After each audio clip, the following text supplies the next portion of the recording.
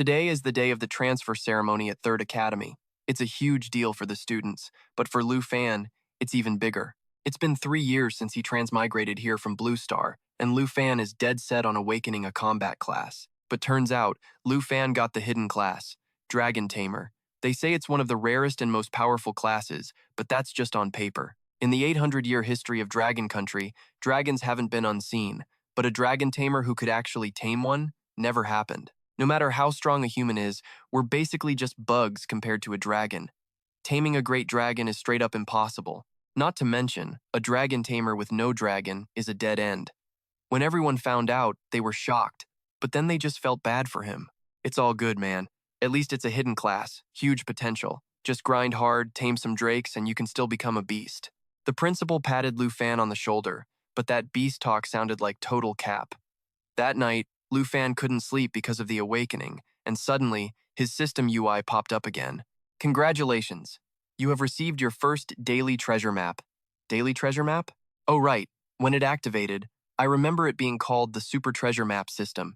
Actually, right before the ceremony, Lu Fan accidentally triggered the Super Treasure Map system and got the Appraisal Eye skill, a skill where you just take a look, and you know the basics like class, level, and skills of whoever you're checking out.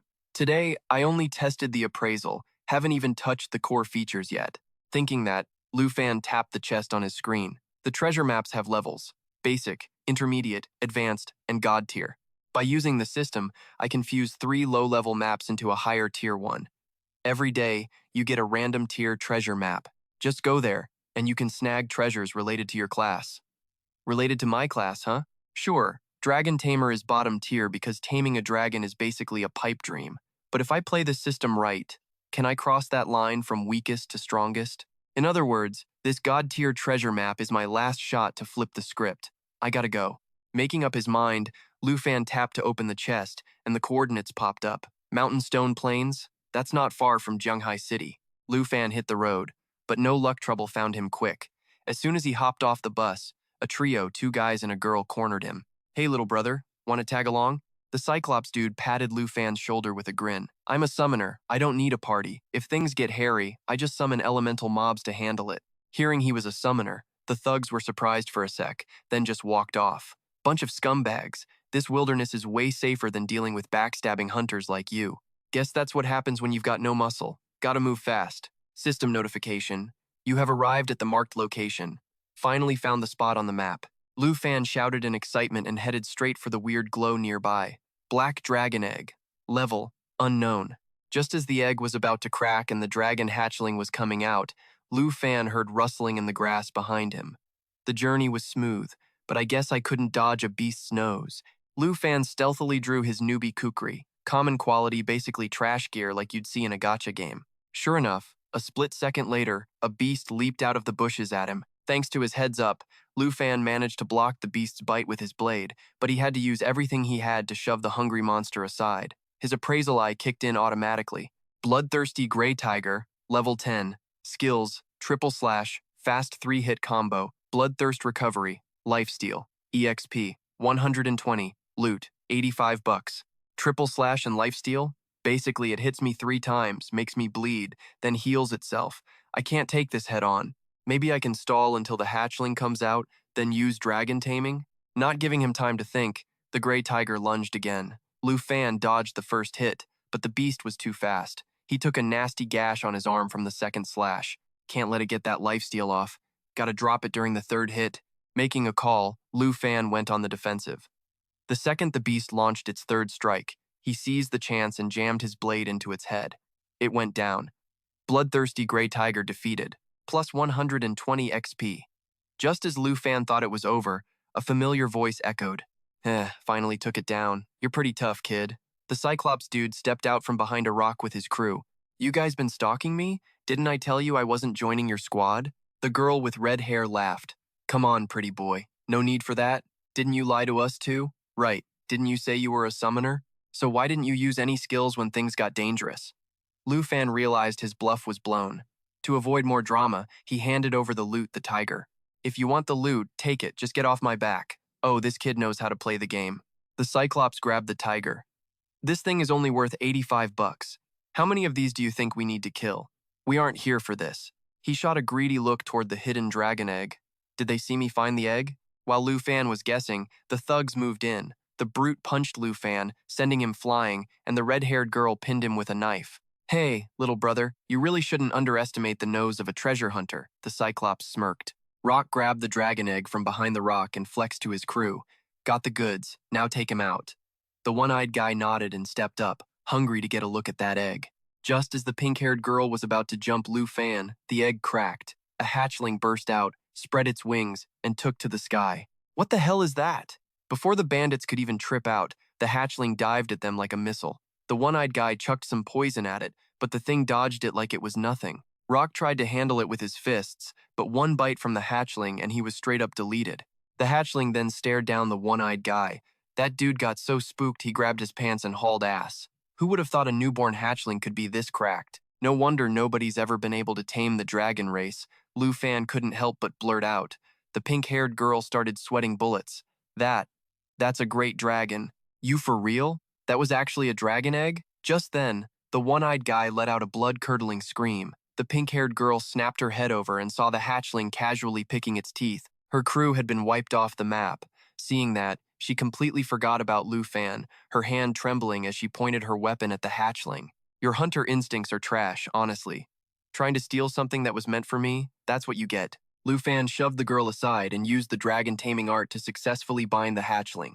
Contract with the Black Dragon complete. Skills unlocked. Dragon Claw. Dragon Tooth Strike. Dragon's Inspiration. Who the hell are you? Ha! Now, you're interested in who I am? I'm not a summoner, I'm a dragon tamer. Seeing the hatchling baring its teeth at her, the girl panicked and begged Lu Fan, please, spare me. I really didn't know that was a dragon egg. You low-life hunters have ruined so many lives already. No, I didn't, she tried to squirm out of it. Go join your friends down there. Lu Fan finished his sentence right as the girl became the hatchling's lunch. Finally, that's taken care of. Lu Fan let out a breath, patched up his wounds, and scooped up the hatchling, which was busy rooting through his backpack. He couldn't believe he'd actually crossed that power threshold. If it's this strong right out of the shell, imagine how busted it'll be when it levels up.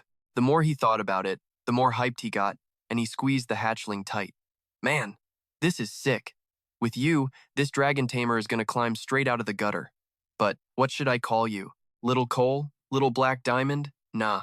Lu Fan was deep in thought when he noticed the hatchling licking the blood off the cut on his arm. Suddenly, a massive wave of power exploded from the hatchling, and it shifted into a girl. Lu Fan was shocked to see the great dragon turn human. Wait, you can shift forms? The girl just nodded her head like crazy with a clueless look on her face. Lu Fan smiled, letting the dragon do its thing while he checked his status. Dragon Tamer, level 10, Strength 55, Agility 53, Intelligence 60, Durability 60. Dragon Taming Art. Can tame any dragon kin. Dragon Claw. Transforms your arm into a dragon claw. Power scales with your current dragon pet. Dragon Tooth Strike. Uses Dragon Chi to land a massive hit. Dragon's Inspiration. Buffs me and my dragon pet with a 30% boost to all stats and attack. Black Dragon Contract. Level 1. Storage Capacity. 239. Lu Fan thought, hyped. Just like I figured once I tame a dragon, all the skills unlock. Dragon's Inspiration buffs stats and attack by 30%. That's way better than a priest buff. Dragon Tooth Strike is a heavy hitter, and Dragon Claw lets me turn my arm into a weapon that hits just as hard as my pet. Forget the baby black dragon for a second. Just looking at these base stats 5 or 6 times higher than a normal person's, I could probably wreck any combat class at my level by myself. Lu Fan then tapped on the Black Dragon's info. Black Dragon Contract, Level 1. Strength 342. Agility 267, Spirit 359, Durability 373, Huge Maw. Lunges to bite, dealing damage and causing a bleed effect. Lava Breath. Sprays continuous fire forward, dealing damage while healing itself. Black Dragon Bloodline. Reduces incoming damage by 50%. Immune to all debuffs. Self-healing increased by 500%. Blood Link. Grants the Dragon Tamer 10% of all its stats. Lu Fan was blown away. A level 1 hatchling with these skills and nearly 400 points in stats? This was something humans could never dream of. Even a high-level human player 20 levels above me wouldn't stand a chance. It's the blood link that's cranking my stats through the roof. No wonder I felt so strong the second I tamed it. The 3 legendary hidden classes? Any hidden class, no matter how strong, isn't even worth a damn compared to the dragon race. No doubt about it, Dragon Tamer is the new top of the food chain. Glancing at the black dragon, which was happily munching on its eggshell, Lu Fan rubbed his chin. Even in human form, its instincts hadn't changed. What should I call you? A little black dragon born just before dawn. A name popped into his head instantly. He asked the dragon, excited, Xiao Ye, how's that sound? The dragon chirped happily. Lu Fan laughed. Guess you like that name, huh?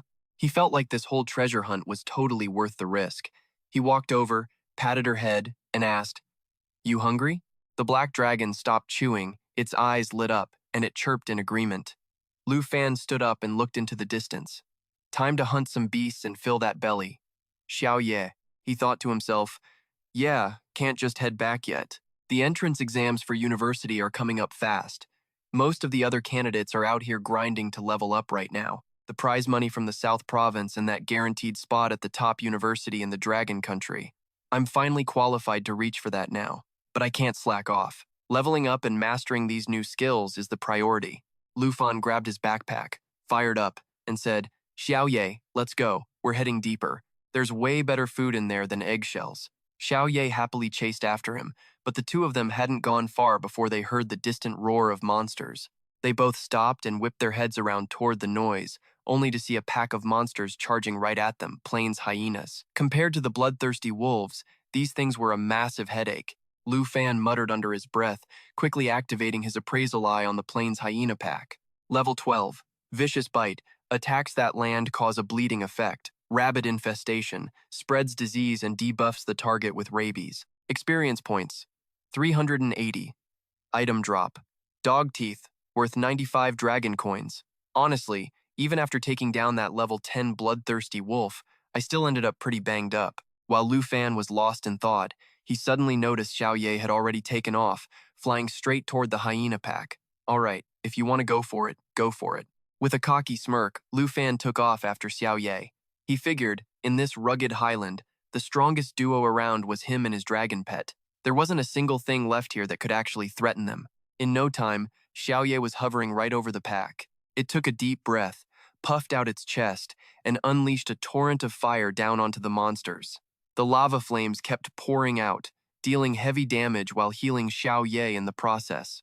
By the time Lu Fan caught up, the pack was already buried in a sea of flames. A barrage of system notifications flashed before his eyes. Lu Fan gained 380 experience points. Black Dragon gained 380 experience points. Lu Fan gained 380 experience points. Black Dragon gained 380 experience points. Lu Fan muttered to himself, not bad, but if I want to level up fast. Suddenly, he caught something else, glanced in a different direction, and called out, Xiao Ye, stop playing with these small fries. There's a big boss waiting for us.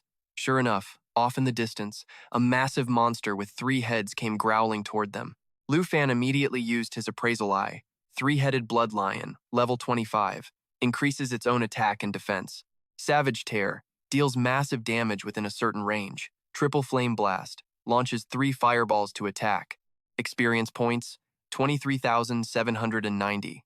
Items, teeth worth 1,300 dragon coins, pelt worth 2,570 dragon coins. Usually, a level 25 elite monster would require an entire squad of hunters just to approach. But Lu Fan was a dragon rider with a real dragon, so he didn't sweat it. He gave the command, Xiao Ye, let's roll. Xiao Ye shrieked and dove straight at the 3-headed bloodlion. The beast saw them coming and all 3 heads reared back, letting out a ferocious roar that boosted its defense and attack power. It didn't stop there. The monster's 3 mouths opened wide, and streams of fire elemental energy gathered into a massive, growing fireball. The triple flame blast was charging up a move that dealt triple damage with a cooldown. Seeing that, Lu Fan made a split-second decision. Xiao Ye, take it down. Intercept that skill. Xiao Ye screeched, engulfed in flames, and shifted into its true dragon form. It slammed into the 3-headed bloodlion, using its dragon jaw attack to cut the skill short. Lu Fan grinned and yelled, Nice, don't let it breathe. He followed up with the finishing blow, Dragon Tooth Strike. Lu Fan gained 23,790 experience points. Lu Fan leveled up to 14. Black Dragon gained 23,790 experience points. Black Dragon leveled up to 9. Lu Fan let out a loud laugh. Is that it? Elite monsters really are something else. Just one of them gives this much XP. Right then, another system notification popped up. System triggered. Daily treasure map acquired. Another map? Wonder what's in store for a dragon rider this time? Pumping with adrenaline, Lu Fan shouted, "Xiao Ye, let's go treasure hunting." Xiao Ye chirped happily and followed him. Deep in the Rocky Mountains, a group of people were huddled up talking. Qin Chu asked, "Uncle G, are we really going to just walk away from this rare opportunity?" Zunge gave a forced smile. "Miss, there's nothing we can do. This secret realm requires at least 5 people to unlock. If we don't have the numbers, the entrance won't open. I suggested that Tai go back to Jianghai to fetch more help, but Tai cut him off. Not happening. Even with my speed, it'd take at least a full day just for the round trip." Qin Chu sighed. These secret realms appear randomly. The loot is way better than standard dungeons, but they only stay open for 24 hours, a whole day just to get help. There's no way we'd make it in time. Seeing her down, Zunga tried to cheer her up. "Miss, you're not the type to dwell on losses. With your talent, once you get into the top 10 academies, you'll be swimming in secret realms." Qin Chu just sighed again. "Uncle G, I know, but it's still such a waste." Suddenly, Zunji's expression turned sharp as he looked off in the distance. "Ah!" Tai reached for her weapon, glaring ahead, guarded. From behind a rock, Lu Fan slowly walked out and said, Whoa, chill out. I'm just passing through. Look at your dusty state, kid. This isn't the place for some low-rent treasure hunter." Before Zunga could finish, Qin Chu waved him off. She stepped forward, reached out a hand toward Lu Fan, and offered a smile. "Hi there. We're from the Qin family in Jianghai. I'm Qin Chu. This is a bit sudden, but would you mind joining our party for a bit? You don't have to do anything. Just help us enter the secret realm. Once we're done, I'll pay you 100,000 dragon coins for your trouble. What do you think?" Lu Fan smirked. 100,000 dragon coins? He thought to himself, if someone as rich as the Qin family is this desperate, this secret realm must be packing some serious heat. The rewards in this place must be insane. Qin Chu confirmed it. "Exactly. We just need you to hit the head count so we can get inside. You get 100,000 just for showing up." Zunge chimed in. "You won't find a deal this good anywhere else. Hurry up. Opportunities like this don't just fall into your lap." Lu Fan just smiled. "I'm not really into the money, but we can work together if we set some ground rules." Tai frowned. "You want to split the loot based on who contributes the most in there?" Lu Fan admitted it straight up. "Exactly." Qin Chu rested her chin in thought. "Our average level is about 20, and he looks like he's pulling less than that. Is he just super confident, or is he actually just full of it?" Since the realm was closing, Qin Chu didn't overthink it and reached out her hand to Lu Fan. "If that's the case, then sure, let's do it your way and team up." To show I'm serious, that offer of 100,000 dragon credits I made earlier still stands. Lu Fan shook hands with Qin Q. Deal done. With the squad situation sorted, Qin Q smiled and started hurrying everyone along. "All right, everyone, let's move out." Hanging back at the end of the line, Lu Fan thought to himself, exposing Xiao Ye's identity to strangers out here in the middle of nowhere is just asking for trouble. Bear with me, okay? As soon as I grab the reward, I'll summon you back out. As the group stepped into the dungeon, a holographic interface popped up in front of them. Dungeon. Tang Village, opportunity, level. 20, difficulty. Limited to 5 people maximum. The group scanned their surroundings, carefully inching their way forward. Qin Chu spoke up first. "This village is way too quiet. It's like you can even hear your own echo."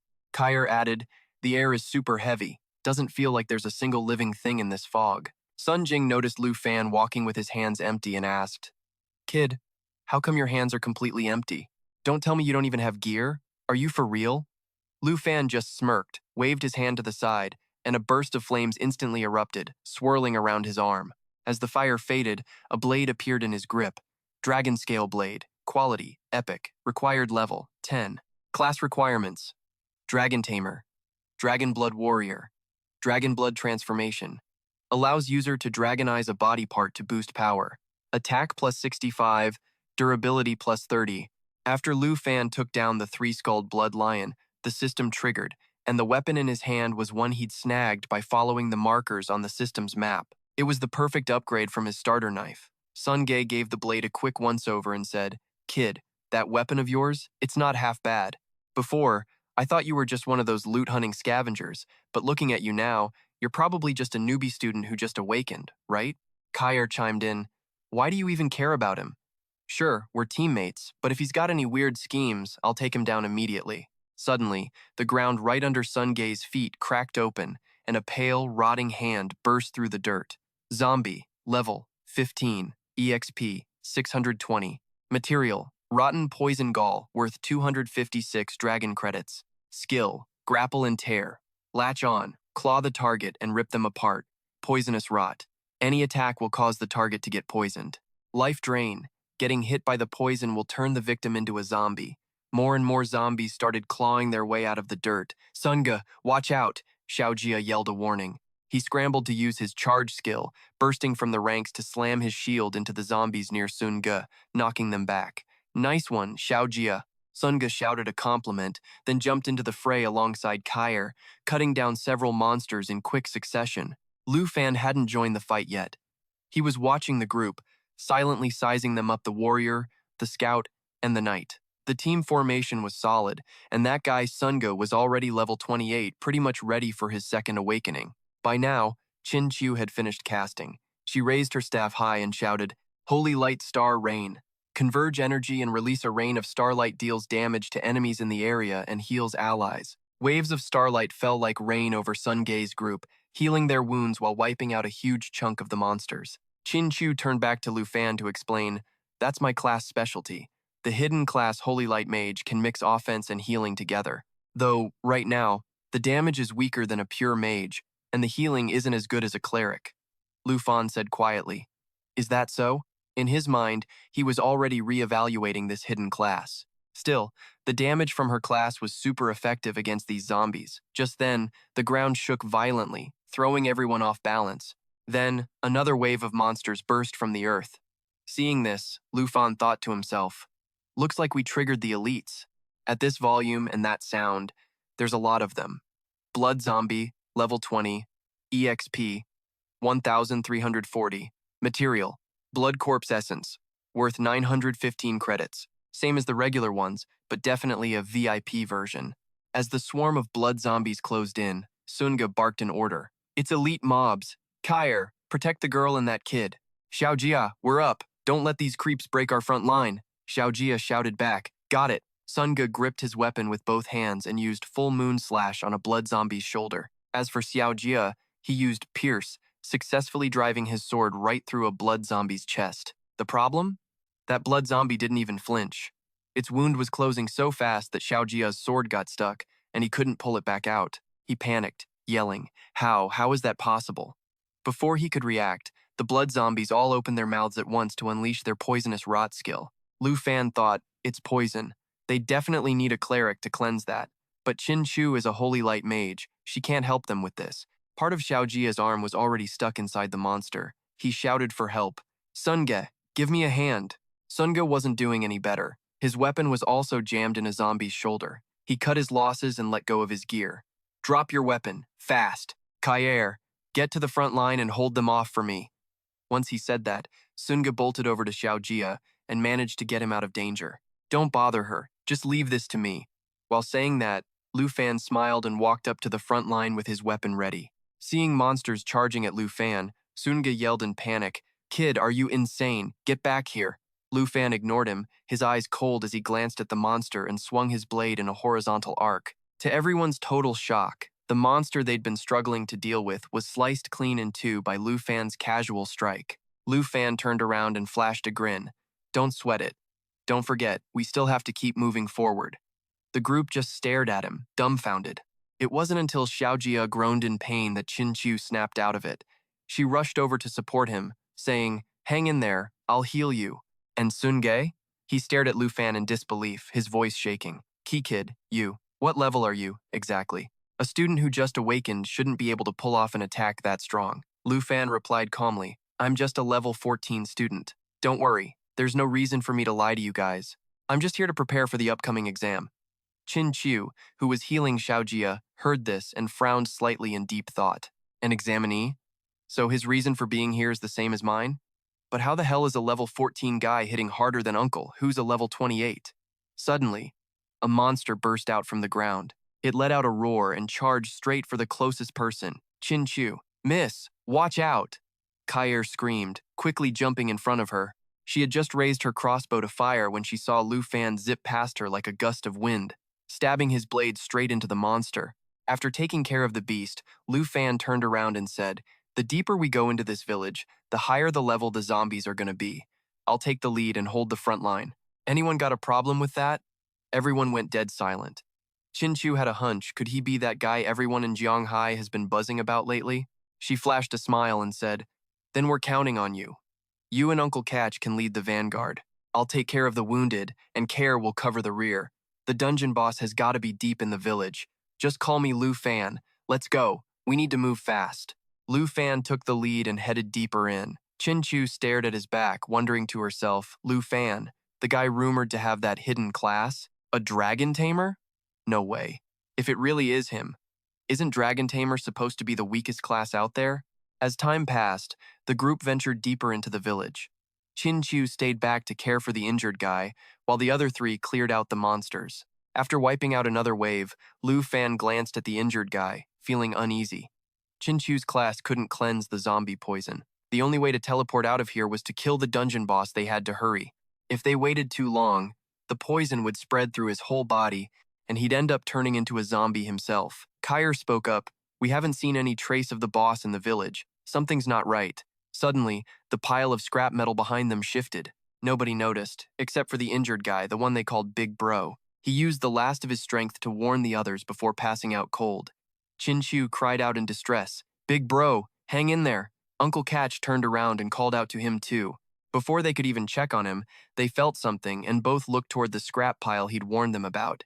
In just a few seconds, a massive monster loomed over them. Kair gasped in shock. "The dungeon boss, it's here!" Lu Fan immediately used his appraisal skill. Iron Skin Zombie, level 20, XP, 3,720. Scrap metal value, 45 bucks.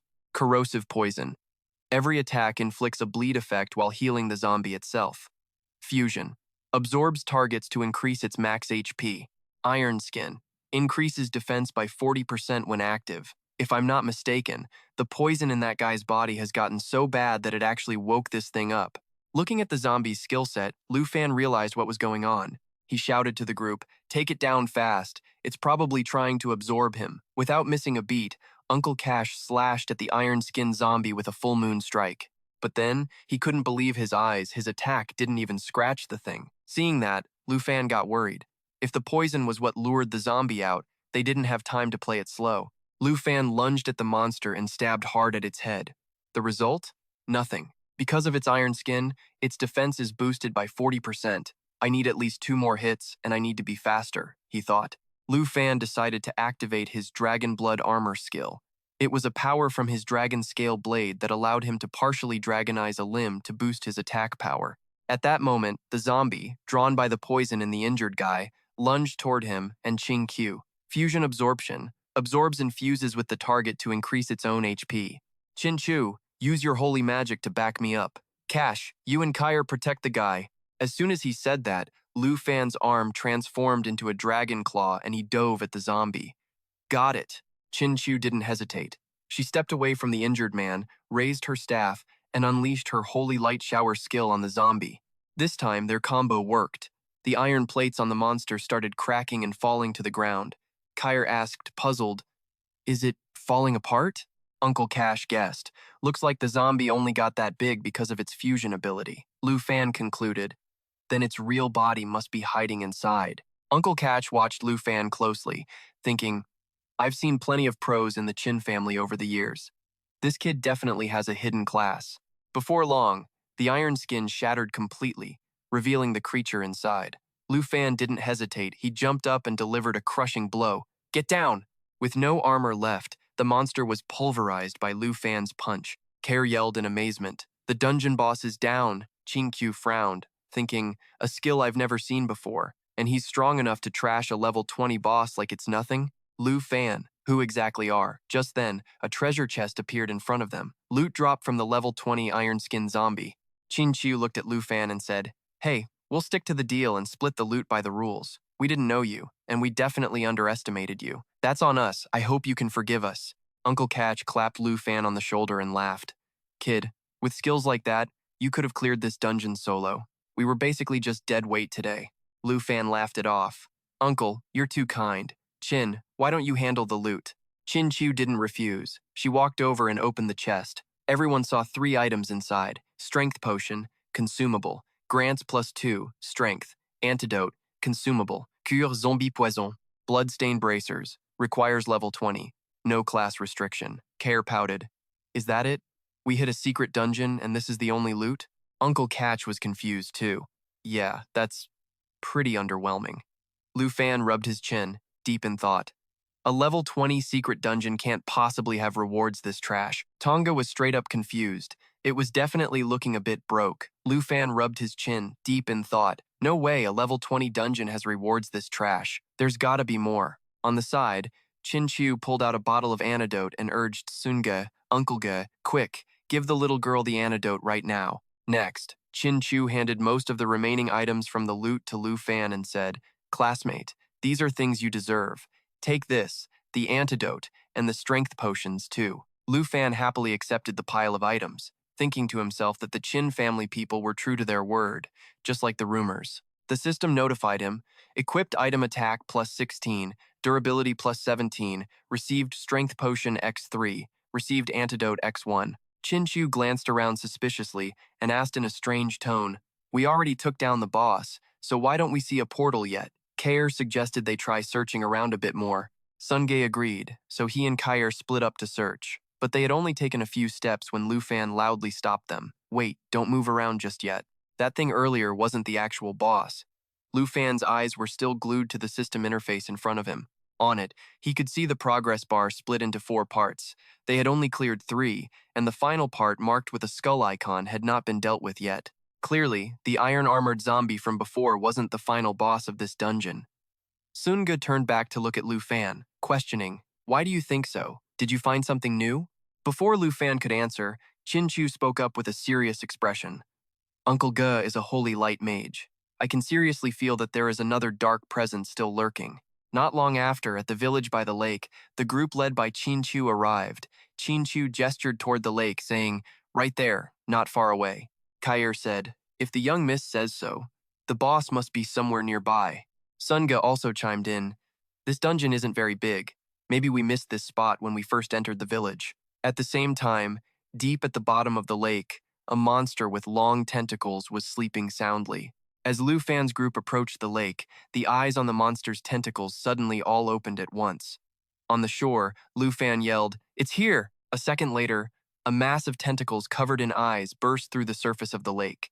Lu Fan used his Appraisal Eye skill, but it didn't return any results. Lu Fan was right. This must be the real boss. Everyone, be careful. Find cover.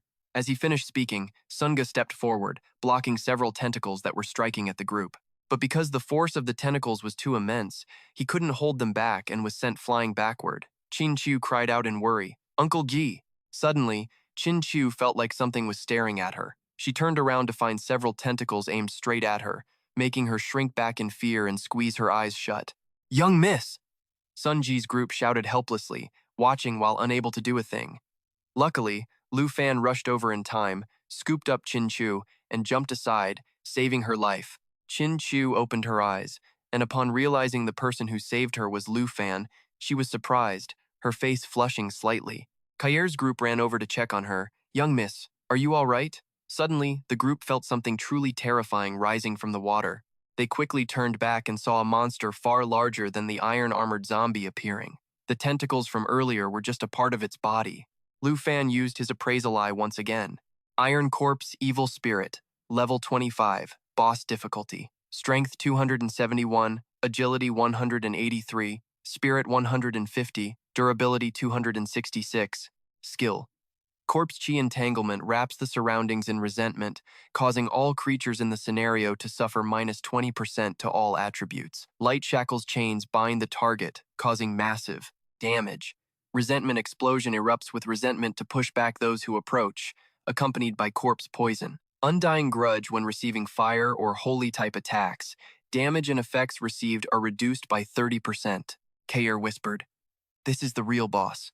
Sunga stepped forward with a serious face and ordered, Little girl, hide behind. I'll stop it. The little girl stubbornly spoke up. I can still keep fighting. I'll help stop it too. Sunga scolded her. Your body has only just started to heal a little. Don't you dare get reckless. Then, Sunga raised his sword to block the attacking tentacle and shouted, Leave the attacking to you, Lu Fan. Lu Fan decisively lunged toward the boss monster, his eyes locked onto the human-like part of its body. In his mind, he calculated that both Uncle Ge and the little girl were barely holding on. He could only rely on himself to take it down. But as long as this boss was still a zombie, there was a way to handle its core. Just then, the boss suddenly opened its mouth to roar, unleashing the corpse chi entanglement skill. Above everyone's heads, a debuff icon appeared, reducing all attributes by 20%, making their situation even more critical. A tentacle aimed straight at Lu Fan and slammed down. Lu Fan leaped up, dodged the chains, and continued to charge toward the boss's core. The boss was very alert. It noticed Lu Fan's intention to get close and took immediate countermeasures. Classmate, watch out for the iron chains. As soon as Chin Chu's warning ended, the boss used the light shackles skill. Lu Fan, who was moving on the chain, was flung away, and he cursed to himself. This is bad. The boss roared, once again controlling the iron chains to attack Sun Ge's group. Sun Ge stood in front of Chin Chu, using his sword to block, and shouted, Young miss, be careful. The injured little girl also had to raise her shield, joining everyone to resist this wave of attacks. Kyer noticed Lu Fan was about to be hit by a tentacle while in midair, so she drew her crossbow and fired a bolt, aiming straight for one of the eyes on that tentacle. The bolt hit the mark, causing the tentacle to flinch and neutralizing the danger for Lu Fan. Lu Fan looked down and saw the difficult situation Sun Ge's group was in. If they kept resisting like this, they would be in serious trouble. Thinking this, Lu Fan temporarily gave up on his plan to attack the boss's core. He kicked off a chain, dove toward Sun Ge's group, and shouted, Everyone move! As soon as he hit the ground, Lu Fan used the Dragon Fang Strike skill, knocking the pile of iron chains away. Dragon Fang Strike channels dragon energy into the current weapon to deal a powerful blow. Above, the boss grew angry and used its chain-throwing skill once again. Seeing this, Lu Fan consecutively used two skills, Dragon Blood Armor Transformation and Dragon Claw. Dragon Blood Armor Transformation is a special effect of the Black Dragon Scale blade, allowing him to dragonize a body part to increase power. Dragon Claw transmutes his arm into a Dragon Claw. Its current power depends on the Black Dragon. This time, Lu Fan confronted the iron chains head-on. He jumped up, swung the Dragon Claw, and slashed the iron chains into pieces. But even so, that only blocked the boss's attack. It didn't deal any real damage to it. Knowing this, Sun Ge sighed and suggested, Little brother, this boss isn't something we can go up against right now. Let's retreat for now. Chin Chu also said, Look, we're no match for that thing. If we keep dragging you down, we're all gonna end up as dead meat. Lu Fan said, cool as a cucumber. Everyone, retreat deep into the village where the zombies have already been cleared out. Chin Chu asked, worried, What about you? Lu Fan replied, I'll cover the rear. Get moving, now. Kyer urged her. Miss, we gotta go. We're just dead weight, everything depends on him now. Thinking to herself, Chin Chu took one last look at Lu Fan before heading back to the village with Kyer and the others. With zero worries, Lu Fan stepped forward, one stride at a time. He swung his arm out, conjuring a massive vortex, whispering to himself, even without that 20% debuff, they wouldn't have been able to help anyway. Since they're already out of the way, time to let my partner handle you. Yo, let's go have some fun, Xiao Ye. No sooner had Lu Fan finished than Xiao Ye burst from the vortex, snapping its jaws onto the boss's tentacle. In the distance, the sound caught the attention of Zong Ge and his crew. Hey, what the heck is going on? When they saw Xiao Ye, their eyes nearly popped out of their heads. No way, that's a dragon. The kid actually summoned a dragon. Xiao Ye unleashed its mighty jaw skill, homing in on the boss's tentacles. The attack hit with insane speed, shredding the target and leaving it bleeding out. The boss shrieked in agony as its tentacles were torn to pieces, throwing its head back in a roar. Seeing its chance, Xiao Ye reared up, claws wide, and slammed into the boss's main body. The boss let out one final, agonizing cry, its massive frame losing all strength before crashing into the lake. Way over on the sidelines, Zong Ge's group stood there, jaws on the floor. Kyer stammered, We won? Zong Ge marveled. That boss was shredded in a few hits. The power is terrifying. Xiao Jia added, Can't believe I'm seeing a great dragon with my own two eyes. Only Chin Chu didn't say a word. Watching Lu Fan happily stroking Xiao Ye's head, she thought, So, the guy everyone's been whispering about in Jianghai lately. it really was you, Dragon Master Lu Fan, but from another angle, every villain has a sad backstory, and this Corpse Queen was no exception. 300 years ago, she was born and raised right here, protected by the church, far from any harm. That was until a plague wiped everything out. Bodies piled up by the lake, and before they could even be buried, more people were already passing away. She wanted to save them all, but life's a cruel joke. Her class was Dark Witch. She couldn't heal the dying, only summon their spirits so they could say a final goodbye to the living. But the very church that once protected her branded her as the bringer of the plague. They had soldiers chain her up and toss her into the lake, leaving her to drown in the freezing water. I just wanted to save everyone, even if it was just to let them say goodbye. I didn't do anything wrong. Back in reality, while the others were celebrating, thinking they could finally leave the dungeon, Lu Fan knew better. He glared down at the bubbling lake, on high alert. The portal didn't spawn, which means the boss is definitely not dead. Leaving this place? Not yet. As soon as Lu Fan spoke, the Corpse Queen surged out of the water, entering her next phase. Every stat strength, agility, spirit, and stamina all doubled, maybe even tripled. The difficulty jumped from hard straight to nightmare. On top of that, the Corpse Queen had a whole new kit. Dirge of Hate released a curse. Low chance of instant death, but still. If the death effect didn't trigger, it dealt massive damage and hit the target with zombie toxin, bleeding, and stun effects. Abyssal Water Cage trapped targets in a bubble of lake water. Her grief-stricken passive made her immune to all physical damage, plus she had skills to buff her spite and awaken every corpse in the dungeon. None of you are getting out of here, the Corpse Queen shrieked, firing off her Abyssal Water Cage to trap Lu Fan's group. Thanks to Xiao Ye's protection, Lu Fan dodged the attack easily, but Kair wasn't so lucky. Once caught, no matter what she and Zonga tried, they couldn't break the cage. Kair looked at Chinchu, heartbroken. It's over, miss. I'm so sorry. Chinchu quickly replied. Don't apologize. It's on me. I was the one who insisted on entering this dungeon. I'm the one who dragged you all into this. Hearing Chinchu's self-blame, Lu Fan suddenly asked, Are we really doing this? Are you guys just gonna give up? Chinchu answered, feeling helpless.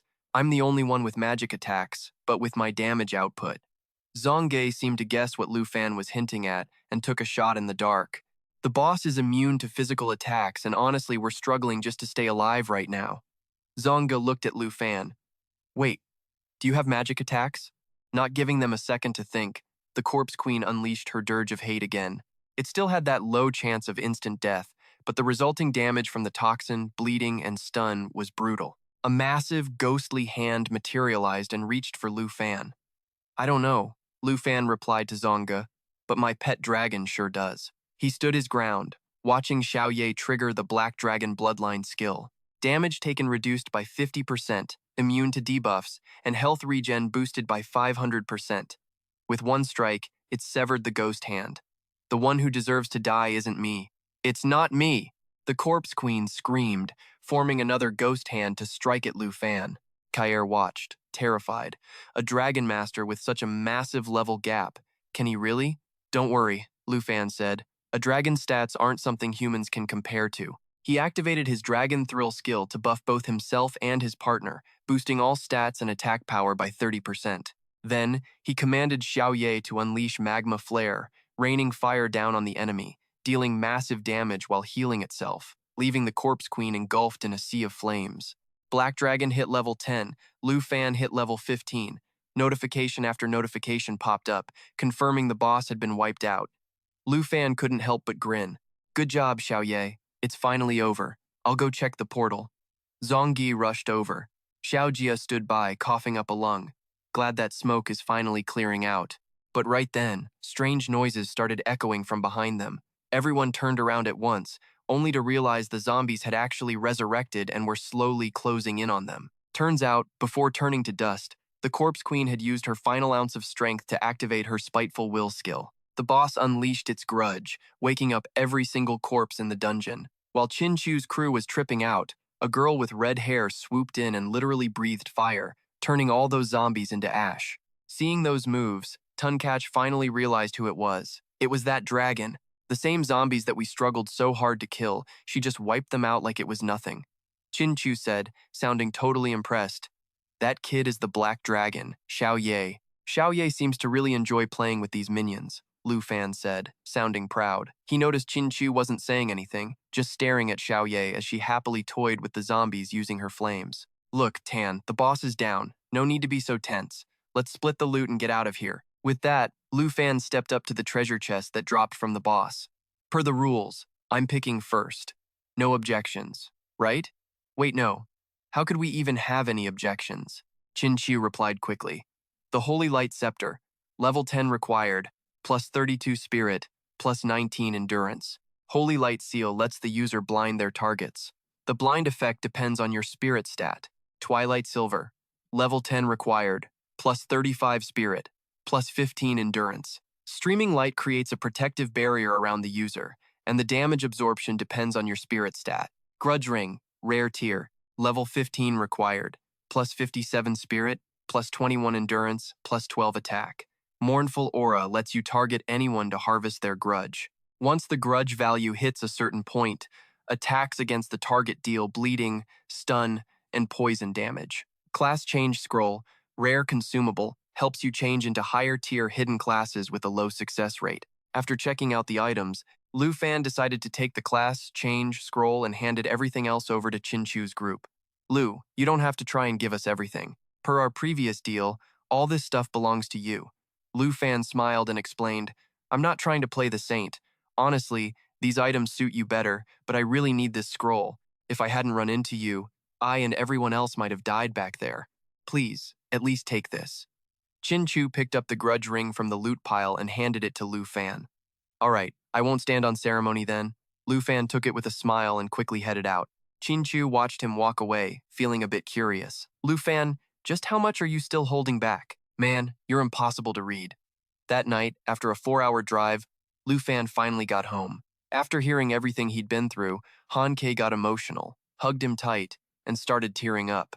That was way too dangerous. Just listening to you talk about it scares the hell out of me. You've been through so much these past few days. You left without saying a single word to your aunt. I haven't been able to sleep for nights. I was so scared this was just a dream that if I woke up, you still wouldn't be back. Lu Fan smiled and tried to soothe her. It's my fault, Auntie. I shouldn't have just taken off like that. Don't worry. From now on, I won't ever make you worry again, okay? Han Ke stopped crying and turned to pet Xiao Ye's head, making the little one wag her tail nonstop. And Xiao Ye too. It was the first time I'd seen her, and she really gave me a scare. Such a cute girl, yet she's actually a super powerful dragon. Han Ke looked down at Xiao Ye, asking affectionately, You two must be starving after being out all those days, right? Xiao Ye nodded like her life depended on it. Then, Lu Fan pulled out the class change scroll and handed it to Han Ke. Auntie, I cleared a dungeon and got this for you. If you change into a hidden class, you won't have to spend your whole life just running this bun shop anymore. Han Ke quickly refused. No way, Lu Fan. This is way too valuable. I can't take it. You should probably just sell it. You said you were leaving the gear and weapons for that lady from the Tan family, so sell this to buy yourself better equipment. That way, you'll do better on your upcoming exams. Lu Fan laughed and pulled out his phone to show off his bank balance. Auntie, I'm not short on cash or gear anymore. I promise. Seeing the numbers on the screen left Han Ke completely stunned. Lu Fan, this is so much money. You sold the loot from the trip, and helping Qin Chu earned me another 100,000. Auntie, just trust me. We're never going to have to worry about money again. So, just take it. You really should use it. This time, Han Ke didn't hesitate. She took the scroll and opened it right up, successfully evolving into a hidden class. A chef. A mystic chef? Is there anything special about this new class? Lu Fan asked, excited. It's got a spell cooking skill that lets me make all kinds of food. My cooking was already great, and now I've got extra skills on top of it. But anyway, where'd Xiao Ye go? Wasn't she just here? Actually, Xiao Ye had eaten almost all the buns Han Ke had left in the kitchen and was now passed out on the floor, sleeping like a log. Elsewhere, after getting home, Qin Chu told her father, Qin Shanhai, everything that happened in the dungeon, including the story of Lu Fan. So, that dragon tamer, Lu Fan, summoned a giant black dragon and saved everyone? Qin Shanhai asked calmly. Yes, it was all because of my stubbornness that everything. Lu Fan is just way too strong. Even though we're both hidden classes, compared to him, I'm like a firefly next to the moon. The gap is just huge. Qin Shanhai swirled the wine in his glass and asked a loaded question. You haven't told anyone else about this, have you? Nope. We had an agreement before I left the Tan family wouldn't leak anything. Chin Chu replied, startled. Good. If word got out, those people from other cities wouldn't just sit still knowing there's a giant dragon involved. Chin Chu said, looking a bit uneasy, Dad, he saved everyone's life. You're not planning anything against his dragon, are you? Seeing his daughter get so defensive made Qin Shanhai laugh. Do you really think I'm that kind of person? On the contrary, what are you planning to do to repay him for saving your life? When I invited him to the squad, I promised him 100,000 as a reward. Chin Chu hesitated. Sigh, just forget it. Tomorrow, bring a purple gold invitation card to his door personally and thank him. I can do that. Dad, you're super curious about him too. Why don't you come with me? Qin Shanhai sighed. If I could, I'd really love to meet this dragon tamer, but I've already got plans for tomorrow morning. The next morning, bright and early, a very special guest showed up at the shop to visit Lu Fan, the little princess of the extremistis country, who was studying abroad in Zhonghai, Dragon Country. As soon as the bell rang, Han Ki ditched the fresh buns, cracked the door open, and flashed a smile. You guys looking to buy some buns? Sorry, we're closed for the day. The little princess gave Han Ki a suspicious once-over, then shot a glare at the guy in black armor standing behind her. Is this actually the place? You better not be dragging me to some dump on purpose. I wouldn't dare, Your Highness. My intel says this is definitely the spot. Before Han Ki could even finish, the armor-clad guy shoved the door open hard, sending her stumbling back and knocking away. The princess didn't even blink. She just acted like she owned the place. Yeah, well, I'm here to find someone. You know any dragon master by the name of Lu Fan? Lu Fan heard the commotion and wandered downstairs to see what the deal was. As soon as he hit the stairs, he saw the buns scattered all over the floor and Han Ki rubbing her arm, looking miserable. To top it off, he saw some brat holding her nose, looking disgusted. Ugh, this place smells like absolute trash. Are you okay? What the hell happened here? Lu Fan scrambled over to check on Han Ki. Han Ki just gave a weak smile. I'm good. Wait, are you Lu Fan? I'm the princess, and I came all the way here just for you. Lu Fan shifted his gaze to the brat, voice cold. A princess? You're looking for me? Who the hell are you people? The guy in black stepped up, gesturing toward the princess. This is Princess Jinju of the extremistis country, and I am Kui Hongtai, her loyal subordinate. Jinju was still acting like she was better than everyone else. I'm here to give you a chance to finally be somebody. Somebody? Exactly. Being a dragon master is pretty miserable, isn't it? Do exactly what I say and this is yours. She signaled to Kui Hongtai, who immediately popped open a suitcase. Inside was an egg. This is a dragon egg, Lu Fan thought to himself. Seeing Lu Fan look stunned, Jinju smirked. What? Surprised? You want it? The terms are simple. You become my slave. You do whatever I say, no questions asked, and you don't fight back. Become a slave? Han Ki looked at the princess, totally shocked. I found this in a hidden nest. This is a one-of-a-kind egg. You won't find another one like it in the world. Seeing Lu Fan stay quiet, Jinju turned to him. Cat got your tongue? I guess all you lowlifes get scared stiff when you see the power of a dragon, huh? Actually, Lu Fan wasn't scared. He was just busy scanning the egg with his appraisal eye. Armor dragon egg, low quality, hatches into an armored dragon with a heavy shell that reduces all incoming damage. Tail whip lets it spin and hit everything in a circle. Seriously? It's just an egg from a lesser sub-dragon, a low-tier ground dragon at that. This armored dragon is basically just a walking rock. You guys really call this a dragon? Lu Fan thought, barely hiding his sarcasm, then sighed. Not a bad passive, I guess. The fact that Lu Fan looked so unimpressed really threw Jinju for a loop. Does this guy not realize how big of a deal a dragon egg is for a dragon master? How can you say that? Lu Fan quickly reassured Han Ki. Don't sweat it, Han. I'll kick them out in a sec. Jinju put her hands on her hips, raising her voice. A dragon master without a dragon is basically just dead weight, right? Become my slave, and you could be the first person in history to evolve the strongest class. You've got a shot like this right in front of you. Aren't you even a little pumped? Lu Fan smirked. Yeah, I'm pumped, but no thanks. Jinzu was stunned at first, then started screaming, Do you have any idea what you're saying? You're actually turning down being my slave? You're turning down a chance to rewrite the history of dragon masters? Lu Fan looked her dead in the eye. Do yourselves a favor and don't come back. Take your dragon egg and go. And slavery? Don't make me laugh. Kui Hongtai's face went beet red, veins popping.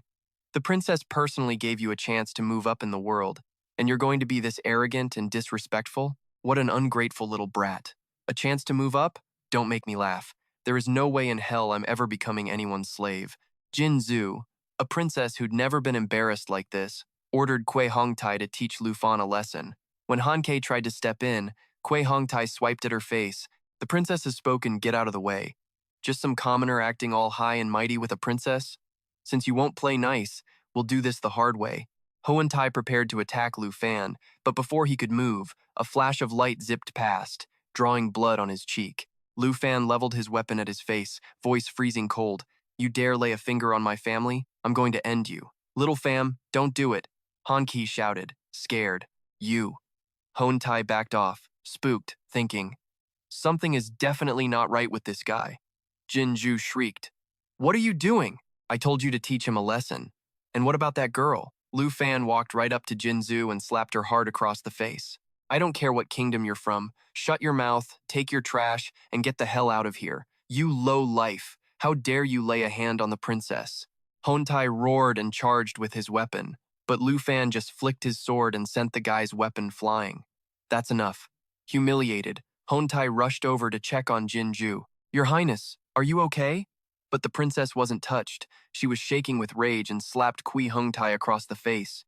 You useless piece of trash. Do I look like I'm okay? Take him out, now. Even if I don't get a Dragon Master, I want him dead. While things were blowing up downstairs, it was strangely quiet upstairs until Lu Fan's phone wouldn't stop ringing, waking up Xiao Ye. On the other end, Qinchu was panicking because she couldn't get a hold of Lu Fan. This is weird. He's not picking up. I'm sure we swapped numbers before I left. Did I get it wrong? Back at Lu Fan's place, while Qinchu was still stressing, a massive explosion rocked the house next door, making her jump. Neighbors gathered around, buzzing with gossip about the noise at Lu Fan's place. Is there a fight? Is something going down? Are those foreigners? Jinzhu, completely losing it, raised her scepter, threatening them. What are you looking at? Get lost, you commoners. Kui Hongtai dropped to his knees to beg for mercy. Princess, this guy's stats aren't low. I'm useless. I'm sorry I couldn't take down this commoner from the dragon country. Fine, then I'll do it myself. Jinzhu flashed a sinister smile and started channeling her magic through her scepter. Lu Fan eyed him with some serious caution. That magic? It felt just like Qinchu's, but way stronger. Must be some rare hidden class. When Qinchu spotted Lu Fan, she bolted over. What the hell is going on here? Qin, why are you even here? Just then, dark, twisted energy surged from Jinzhu's scepter into Kui Hongtai. His body started swelling up, mutating, and his eyes, they went completely dead. He's turning into a monster, Lu Fan thought, instantly hitting his appraisal skill. Kui Hongtai. Combat class, Guardian Knight, level 30, Jinzhu. Hidden class, Spirit Master, level 15. Lu Fan, let me help you. Qinchu jumped in front of Lu Fan to shield him, but he shoved her aside.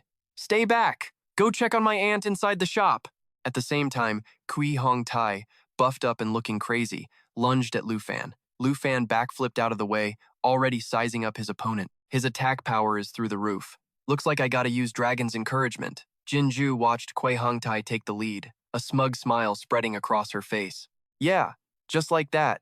Wreck his sorry ass. With the princess's blessing, before she could even finish, Xiao Ye smashed through the wall of the house, her body shifting, transforming. What the?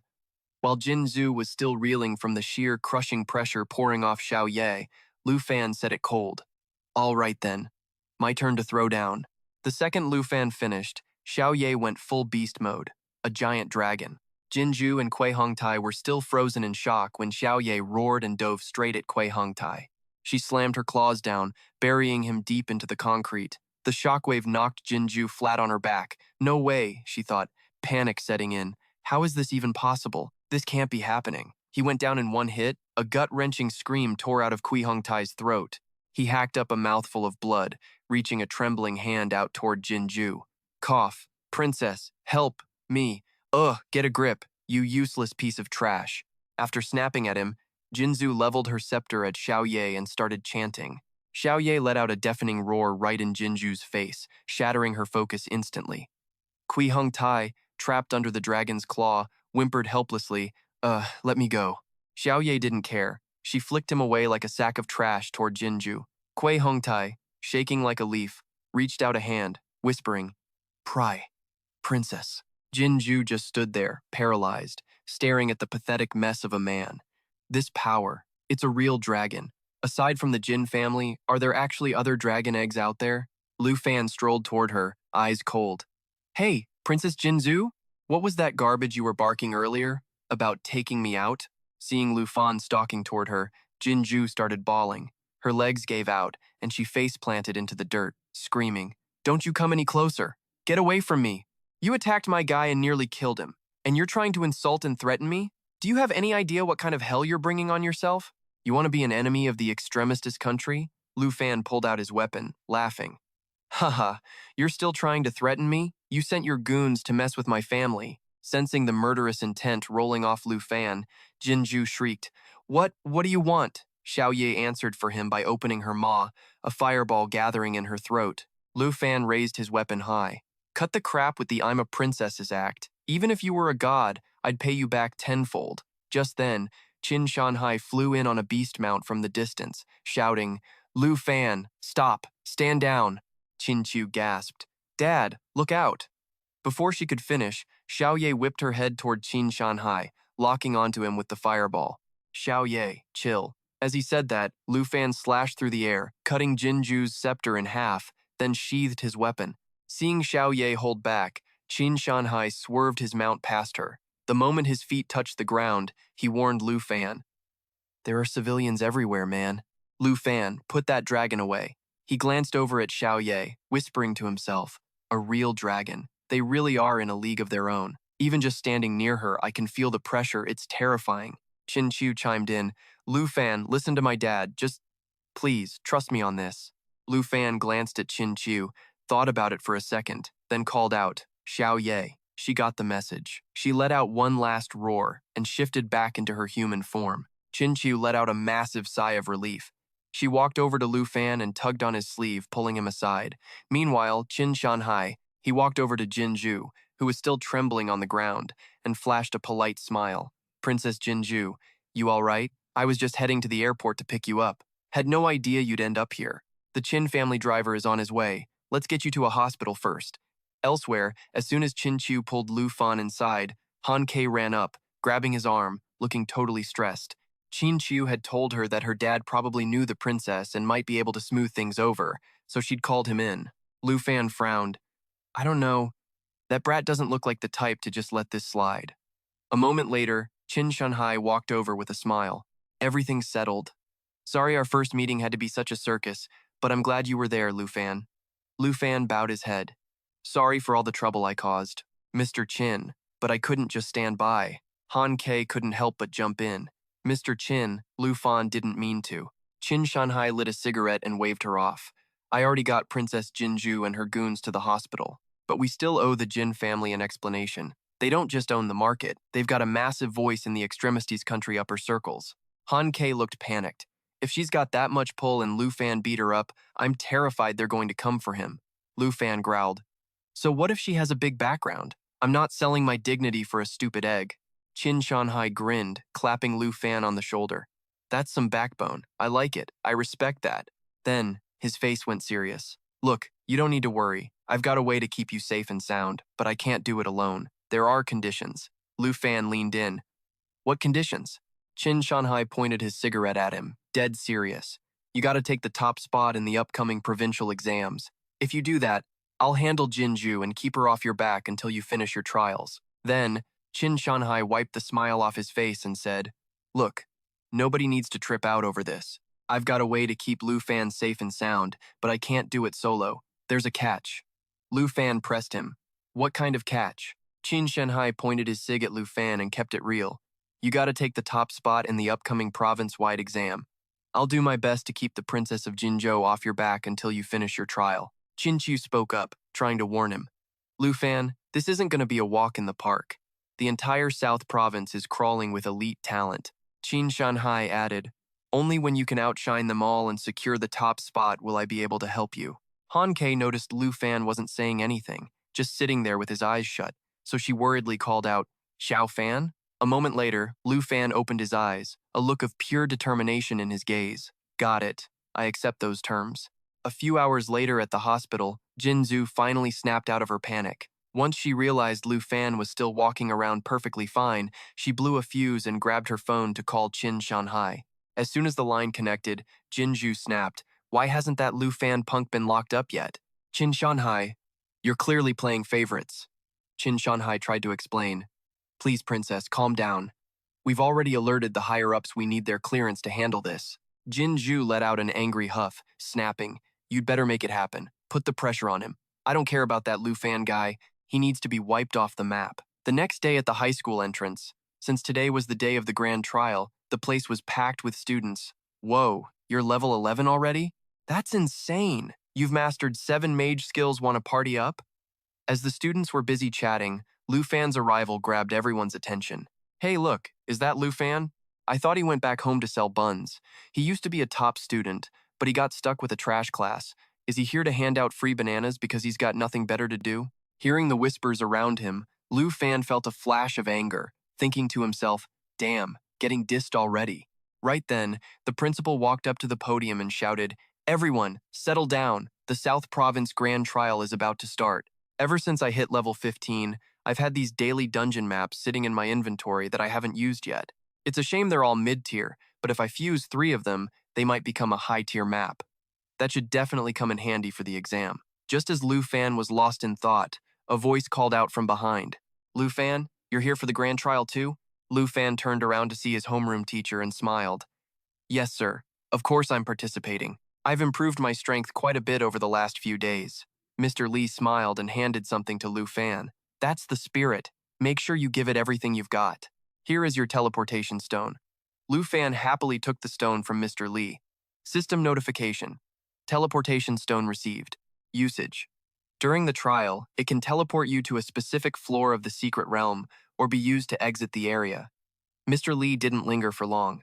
Before he left, he didn't forget to give Lu Fan a heads up. "Lu Fan, I believe your willpower makes you just as capable as any other class. But let's be real, your class does matter. Even in a trial, any mistake can lead to serious injury or even death.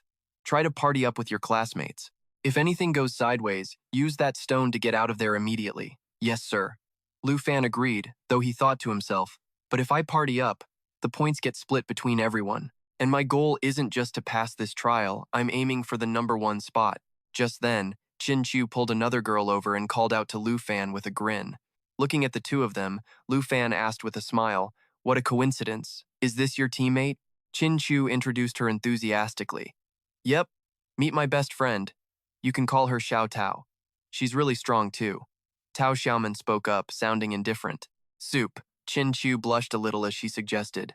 "So, Lu Fan, you want to join our party?" Tao Xiaoman's jaw dropped. "Huh?" Lu Fan smiled and waved his hand, turning away as he said, "Sorry, I'm planning on going solo. I know you're trying to help, but I've already committed to doing this on my own. I'll head to the staging area first." "Good luck to you both," Chin Chu replied. "Yeah, you too." She felt a little sad inside, thinking that with Lu Fan's current strength, anyone who teamed up with him would probably just get in his way. Once Lu Fan was out of earshot, Tao Xiaoman gave Chin Chu a skeptical look and asked, "Xiao Thu, why on earth would you invite the weakest guy to the team?" Chin Chu laughed. "Nope, he's actually super strong, trust me. He's definitely going to be the top scorer in the South Province this year." Tao Xiaoman didn't buy it for a second. She eyed Chin Chu, her voice dripping with amusement. "Xiao Thu, what are you talking about? Don't tell me you've got a crush on that dragon tamer?" Chin Chu's face turned bright red as she denied it. "Stop making stuff up." Tao Xiaoman laughed. "Ha, look at your face. You're blushing like crazy." A while later, Lu Fan passed through the portal into the Grand Trial secret realm and saw a huge crowd. Once everyone had arrived, the principal's image appeared on the massive screen overhead to explain the rules of the secret realm. "Attention, candidates. The portal above is divided into 4 difficulty levels: normal, hard, extreme, and nightmare. Each level is chosen by the candidate's own preference. In normal mode, most threats are just projections, so you won't suffer fatal injuries. Normal mode has a point multiplier of 0.9. From hard mode onwards, you'll be facing real monsters. If you use your teleportation stone to exit, you can keep your points. Hard mode multiplier is 1.0. Some candidates started whispering among themselves. Looks like everyone is defaulting to hard mode. Anything higher is just too dangerous for your life. Maybe only the hidden classes can handle more. On the big screen, the principal continued. Monsters in extreme mode are faster and more vicious, so you really should be moving in a group. Remember, your life is more important than your score. Extreme mode multiplier is 3.0. Just then, a candidate named Hongwu, a level 14 Qigong master, pointed at the screen and shouted with a laugh. Haha, principal, you're watching, right? I'm going to be the one with the highest score this time. Hongwu's stunt drew the attention of everyone around. Tao Xiaoman whispered to Qin Chu, "That's Hongwu. He's one of the top prodigies in the South Province's younger generation." Qin Chu replied, "A Qigong master? With a class that balanced in offense and defense, he's challenging the trial solo. Maybe we should." A student sighed, looking discouraged. It's over. With Hongwu here, nobody's beating him. Pretty soon, the candidates made their choices and headed in. At the same time, in the principal's office, a group of principals and high-ranking officials were sitting in front of monitors, evaluating the performance of every student. The principal of high school number 1 laughed loudly. "Ha ha! Look at that kid Hongwu. He's my best student. That top spot is as good as ours." "I don't know, man. Mr. Tan's daughter is actually pretty solid. It wouldn't be a total shock if she cracked the top 3. Unlike the principal of high school number 1, who was acting all smug, the principal of Lu Fan's school just sighed. Totally bummed out. Such a shame. If only Lu Fan had awakened a different hidden class, things might have gone differently. Qin Shanhai suddenly flashed a mysterious grin. "You two, I'm actually pretty confident about who's going to take that top spot." Someone chimed in, "Curious, Mr. Tan, you throwing shade at someone specific?" Qin Shanhai replied, "Lu Fan, from high school number 3. The principal of high school number 3 let out a shocked gasp. Because of what Qin Shanhai said, everyone's eyes locked onto Lu Fan's monitoring screen. Then, the high school number 1 principal laughed. "They've all teleported in, and he's the only one left. Is he trying to bail on the exam? Ha, Mr. Tan, come on, don't mess with us. What are you even expecting from a dragon tamer? Our student, Hongwu, has already hit the 4th floor and is sitting at rank 1. Suddenly, the high school number 3 principal's face changed, and he shouted, "He's not trying to quit. That kid is waiting for the final difficulty portal." Everyone else looked shook. "That kid is picking nightmare difficulty? You can get in, but you don't come out of that one. Is he overconfident or just straight up insane? A dragon tamer? He's gonna get himself killed. Stop him. Someone stop him." Someone watching from the big screen in the trial grounds tried to talk Lu Fan out of it. "Hey kid, nobody's ever made it back from nightmare difficulty in one piece." Before the guy could even finish his sentence, Lu Fan just smiled and teleported into the nightmare level. Seeing that, the high school number 3 principal froze. The last person who picked nightmare difficulty was 8 months ago. That guy got eaten by monsters. Ended up real ugly. The high school number 1 principal wiped the smirk off his face, shot a look at the high school number 3 principal, and snapped. "This is ridiculous. Don't you guys explain the exam rules at your school?" That little dragon tamer. Then he looked over at Qin Shanhai and said, "Mr. Tan, you really need to get your eyes checked. This boneheaded move can't even compare to our Hongwu." Someone else jumped in. "Yeah, seriously. We should just focus on the performance of that genius Qi practitioner instead." Qin Shanhai laughed it off. "Aren't you two jumping to conclusions a bit early? How about we just watch for a bit before deciding?" The high school number 3 principal asked suspiciously, "Mr. Tan, what makes you believe in him so much?" Then, his face shifted as he thought of a crazy possibility. Could it be that Lu Fan? Inside the nightmare-level trial grounds, a red vortex appeared, spitting Lu Fan out into the middle of nowhere. As soon as his boots hit the ground, Lu Fan noticed he was surrounded by monsters lurking in the black mist. He grabbed his weapon, muttering, "First floor of the nightmare tower. Gotta be at least 10 of them." As the monsters stepped out of the black fog, Lu Fan recognized them immediately. Level 10 black bristle wolves. They've got a bite attack that leaves you bleeding. Howl. Nighttime. All friendly unit stats increased and cooldowns are reset. The pack of black bristle wolves snapped their nasty fangs and lunged at him. "All right, time to get to work," Lu Fan whispered. He smirked, dashed straight toward the pack, and unleashed his dragon tooth strike. A few seconds later, the system pinged. Nightmare Trial Floor 1 cleared. Points added, 990. Back in the observation room, the high school number 1 principal jumped up, screaming in disbelief. "One shot? How is this kid Lu Fan this freakishly strong?" The guy sitting next to him made a call. His stats are clearly way higher than his level. The high school number 3 principal was shaking, blurting out his earlier guess. Lu Fan. Did he actually find a legendary great dragon? Ranking board. First place, Hong Wu, extreme difficulty, 3,000 points. Second place, Lu Fan, nightmare difficulty, 990 points. Third place, Tan Chu, extreme difficulty, 900 points. Third place, Tao Xiaoman, extreme difficulty, 900 points. While everyone in the room was still tripping over Lu Fan's performance, the door behind them swung open, and a man walked in saying, "Pardon the intrusion.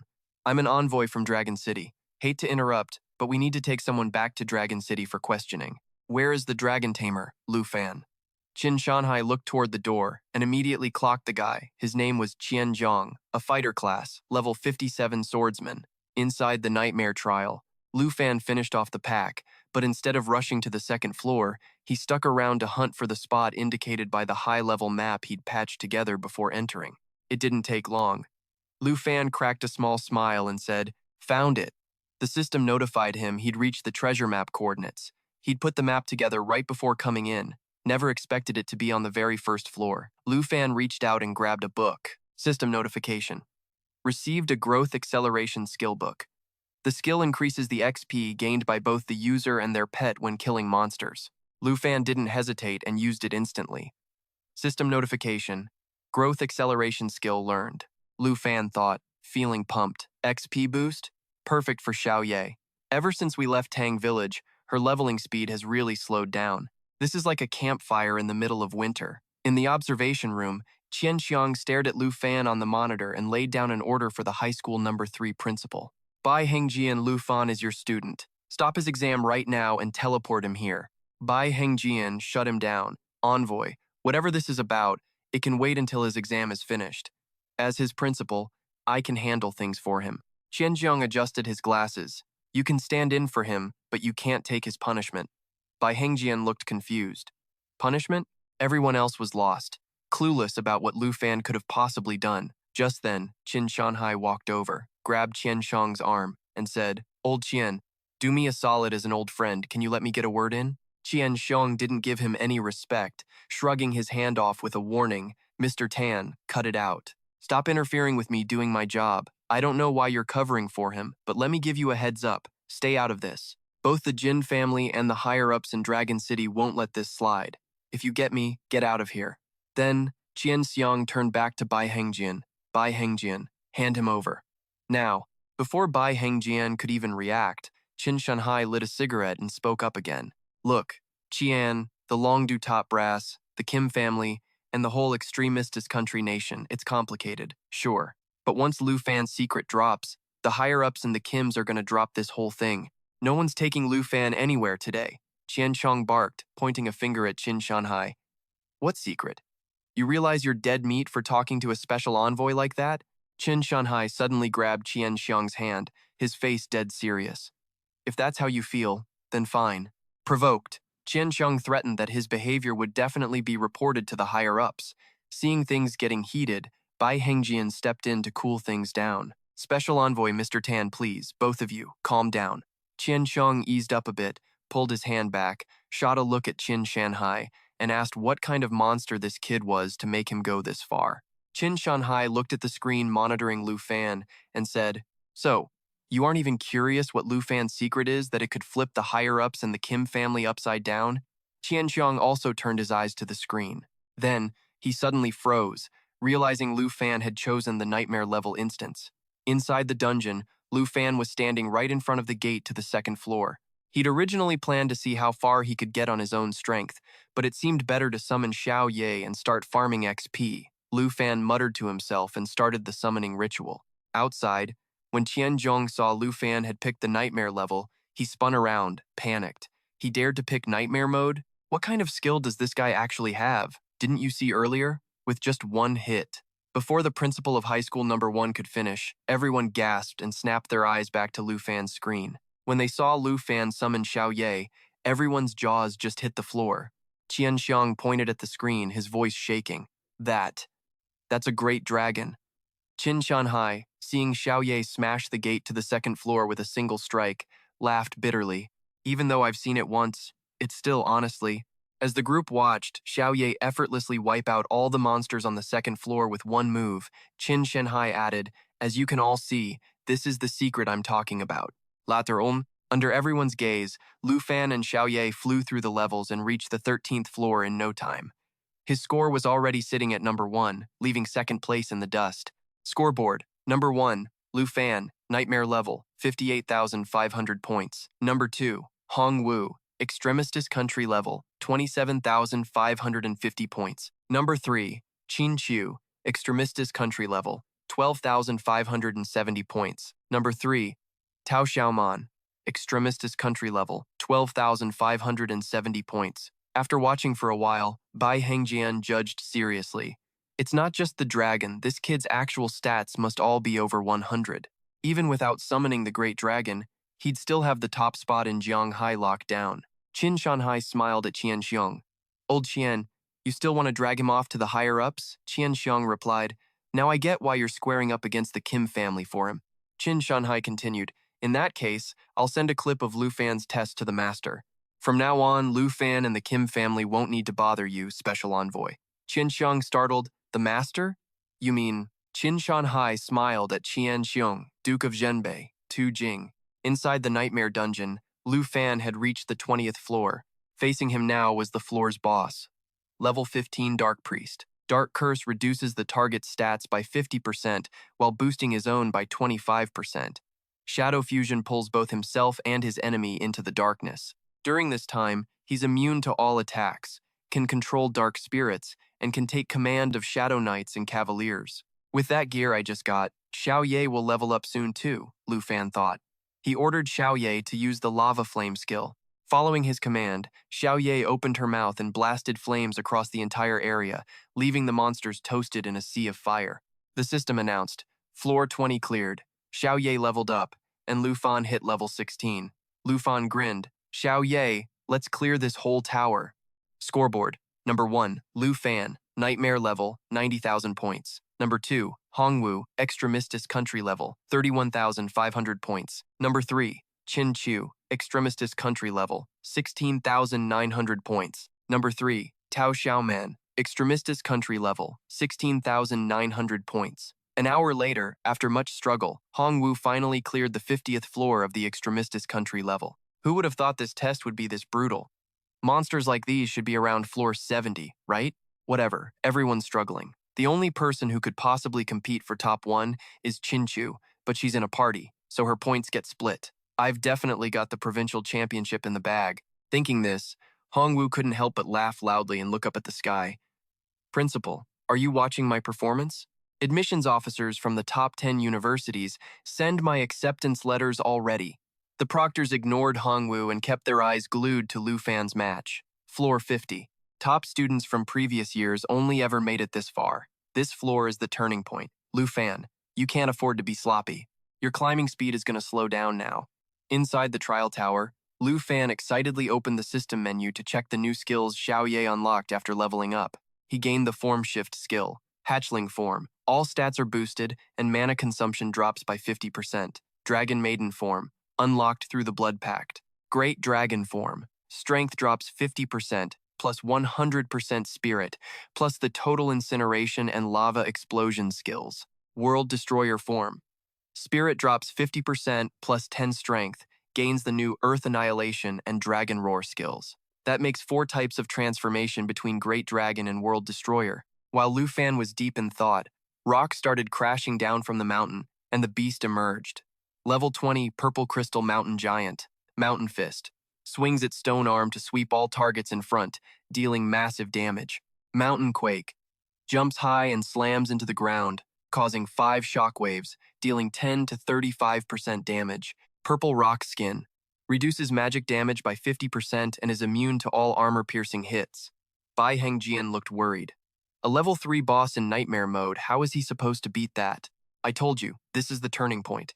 From here on out, Lu Fan's speed is definitely going to crawl. The principal of high school number 1 sighed, looking at the scoreboard with a hint of jealousy. Lu Fan's got the top spot in Jianghai, and he's pretty much locked in for the province too. Why couldn't a student with this much potential come from my school? Inside the trial tower, the mountain giant hit the scene with its mountain fist. Without missing a beat, its massive fist came barreling straight toward Lu Fan. Lu Fan didn't even sweat it. He just stood there, chilling, and took a second to check the boss's stats. 50% reduction?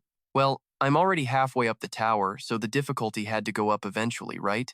A smirk crept across Lu Fan's face. In that case, Xiao Ye, want to take the apocalypse form out for a spin? Xiao Ye caught the giant's massive blow with just one hand, let out a deafening roar, and shot into the air, shifting straight into its apocalypse state. Even with the 50% mental stat debuff, its physical power went through the roof, plus it unlocked two new skills, World Ender Earth and Dragon's Roar. The proctors watching the feed were shook. What the hell? It's got a combat transformation too? Those forms. They're honestly terrifying. While Lu Fan was watching Xiao Ye power up, he caught a weird vibe from behind and instantly dodged to the side, narrowly missing another punch from the mountain giant. Lu Fan started his counterattack, using Dragon's encouragement to buff himself and his dragon pet, boosting all their stats and attack power by 30%. He ordered Xiao Ye to use giant jaws to lunge and tear into the enemy, dealing heavy damage and triggering a bleed effect, literally shredding the mountain giant to pieces. Just like that, the level 20 boss was toast. The principal of the first high school was stunned, and Bai Hengjian was breaking into a cold sweat, secretly guessing that hit alone was enough to shatter the boss's defense. The output of that last hit had to be over 2,000. Back inside the tower, just when Lu Fan thought the mountain giant was finished, its hand reached out for him again. Lu Fan dodged again, activated dragon blood armor to turn his hands into dragon claws, and delivered a monster punch to the giant's face, triggering a massive, earth-shaking explosion. Qin Shanhai turned to look at Qian Xiang's shell-shocked face and said, "Old Qian, given how strong Lu Fan is right now, don't you feel lucky I stopped you earlier?" Qian Xiang didn't say a word, his eyes glued back to Lu Fan. Once the dust settled, the mountain giant tried to get back up, but Xiao Ye unleashed a world-ending dragon roar, hitting everything in range with a massive debuff. Then, it used World Ender Earth to smash the ground, causing a shockwave that dropped the boss into a bottomless rift, officially ending its career. Floor 50 cleared, Xiao Ye leveled up to 12, and Lu Fan hit 17. Choosing the nightmare difficulty was definitely the right move. It's not even an obstacle at this point. Just clearing floor by floor is a sweet way to grind EXP, Lu Fan thought, pressing on with his tower conquest. In the observation room, Qin Shanhai snubbed out his cigarette and bragged to the first high principal. Looks like the 50th floor of Nightmare Mode isn't giving Lu Fan any trouble at all. A great dragon. It really has broken through our expectations. Bai Hengjian asked Qian Xiang, looking a bit lost. Special Envoy, you're from the Dragon Capital and you know your stuff. Can you tell how much its power jumped after that transformation? Qian Xiang replied, looking deep in thought. I've seen some big shots back in the Dragon Capital go all out. If I use them as a benchmark, after shifting forms, those stats have got to be over 2,500, right? The first high principal gasped. Just as I thought, he mused. It's probably even higher than that. Once he calmed down, he said, well, since he's past floor 50, why not turn on the X+1 mode? We'll find out for real then. X+1? Qin Shanhai asked, looking confused. Bai Hengjian explained, yeah, the X+1 format created by the first scholar who built this trial tower. Once you pass floor 50, every interval adds more monsters, and you're guaranteed to run into the tower boss. It makes the trial feel like a real dungeon where you could lose your life at any second. The only thing is, in Nightmare Mode, every X is replaced by a Nightmare tier boss. In X+1 mode, you don't just get one boss, the stats get boosted even higher. Qin Shanhai lit another cigarette and tilted his chin toward the screen with a smug grin. Talk is cheap, just watch Lu Fan. Lu Fan didn't give a damn about the X+1 stuff. Inside the tower, he could feel that the difficulty had gone up a notch after the 50th floor. But even so, with Xiao Ye in its apocalypse form, he didn't need to overthink anything. So, Lu Fan and Xiao Ye just tore through the floors. In 10 minutes, they hit floor 70. Their levels skyrocketed, leaving the old guys watching completely speechless. He hit floor 70 in just 10 minutes? Honestly, this version of the trial tower is the hardest one we've ever designed. With settings like these, I didn't even think anyone would make it to 80. But looking at the current situation, the first high principal was speechless as Lu Fan cruised to floor 83. Over the years, countless geniuses had pushed themselves to the limit, only to end up burnt out or dead inside this tower. Qin Shanhai nodded in agreement. Once you've climbed 70 or 80 floors, you're so close to the final prize, nobody wants to give up. The principal pointed at the scoreboard, eyes full of anticipation, and said, but Lu Fan, that kid might just be the first person to actually clear all 100 floors. The first high principal, let's call him the bald principal, felt a bit jealous and spat back. Take it easy. Even if those bosses are weaker than the originals in the wild, don't forget the difficulty of floor 99 is insane. He didn't even get to finish his sentence before someone cut him off. Look, Lu Fan just hit floor 99. All eyes locked back onto Lu Fan. Lu Fan stepped into a crumbling palace where 4 headless suits of armor stood guard around a throne. Suddenly, the candles on the walls flared up, a spooky blue light poured from the armor, and they started moving, chanting in unison.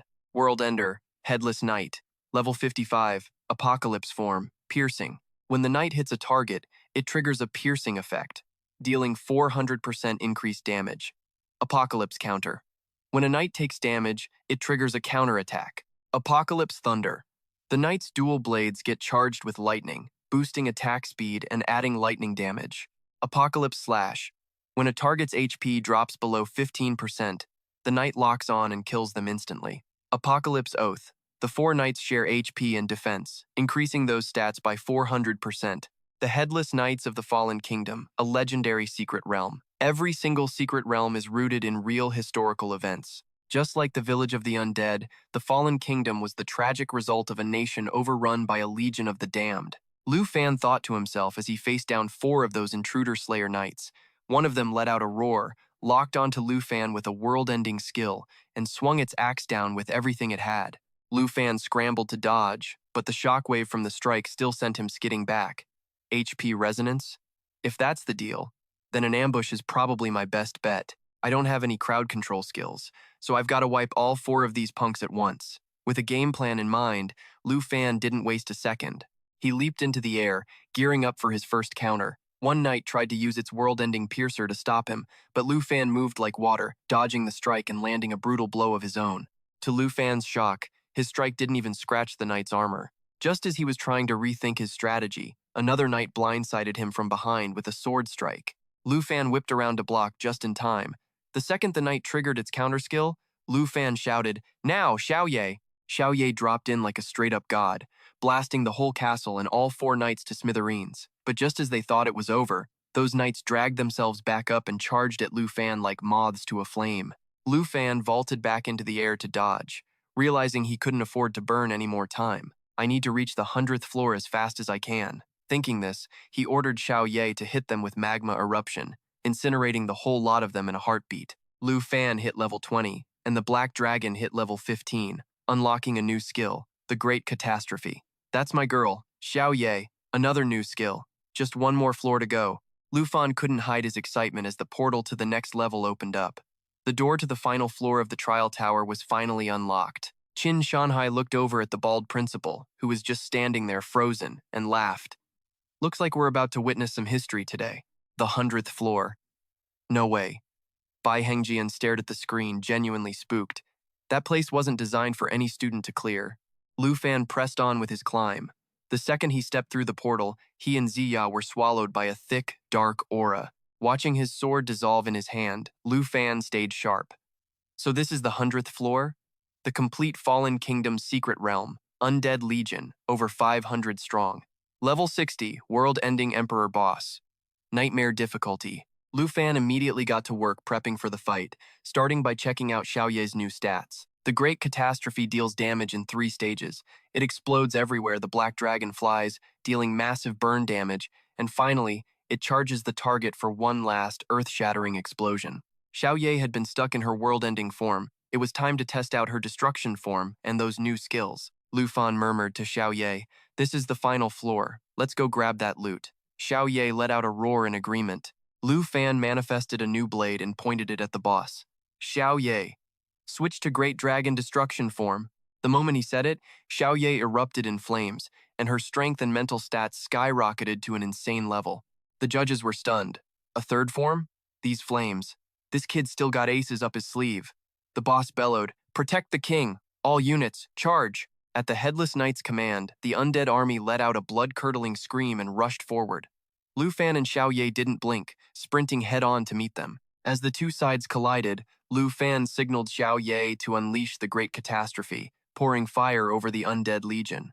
Their numbers dropped like flies. The sheer brutality of it had the judges terrified. Is this really something a student should be capable of? The undead army was almost completely wiped out. While Xiao Ye was busy handing out beatings, Lu Fan sprinted straight for the boss. Arrogant fool, kneel before the king. The headless knight swarmed Lu Fan, but he dodged to the side and yelled, Xiao Ye, get over here! Xiao Ye triggered the third stage of the Great Catastrophe, causing an explosion that torched the spot where she landed. The four headless knights were vaporized, leaving everyone watching at home completely speechless. The four knights were one-shot. It was clear that even the hardest level of the trial couldn't show the true extent of Lu Fan's power. 9.8 million points. No one's cracked even 1 million in the last 30 years. He was just one step away. Lu Fan was actually going to walk away with the top prize. Plus, this year's exam was the toughest one yet, so the rewards wouldn't be cheap. He was looking at least 3 rare items, minimum. Inside the tower, the entire undead army had been wiped out by Lu Fan and Xiao Ye. Lu Fan gripped his sword, walking step by step toward the boss. Trash is cleared. You gonna show yourself? Or what? The final boss sneered. You reckless brute! The world-ending emperor, furious, charged straight at Lu Fan. Lu Fan blocked the emperor's blade using his dragon claws and the dragon blood armor. At the same time, he ordered Xiao Ye to use incinerate everything, creating a fire tornado that tore into the boss, forcing the emperor to retreat. That's when the emperor realized his hand wouldn't stop bleeding and his powers were locked. Besides physical damage, Lu Fan was using the Ring of Grievance, which allowed him to tag targets and harvest their grudge. Once that grudge meter hits a certain point, every attack he lands inflicts bleeding, stun, and poison, the perfect way to dismantle a boss. Cheap shot! The emperor prepared a second attack, but Xiao Ye shut him down again, this time with the second stage of Incinerate Everything, which hit way harder than the first. While the emperor was distracted, Lu Fan lunged like a viper, plunging his blade into the boss's chest and finishing him off for good. Xiao Ye jumped to level 17, Lu Fan hit level 22, and the entire undead legion was erased from existence. In the observation room, the judges watched, absolutely floored. 10 million points. The 100th floor, a challenge no one has cleared in 30 years, and he finished it in a blink. Lu Fan sighed. Exam's over. Let's head home. You craving anything specific for dinner? Lu Fan happily said to Xiao Ye. At that moment, the system kept pinging. Stage 100 cleared. Congrats to candidate Lu Fan for crushing the nightmare level trial of the South Province. Reward. Rare grade skill book, Ice Dragon King's Fury. Required class, Dragon Master or Dragon Tongue Mage. Required level, 20. Once used, you'll learn the magic skill Ice Dragon King's Fury. It unleashes a blast of frost in the target area, dealing damage and applying slow and freeze effects. The damage and area of effect scale based on your casting time. Item, Spirit Wind Ring, rare grade, level rec, 20 plus 70, 7 agility plus 35 endurance plus 32 spirit. The wearer gains the Spirit Wind Blessing, bumping agility up by 35%. Item, Bonefire Cloak, legendary grade, plus 20 endurance, plus 79 spirit, plus 56 strength, plus 54 agility. Passive, Bonefire Spirit. Reduces fire and ice damage taken by 30%. Increases fire and ice damage dealt by yourself and your pets by 30%. I honestly thought I wouldn't snag a crowd control skill until my second class advancement at level 30. This means I can finally combo with Xiao Ye's skills, and a new agility ring too. Sucks that Xiao Ye doesn't get the stat boost, but it's still huge for me. A legendary cloak combined with Xiao Ye's destructive dragon form. I get the ice resistance to tank damage and the fire boost to deal it. Sick. After grabbing the loot, Lu Fan recalled Xiao Ye and strutted out of the secret realm like a boss. As soon as he stepped out, the judges mobbed him, especially Bai Hengjin. He rushed over, looking hyped. Kid, how are you this cracked? You're the top scorer, the pride of our school. From now on, your picture's staying on our Hall of Fame forever. The principal of number 1 high school chimed in with a jab. Are you serious? The Hall of Fame is for heroes who died fighting off the beast invasions. Are you trying to jinx the kid or what? Step off. Lu Fan just smashed the competition record. His future is going to be insane. Qin Shanhai stepped in. Regardless, this competition really let Lu Fan show what he's made of. Lu Fan, even though I was prepared, you still blew me away. Uncle Tan, I hit the requirements, so that Princess Extremist's country shouldn't be coming around to whine and cause trouble anymore, right? Qin Shanhai smiled. Of course, I'll hold up my end of the bargain. You'll be getting your reward soon, too. Lu Fan looked confused. Just don't sweat it. Right now, You need to focus on which university you're picking. Both principals jumped in on that too. Exactly. All 10 top schools are going to be fighting tooth and nail to snag you. And the businessmen in the South Province are definitely going to try to get in your good graces, so watch your back with them. Wait, where's the dragon? Summon it and let us get a look. Are you crazy? You want the kid to wreck the whole school? Congrats, Lu Fan. With a score like that, nobody's touching your record for at least 50 years. Qian Xiong watched the crowd buzzing, then quietly backed away. Out in an uncharted area on the border of northern Dragon Country, a level 60 zone, the Duke of the North, Tu Jing, was sipping wine and watching Lu Fan's trial footage when his subordinate walked in. Sir, we found the proof. It's all here. It confirms that Qin Shanhai's theory was spot on. Based on talks with that special envoy Qian Xiong, Qin Shanhai guessed that Ruan Changfeng, the top official in Dragon Capital, is colluding with the Kim family from extremist country. Our investigation shows that Princess Jinju's studies and her bringing a Dragon Master along were all authorized by Ruan Changfeng. Tu Jing slammed his wine glass onto the table. Ruan Changfeng. I knew it was him. On the surface, the Kim family and the minister maintain formal ties between our nations. But secretly, the minister feeds the Kim family all kinds of privileges, and they pay him back with fat rewards. No wonder he sent an envoy to capture a Dragon Master. The wine glass shattered into pieces. Ruan Changfeng, that backstabbing traitor, actually dared to help a extremist country princess run wild in Dragon Country. Go pass the order to Ruan Changfeng. I'm stripping him of all his posts and power. There's no place for him in the Dragon Capital leadership anymore. Get him out, now. If he has a problem with it, tell him to come talk to me. And as for the Kim family, if they keep trying to cozy up to Ruan Changfeng, send a special task force to pay them a visit. Yes, sir. And one more thing. Track which school the Dragon Master picks, and reach out to that principal to make sure he gets the best resources available. Tu Jing barked the orders, thinking to himself, a legendary young talent like that in Dragon Country, this is going to be interesting. Good, very good. Once I wrap up this mission, I'm definitely going to meet this kid. Though, when is this mission even going to end? A few minutes later, Princess Jinju got the news that Ruan Changfeng had been sacked by the Duke of the North. She went ballistic, and her subordinates scrambled to calm her down. Princess, please, we have more good news. What kind of good news could you possibly have? Without him, how are we supposed to nab that Dragon Master? Princess, you don't need to waste your precious time on that guy anymore. The list of trial results is coming out soon. We found out that among the participants besides Lu Fan from Jianghai City, there's another Dragon Master in Thanchao City. Jinju looked stunned, then grinned deviously. Now that is good news. Let's hope this one knows how to play ball. Congrats to candidate Hongwu for completing the South Province Nightmare Level Trial, Stage 72, with 89,250 points. Hongwu strutted out of the secret realm, dead certain he was going to be the top scorer this year, expecting the judges, especially his principal, to welcome him like a hero. The moment he saw the principal, Hongwu stepped forward. Hey, principal, I'm done. Hongwu played it modest. Yeah, but I only got 89,000 points. Don't know if I'll take the top spot. Don't worry about it. That's a great result. You can get into any school you want. Results matter, but you gotta know your limits. You're pretty banged up. Go get treated. The principal's cold reaction and cryptic words left Hongwu confused. What does he mean? It's good, but that's all? What's that supposed to mean? I got such a high score, and he doesn't even care? He probably means don't get cocky and is trying to keep me grounded. Thinking that, Hongwu cheered up and replied quickly, I get it. Thanks for the guidance. 3 days until the results go public. As soon as Lu Fan stepped out the door, a whole crowd from businessmen to recruiters swarmed him, shoving and pushing just to hand over gifts and try to get on his good side. Lu Fan was still feeling overwhelmed by the madness when Qin Shanhai stepped in, grinning. Results are out today, so I guess everyone knows you're the top dog now, huh? It's way too loud out here. Let's head inside first, Han Kei suggested, looking a bit awkward. Lu Fan tried to check his score online, only to find out his results weren't posted. While he was wondering what was up, Qin Shanhai started the award ceremony. Here's 50 million in cash, the reward from Jianghai City for our South Province valedictorian.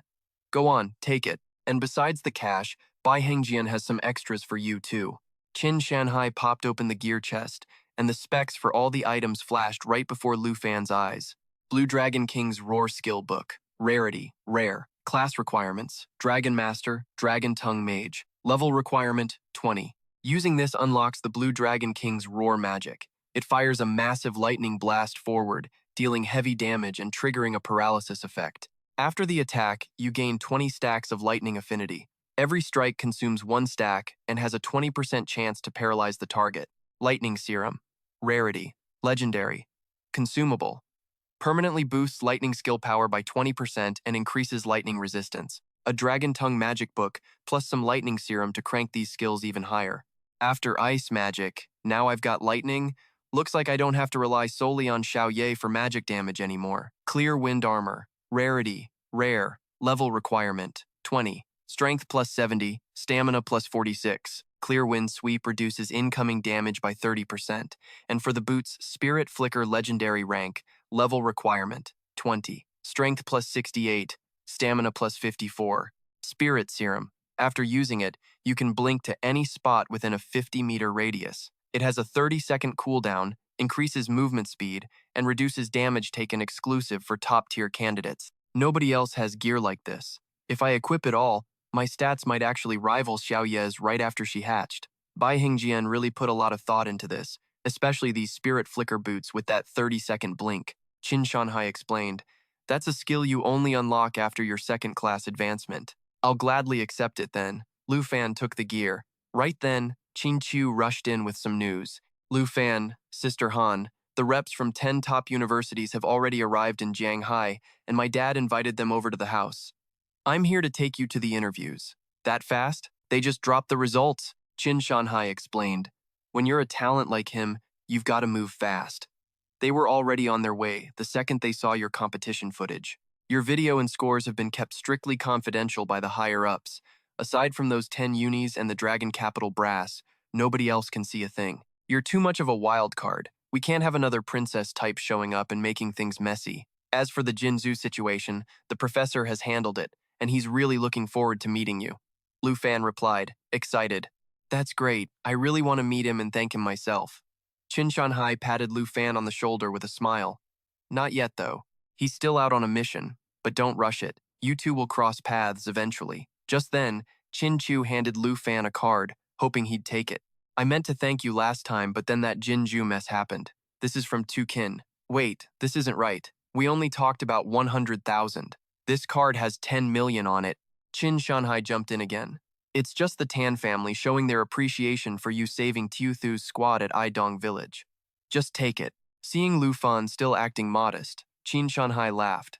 "There are people planning to gift you a place at Jiangsun Garden tonight too. If you won't even take this card, what are you going to do when they try to hand you a villa for being valedictorian?" "Dad, stop messing with him." Qin Chu stepped in to defend him, then quickly dragged him away to meet the university reps waiting at her place. Meanwhile, Kui Hongtai led the princess, Jinzhou, to a forest outside Danchao City to scope out the dragon master they were gunning for. "What level is he?" "Level 19. The armored dragon is level 14, ma'am." Jinzhou watched Chen Tianji and his armored dragon with keen interest. Dragon masters really are something else, fighting a level 30 boss already. The massive boss creature charged headlong toward Chen Tianji. Chen Tianzi ordered the armored dragon to whip its tail, dealing damage in a wide area, while he used his Dragon Spear Strike skill to channel dragon energy for a devastating critical hit that sent the boss straight to the afterlife. Thanks to that, Chen Tianji leveled up to 20, and the armored dragon hit level 15. "Not bad. Not bad at all. That dragon egg I gave you didn't go to waste." Jinju applauded. Chen Tianji bowed his head. "Glad I didn't disappoint you, princess. If I were like that other loser, that would be disappointing." Jinju's face soured as she turned to Kui Hongtai. "From now on, this spear of yours belongs to him. Any problems with that?" Even though he hated it, Kui Hongtai had to answer, "I obey, princess." Chen Tianji said gratefully, "Thank you, princess. With the armored dragon, the dragon spear, and your magic buffs, princess, I'm certain I'll crush that South Province valedictorian." Jinzhou was smug. Chen Tianzi is ranked second with 210,000 points. Lu Fan's score is hidden, but it's estimated to be around 300,000. So, Chen Tianji still has a shot at winning. Lu Fan, keep that name burned in your memory until you destroy him and steal his black dragon. I'll make you the strongest dragon master in history. In the Extremistas country, you'll be the one person beneath me above everyone else. So, about Lu Fan, don't let me down." Chen Tianji looked determined. "Rest assured, princess, it's my honor. I vow to be your knight forever," Jinzhou said, Satisfied. You're smart, a lot smarter than that Lu Fan guy. I gave him a chance to climb to the top, and he didn't even have the sense to be grateful. She then ordered Kui Hong Tai, get to Jianghai, and find out which school Lu Fan is enrolling in for me. If you can't even handle that, get lost. Yes, ma'am. Thinking of Lu Fan, Jinju's face filled with hatred. It won't be long now before he regrets everything he did to me. In the Tan family villa, before meeting the school reps, Qin Chu probed Lu Fan. Have you decided which school you're signing up for yet? I'd like to. I mean, no, my dad wanted to ask. He said I should register for the same one as you so we can watch each other's backs. That sounds perfect. I've heard team dynamics are huge in school, and we've already worked together before, right? If we hit up some secret realms, you're definitely my first pick. But I'm still not sure which school to pick. I'll let you know later, okay? Yeah, Chinchi replied, feeling awkward and wondering to herself. She wondered what Lu Fan's score actually was. If she couldn't keep up with him, the gap between them would just keep getting wider. Thinking about that, Qin Chu told Lu Fan, I'm gonna try to get into the same school as you. Yeah, sure, Lu Fan said with a smile before pushing the door open to meet the school reps. Hey everyone, I'm Lu Fan. Before he could even finish, some old dude cut him off. Lu Fan, right? We've all seen your trial video already. Absolutely insane. The first Dragon Master in history. So, has our top-scoring prodigy from South Province decided which academy he likes yet? A female teacher asked. The old dude looked annoyed and piped up, forget about what you like or don't like. We at Jiangnan Academy will hook you up with every perk you can imagine. A 10 million Dragon Dollar scholarship for the first year, plus all the potions, secret realm access, and resources you need all on the house. The female teacher scoffed. Hey, everyone sitting here represents the top academies in the Dragon Country. You really think you can snag our top student with just that little pocket change? Aside from everything Jiangnan is offering, Northern Border Academy will add another 20 million a year and give you access to 20 restricted secret realms. The old dude didn't back down. You think Northern Border is the only one that can do that? We can match all of that, plus we'll throw in exclusive, rare, secret realms. The female teacher wasn't about to lose either, immediately upping the ante. The terms are negotiable. If that's not enough, we'll just add even more. Lu Fan looked at the squabbling mess, totally confused. He wasn't expecting an interview like this. Man, now I'm even less sure which one to pick. Just then, Gu Han, the rep from Dragon Capital University, spoke up. This year's national trial participants are being handpicked by Dragon Capital. Lu Fan, we can get you a spot on that roster. Even that old dude was stunned.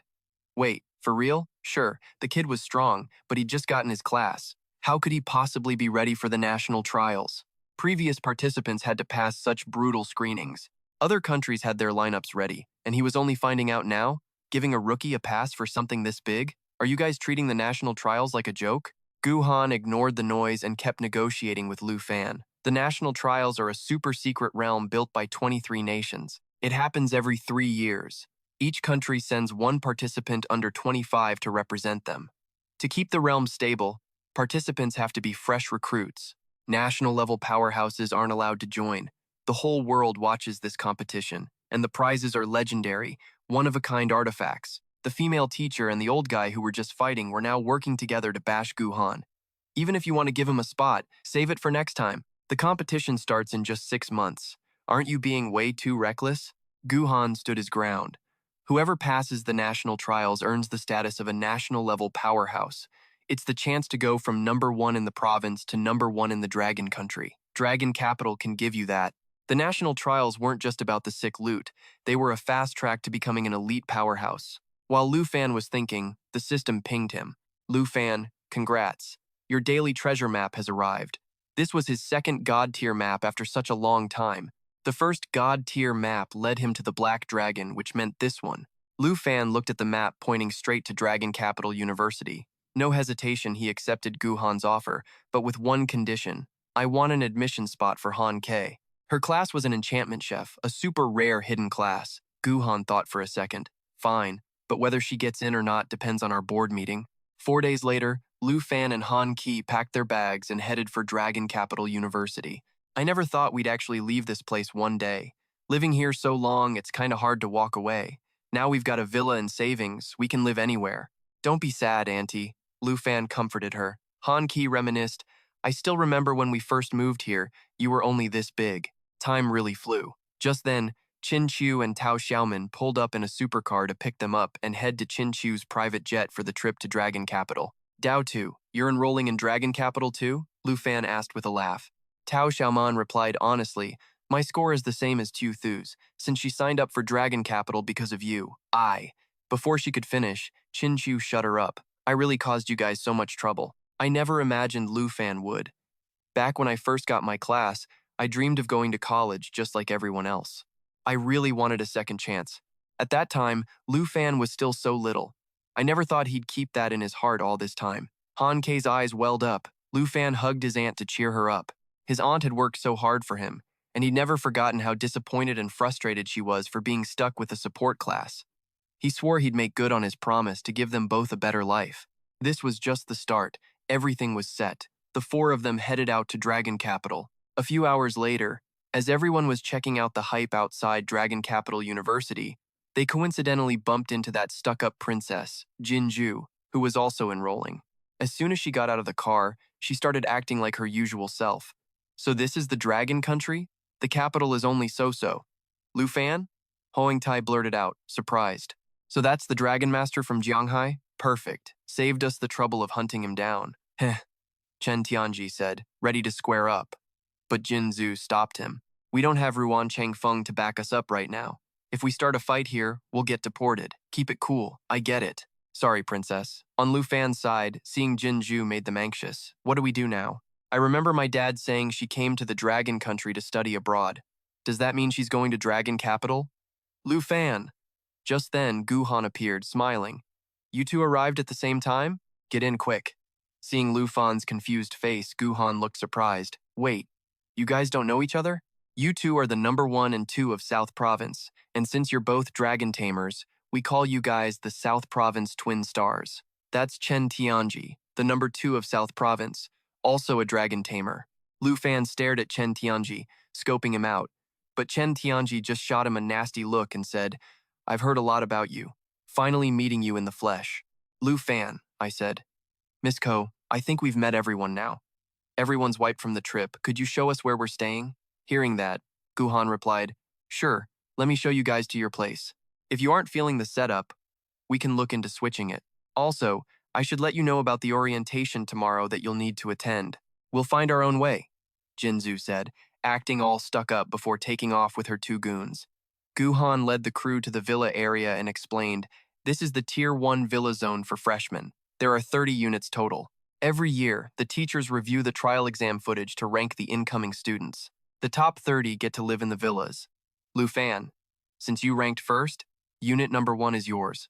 And Chen Tianji, since you ranked 2nd in South Province and 18th overall, your place is unit number 18. Chen Tianji. Looks like he already caved to Jinju's demands. A sellout with no spine, and they call him a twin star along with me? What a joke. Qin Chu spoke up, looking confused. Miss Ko, there's no way me and Dao Tu made the top 30, right? So we have to go register for the student dorms? Exactly, she said. Qin Chu, Dao, Tao Xiaoman, Han Kei, I'll take you 3 to the dorms in a bit, though obviously the villas are way better. Wait, can we just stay with Lu Fan instead? Han Kei's suggestion was so out of left field that the other 2 girls' jaws dropped. Gu Han thought about it for a second. There's no rule against it, as long as the person living there doesn't mind. Lu Fan, you don't have a problem with that, right? What, you don't want to eat the little one's cooking? Lu Fan didn't even hesitate, he was down immediately. Han Kei grabbed Qin Chu and Tao Xiaoman, looking thrilled. He's fine with it, so we're moving in. It'll be great for bonding, and it makes teaming up for dungeons way easier later on. Tao Xiaoman looked a bit awkward, but Lu Fan jumped in. Just stay with her. Plus, the dorms are a hike from here. You guys would be saving yourself half a trip across campus. Tao Xiaoman shrugged. Fine then. If Tuthu stays, I stay. The place is way nicer anyway. Yeah, okay, Qin Chu agreed, blushing. Sweet. Then Tuthu, you're finally gonna get a taste of my cooking. While Han Kei was busy clinging to Qin Chu, Tao Xiaoman slipped over to Lu Fan and whispered, living together is one thing, but don't get any funny ideas about Tuthu, okay?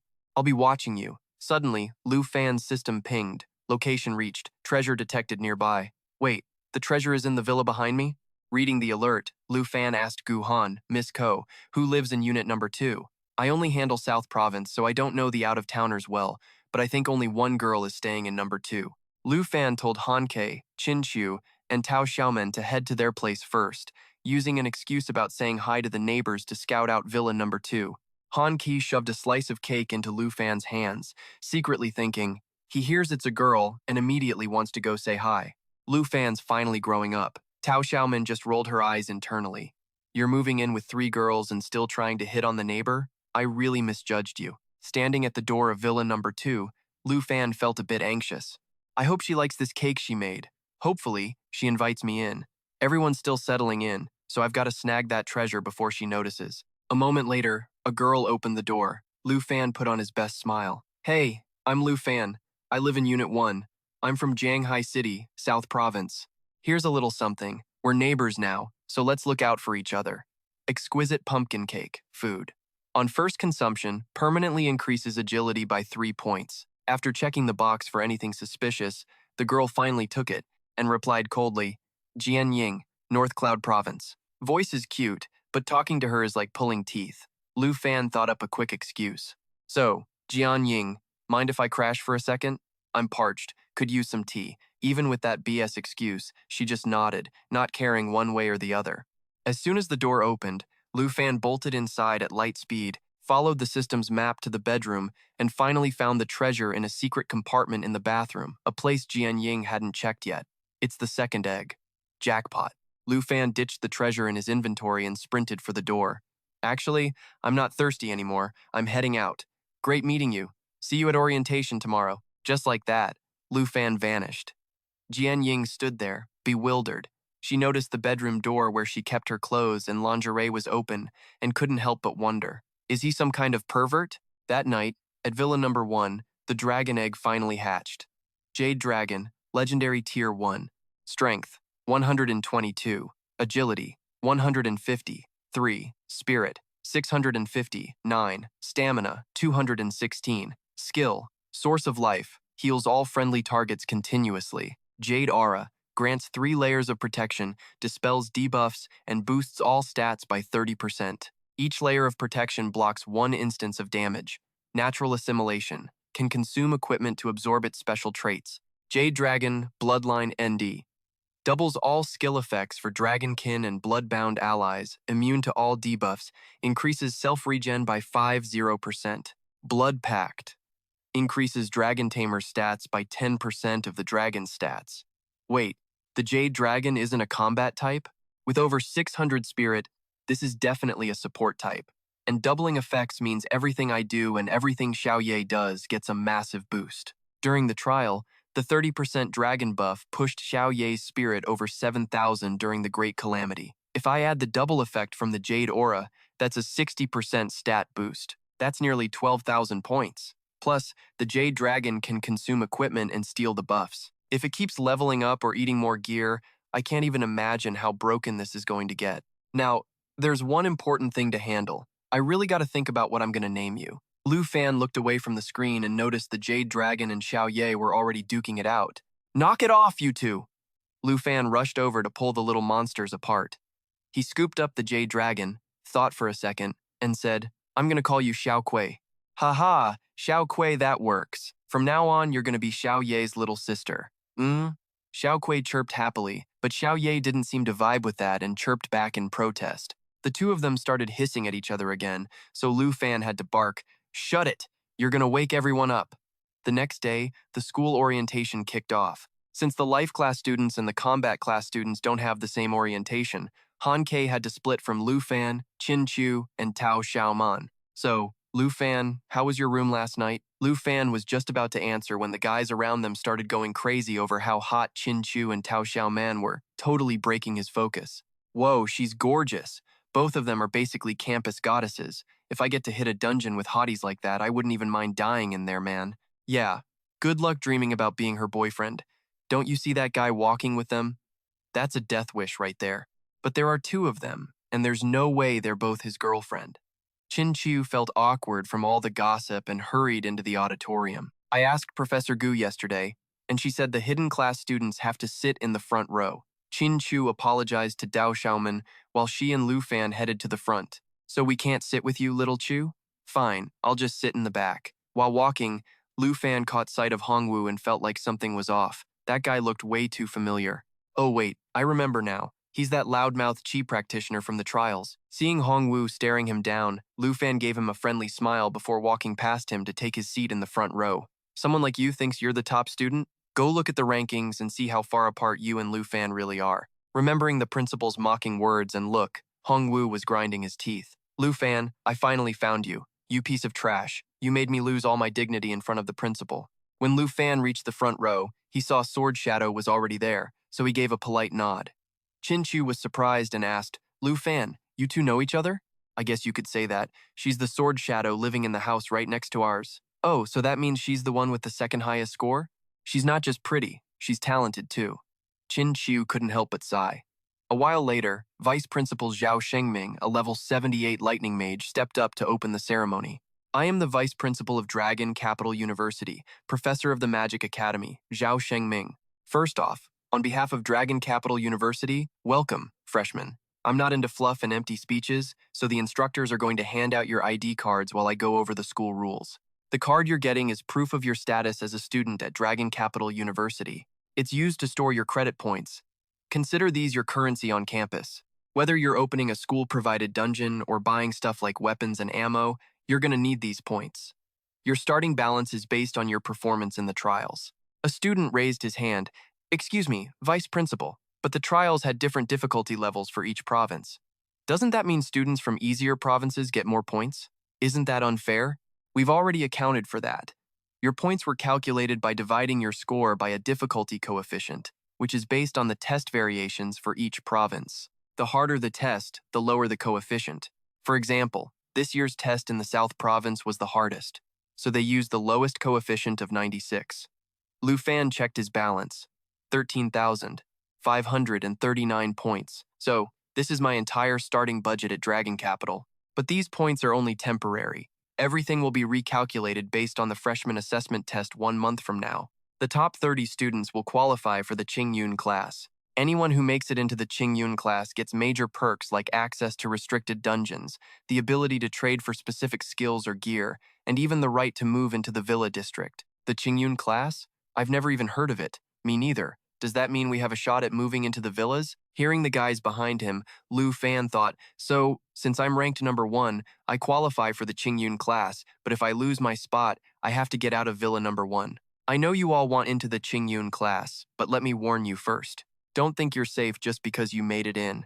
Any student can challenge a Qingyun member for their spot. If the member wins, they keep their spot. If they lose, the challenger takes their place, and Qingyun members are not allowed to refuse a challenge.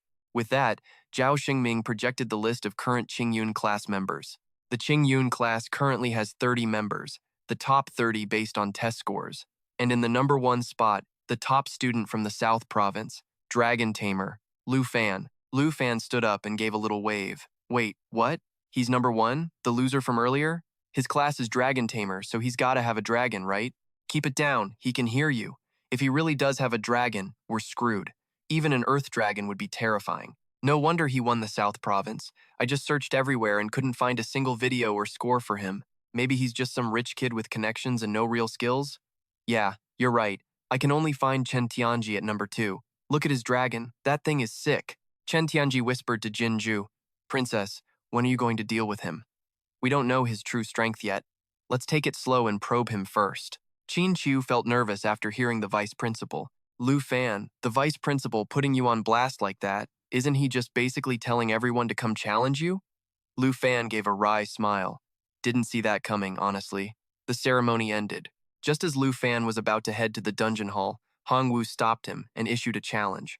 You want to challenge me? That's right. The vice principal just said it. No one in the top 30 of the Qingyun class can refuse a challenge. Lu Fan, if you're really talented enough to be the top student, why are you afraid to square off with me? Hongwu smirked, thinking to himself that he couldn't see the guy's video or his final exam score. If he's actually got game, it's gotta be because he summoned a bunch of sub-dragons to crush the exam, so I just need to target him directly, and I'm golden. Lu Fan laughed at that. No need to be so formal. Fine, I'll take that challenge. All right then, I'm betting 200 points. Only 200? Man, for a chump like him, that's probably a huge number. Thinking that, Lu Fan shot back with a sly grin. Whatever, 200 it is. The sparring match between Lu Fan and Hong Wu instantly became the center of everyone's attention. Jin Ju leaned over and reminded Chen Tianji that this was the perfect chance to scout the guy's power. You need to keep a close eye on every single move Lu Fan makes. Meanwhile, not too far away, someone was wondering, can Lu Fan actually pull this off? Seeing Tao Xiaoman's doubt, Qin Qiu just smiled. You've never seen Lu Fan fight, have you? Just watch, you'll see soon enough. Right in the middle of the school courtyard turned sparring ring, Hong Wu took his stance and grinned confidently. I'm counting down from 3 to 1, then we go. 3, 2, 1, go. Right on cue, Hong Wu channeled his internal energy for his crushing Gale Strike, a move that condenses energy, doubling the damage on weak points, and landing a hit to stack up his energy, all aimed straight at Lu Fan. But all he hit was a damn mirage, leaving him completely stunned. That's a second job Mage Blink skill. How does Lu Fan have that? Turns out, Lu Fan used his spirit boots to blink in a split second, making Hong Wu whiff completely. I heard Chi Masters are supposed to be good at attack, defense, melee, and range. Is that really all you've got? Lu Fan's trash talk made Hong Wu absolutely livid, so he went straight for his ultimate, the Human Cloud Rising technique, launching waves of energy that deal 5% extra crit damage. Each time a wave hit, he stacked his energy up to keep the pressure on Lu Fan. Haha, you're toast now, right? Hong Wu laughed. Just gotta keep him from summoning any dragons, and the second he slips up, I'm gonna. Just as Hong Wu was feeling himself, he realized Lu Fan had dodged every single energy wave and was already gearing up for a counter. So, he popped solid as a rock, burning all his chi to throw up a massive defense. For every point of chi he burned, it boosted his defense by 5% to tank the hit. Unless your power is over 280, there's no way you're breaking my defense. Hong Wu thought he was safe, only to get a rude awakening when Lu Fan shattered his barrier and kicked him straight in the gut, knocking him clean out. The crowd watching was absolutely shook. A flying kick like that didn't even need a skill. Is the Cloud class really that strong? Lu Fan is a Dragon Knight, but he can take down a Chi Master without even calling a dragon? Is it over already? I wanted to see a dragon. A guy looked at Hong Wu with genuine concern. The dude is bleeding, man. Is he gonna be alright? Lu Fan looked down at his opponent, sounding disappointed. Come on, man, that was weak. I haven't even broken a sweat and you're already down. Over in the corner, Jin Zhu looked nervous. You see that clearly? How sure are you that you can take him? After thinking it over for a second, Chen Tianji replied, Lu Fan hasn't even used his dragons yet. Based strictly on his personal skills, I'd say I've got a 30% chance. But if we add the princess's buffs, maybe 70. Jin Zhu finally breathed a sigh of relief. That's not bad at all. The match ended, and Lu Fan pulled out his ID card to collect the winnings. A deal is a deal. Since you were the one who started this, I'll be taking those 200 points. Dragon Capital University ID card, Lu Fan, balance updated by 200. Current balance, 13,739. Hong Wu stared at the display, absolutely horrified. 13,739, multiplying by the South Province difficulty coefficient of 96. That means his score is over 1.3 million, nearly 1.3 million points. Even Chen Tianji, who was ranked second, only had 21,000. He finally realized how naive he was to think he stood a chance against Lu Fan. The fight ended, and Qin Qiu and Tao Xiaoman headed back to the villa to pick up Han Ke, while Lu Fan stayed behind in the Dragon Capital University Secret Realm Hall to research some dungeons. A little later, when he got back, Han Ke rushed over, worried. Wait, someone challenged you already? Lu Fan, are you hurt? Lu Fan smiled. I'm good, Auntie. Don't worry about it. Thinking back to what she just saw, Tao Xiaoman couldn't help but gush. The way Lu Fan kicked Hong Wu back there was so smooth. Haha, I told you he was strong. The first time I met him, he was already stronger than Uncle Kachko. If he's that strong on his own, imagine how insane his dragon is going to be. I don't even want to think about it. I mean, dragons are already beyond anything we can comprehend. Since everyone's here, check this out. I was looking through the dungeons the school provides. This one has the highest EXP payout. It's perfect for us to level up. Lu Fan held up his tablet, feeling a bit annoyed. If it hadn't been for that challenge from Hong Wu, Xiao Kui would have already leveled up by now. Dungeon, poison stop, difficulty, fear-inducing. Member limit, 5 or more. Entrance fee, 45 points. Han Ke read the details and got cold feet. Look, I know we need to round up people for the count, but this is a level 45 dungeon, not a game. If things go sideways, people could die. Lu Fan just grinned. Don't sweat it, Auntie. I'm confident I can get everyone through this safely. Dao Xiaoman then realized a problem. Even with Aunt Han, they only had 4 people, and the dungeon required at least 5. Lu Fan hadn't even thought about that. While they were trying to figure out who else to invite, Qin Chu pointed her chin towards Sword Shadow, who was sitting not far away. Lu Fan, look, the girl from Villa number 2 is here too.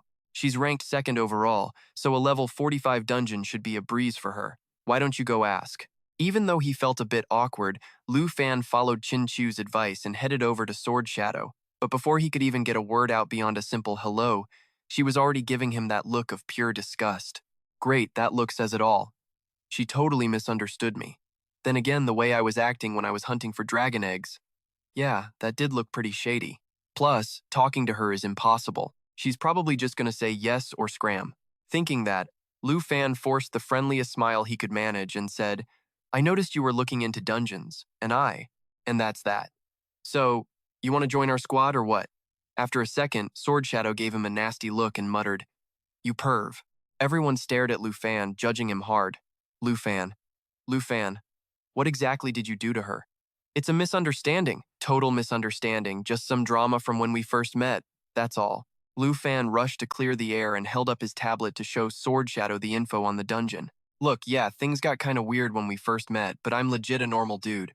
I swear, man, I noticed you were looking for a dungeon too, and I don't know anyone else. We're still short 1 person for the Poison Forest anyway, so teaming up works out for everyone, right? As soon as she heard Poison Forest, Sword Shadow agreed to Lu Fan's offer. The rest of his squad was stoked. Lu Fan breathed a sigh of relief and offered to cover her entry fee, but she just shut him down. She pulled out her ID, paid for herself, and walked right into the dungeon. Sword Shadow, Dungeon, Poison Forest. Cost, 45. Remaining balance, 874. Seeing her stats, Lu Fan did some math. She's got over 800,000 points left. I don't know the difficulty multiplier for Yunbei. But even if it was the highest in the south, a 96, she's still rocking over 800,000 points. She's a beast. One by one, the team headed in. The second they crossed the threshold, Han Ki had to cover her nose. Ugh, the air in here smells nasty. Lu Fan looked at the path ahead and said, Looks like we're finally here. The group pushed deeper into the woods. Along the way, Tao Xiaoman got curious. Why'd you pick this dungeon? It's level 45 and on the nightmare difficulty. I checked the whole lobby. Nothing else has a higher level or better XP. Tao Xiaoman looked confused. Wait, that's not what I meant.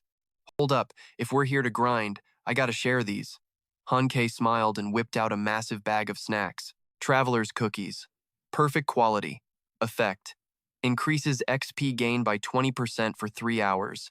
Awesome. With these, we'll level up in no time. I saw the recipe in a book the crafting teacher gave me. Most people can't pull this off. Luckily, my class gets a huge buff to success rates, so I nailed it on the first try. Han Ke bragged, then walked over to offer some to Sword Shadow. Was the pumpkin cake from last time yours too? Oh, you mean the one you liked? Yeah. If you want more, I'll bake some just for you. Sister Han is such a good cook, and since we live close by, you're welcome to drop by whenever, Qin Chu said with a smile. Sword Shadow was stunned at first, but then, a faint smile actually cracked through her icy expression. Right then, Lu Fan heard a rustle in the bushes and snapped, Watch out, team, something's on to us. The monster, realizing it was busted, stopped hiding and lunged out. Black-scaled snake, level 40. XP, 9,120. Drops. Snake Venom Fang, 1,745 credits. Venom Fang. Inflicts a poison stack. Each stack reduces max HP by 10%. Death Coil. Constricts the target, rooting them and draining 10% HP every 5 seconds. Tao Xiaoman immediately charged at the snake. Qin Chu freaked out. Dao, hold up! Tao Xiaoman didn't listen and went for it. Her sword might as well have been a toothpick. It just ticked the snake off. These monsters are all level 40 and up. We can't just brute force this. I can whip up some food for resistance, but I need time to gather mats. Don't sweat it, Lu Fan interrupted. Just focus on the fight. I'll handle the debuffs. Lu Fan swiped his hand, and Xiao Cui materialized. The team stared, confused by how tiny and cute she looked. Especially Dao Xiaoman, who'd never seen Lu Fan's dragon before. Wait, this is a great dragon? Hey, stop climbing on my head, you troublemaker. Xiao Cui, be good, Lu Fan said, petting his dragon. Wait, it's not Xiao Ye? Lu Fan, you have 2 dragons? Where'd this one come from? They didn't have time to chat. The snake saw an opening and lunged at Tao Xiaoman. Lu Fan commanded Xiao Cui to drop the Jade Radiance, casting 3 layers of Jade Blessing to cleanse debuffs and boost all stats by 30%. Each layer of blessing blocked a hit. That saved Tao Xiaoman's life, though she still got knocked back hard by the impact. Dao, let me heal you. Qin Chu scrambled over. Dao Xiaoman blinked, realizing she hadn't taken damage. Wait, it actually blocked it? Exactly, Lu Fan explained. With Xiao Cui here, you guys can go all out.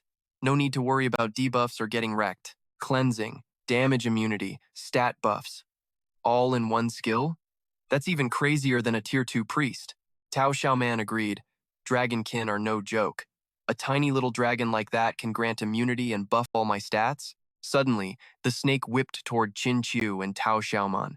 Lu Fan was about to dive in when a flash of light zipped past him, skewering the monster's head and killing it instantly. While everyone was still staring, Sword Shadow sheathed her blade and warned, "Stop wasting time. We've got company." Sword Shadow.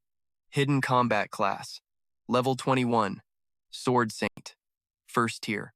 Blood Shatter Sword. Level 21. Class. Sword Saint. Plus 3,947 strength. Plus 126 agility. Armor Pierce. Ignores 30% of defense. Agile. Plus 40% speed.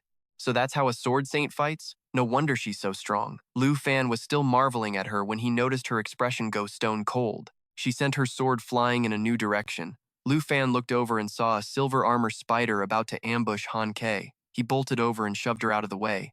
Unlike last time, Sword Shadow's strike only deflected the monster. It didn't even scratch the armor. The system flashed the stats. Silver, Armor Spider, level 45. XP, 15,750. Drops, Silver Shell, 415 credits.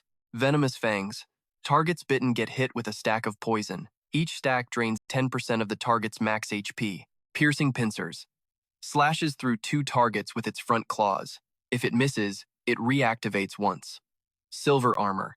Immune to armor. Shredding effects. The silver-armored spider screeches, then pivots to hit Sword Shadow with piercing pincers, but keeps missing because she's moving way too fast. "Watch out, Sword Shadow!" Lu Fan screams, lunging in to take the beast down. "Stay sharp, there's more than one of them. And it's not just spiders, the Black Net Hunters are here too." Sword Shadow dual-wields her weapons, the Mountain-Crushing Greatsword and the Frost-Cold Blade, to take on the Swarm, Mountain-Crushing Greatsword. A level 21 weapon for the Swordmaster class. Its Mountain Crushing skill deals 210% physical damage and hits surrounding enemies with 21% splash damage. Frost Cold Blade. A level 14 refined weapon for the Swordmaster class. It deals ice damage and slows target movement speed by 30%. Black Net Hunter, level 45. Grants 39,110 XP, Spider Eyes, and 7,519 Dragon Coins. Venomous Fangs. Targets bitten get a stack of poison. Each poison stack drains 10% of the target's max HP. Binding Web. Traps the target tight. They'll die in 60 seconds if they don't break free. While rushing into the mob with Sword Shadow, Lu Fan asks curiously, "Your weapons are all class-dependent, huh? They look pretty unique." "Swordmasters can craft their own gear," she says, "and each piece levels up with me, starting from level 1.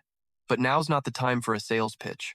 Sword Shadow dodges a strike from a silver-armored spider while unleashing her frost-cold blade, dealing ice damage and slowing the beast down by 30%. This class is kind of like a Dragon Master, Lu Fan thinks. One levels up their dragons, the other levels up their weapons. Just as Lu Fan thinks that, he spots a silver-armored spider about to ambush Sword Shadow. He yells for Xiao Cui to trigger Jade Light and lunges forward, blocking the monster's strike with his own weapon. After being saved, Sword Shadow uses Mountain Crushing to send the beast straight to Spider Heaven, buffed with a 30% stat boost. Thanks. Lu Fan just smiles. She's got the blood-breaking sword for speed and armor shredding, the Frost-Cold Blade for magic control, and that other one for defense and damage. 3 swords working together? Being a swordmaster is basically being a one-man army. Right then, Han Ke's scream grabs their attention. "Tao Tao, protect Han, now!" Qin Chu shouts to Tao Xiaoman as they get surrounded by the swarm. "There are still too many silver-armored spiders here. Let me handle these. You go find those Black Net Hunters." Lu Fan delegates the task to Sword Shadow and runs off with Xiao Cui to back up Qin Chu's group. "Everyone, Watch out for those binding webs. You get trapped, you're done for. Sword Shadow gets distracted by Lu Fan and takes a hit. All three shields Xiao Kuei created shatter, and she's injured. Seeing her still trying to hunt down the Black Net Hunter, Lu Fan blocks her path. Hold up, you're hurt. Don't go in there alone. Xiao Kuei, heal her fast. Before Lu Fan can finish, Qin Chu urges them on. Lu Fan, go with her. We've got the Jade Light. We'll be fine here. All right, I'm counting on you guys then. With that, Lu Fan and Xiao Cui chase after her. Gotcha, let me help. He orders Xiao Cui to drop Jade Light to create a virtual shield and buff Sword Shadow. I can handle this myself. No sooner does she say that than a Black Net Hunter nails her with a binding web. Just when she thinks it's over, Lu Fan streaks ahead, his arm morphing into a dragon claw. He slashes through the web and wounds the beast in one go. Sword Shadow is stunned. We're only one rank apart, but his raw power is on par with my full-force Mountain Crush. Let's do this. At Lu Fan's command, they strike together. As Lu Fan uses Dragon Fang Strike to channel his dragon energy, launching a massive blow while the Spirit Wind Ring boosts his speed by 35%. Sword Shadow combines Mountain Crushing and Blood-Breaking Sword. Physical damage, armor shredding, and increased speed, they take the monster down for good. Jade Dragon hit level 3. Man, Xiao Kuei is growing up fast. By the time we clear this dungeon, she'll be level 5 for sure. Watching Lu Fan dote on his pet dragon, Sword Shadow feels something weird stirring in her chest. The gap in our strength is obvious, so why do I feel so safe? I never thought I'd be the one getting protected like a damsel. Lu Fan starts to say something, but the rest of the crew arrives. Lu Fan, Sword Shadow, we wiped out the silver-armored spiders. Lu Fan, did you just level up? Lu Fan ignores them for a second, turning to Sword Shadow. No, you're strong, but no matter how strong you are, we're a team. We don't let our own fight alone. Lu Fan, why aren't you using Jade Light on yourself? I don't need it. Lu Fan, quick, your dragon can heal, right? Xiao Cui immediately casts Spring of Life to patch up the whole squad. Whoa, I'm feeling energized. I could go another 10 rounds. Haha, Lu Fan, your head is glowing green, man. Xiao Cui, maybe stop healing her now? Looking at Lu Fan's group laughing, Sword Shadow can't help but smile. Turns out, having a squad isn't half bad. A few hours later, Dao Xiaoman stares at her tablet, confused. The map ends here? Are we at the dead end? But there's still a huge area up ahead, right? Isn't that right, Lu Fan? Lu Fan stares silently into the abyss below. Qin Chu looks where he's pointing and gasps, This has gotta be the boss's lair. Suddenly the system displays, Screeching Spider Matriarch, level 45. Exterminate Net. Shoots a super sticky web that binds everything in range. If they don't break free, they die in 60 seconds. Venom Spray. Spits a puddle of toxins. Targets in range stack poison. Each stack drains 5% HP. Absorption Regeneration. Eats the smaller spiders to recover 5% HP per spider. Berserk Swarm. Forces all spiders to focus fire on one target and buffs all their stats by 15% for 60 seconds. Net Weaver. Boosts her own speed while she's on her webs. Lu Fan mulls it over. Absorption and Berserk are both buffs for the other spiders. We have to clear out the ads first. At that same moment, seeing Han Kei trying to look down into the lair, Qin Chu kindly warned her, Han, I really don't think you should look down there. Dao Xiaoman nodded in agreement. If you're not a combat class, that sight is honestly enough to make you lose your lunch. Even if I can't handle it, I have to force myself to. You guys can't protect me forever. If I can't even look at the enemy, I'm just going to be a total liability during a real fight. Han Ki replied firmly. But the second she looked down at the crawling swarm of spiders, she couldn't help it. She immediately scrambled toward the tree to call for Sister Hugh. Lu Fan couldn't help but laugh at the scene. That's just the cold, hard reality, guys. Whether we're trying to get close or take out the boss, we've got to clear out these trash mobs first. After Jian Ying chimed in with some advice, Luke Dao tapped away at her tablet for a bit and announced, looks like other teams left a guide on how to handle this. Ranged classes pull the mobs back, and once they're cleared, you move in on the boss. It says here it takes at least 4 days to finish. Han Kei looked genuinely worried. 4 days? I only packed enough food for one. If I cook, are you guys really going to eat grilled spider? Qin Chu looked grossed out. Hard pass. No way am I eating spiders. We don't have to follow some random guide. Lu Fan just smirked, summoned Little Da, and ordered it to enter the Calamity Dragon state before unleashing the Great Catastrophe Level 1 skill. The Calamity Dragon left a trail of explosions everywhere it flew, dealing massive area damage and burning the spiders underneath to a crisp. It was Tao Xiaoman's first time seeing Little Da, and she was terrified. a fire dragon. So that's the dragon you guys were talking about. Even Jian Ying could feel the intense, suffocating pressure radiating from Little Da. And while everyone was still reeling from its power, Lu Fan called out his next summon, Xiao Kui. Xiao Kui, let's give Little Da a hand, shall we? Xiao Kui chirped, then instantly hit them with 3 buffs, Jade Dragon Bloodline, Jade Light, and Dragon's Cheer, making Little Da feel like a dragon with wings of steel, going absolutely wild. Lu Fan told Qin Chu and Tao Xiaoman to hold their ground, then jumped down with Jian Ying to deal with the Queen Spider. Little Da, get over here. Little Da obeyed instantly, diving into the target zone with the Great Catastrophe Level 2 skill, dealing massive damage. Then came Great Catastrophe Level 3, another dive bomb that caused a massive explosion and scorched the whole area again. Jian Ying watched it all, completely stunned. 3 levels of absolute destruction. Being this close to the dragon feels like standing right next to a furnace. The spiders were trying to scramble up the walls to escape Little Da's flames. Lu Fan yelled out in concern, Qin Chu, you guys okay? Qin Chu, while blasting away the spiders climbing up, shouted back, just worry about the boss. Dao and I are doing fine. Only then did Lu Fan feel comfortable enough to close in on the boss with Jian Ying. The boss wasn't about to go down without a fight. It immediately spewed a wave of toxic sludge at them. Xiao Kui activated Jade Light. While Lu Fan was busy shielding Jian Ying, the boss fired a web at him. Luckily, he reacted fast enough to slash through the web, though he still took some damage. Taking advantage of the chaos, Lu Fan told Xiao Kui to use his blood, and then ordered Little Da to activate the Burning Everything Level 1 skill. The Calamity Dragon flapped its wings, unleashing 4 fire tornadoes that dealt massive damage to everything in range. Wait, it has another skill? This destructive power could wipe out an entire city, maybe even a whole country. He's clearing out this entire spider infestation all by himself. Thanks to the massive wave of spider kills, Xiao Kui leveled up. Reaching level 5 in the Jade form unlocked the Jade Blessing skill. Jade Blessing adds 3 layers of Jade Dragon aura to the target, boosting damage for their next 3 attacks. Just as Lu Fan was about to test the new skill, Xiao Kui's body started glowing, and the little dragon shifted into a brand new form. It looked just like Little Da Xiao Kui had evolved, and it was significantly stronger. The boss lunged, swinging its 2 front legs at Lu Fan and Jian Ying. As soon as Jian Ying felt the buff from Xiao Kui's Jade Blessing, she countered with a triple sword strike. All 3 blades pierced right through the boss, leaving Jian Ying in shock. Back then, my blood-breaking sword couldn't even scratch the silver spider armor, but now, it cuts through like butter. The Jade Blessing doesn't just boost my stats, it infuses them with dragon-type attributes.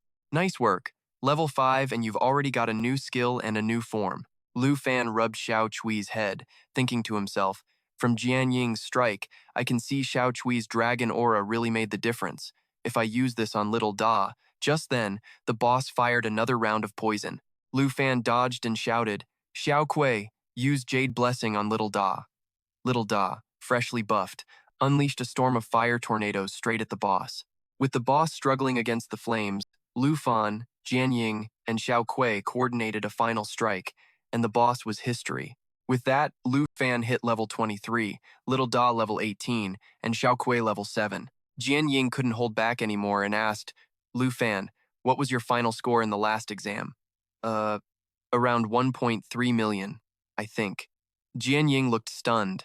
That kind of power, and he only got 1.3 million? Can't be helped. That 1.3 million is the cap for the nightmare difficulty anyway, Lu Fan said with a grin, then shouted, Qin Chu, Dao, bring the loot down here. Jian Ying stood there, lost in thought. In terms of points, she had half of what he did, but the gap in raw power felt like an ocean. It felt like something she could never bridge. In the end, by combining their strengths with Han Kei's cooking buffs, the team managed to clear the dungeon in one go. Everyone leveled up and walked away with a mountain of materials and rewards. As for Jian Ying, maybe she really did need a team, or maybe these people gave her a sense of belonging she'd never felt before. For the first time ever, the rank 2 player, Jian Ying, agreed to join a party. To celebrate, the group decided to throw a small party at Lu Fan's villa. Han Kei cooked up a storm for everyone, and the place was filled with nothing but laughter and good vibes. Over the next few days, Lu Fan started getting settled into Dragon Capital Academy. He spent his days on combat theory and used his free time to grind dungeons for XP. Over the next 2 weeks, just 2 days before the freshman exam, Lu Fan's team was way stronger than before. To be specific, Little Da was level 19, Xiao Chui 14, Lu Fan 25, Tao Xiaoman 22, Qin Chu 22, Han Ke 18, and Jian Ying with her sword were both at 24. All right, it's done. Dao, go unbox it. Coming.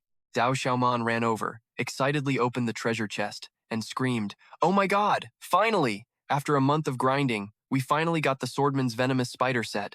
The Venom Spider set is a level 20 rare gear set for warriors and swordsmen. The set bonus gives your attacks a chance to trigger a black spider web. If the target gets hit, they're webbed and stunned for 60 seconds. Any target hit by the crowd control effect gets poisoned, burning 5% of their HP every 5 seconds." Qin Chu was stoked when she saw that. Man, that's huge. She'll definitely be able to boost her ranking with this exam. Think we should call it a day? It's still early. I'll go whip up some dinner, Han Ke suggested. Qin Chu was down for that. Yeah, no point sticking around here. Since the exam's tomorrow anyway, might as well go rest up and get ready. As soon as Lu Fan stepped out of the dungeon, Gu Han was already waiting for him. Hey Lu, come with me for a sec. Vice Principal Zhao has something important he needs to talk to you about. Something important? Right before the freshman exams? Gu Han just flashed a smirk and said, "You'll get it when you get there." On the way to the office, Lu Fan overheard two students talking. Yo, some big shot from the Qing Yun squad just hit a 73 red rating on the new assessment. I already knew that, man. Noticing Lu Fan looked lost, Gu Han smiled and asked, "You paying attention to what they're saying?" Lu Fan sheepishly replied, "Man, I'm either in class or in a dungeon. I have no idea what that means. That's on you and that Hong Wu guy for making those bets on your scores. Now everyone realizes they can grind points through duels and gambling. We call it the new assessment. Freshmen are constantly throwing down. The winner racks up points, and the loser is basically too broke to even afford school cafeteria food. So what's this 73 red they're talking about? It's using your duel with Hong Wu as the benchmark. Hong Wu's strength is 1 unit, you're 100 red, and he's just 1 red. Gu Han pointed to Hong Wu scrubbing the floors nearby. The guy has to do janitorial work just to scrape up enough points to survive. A bit later, Gu Han dropped Lu Fan off at the vice principal's office and took off. As soon as he saw Lu Fan, Zhao Shengming cut straight to the chase. That national competition the academy mentioned? It's officially a go. Originally, the national trial was supposed to happen in Jinyu City, Extremistis country, in 5 months, but they pulled a fast one and moved it up to 2 months. Extremistis country also announced they're sending the Jin family's heir, Jin Cheng'an. That dude is projected to hit level 60 and undergo a 3rd-class advancement within a month. Lu Fan caught on immediately. So, Extremistis country is waiting until he hits 3rd advancement to start the trials. Exactly. Most other countries' competitors will barely be at 2nd advancement when this starts, so obviously, Jin Cheng'an's gonna have a massive edge. Zhao Shengming slammed his hand on the desk, looking pissed. Lu Fan couldn't help but agree. The gap between 2nd and 3rd advancement isn't just levels, it's all those specialized stats you get from the transition. The Jin family is playing dirty. Zhao Shengming kept going. The academy made promises, and then this level of unfairness pops up. I'm really sorry about this.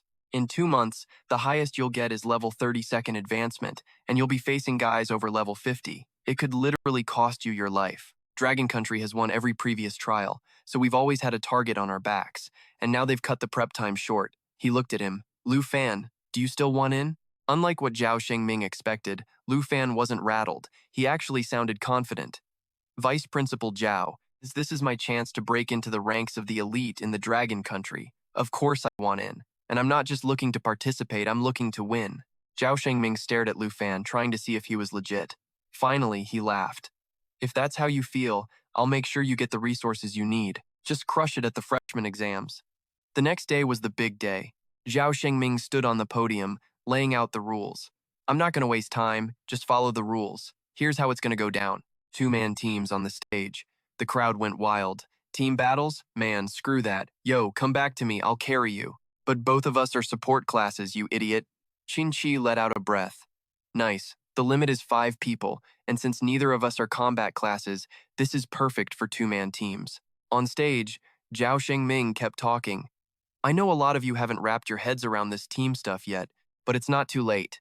Prelims start this afternoon. Top 100 teams get posted tomorrow night. Register with Miss Gu if you're in. As the announcement wrapped, students started pairing up. Yo, I'm a top-tier dual swordsman. I've had my eye on you since the freshman orientation. How about we team up for this? We're gonna. The guy tried to sound cool, but a flash of sword aura cut him off. She ignored him and went to join Lu Fan's crew. Lu Fan chimed in, all right, I'll team up with Qin Chu, and Sword Shadow can go with Dao Zi. Fast forward to the next day at the freshman exam prelims, Chen Tianji and Jinju became a powerhouse duo, winning 28 matches in a row. Our team is ranked 7th now. Do you think we'll face the top-ranked team next? Jinzu smirked. It won't be long. My brother Jin Chang'an is coming to see me. When he does, I'll put in a good word for you, but you gotta hit rank 1 first. That's the only way I can promote you. Don't worry, princess. I'll do whatever you say. The ref announced the next match was about to start. It was 18th ranked Chen Tianji and Jin Ju versus the top-ranked Lu Fan and Sword Shadow. The announcement sent the crowd into a frenzy. The Dragon Duel. 2 Dragon Tamers, the top 1 and 2 are on the same team. Even Chen Tianji and Jin Ju were shocked by this insane combo. Backtracking a bit. When Lu Fan suggested he and Qin Chu team up, while Sword Shadow took Tao Xiaoman so everyone could get a good rank, Qin Chu shot it down. No way, Lu Fan. You and Sword Shadow need to team up to snag that number 1 spot. That way you guys keep the top 2 rankings. Tao Xiaoman chimed in, yeah, I don't want to hold you guys back. Seeing Lu Fan still hesitating, Qin Chu pressed on, don't worry about me. Tao Zi and I are going to give it our all. Back to the present. Qin Chu screamed from the stands, Lu Fan, bring home that number 1. Lu Fan shook out his hands and smirked. Sword Shadow, taking number 1 shouldn't be a problem, right? Sword Shadow didn't even blink, obviously. A few minutes earlier, while killing time in the lounge, Lu Fan had been busy piecing together a bunch of treasure maps. Look, the treasure maps you've been picking up around Dragon Capital University are mostly bottom-tier junk, and they're all over the place, so it's way better to just fuse them together. Who would have thought they'd combine into a high-tier treasure map? The Flying Dragon Cemetery, a level 45 to 60 zone. I've never even heard of this place. I'll check it out later. Right on cue, the PA system announces that Team 18, Chen Tianji and Jin Ju, are facing off against Team 1, Lu Fan and Jian Ying. Lu Fan smiles at Jian Ying and says, our turn to hit the stage. Since it's an evaluation, we can't slack off. Back in the present, the crowd in the stands is buzzing about the next match. Check it out. Top-ranked Lu Fan is teamed up with the beauty, number 2. Might as well just hand them the trophy now. Why even bother competing? Don't count your chickens yet. Chen Tianji has a 2-8 win streak. And besides, the champions from previous years were never the top-ranked kids anyway. Jian Ying, meeting Chen Tianji for the first time, looks a bit worried and asks Lu Fan, I hear the guy is also a dragon rider. You sure you can take him? Lu Fan grins. How about we make a bet? Let's bet on whether I can wreck them all by myself. Jian Ying is totally caught off guard. Without me jumping in, and without even summoning your dragon? Is that even for real? Back at the Poison Spider Forest, I realized our classes are pretty similar. If I win, you have to tell me all the secrets of a sword rider. Deal? The match begins. As soon as the ref gives the signal, Chen Tianji and his dragon charge in. Finally, the day we face off is here. No more bossing me around, man. From now on, there can only be one dragon rider, and it's gonna be me.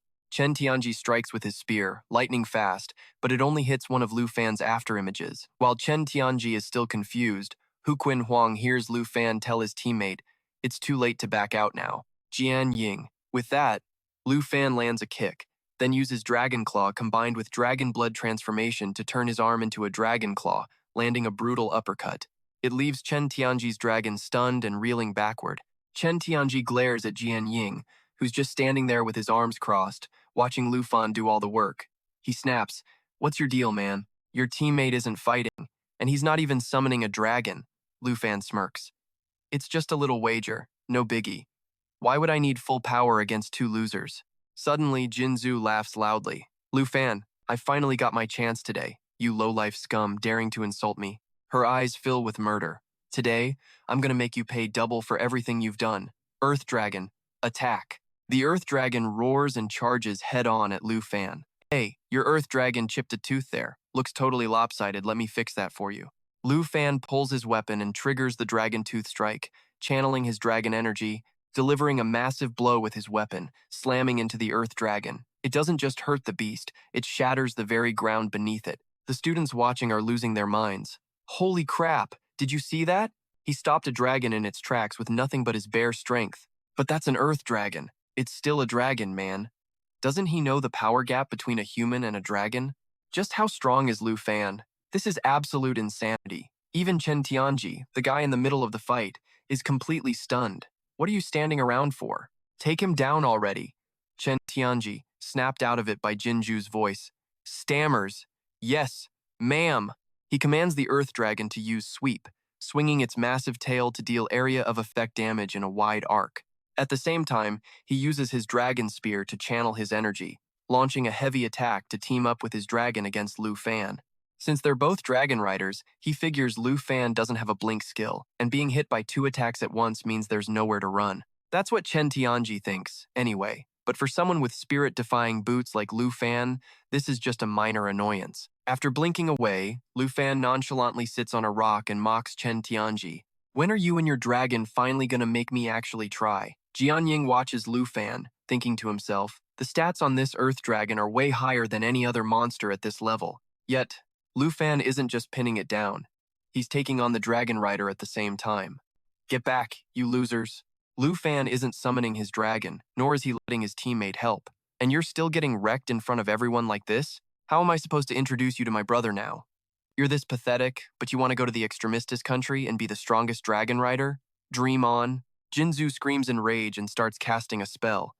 Thanks to you, I have to step in and save some face myself. Lu Fan narrows his eyes, thinking, is this the same skill that turned her servant into a monster before? Watching the Earth Dragon's body start to swell, Lu Fan gets his answer. Sure enough, Jinju is using that weird growth skill again. After the buff, the bizarre transformation of the Earth Dragon has the crowd in an uproar. What is happening to that Earth Dragon? It looks like a demon from hell. Labak, that's Chen Tianji's teammate, its power just shot through the roof. Think they're exchange students, but that skill looks super shady. Why hasn't Lu Fan summoned his dragon yet? I want to see the double dragon battle. On the field, Jianying immediately summons 2 floating blades. Broken Army Sword. Epic rank, level 24. Requires Sword Rider class. Deals 240% physical damage, with 24% splash damage to surrounding targets. Blood-breaking sword, epic rank, level 24, requires Sword Rider class. Armor piercing, ignores 32% of enemy defense. Flowing, increases sword riding speed by 42%. Jianying is about to dive in, but Lu Fan holds him back. Jianying, I can handle both of them. Don't forget our bet.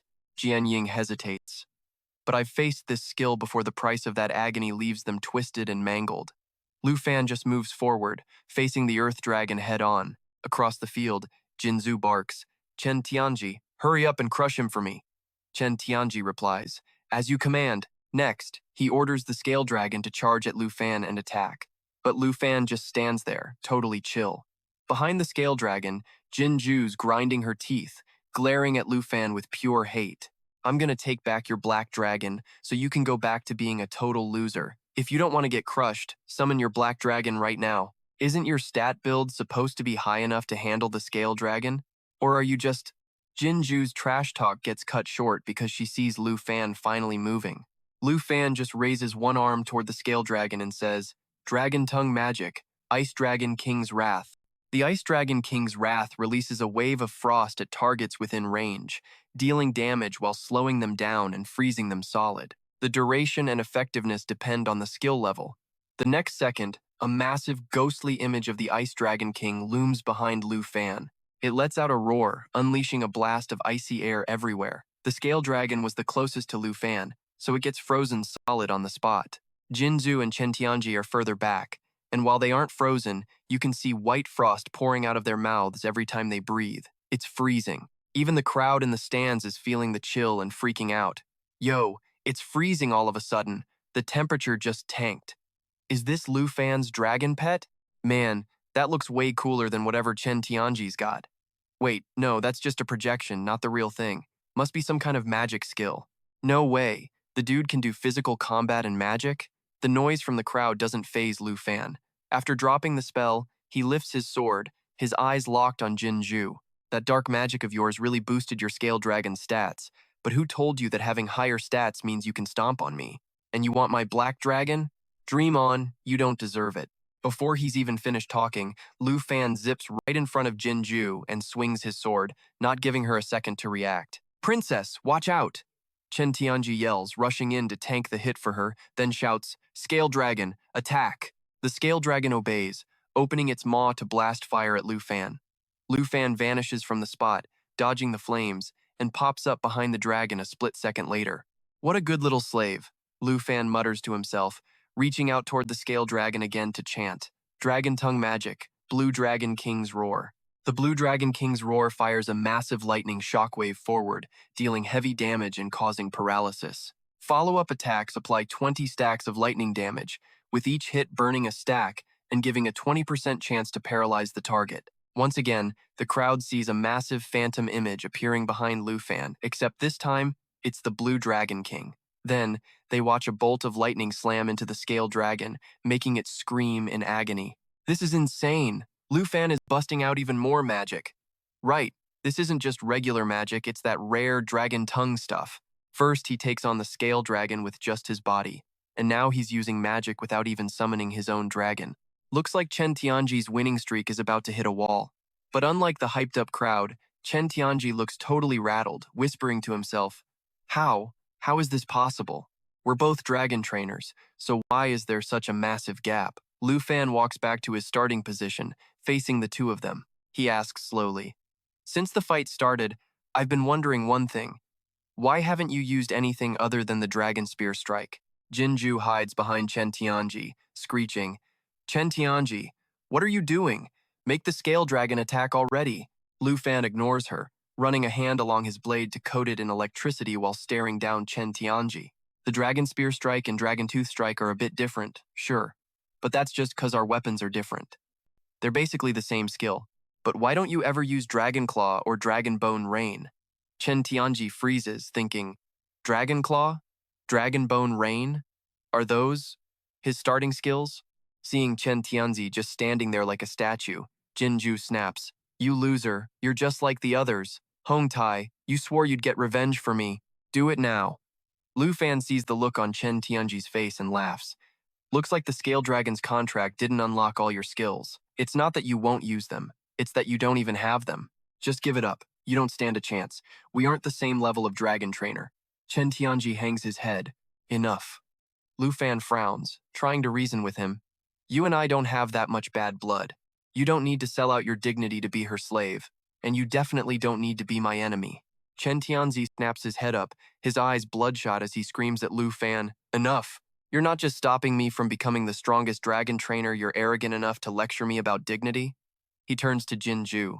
"Princess, your knight will keep his promise. Please, grant me the power. I'll risk my life to show this peasant what happens when you offend the princess." Jinju looks shocked for a sec, then flashes a wicked smile. "Heh, you said it yourself. This is your last chance." As Chen Tianji finishes, Jinju raises her staff and casts a spell right on him. Chen Tianji lets out a pained roar. "As you command."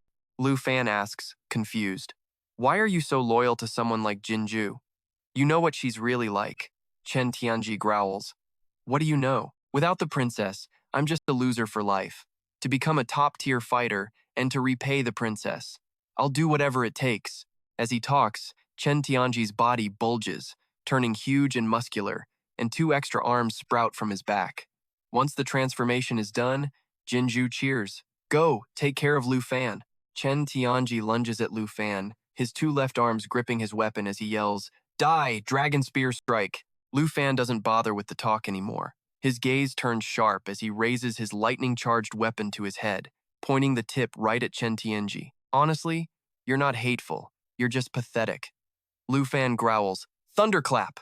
With the speed boost from Spirit Wind's Whisper, he flashes forward at blinding speed.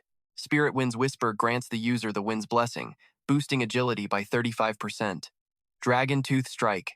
Lu Fan shouts, stabbing repeatedly at Chen Tianji. When Lu Fan finally stops, Chen Tianji is left standing behind him, his body covered in electricity, eyes rolled back in his head. "My bad, Your Highness," he whispered. Chen Tianji blacked out and hit the deck, leaving Jinju staring in total shock.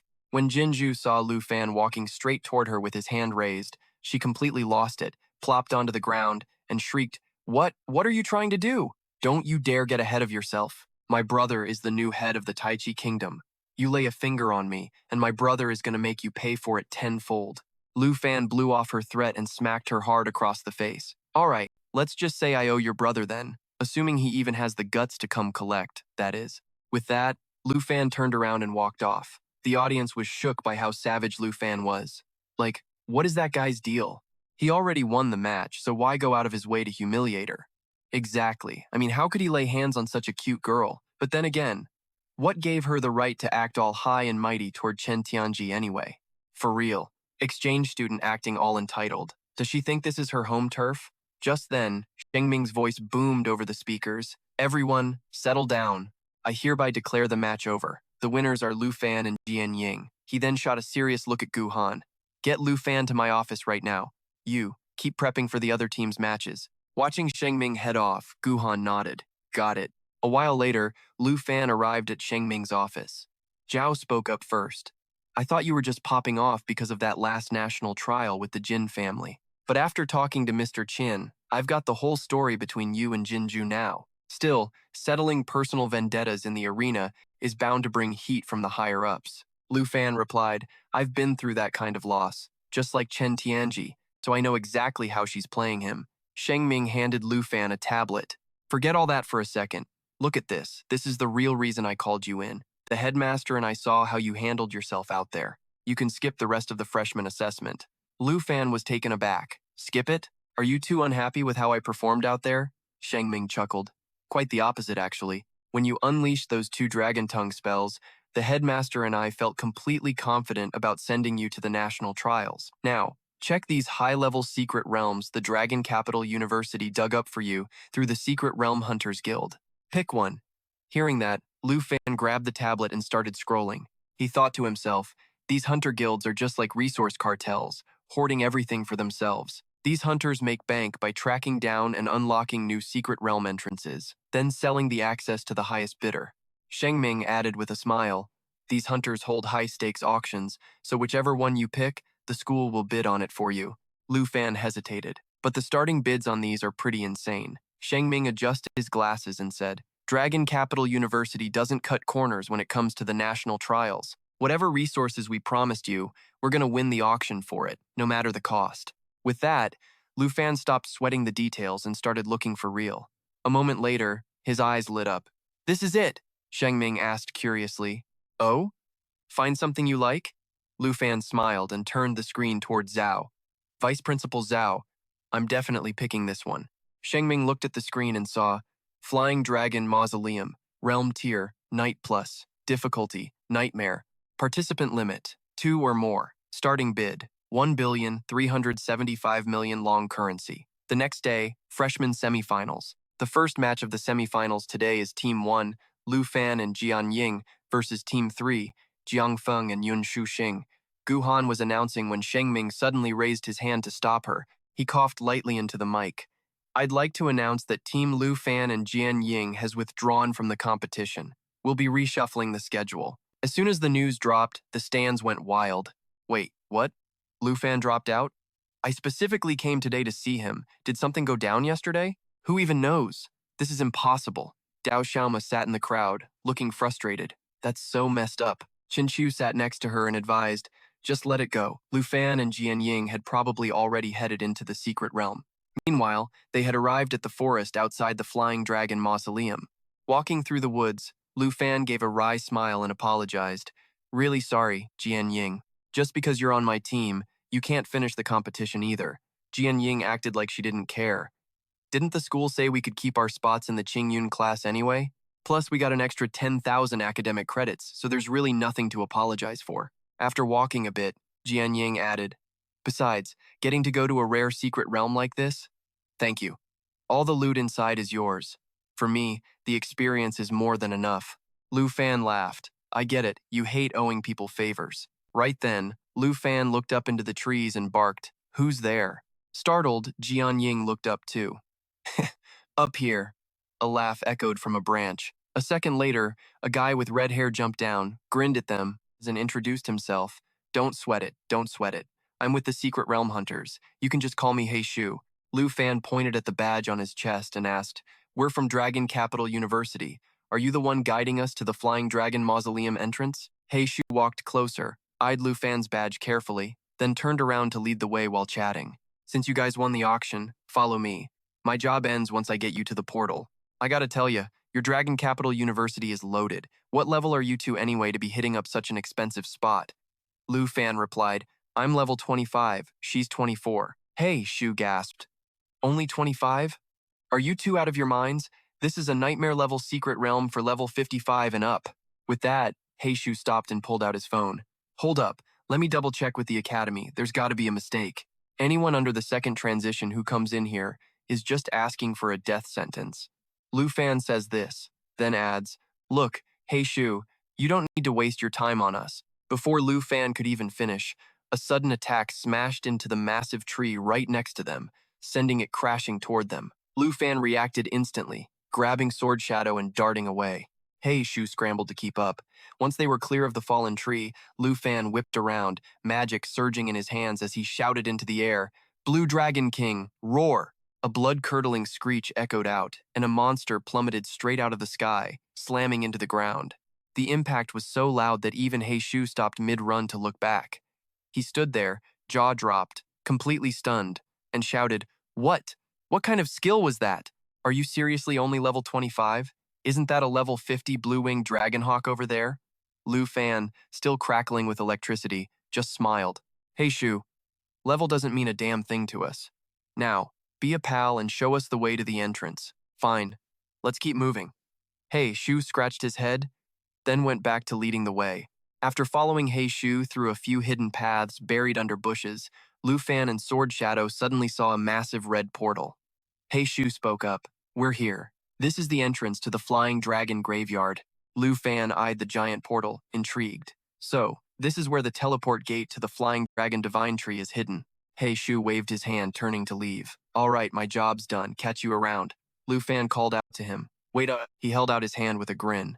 Since we're fated to meet, let's connect.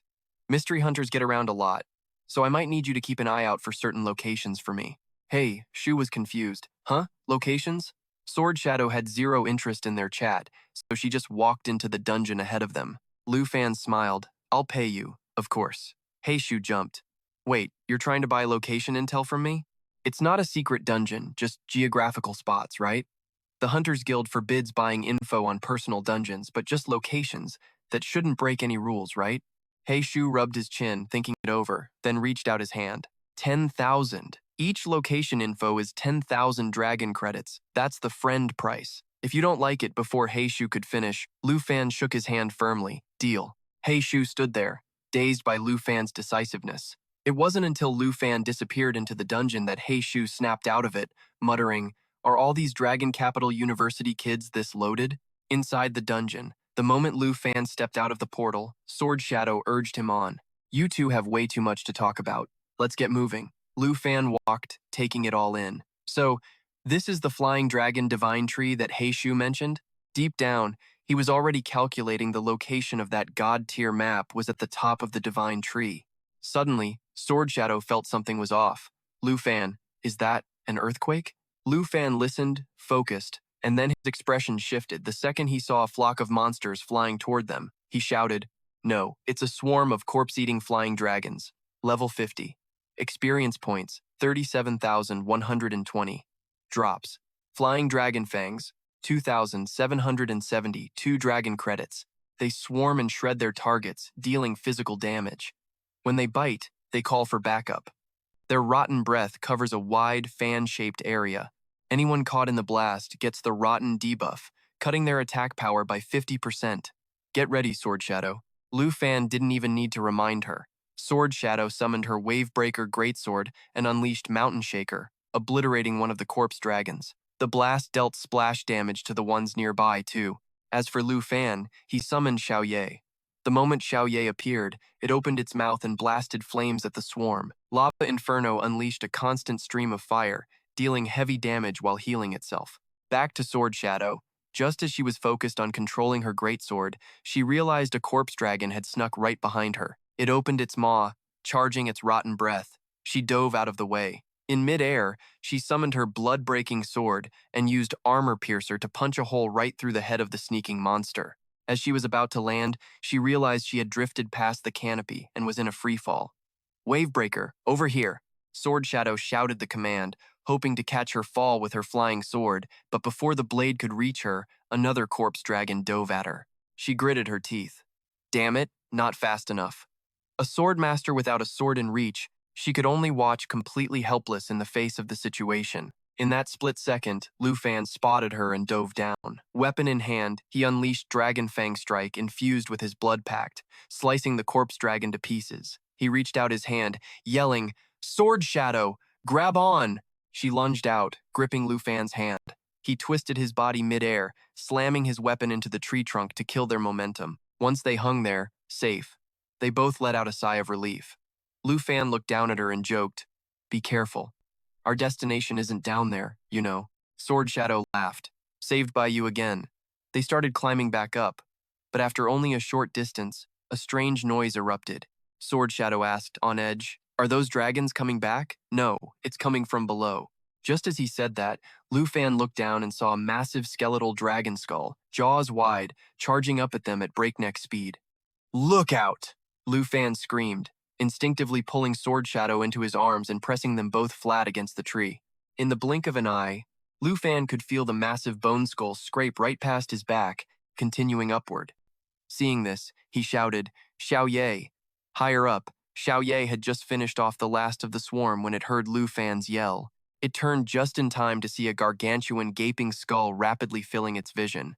A second later, everything went black for Xiao Ye. It had been swallowed whole. Sword Shadow, just pulled back to the ledge by Lu Fan, saw Xiao Ye get gulped down and cried out, "That's a Bone Dragon War Berserker." Xiao Ye, Bone Dragon War Berserker, level 55, Nightmare Rank Leader difficulty.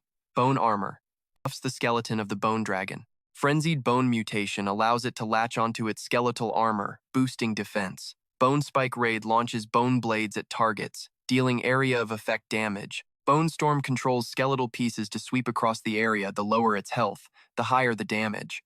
Lu Fan dropped the Sword Shadow and said, "Xiao Ye, there's no way around it. I'll go handle this. You keep moving." The Sword Shadow let out a mechanical, "Huh?" She didn't catch Lu Fan's drift at first, but when she saw him charging toward the frenzied bone dragon, she reacted, shouting, "Wait, Lu Fan! That frenzied bone dragon is a super dangerous sub-dragon." Lu Fan didn't stop. He kept sprinting toward the beast and barked an order, "Xiao Ye, switch to destroyer form." A second later, waves of fire spewed out from the bone dragon's maw.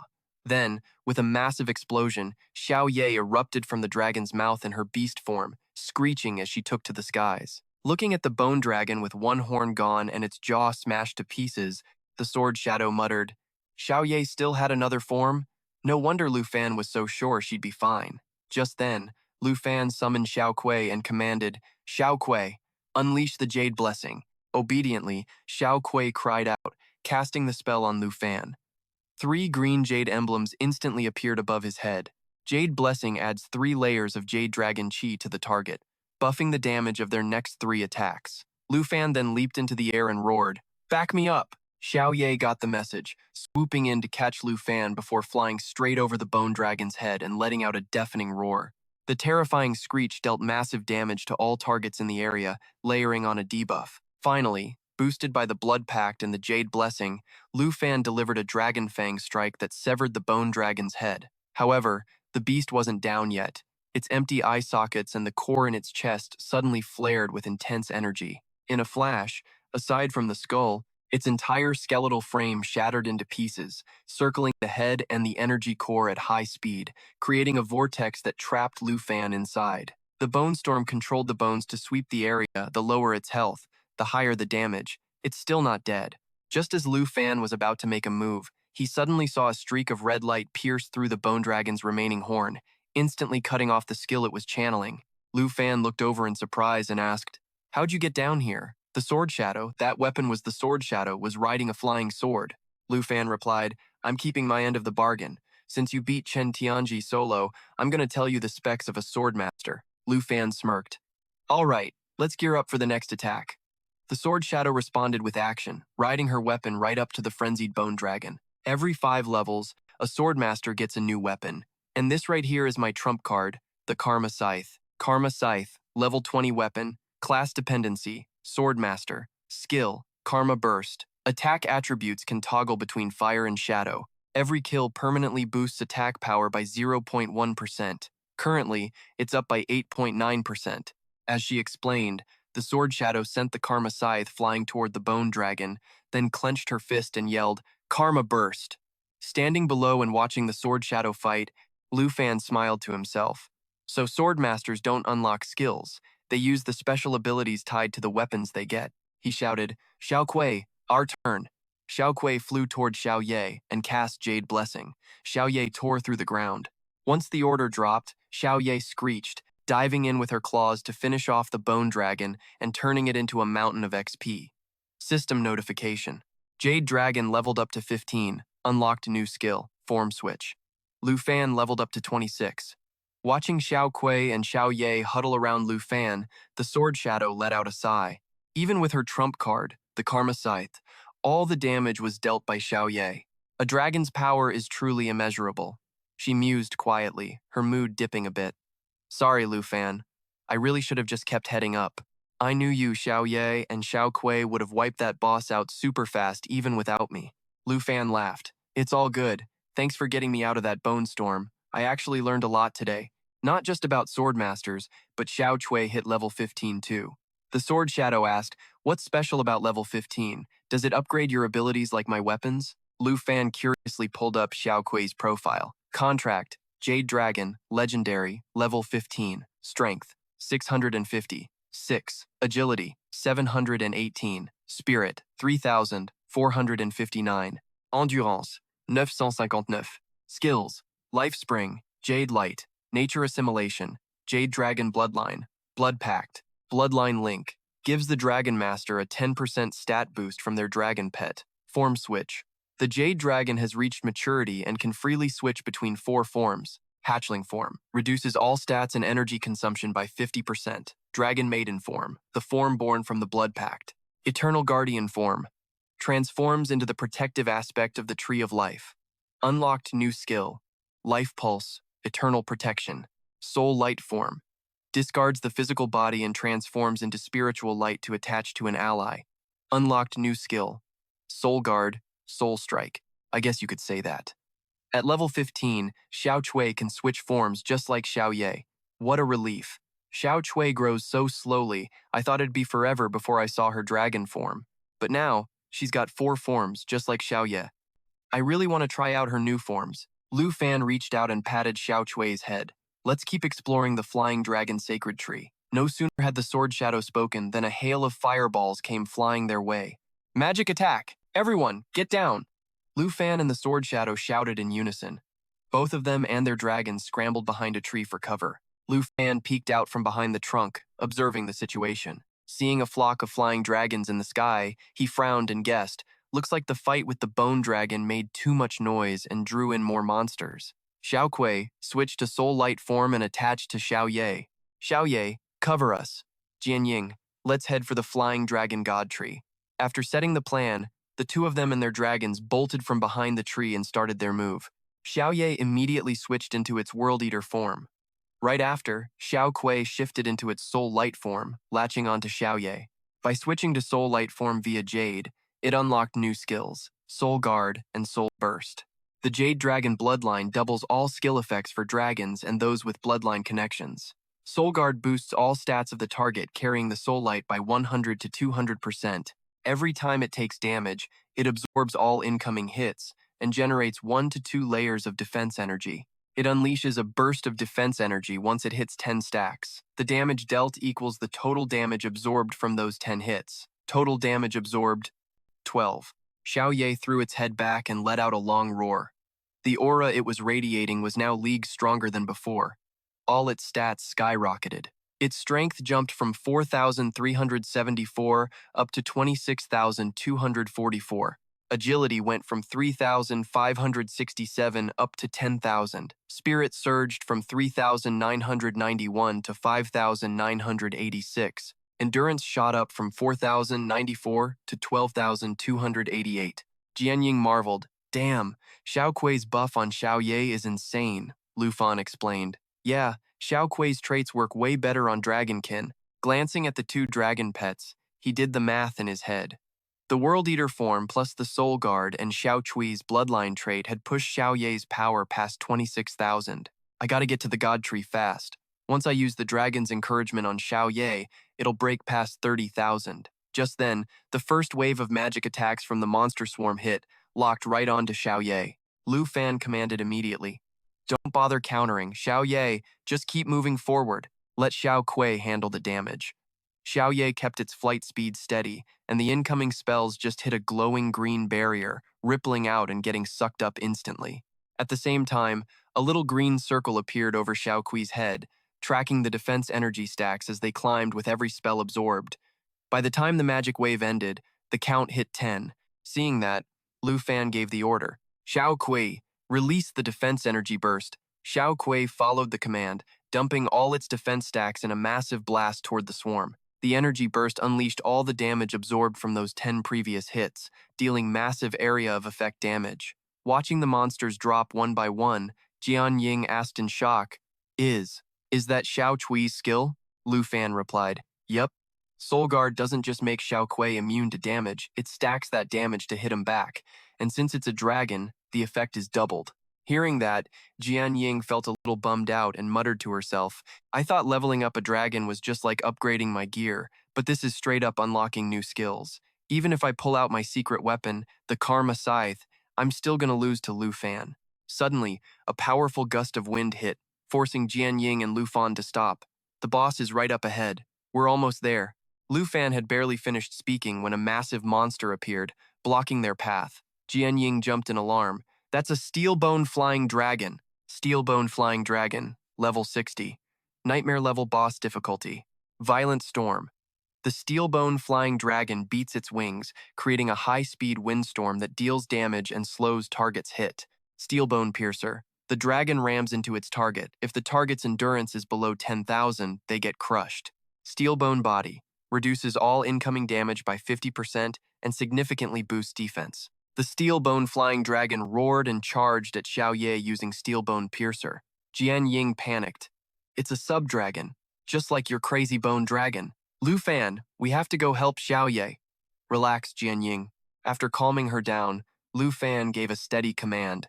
Xiao Kui, get ready to trigger Soul Burst. Soul Burst. When in Soul Light form, it continuously channels dragon energy to charge up, gaining 1 to 2 layers of dragon energy per second. Unleashes all charged layers when attacking, with a max limit of 30 to 60 layers. While Xiao Kui was charging, Lu Fan used Dragon's encouragement on Xiao Ye, boosting all its stats by 30%, then kept ordering, Xiao Ye, it's all on you now. Xiao Ye dove straight for the Steelbone Flying Dragon. The 3 dragons slammed into each other. As for the stats, Xiao Ye's endurance was currently 13,911. Since 1911 weight, since it was way over 10,000, the Steelbone Piercer didn't do a thing. As for the enemy, after a combo of Xiao Ye's claw attack with over 34,117 power points and a soul burst, plus 8 layers of Xiao Kui's dragon energy, one of the Steelbone Flying Dragon's shoulders was completely sliced off. The beast shrieked in agony, then glared at Lu Fan with pure hatred. He was the one commanding this whole time, causing it all this trouble. Jian Ying cried out, Oh no, it's charging right at us. She quickly summoned her 2 weapons, her face set with determination. Even if I'm nothing compared to a dragon master, I'm a teammate, I've got to do something. Thinking that, Jian Ying swapped her Karma Side's attribute to Shadow, using Karma Explosion with a 9.5% power boost, attacking the Steelbone Flying Dragon. However, thanks to the Steelbone body skill, Jian Ying's attack didn't do a single bit of damage. She sighed in disappointment. My attacks aren't doing anything to it. Lu Fan looked back at her and smiled. It's okay. I appreciate you trying to help. Just then, behind him, the Steelbone Flying Dragon's massive maw opened, ready to swallow him whole. Look out! Jian Ying screamed in terror. Lu Fan finally turned, weapon in hand, and shouted, Xiao Kui, back me up. Xiao Kui followed the order instantly, detaching from Xiao Ye and latching onto Lu Fan in less than a second. Lu Fan then swung his weapon at the dragon's gaping jaw, sending this crippled monster straight to the afterlife. System notification, Black Dragon leveled up to 20, learn new skill, Intimidation. Lu Fan said, done. And it looks like Xiao Ye hit level 22. Jian Ying had reached level 25. She looked at the 2 dragon pets bickering and said, Xiao Kui's only level 15 and it's this strong? Does that mean Xiao Ye at level 20 could wreck that steelbone flying dragon in one shot? I don't even want to imagine it. Lu Fan just smiled back. Xiao Ye really doesn't think much of these bone-eating wyverns. Let's keep moving. Hearing that, Sword Shadow suddenly let out a laugh, making Lu Fan ask suspiciously, "What's up? I just remembered something Dao Tu once said." After that, Sword Shadow mimicked Tao Xiaoman's tone. "With a dragon this strong, even if you've got a chained-up puppy by your side, you could still wreck everything in your path." Lu Fan laughed out loud. "You know how to joke now? That's not like you at all," Sword Shadow explained. "I guess it's from hanging out with you guys for so long. I feel like I'm not the same as I was before, either. It's clear you're talking way more now. That's a good thing, you know. Ever since I first met you, I thought your voice sounded really nice." Hearing Lu Fan say that, Sword Shadow suddenly blushed, shyly asking, "My voice sounds nice?" Lu Fan smiled and replied, "Yeah, absolutely. You look really cute too. Has no one ever told you these things before?" Sword Shadow's face turned even redder as she spoke up. "No, I don't really talk to anyone else, and I don't have any friends." Lu Fan smiled and said, "All right, let's stop talking about stuff that's not fun. Let's keep moving." "Yeah." Softly replying, Sword Shadow lowered her head and followed behind Lu Fan. Meanwhile, behind them, Xiao Ye and Xiao Kui were still bickering. Lu Fan irritably shouted, "You two, cut it out." At the same time, in the nest on top of the sacred tree, large cocoons lay motionless, while in the center, a blue egg suddenly gave a slight quiver. Back to Lu Fan's group, they were walking and chatting. Sword Shadow excitedly bragged. "After beating the bone-eating wyvern, I hit level 25. Lu Fan asked curiously, "So, you unlocked a new weapon?" Sword Shadow summoned her new weapon and introduced it. "Yeah, 10,000 flowers. It's an agility-based weapon, and the skills are pretty decent. Too bad it's only level 1 right now, so it doesn't have much power. It's a perfect quality 10,000 flowers. Level 1 weapon, class, Sword Dancer. Skill, Heavenly Sword Rain. Splits into 1,000 blades, each dealing 10% of the main blade's attack power. After dealing damage, the area returns to its original state." Lu Fan smiled and said, "It's like that for now, but once you level it up to 25, it'll be awesome." Sword Shadow thought to herself, "Even if all my swords hit level 25, would their total damage even equal one hit from Xiao Ye?" The pressure of teaming up with Lu Fan is the fear of being compared to him. Sighing, Sword Shadow said, "If anyone else said that, I'd definitely believe it." Lu Fan smiled and asked, "Why wouldn't you believe me?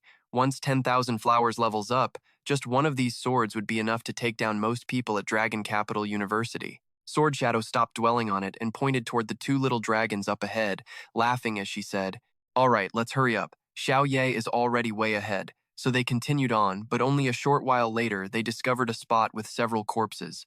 Lu Fan asked suspiciously, "An explorer camp that was here before?" Sword Shadow glanced at the state of the bodies and speculated, "Looks like they've been dead here for a while." Lu Fan and Sword Shadow went over to examine the corpses. They were all combat classes, and they died at different times. Could there be a monster lurking here? Thinking this, Lu Fan put on a serious expression, pulled out his weapon, and scanned the surroundings. Warning, Sword Shadow. It's highly likely this place has been occupied by a monster. Watch your back. Right then, in the trees above them, a monster slowly crawled out along the branches. "You mean, this is a trap?" Sword Shadow asked while moving closer to Lu Fan. That very action accidentally made the monster's pounce miss her. Hearing the noise, Sword Shadow and Lu Fan quickly turned and caught a glimpse of the creature. Bronze Wyvern, level 60. Nightmare level boss difficulty. Bronze shell armor increases physical defense for targets on its side. Defense wall with and in the fence wall. Reduces incoming damage by 100% and increases defense by 100%. Not only that, but another monster. Three-headed elemental wyvern, level 65. Nightmare level boss difficulty. Triple layer magic, the three heads release elemental damage from fire, ice, and lightning simultaneously, dealing 300% area damage. Elemental companion, as long as one head is alive, the others will regenerate even if they die. Respawn time increases with each death. Lu Fan frowned and muttered, "Two bosses at once." "Yeah," Sword Shadow said anxiously. "They're a team, ambushing this area together." At that moment, the three-headed elemental wyvern opened its mouths, starting to use the triple-layer magic skill. Seeing this, Xiao Ye immediately flew up to attack the middle head. It successfully interrupted the middle head from condensing a lightning orb, but it didn't deal any real damage. Sword Shadow hurriedly said, After getting buffed by the Bronze Wyvern's bronze shell armor, its defense is through the roof. Xiao Ye's damage is doing nothing to it. We have to take out the Bronze Wyvern first. Lu Fan took out his weapon and laughed. Stay calm, I've got a plan. Just get your 10,000 flowers ready to level up. Huh? Before Sword Shadow could understand, Lu Fan charged toward the Bronze Wyvern and commanded, Xiao Kui, switch to Soul Light and attach to me. Get ready to unleash Soul Impact. Xiao Ye, switch to World Ender form, I'm counting on you. Xiao Kui immediately latched onto Lu Fan, who reached the Bronze Wyvern at that exact moment, swinging his sword, but he couldn't break through its defense.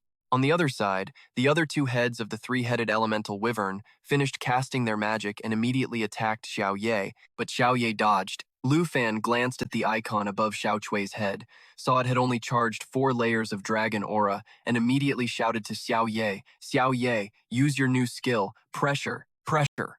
The black dragon constantly unleashed pressure all around, inflicting fear, immobilization, and stun effects on all enemy targets in a wide radius. Xiao Ye flew into the air and roared. Below, the three-headed elemental wyvern was hit by the negative effects and was momentarily unable to move. Sword Shadow covered her ears in pain and cried out, Xiao Ye's pressure. I didn't think a crowd control skill could cause such strong tremors. My head. Hang in there, Sword Shadow.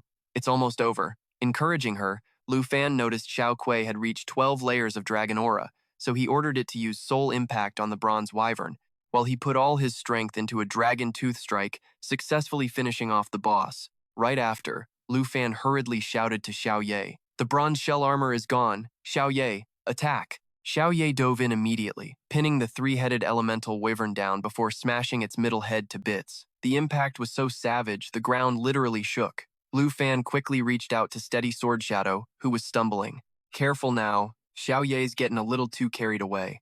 Then, seeing Xiao Chui zoom over to join the chaos, he quickly warned her, you guys are working well together, but listen up, don't go copying Big Sis Xiao Ye and losing your minds out there, alright? Xiao Chui stood on one of the wyvern's heads, waving happily at Lu Fan, nodding her little head like crazy. Only then did Lu Fan finally have a breather to check his and his two dragons' levels.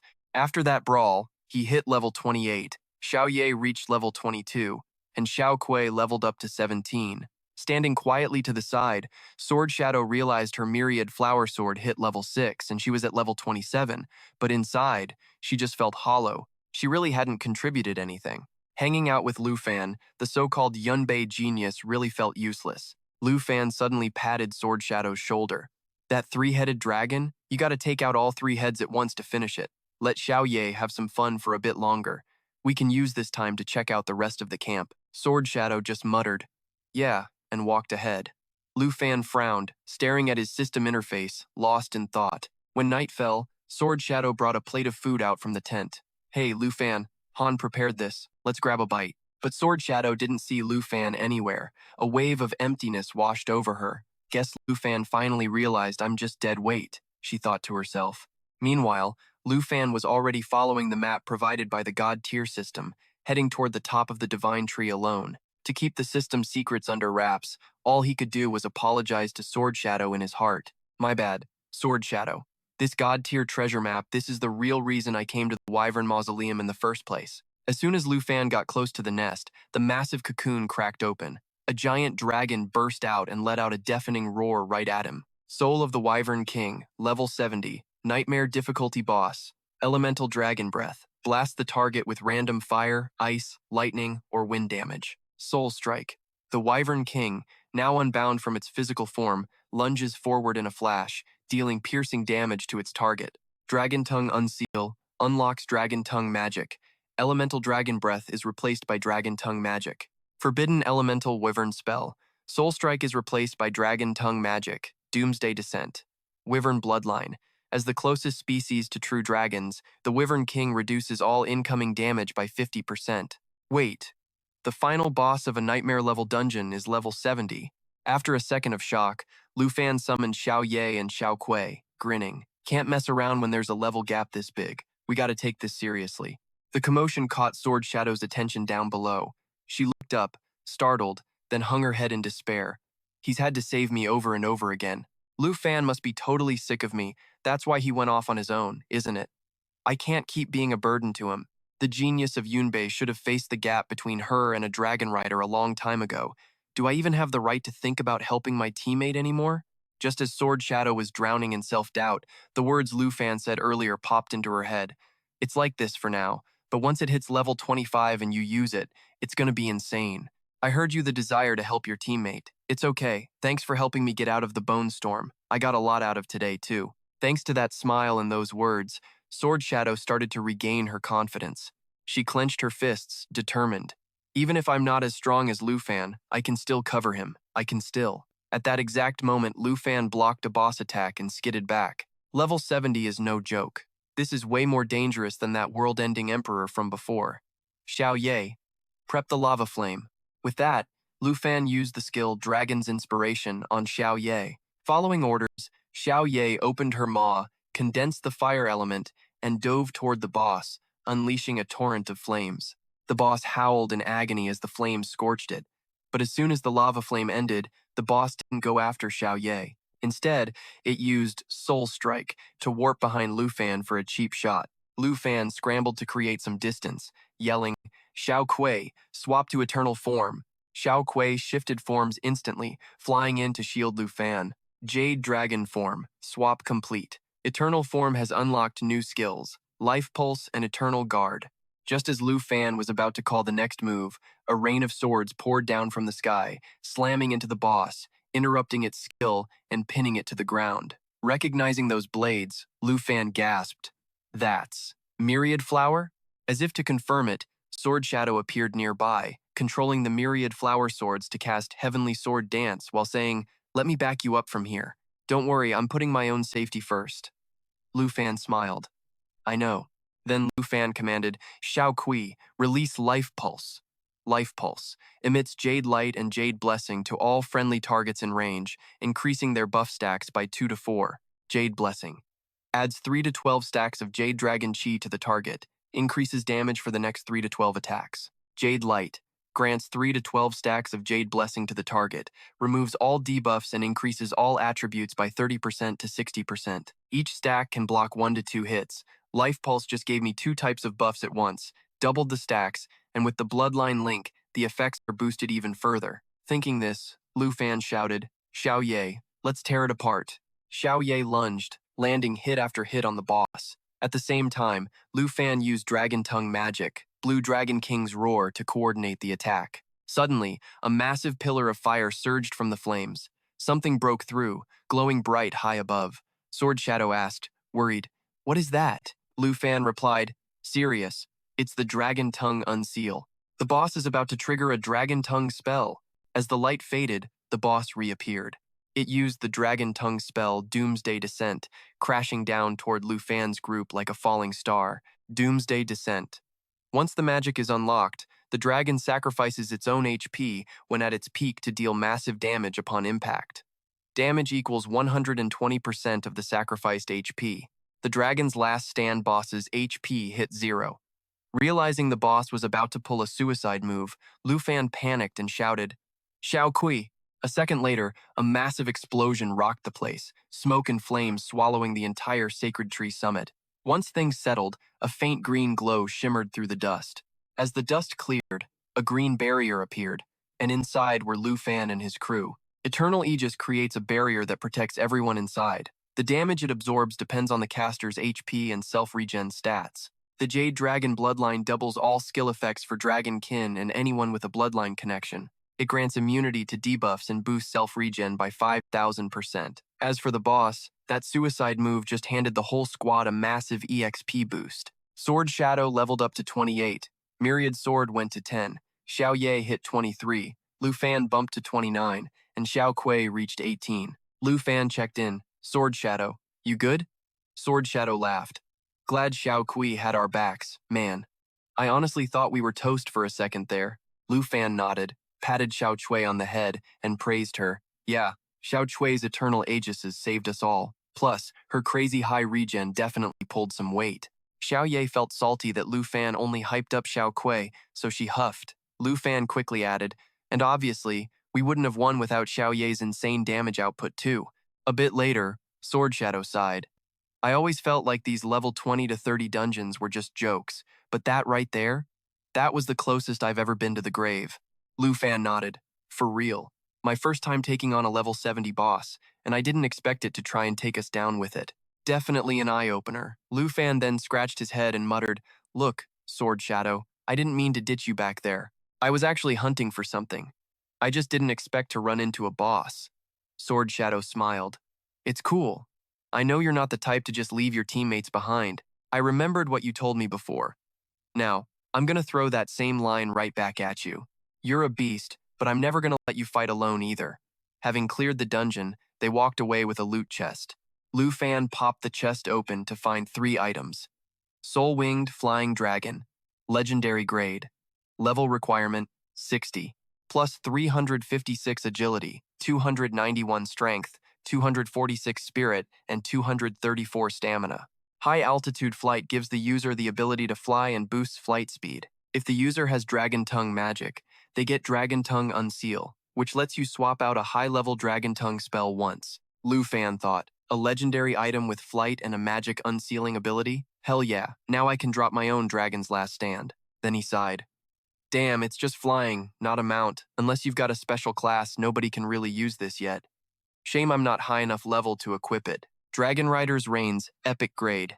Pet Equipment, Level Requirement, 30. Race Requirement, Dragonkin or Flying Sub, Dragon.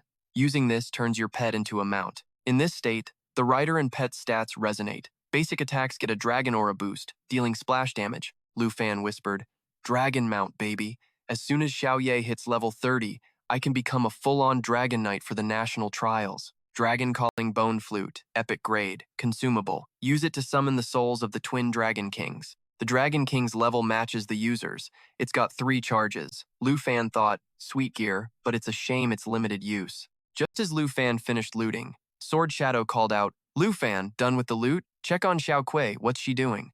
Lu Fan ran over and saw Xiao Kuei casting Spring of Life on her own. Spring of Life heals all friendly targets over time. Watching green light flow into the giant tree, Sword Shadow asked, is she trying to heal this massive tree? Lu Fan guessed, Spring of Life only works on friendly targets. Wait, does that mean this flying dragon sacred tree is actually alive and conscious? Right then, vines sprouted from the tree, snaking toward Lu Fan. They twisted together until they reached his knees, forming a bud. As it opened, Lu Fan saw a seed inside. It was like the tree was offering it to him. Lu Fan grabbed it and checked the info. Sacred Flying Dragon Seed, quest item. Ever since the Abyssal Maw Dragon clawed into it, the sacred tree has been losing its power. Now, a hero has appeared who can save the withering tree. If that hero can take out the Abyssal Maw Dragon and soak this seed in its blood, it'll hatch into a life dragon, the origin of all things, highly valued by the sacred tree's owner. Sword Shadow asked, triggered a hidden quest? Lu Fan replied, looks like Xiao Kuei can talk to the tree. This is a quest item. He thought, according to this, I gotta kill a Dragon King called the Abyssal Maw Dragon. A Dragon King is way more busted than a nightmare-level mob. It's probably triple-digit level. No time limit on this, so I can wait until I hit level 60 for my 3rd advancement, or maybe even 90 for the 4th. Shoving that thought aside, Lu Fan turned to Xiao Kuei. Good job. If it weren't for you, we never would have found this hidden quest. Xiao Kuei chirped happily. Hold up.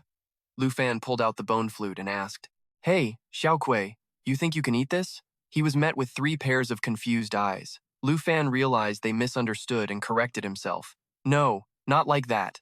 Xiao Kuei has this natural assimilation skill where she can learn traits by eating stuff. If she can eat equipment, maybe she can eat consumables too, right? Before Lu Fan could finish, Xiao Kuei flew up, grabbed the flute, and gulped it down. She started munching away, looking like she was having a blast. Natural assimilation allows her to eat gear and make its traits her own. Lu Fan blinked. She actually ate it. Sword Shadow was just as shook. Wait, a skill like that actually exists? You aren't just messing around with an epic item, right? Lu Fan didn't rush to answer. He patiently waited for Xiao Kuei to process everything before pulling up its personal stats. And man, he saw the changes in a heartbeat. Jade Dragon Pact. Natural assimilation with the Bone Dragon. Once used, it summons the souls of the Twin Wyvern Kings. The level of the Wyvern Kings matches the user's level. Lu Fan hyped up, sweet. Now Xiao Kuei can summon both Wyvern Kings at once, and the effect turned into a permanent skill, no more cooldowns or limited uses. Xiao Kuei took the new skill for a test drive. A few seconds later, two Wyvern Kings popped up behind it, matching Xiao Chui's level and rocking all the boss's original skills. Back then, Sword Shadow yelled out, "That boss just turned into a summon." Lu Fan laughed. "Yeah, it shrunk down quite a bit. Looks like Xiao Chui finally got its own pet." Sword Shadow thought, totally envious. A dragon pet for a dragon pet? Lu Fan is honestly getting more unbelievable by the day. Then Sword Shadow piped up, "Clearing high-level secret realms like this is exhausting, man. Let's head back. Sister Han is probably worried sick. You go ahead. I'll be right behind you." Lu Fan muttered as he opened the system map. "I still got one big thing to take care of." That night, at Dragon Capital University, Villa Number 1, while Xiao Ye and Xiao Kui were staring at the blue egg, all curious-like, Lu Fan got real serious. "We've been living together for so long now, it's time we cleared the air. Xiao Ye, you're always picking on Xiao Kui, right? Don't you want a little brother or sister so you can finally get a break? And Xiao Kui, you're just gonna keep letting Xiao Ye bully you? Haven't you thought about just snapping one day and taking it out on someone else? There, now you've got your chance. Are you two even listening? I know you're impatient, but chill. This is our newest family member about to hatch. Bottom line, everyone's got to get along, understood? Star Dragon Egg, level unknown." Then, Lu Fan got hyped and sat down, putting both hands on the egg to trigger his dragon taming technique. The dragon taming technique can tame anything in the dragon family. Time ticked by, but the Star Dragon Egg didn't even budge. "That's weird. The taming skill always works," Lu Fan grumbled, scratching his head in confusion, and quickly pulled up the system menu. Black Dragon Pact, Legendary level 23. Jade Dragon Pact, Legendary level 18. Pact locked. Unlock condition, Dragon Tamer level 2. I've only got 2 dragon pet slots right now. I gotta hit level 30 and rank up to unlock the 3rd slot, he muttered to himself. Lu Fan looked at his level 29 status and let out a sigh of disappointment. "Looks like I gotta head back to the toxic forest to grind one more level. Whatever, time for bed. Not meeting the new arrival today, I guess." Xiao Ye and Xiao Kui ignored him, kept staring at the egg, and chirped away at each other. Xiao Kui asked, "What's this?" Xiao Ye replied, "No clue." Lu Fan barked, "Go to bed." The next morning, Qin Chu and Tao Xiaoman rolled up to Villa Number 1. At the door, Qin Chu knocked and called out, "Lu Fan, you back? Wake up already." A bit later, the door creaked open. Lu Fan looked groggy, asking, "What's up?" Qin Chu shoved her tablet into his face, telling him to check out this post it was blowing up all over school. Taking the tablet, Lu Fan looked at Qin Chu and asked, "Seriously? You guys wake me up this early just for gossip? It's about me dropping out of the freshman evaluation, isn't it?" Someone posted this on the school forum yesterday, and it became the one trending topic overnight. Hearing that, Lu Fan finally locked his eyes on the tablet. The top one of the Wind Cloud Pavilion responds to the one issue. Quitting was just because he was scared of losing. Wind Cloud Pavilion advances to the 2v2 finals. Freshman exam, no contest. Xu Jing once posted during Lu Fan and Chen Tianji's match. Lu Fan quitting the exam was because he was afraid of running into Jiang Fengyun and Xu Jing. Account A commented, "The post was anonymous at first, but it got exposed as being posted by him." Account B commented, "Last time I heard, people said Lu Fan pulled out because Chen Tianji messed him up. But Chen Tianji won so many matches in a row, no way he's weak." Account C commented, "The original bracket had Lu Fan and Sword Shadow fighting Jiang Fengyun and Xu Jing. Lu Fan probably just panicked and bailed." Account D commented, "Unless they make those two fight each other, there's no way I'm accepting the school's decision. Even if Lu Fan is the school's golden boy, Jiang Fengyun is the real one who actually earned it." Account E commented, "So it was just fear, huh? If they keep calling Lu Fan one, that's just a joke. Anyone who saw Jiang Fengyun's match yesterday knows Lu Fan doesn't deserve the title." After reading through it, Lu Fan asked suspiciously, "Wind Cloud Pavilion?" Qin Chu explained, "Wind Cloud Pavilion started as a squad of 4, ranked 3 to 6, but now it's pulled in like 30 people, turning into a massive group with some heavy-hitting classes, led by Jiang Fengyun and Xu Jing." Lu Fan stifled a yawn, looking totally unbothered. "So, I'm the school's anointed one, and this Jiang guy is the people's one?" Dao Xiaoman chimed in. "Jiang Fengyun already dropped a reply this morning to prove to his fanboys that he's the real deal. Tomorrow morning, after the finals, he's coming to clear out Villa Number 1, Qin Chu added. "Winning one means a shot at the national trials. Jiang Fengyun is definitely gunning for that." Hearing that, Lu Fan muttered, "Oh, I get it. Wants the cloud in the national trials, huh? Too bad for him, he doesn't realize I already bagged all that stuff a long time ago. Seeing Lu Fan still dragging his feet, Qin Chu hurried. This Jiang Fengyun guy is seriously out of line, taking advantage of you being off campus to spread rumors and trash your name. Tao Xiaomin just shot Lu Fan a look, too annoyed to even deal with it.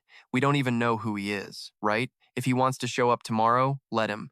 I'm gonna go tell Sword Shadow. Just then, Lu Fan smirked. If Wind Cloud Pavilion wants to target me, I'll give them exactly what they're asking for.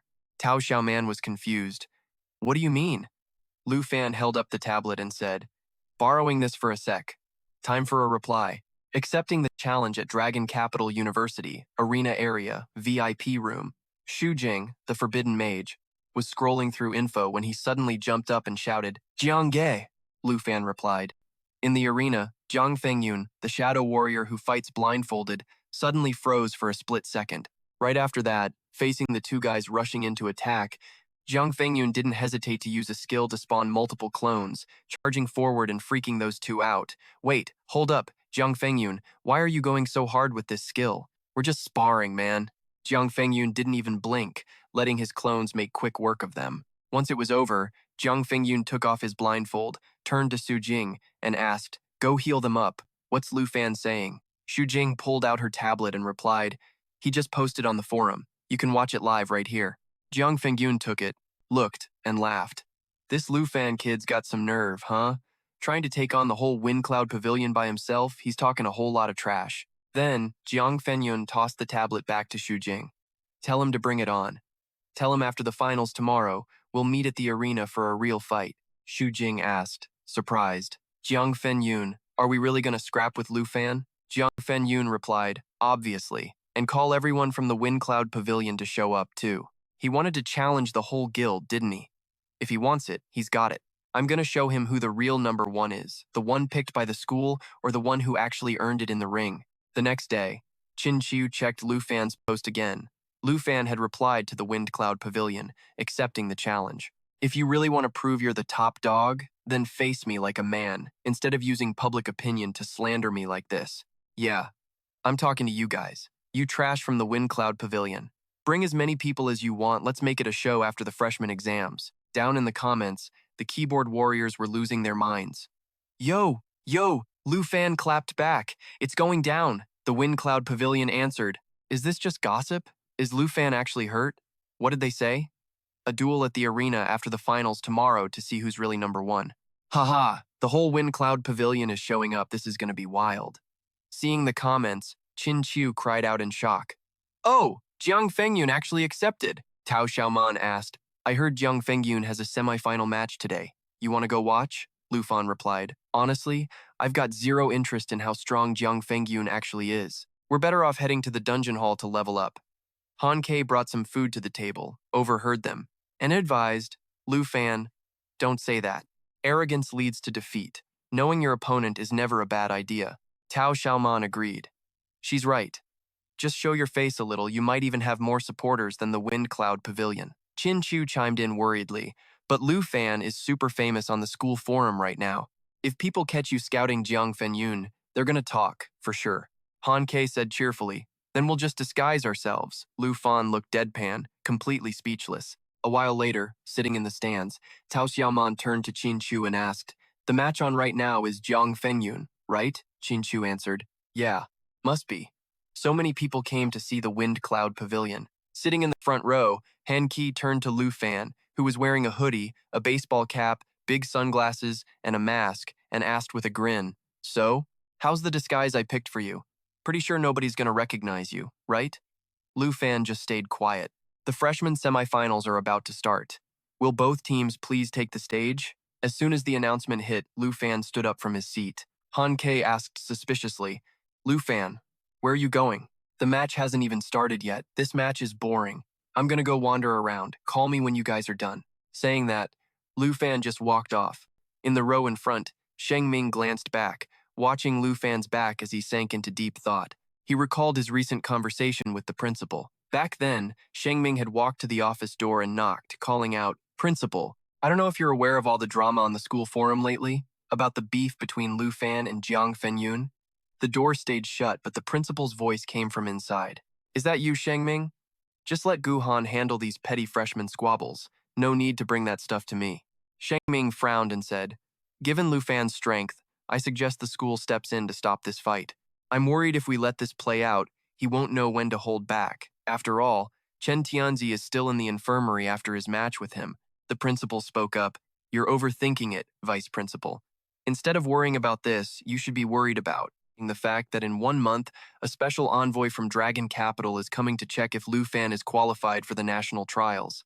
Sheng Ming was startled. 1 month? That soon? The principal continued. The national trials were moved up, so the envoy has to come earlier too. How's Lu Fan's prep coming along? Sheng Ming reported, Lu Fan is about to hit his second promotion. Please don't worry, principal. I've heard of the Dragon Capital envoy too. Even though Tian Heng is an arrogant jerk, he won't mess with Lu Fan while on duty. The principal chuckled. Your intel is outdated. Tian Heng isn't the envoy anymore. The current Dragon Capital envoy is Ruan Changfeng. As soon as he heard that name, Sheng Ming's expression changed. He worriedly thought to himself, Ruan Changfeng. Brother Tan mentioned this name when he told me about Lu Fan and Jinju. It seems the whole Jinju mess cost Ruan Changfeng his position. If that's the case, he definitely has a grudge against Lu Fan. The principal continued. He used to hold a very high rank, only to be demoted again and again until he became a mere envoy. That's actually pretty interesting. Why aren't you saying anything?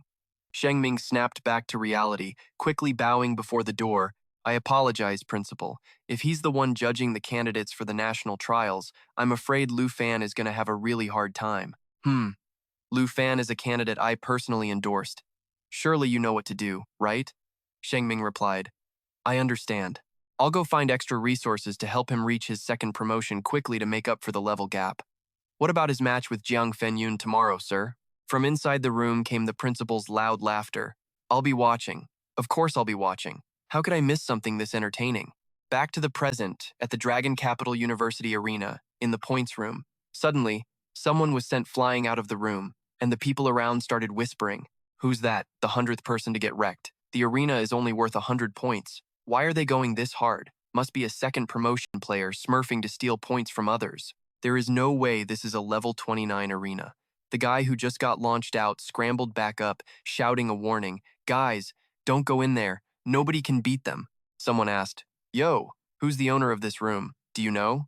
The guy who got launched replied, They feel super familiar, but I can't put my finger on it. Meanwhile, in the point match room, after booting his opponent out, Lu Fan sighed and muttered to himself, Why did I even come to watch these fights? I'd be leveling up way faster in the venomous spider forest. Just as he thought he was done for the day, he spotted a silhouette at the doorway. Seriously? Another one? Full of curiosity, Lu Fan looked closer and saw a girl with white hair walking in. The white-haired girl walked up and said, Hey, you still got time for a match with me?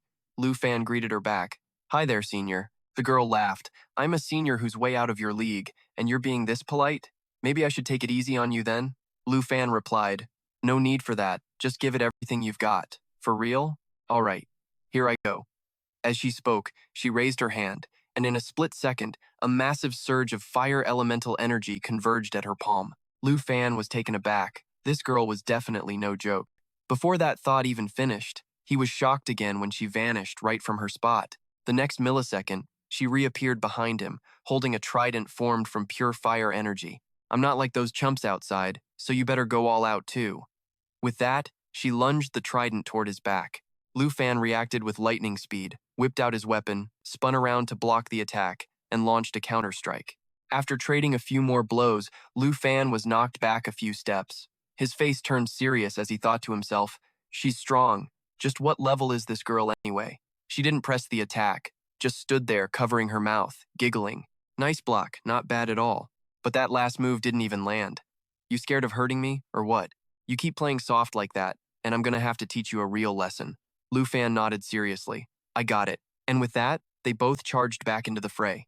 Inside, the two were going at it hard, while outside, a bunch of students were gathered by the door, dying to see the outcome. That pretty girl is seriously wild, daring to step into that freakish room. Shh, shut up. They're still going at it. I barely lasted 2 minutes in there. She must be hanging on by a thread. Just then, the announcement that the qualifying matches had ended echoed through the halls. Someone immediately chimed in. Look, Jiang Fengyun's match is over. At the same time, on the freshman assessment stage, Jiang Fengyun's team was declared the winner. Following the announcement, the stadium erupted in non-stop applause. Jiang Fenyun, Jiang Fenyun, Jiang Fenyun. Down on the field, Jiang Fenyun basked in the glory with a smug grin. Xu Jing leaned in close, whispering, "Brother Jiang, people from the Wind Cloud Pavilion said Lu Fan snuck into the stands earlier to watch you fight." Jiang Fengyun huffed. "Checking out my moves, huh? Guess he's scared, and I haven't even shown half of what I'm capable of yet." Then, Jiang Fenyun held up a finger and laughed loudly. "Lu Fan, you won't be acting tough much longer. Don't be a coward. Make sure you show up for tomorrow's match." The crowd went wild, chanting his name again. Up in the stands, Tao Xiaoman said, "Geez, let's just go already." But as she spoke, she noticed Lu Fan was missing. She looked around, confused. "Huh? Where's Lu Fan?" Tan Chu asked anxiously.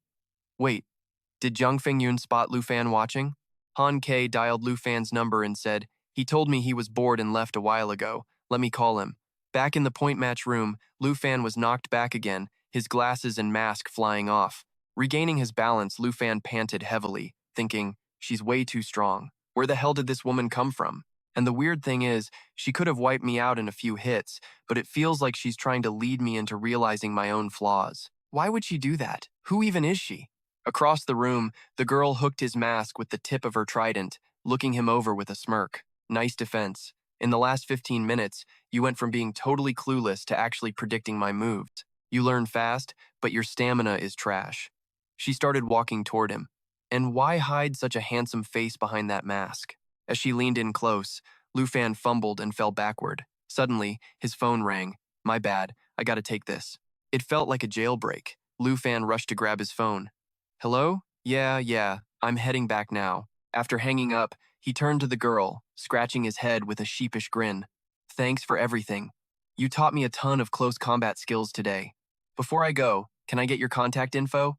The white-haired girl teased him with a smile. "Barely set foot in the academy and you're already hitting on girls? You don't seem as innocent as you look, do you?"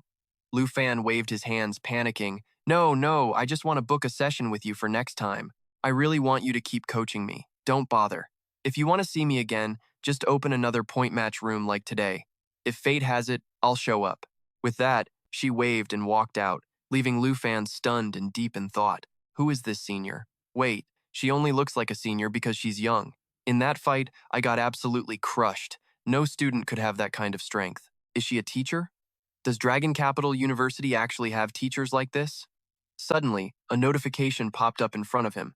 Dragon Capital University ID card, Lu Fan, balance increased by 100 points. I got the points? She didn't even take them? Lu Fan realized what happened and scrambled out of the room, shouting, "Wait, miss!"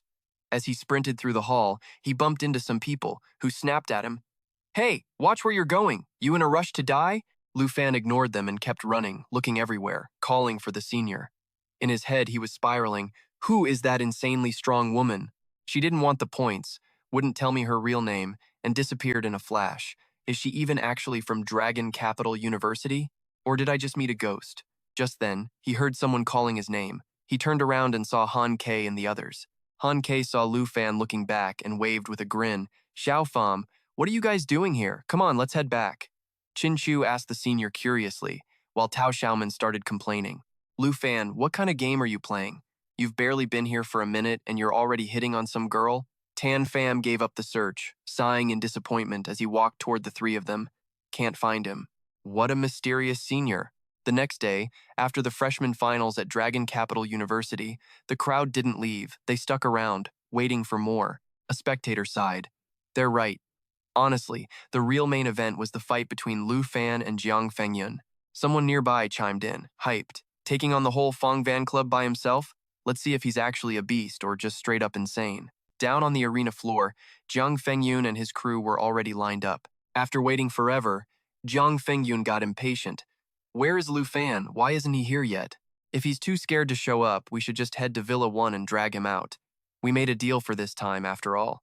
Jiang Ge, maybe we should give him a few more minutes? Just as Xu Jing finished speaking, someone pointed toward the entrance and yelled, "Lu Fan's here!" Hearing that, Jiang Fengyun perked up and barked, "Get ready, everyone."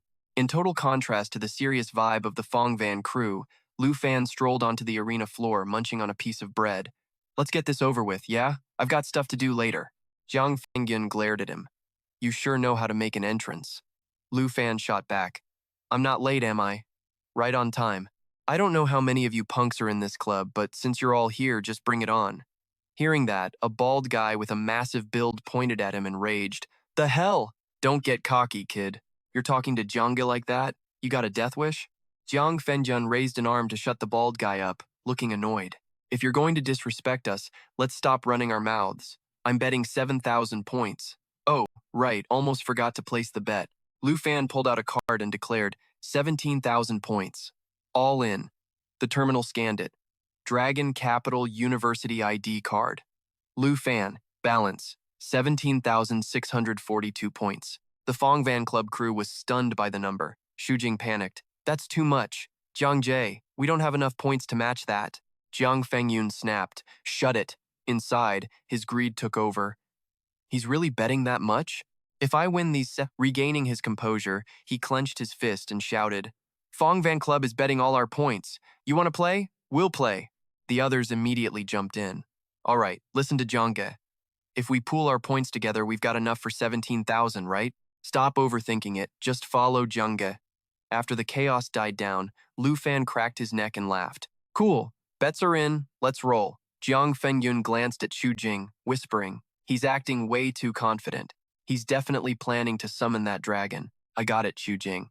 With that, Xu Jing raised his weapon and started chanting. Then, Jiang Fengyun roared, Fong Van Club, move out!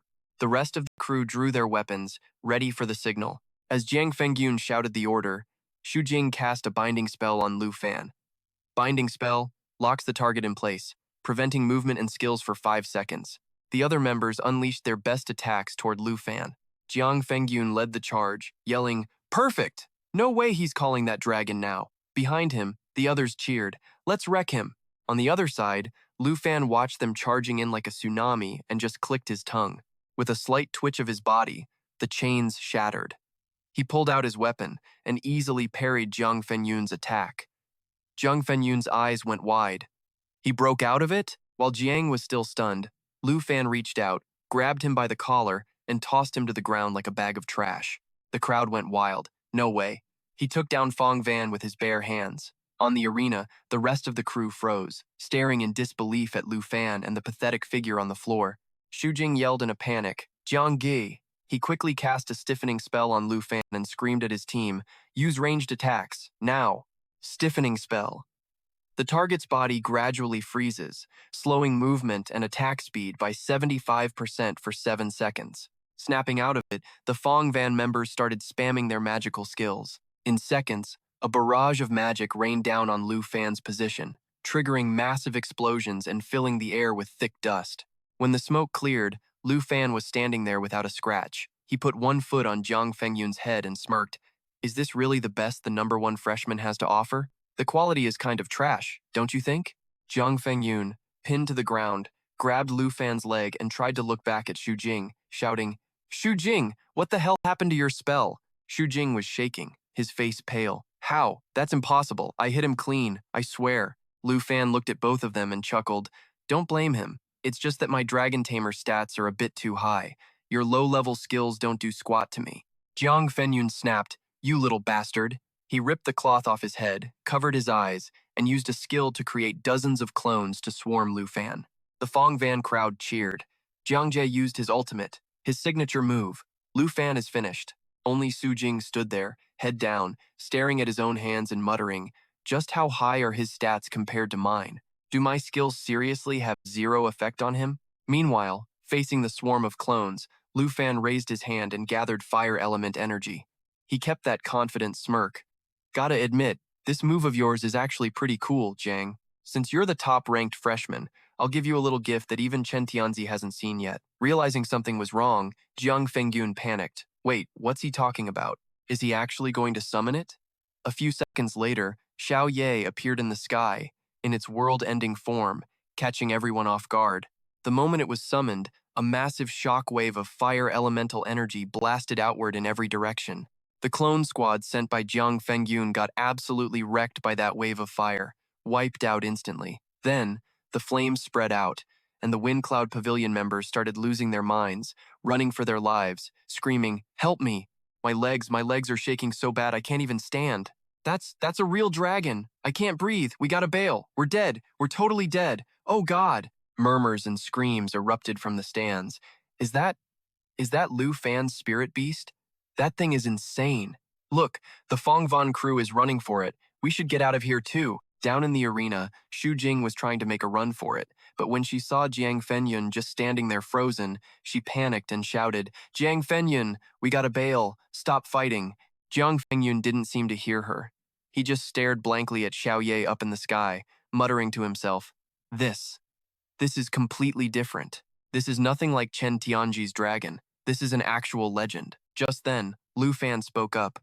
"All right, Jiang Fengyun, try to stay on your feet now. It's my turn to clap back." The moment he finished, Xiao Ye opened her mouth and let out a roar, unleashing her pressure. Instantly, all the Wind Cloud Pavilion members still on the field were hit with debuffs, stunned, terrified, and completely paralyzed. On top of that, their heads were throbbing like they were about to split open. They couldn't help but wail, "It hurts so much! Please, have mercy! Spare us! Jiang Fenyun, help me!" Jiang Fenyun wasn't doing any better. His head was spinning and he was stumbling, about to collapse. What the hell is this? Damn it. How are we supposed to win against this? My body won't even listen to me. I have to get out of here. As soon as that thought crossed his mind, his vision blurred. He crashed to the ground and blacked out completely. Lu Fan looked down at him with the card in his hand and chuckled. "So, now do you know who's really number one? I'll be taking those points from the Wind Cloud Pavilion. Dragon Capital University ID card." Lu Fan's points increased by 12,941. Then Lu Fan turned to Xiao Ye. "All right, we're done here. Let's bounce. Xiao Ye, I've got other stuff to take care of." Hearing this, Xiao Ye shifted back into her dragon girl form and flew over to his side. A little while later, back at Dragon Capital University, in the Point Exchange Arena area, Lu Fan was on the phone with Qin Chu. She asked, "We didn't have class, so we would have come to cheer for you. How'd it go? You get hurt at all?" Lu Fan laughed. "Of course not. I made a ton of points, actually. I'll split some with you guys when I get back tonight." Just then, the door swung open. Hey, let's talk more when I get home. I gotta go." He hung up and looked toward the door, waiting for his opponent. When he saw the silver-haired girl walk in, he lit up. "Senior, you actually came." The girl laughed. "Well, I had some free time today, but wait, you said that like you were waiting for me?" Lu Fan grinned. "Yeah, obviously. Fighting anyone else is boring. I only learn something when I fight you. I mean, you are over level 70 after all. You're not actually a senior, are you?" The girl froze for a second, then stepped back, looking at the sign by the door. Level 70, 100 points required to enter. Back in the arena, Sheng Ming rushed over to check on the Fong Von group. After a moment, he let out a sigh of relief. Looks like the kid knew when to hold back. No life-threatening injuries, at least. Back with the protagonist, the girl, let's call her the beauty, looked annoyed. "Hey kid, are you playing me?" Lu Fan scrambled to explain. "No way. The door settings have a level cap. If you were able to walk in here, that means you're definitely higher than level 70, which means you're not a senior at all. So, you're dropping the honorifics now, huh?" "What do you think my identity is, then?" the beauty asked, sounding amused. Lu Fan stroked his chin and analyzed. "Well, you look like a senior, but with your level and strength, you're probably a teacher." The beauty laughed. "Whatever. Just keep calling me senior." As for her appearance, she suddenly leaned in close to Lu Fan. "You're not hiding your handsome face this time. That's better. And don't play these little detective games to probe my info anymore. If you still want to meet me, don't set the level requirements so high, or I won't bother showing up." "Yes, ma'am," Lu Fan replied sheepishly. Feeling a bit bummed inside, he was actually planning on setting it to level 80 next time, but looks like that's out. "I'm surprised you were able to use those combat skills I taught you in the fight with Jiang Fengyun so quickly." She pulled out her weapon, getting ready to spar with him. "So, you were watching the match earlier?" Lu Fan smiled and grabbed his own weapon, ready to roll. "You called out your dragon after just a few moves and freaked everyone out. You're a bit reckless, aren't you? But you took down Jiang Fenyun the second you countered, so your reaction time is top-notch. Guess that speed is from my training."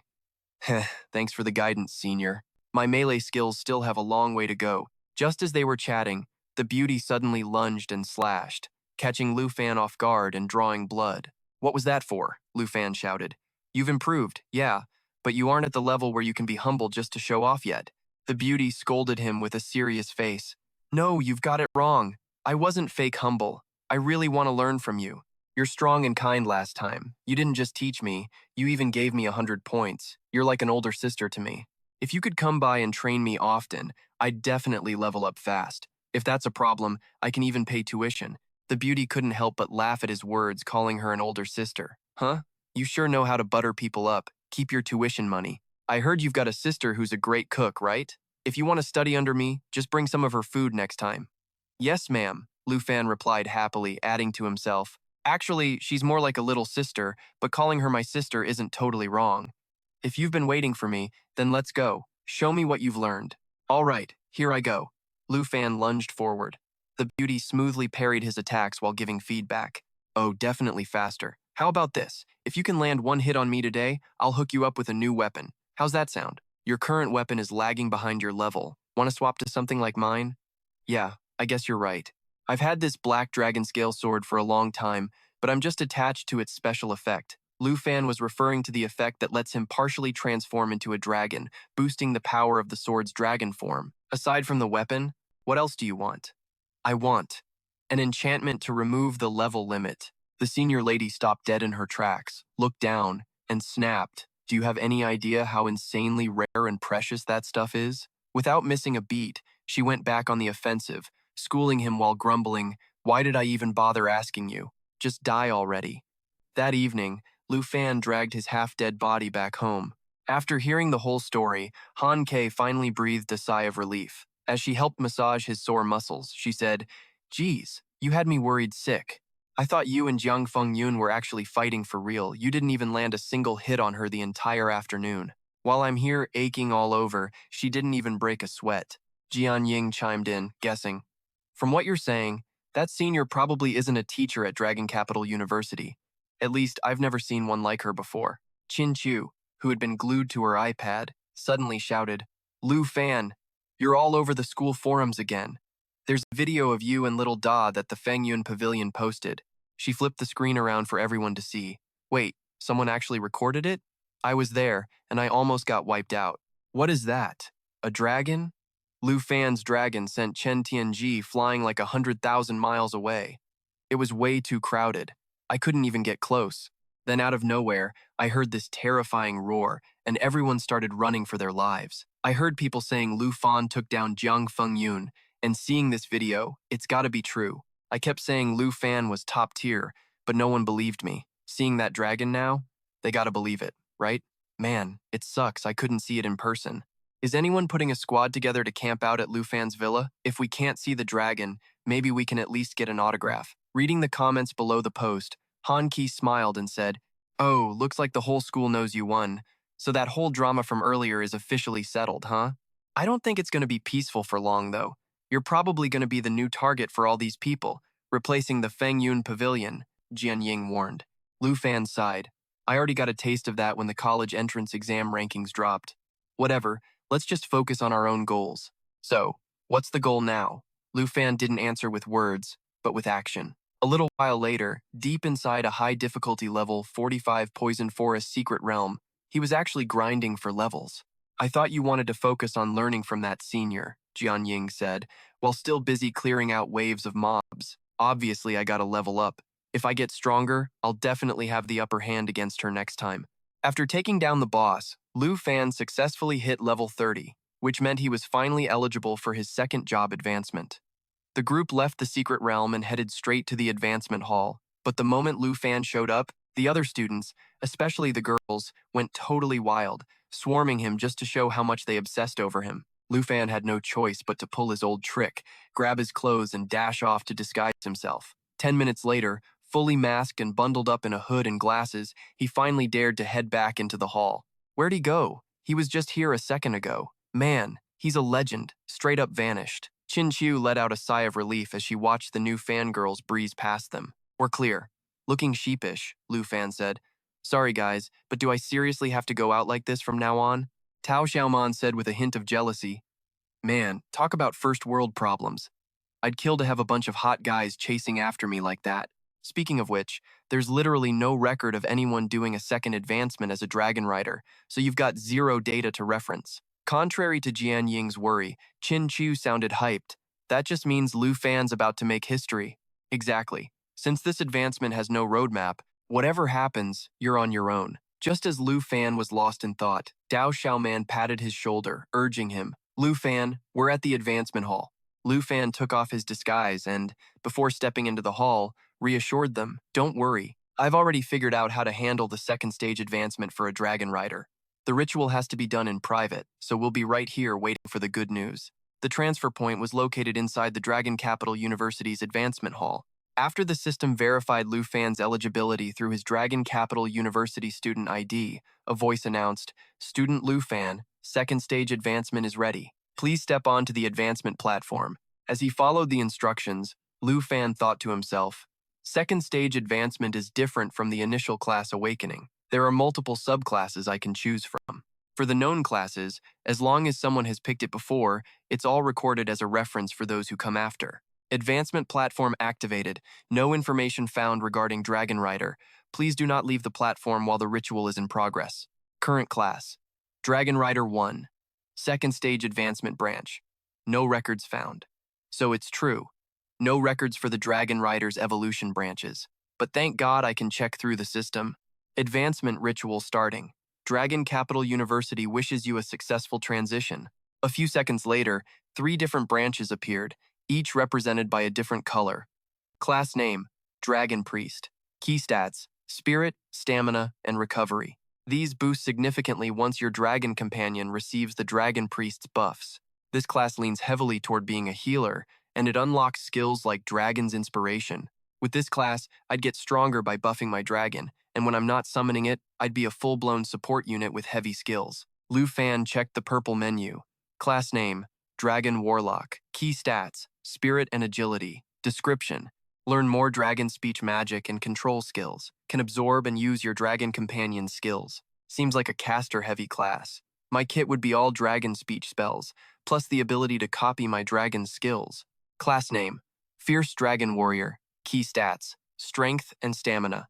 Description, unlock more melee combat and damage reduction skills. You can even partially transform into a dragon and fight in a giant dragon form. If Dragon Warlock is the advanced version of a Dragon Speech Mage, then Fierce Dragon Warrior must be the advanced version of a Dragon Blood Warrior. I'd get skills similar to Dragon Claw, but with more body parts morphing, maybe even fully turning into a giant dragon. I could dish out way more damage and tank way better. So it's either a support build with Dragon's Inspiration, a magical Dragon Speech caster build, or a melee build that boosts Dragon Transformation. Man, every branch path has some insane perks, but that Moon Dragon Warrior transformation, that is straight up heat. So, that's the full spread for the second stage Dragon Master classes. Right on cue, a new screen pops up. Branch. Second, Stage Dragon Rider Knight. Info. Class details currently classified. Class name, Dragon Rider Knight. Key stats, Agility and Strength. Description, grants access to a wide array of skills that synergize directly with your dragon companion. Skills used while solo are boosted even further when combined with your dragon companion. You aren't pigeonholed into any single skill type. You get a well-rounded build, and your skills hit way harder when you're teamed up with your dragon. Anyone with half a brain could tell you which path Lu Fan is picking. After evolving into a Dragon Rider Knight, the number of contracts jumps from 2 to 3, and all your base stats get a massive buff. Plus, a bunch of your skills just ranked up. The Dragon Master can tame dragonkin creatures, and the Dragon's Cheer buff boosts both you and your dragon by 30% for all stats and attack power. Dragon Claw evolves into Dragon Slayer, transforming your arm into a Dragon's Claw. It lets you rip off 6 high-speed, consecutive strikes, can hit from range, and combos perfectly with your dragon. Dragon Tooth Strike evolves into Void Breaker, adding Dragon Aura to strike twice in a row, all while tagging in your dragon for follow-up attacks. While everyone who walked into the promotion hall after Lu Fan has already headed out, there's still no sign of him, and the crew is starting to sweat. Yo, does the promotion ritual seriously take this long? The longer they wait, the more restless they get. What if something went wrong? Don't stress, Taozi. Look, this is a huge milestone for Lu Fan after all. Han Kei says, even though she's literally shaking like a leaf, Jian Ying notices and tries to calm her down. I get why you're worried, I really do. Lu Fan is exploring brand new territory right now, and his choices could literally flip the script on this entire era. Exactly at a moment like this, we've got to keep the faith in Lu Fan. The 800-year-long dark age of the Dragon Masters is about to end. As soon as Qin Chu finishes that sentence, Lu Fan walks out of the hall. Lu Fan, you're done with the ritual? How'd it go? What class are you now? Lu Fan, everything okay? Lu Fan just grins. Sorry for making you all wait. Everything went smooth. Let's talk on the way. After hearing about the new class, Dao Xiaoman is totally hyped. Dragon Rider Knight? That sounds absolutely cracked. Han Ke chimes in, curious. Lu Fan, does this class mean you get to learn how to ride a dragon? You bet I do. Part of the reason I picked this class is because I scored a dragon saddle from the Flying Dragon Cemetery. Once Xiao Ye and Xiao Kui hit level 3, I can actually use it. Lu Fan replies, feeling pretty stoked inside. Not only that, but I've unlocked my third contract slot too. Star Dragon, I'm coming to claim you next. Back at Villa 1, Lu Fan spots a familiar figure waiting at the gate and does a double take. Senior, what are you doing here? I really should have just given you my contact info instead of waiting around like this. Seriously, what a waste of my time. Seeing the beauty, Tao Xiaoman nudges Lu Fan and starts messing with him. So, this is the senior who beat you into the ground? Why didn't you mention she was this gorgeous? Tao Z, chill out, will ya? Lu Fan looks all awkward. Looks like everyone knows my business now, huh? The beauty laughs, then looks over at Han Ke. If I'm not mistaken, you're the magic enchanting chef, Han Ke, right? Oh yeah, that's me. Lu Fan Sr. knows me too? Of course. I'm actually here to talk to you about something. Mind if I borrow your Lu Fan for a minute? That line leaves Lu Fan and his friends frozen for 5 seconds straight. It's just some business in the city. Don't overthink it. Hearing that, Han Ke brightens up. Oh geez, if you two have plans, just go. Why ask for permission? Anyway, Lu Fan's learned a ton from you lately. Thanks, Sis Han. Let's head out. The beauty says, pulling Lu Fan along with her. Jian Ying, who's been quiet this whole time, keeps her eyes glued to the beauty until they're out of sight. On the road, while the beauty is driving, Lu Fan gets a text from Qin Chu. Jian Ying says that after meeting this senior, she's even more convinced she isn't a teacher from the Dragon Capital University. Lu Fan, you've got to stay on your toes. Reading the text, Lu Fan glances at the beauty, who seems to pick up on the weird vibe. The beauty smiles and asks, "What's up? Why'd you go so quiet? Senior, where are we going? Why'd we have to leave campus? What else would we be doing? Obviously, I'm buying you a gift. It's that super rare consumable you mentioned before. The one that removes level restrictions on gear? Wait, for real?" The beauty doesn't answer, just drives straight to the Tianhe auction house. "Senior, we're coming here. Does that mean?" She finally explains. "Turns out the enchantment scroll you want is up for auction today. You've got to jump on opportunities when they come. The vice principal had to pay an astronomical price for the Flying Dragon Cemetery, so I expect this scroll is going to be another bidding war." Thinking about that, Lu Fan hesitates. "Senior, maybe we should just skip it." Seeing Lu Fan's stressed face, she laughs. "Where'd that attitude go when you were demanding a reward earlier? Relax, I've got way more cash than you think. I should probably be careful until I know who she really is. Can't just keep taking handouts forever." Lu Fan thinks to himself, then says, "Senior, I'll find a way to pay you back for this." A few minutes later, the auction officially kicks off. The first item up is the exact scroll Lu Fan needs. It's an incredibly rare enchantment scroll. It can strip away all level requirements from any item or piece of equipment. The materials are crazy expensive, and the success rate is a pathetic 0.35%. The starting bid is 95 million dragon coins. As soon as the auctioneer finishes, the bids start flying. 125 million, 140 million, 185 million, 200 million. Lu Fan is sitting there totally stunned. I mean, I did plan on paying her back, but no matter how much I have, how are these numbers jumping so fast? A bidder just threw out 230 million dragon coins. Do I have any higher bids? Let me teach you something. In an auction, never play the boiling frog game. You gotta drop the hammer with a decisive bid. She whispers to Lu Fan, then raises her hand. "I bid." Before she can finish, someone cuts her off. 300 million. I'm paying 300 million dragon coins. Everyone in the room turns to see who dropped the massive bid. Lu Fan is no exception, and when he sees who it is, he can't hide his shock. Jin Ju? She wants this enchantment scroll too? The gorgeous lady raised an eyebrow and said, "The little princess of extremistis country, huh? She's loaded. If I'm gonna go head to head with her, this is gonna cost a pretty penny." This comment caught Lu Fan even more off guard. "Senior, how do you even know about her? My intel network is massive, kid. I know all about the drama between you and Jinju. Today, I'm gonna help you vent. Even if she bids an astronomical price, she's not getting this scroll. It's yours, no doubt about it. The lady chuckled and flashed her paddle, dropping a massive bid. 400 million. Whoa, 400 million? The bid is currently sitting at 400 million dragon coins. Huh? Who the hell is that? So annoying. Jinzu slammed her table, shot up, and scanned the room, hunting for the bidder. Princess, stay calm. We brought 500 million dragon coins this time. We can still keep bidding. Forget it. Just as Kui Hongtai finished speaking, the lady dropped another bomb. Actually, never mind. Make it 500 million. The moment those words hit the air, the auctioneer screamed in pure excitement. I can't believe it. 500 million. This is the first time in my career I've ever seen someone outbid themselves like that. Any higher bids than 500 million. 500 million. Going once. 500 million. Going twice. 500 million. Sold. Ugh, who is that disgusting jerk trying to mess with me? Hearing the fury in her voice and seeing Jinju looking like a monkey who just ate a chili pepper, the lady couldn't help but grin. That's what I call delivering the final blow. Lu Fan was smiling on the outside, but on the inside, he was dying, his heart was bleeding, and he was tearing up. I really wanted to let Jinju have it. Now how the hell am I gonna cough up 500 million? The auction is a success. Congratulations to the lady on winning the item. Please, make your way to the lounge. Lu Fan and the lady followed the auctioneer's instructions and headed to the lounge. Kui Hongtai finally saw the bidder's face and blurted out, Lu Fan? Hearing that, Jinju immediately whipped her head around in the direction Kui Hongtai was looking. Once she confirmed it was Lu Fan, she ground her teeth, fuming. It's him again, that pathetic loser, daring to ruin my plans. Princess, please, calm down. I'll go find you another scroll just like that one. Jinzu didn't even bother looking at Kui Hongtai, just spun around and barked orders as she walked away. Let's go. You're completely useless. I shouldn't have expected anything from you. Once my brother gets here, you'll see exactly what a loser you are.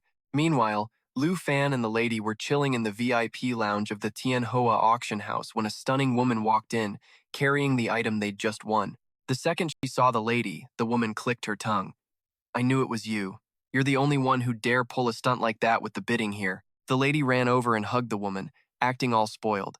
Sorry, I didn't even say hi before jumping into it. You really should have. Every time you come here, you blow a fortune on stuff. I've got to make sure I treat you right, though.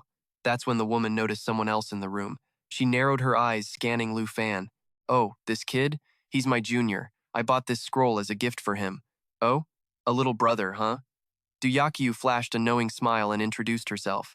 You can call me Sister Du, or just Du. I'm the boss around here.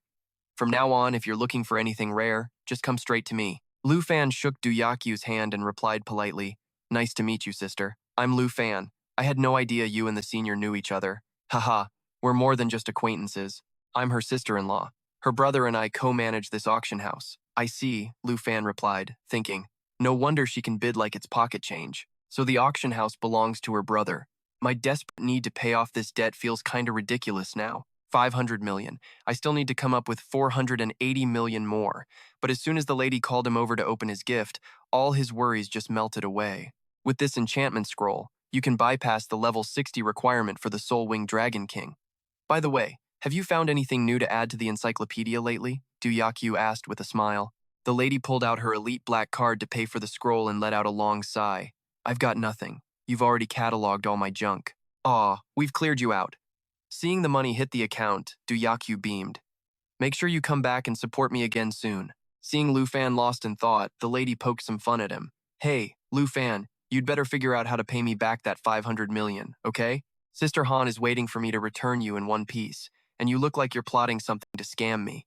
Lu Fan didn't sweat the joke and asked a question. May I ask, what is this encyclopedia you two were talking about? Oh, I almost forgot to tell you about that. That's actually the other reason I brought you here today. The lady tapped on her tablet and turned the screen around to show Lu Fan. This is the secret to how I make so many dragon coins to buy stuff. It's all thanks to the 100 Treasure Encyclopedia system, which is exclusive to this auction house. As long as you find something that isn't in this book, you can make bank. Simple, right? Duyakyu chimed in. The money you make here is just pocket change. The value of the actual treasures you can find, it's priceless. Lu Fan scanned the list, then asked in surprise, Wait, you said cataloging, not selling? That's right.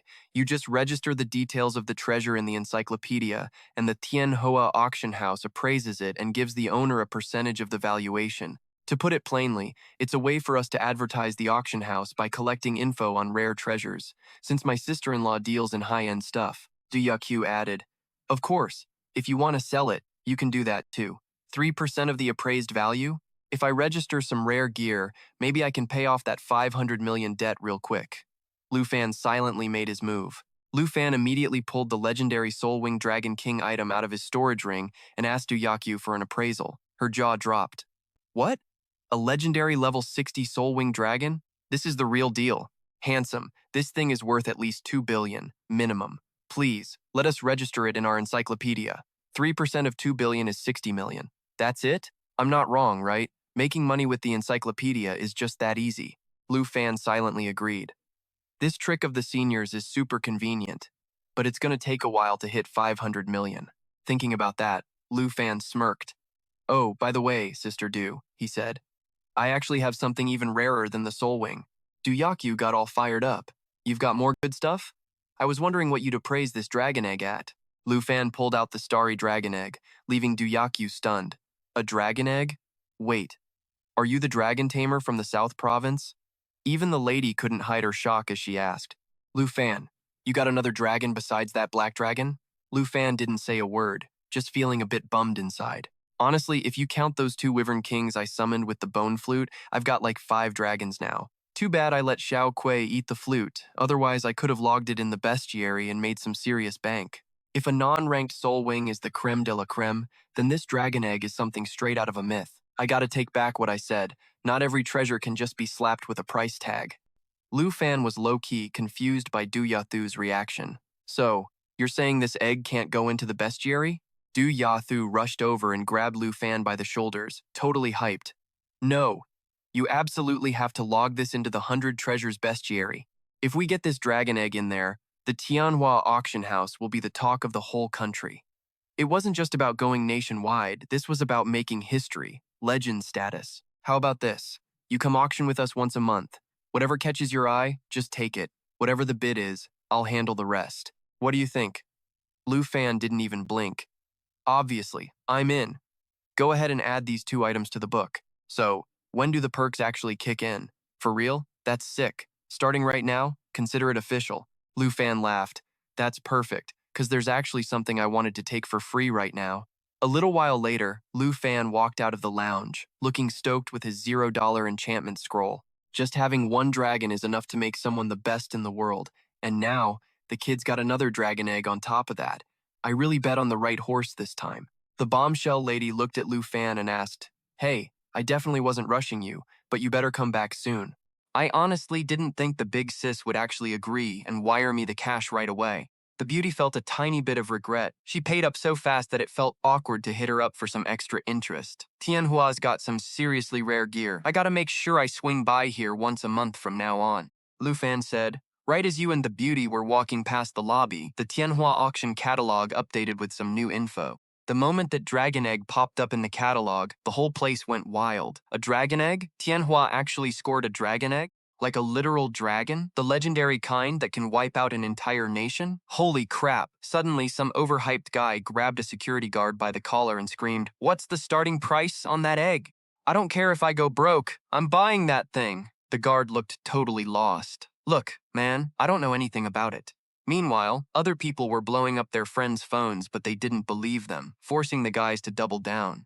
I'm telling you, I saw it with my own 2 eyes. It's right there in the Tianhua catalog, a dragon egg. Lu Fan watched the chaos and couldn't help but be impressed. Big Sis really moves fast. Tianhua's gonna be blowing up after this for sure. Kid, now is not the time to be fanboying for her. The beauty jerked her chin forward. Look at that crowd. They're losing their minds trying to get a look at the egg. If we don't get out of here now, we're gonna be sleeping in this lobby tonight. After a solid struggle, Lu Fan and the beauty finally managed to get some fresh air outside the auction house. Finally, the beauty let out a huge sigh. Big Sis made a killing today. Honestly, you should have asked for 3 or 4 artifacts in a month. You definitely shortchanged yourself. Even though Lu Fan was dying inside, he kept his cool. That might have been pushing it. Anyway, where's your ride? I thought my bike was parked right here. The beauty gave him a playful wink and walked toward a massive sport bike parked nearby. Wait, this isn't the bike we rode here on, is it? That other one was just something I brought to give back to the boss lady. This one's been here the whole time. Lu Fan just stared, honestly kind of shocked. I figured she'd either summon some beast like Old Tan or have a driver like Jin Zhu. Who knew she was into tearing up the streets herself? Why are you just standing there? Better hold on tight. I drive fast, kid. If you fall off, don't expect me to turn around and pick you up. Lu Fan scrambled onto the back, but before he could even get a grip, she gunned it, and he nearly flew off the back. Whoa, sis! I wasn't ready! He yelled in a panic. The beauty just laughed at him. You just did your second job advancement. Your agility and stamina shouldn't be that low. You're really scared of a little speed? Wow, you really know everything about me, don't you? I just hit my second advancement. Do you know all my stats already? The beauty kept chatting while weaving through traffic. After your second advancement, you get 3 pet slots. Wait, if I had 2 before, one is for Black Dragon, but why isn't the unhatched dragon egg in the other one? Speaking of which, the beauty suddenly looked back and asked, Hey, don't tell me that dragon egg is gonna be your 3rd dragon. My 3rd one? Sis, watch the road! Watch the road! Lu Fan stammered, terrified. You have no idea how lucky you are, kid. Dragons are like gods. Most people spend their whole lives trying to get their hands on even one. And here you are, barely an adult, and you've already got 3. Sensing the mood was good, Lu Fan shot his shot. Hey, senior, why are you helping me out so much? And when can I finally know who you really are? The beauty got serious. Not yet, Lu Fan. You've still got your first trial to get through. My first trial? Yeah. Soon, a special envoy is coming to Dragon Capital University to see if you've got what it takes for the national trials. You need to get his approval to pass this test. The guy is over level 70, and I'm worried he's gonna have it out for you. Lu Fan laughed it off. So, you're the one the school sent to help me through this? You could say that. But why are you laughing? Lu Fan said half-jokingly, It doesn't matter what level he is. As long as I've got you training me, that envoy should probably start praying for himself. I'm making it to those national trials no matter what. He'd better not try anything funny, or he's gonna learn the hard way. Haha, you're pretty cocky, aren't you? Just make sure you actually back that up when the time comes. She laughed, then looked up at the sky. Wow, it's already this late? Time to get you home. I promised the girls at Villa 1 I'd get you back by tonight. Hold on tight, I'm opening her up. As she spoke, Lu Fan quietly activated his Sky Dragon soul gear and grabbed her hand. Senior, hold on to me. Let me fly you home for the rest of the way. With that, Lu Fan grabbed her hand and they took off into the sky. A moment later, he gently set her down on the main road and asked with a hint of regret, You sure you don't want me to take you all the way? Yeah, go on home. She smiled. Lu Fan didn't push it and just took off. What a weird kid. Any other guy would have insisted on walking me to my front door. Still, I kinda like this passive vibe. She was feeling good for about 2 seconds before she realized her bike was still back at the auction house, and she flared up. That little idiot! Back to the MC, the trip home by air was exhausting, but at least he was getting the hang of using his dragon soul. After getting some rest, Lu Fan got right back to the work he put on hold, hatching the Starlight Dragon egg. Before starting, he gave them a heads up. Xiao Ye, you two ready? I know we had a rough start last time, but remember what I said, you guys need to get along. Xiao Ye and Xiao Tsui both nodded instantly. Feeling reassured, Lu Fan used his dragon taming skill on the Starlight Dragon egg. All right, my 3rd little dragon, come on out. A few seconds later, the shell cracked, a burst of light shot out, and it looked like the stars themselves were swirling in the sky. A wild-looking little dragon hatched. Starlight Dragon Contract, Level 1. Strength 795, Agility 276, Spirit 109, Stamina 370. Star Crusher. Creates a star and crushes it to deal massive area of effect damage. Damage scales with strength. Starglow scales. Coats the body in starlight armor, continuously absorbing incoming damage for 60 seconds. Once the skill ends, all enemies in melee range take back all the absorbed damage. Star Energy. Constantly regenerates, with stamina increasing the longer the fight goes on. So, the Void Dragon isn't a physical DPS build, it's only just hatched and its strength is already at 795. Lu Fan picked the little dragon up, thinking to himself that while its stats were similar to Xiao Chui's, its base strength was double what Xiao Yi's was at the start. Once it hits level 20, even without buffs from him or Xiao Chui, its strength stat could easily break 10,000. I always thought Xiao Yi was the perfect physical damage dealer, but it looks like the Void Dragon is more of a balanced type, kinda like my Dragon Rider class. that Void Scale's skill looks like a damage sponge, but it's actually both offense and defense. It reflects all the damage it eats over those 60 seconds right back at the enemy. And Void Valor keeps the dragon's stamina up, so it doesn't have to worry about long fights. Plus, it's not strictly a physical attacker. The description for Star Breaker says it's a high-damage magic skill, but I'll have to see it in action to know how much power it actually packs. While Lu Fan was lost in thought, Xiao Ye instinctively grabbed an eggshell, but before it could even put it in its mouth, the Void Dragon swiped Xiao Yi's hand, knocking the shell away. Xiao Yi shot the Void Dragon a look that could kill. Alright, time to follow protocol and name the new little sister, Xiao Ye Xiao Cui. Since we're going with the Xiao theme, how about Xiao Xing? Before the kid could even react, Xiao Cui was pouting in the corner, and Xiao Ye was complaining in dragon speak, leaving Lu Fan confused. What's the problem? It's just a name. Don't be so dramatic. Fine. Wait until I come up with something better, then we can change it. Xing Chen, you like that one? Xing Chen just gave him a cold, indifferent look, leaving Lu Fan feeling pretty awkward. Geez, so high and mighty. At least it doesn't look like it's going to tear the place down with Xiao Ye. That's a plus.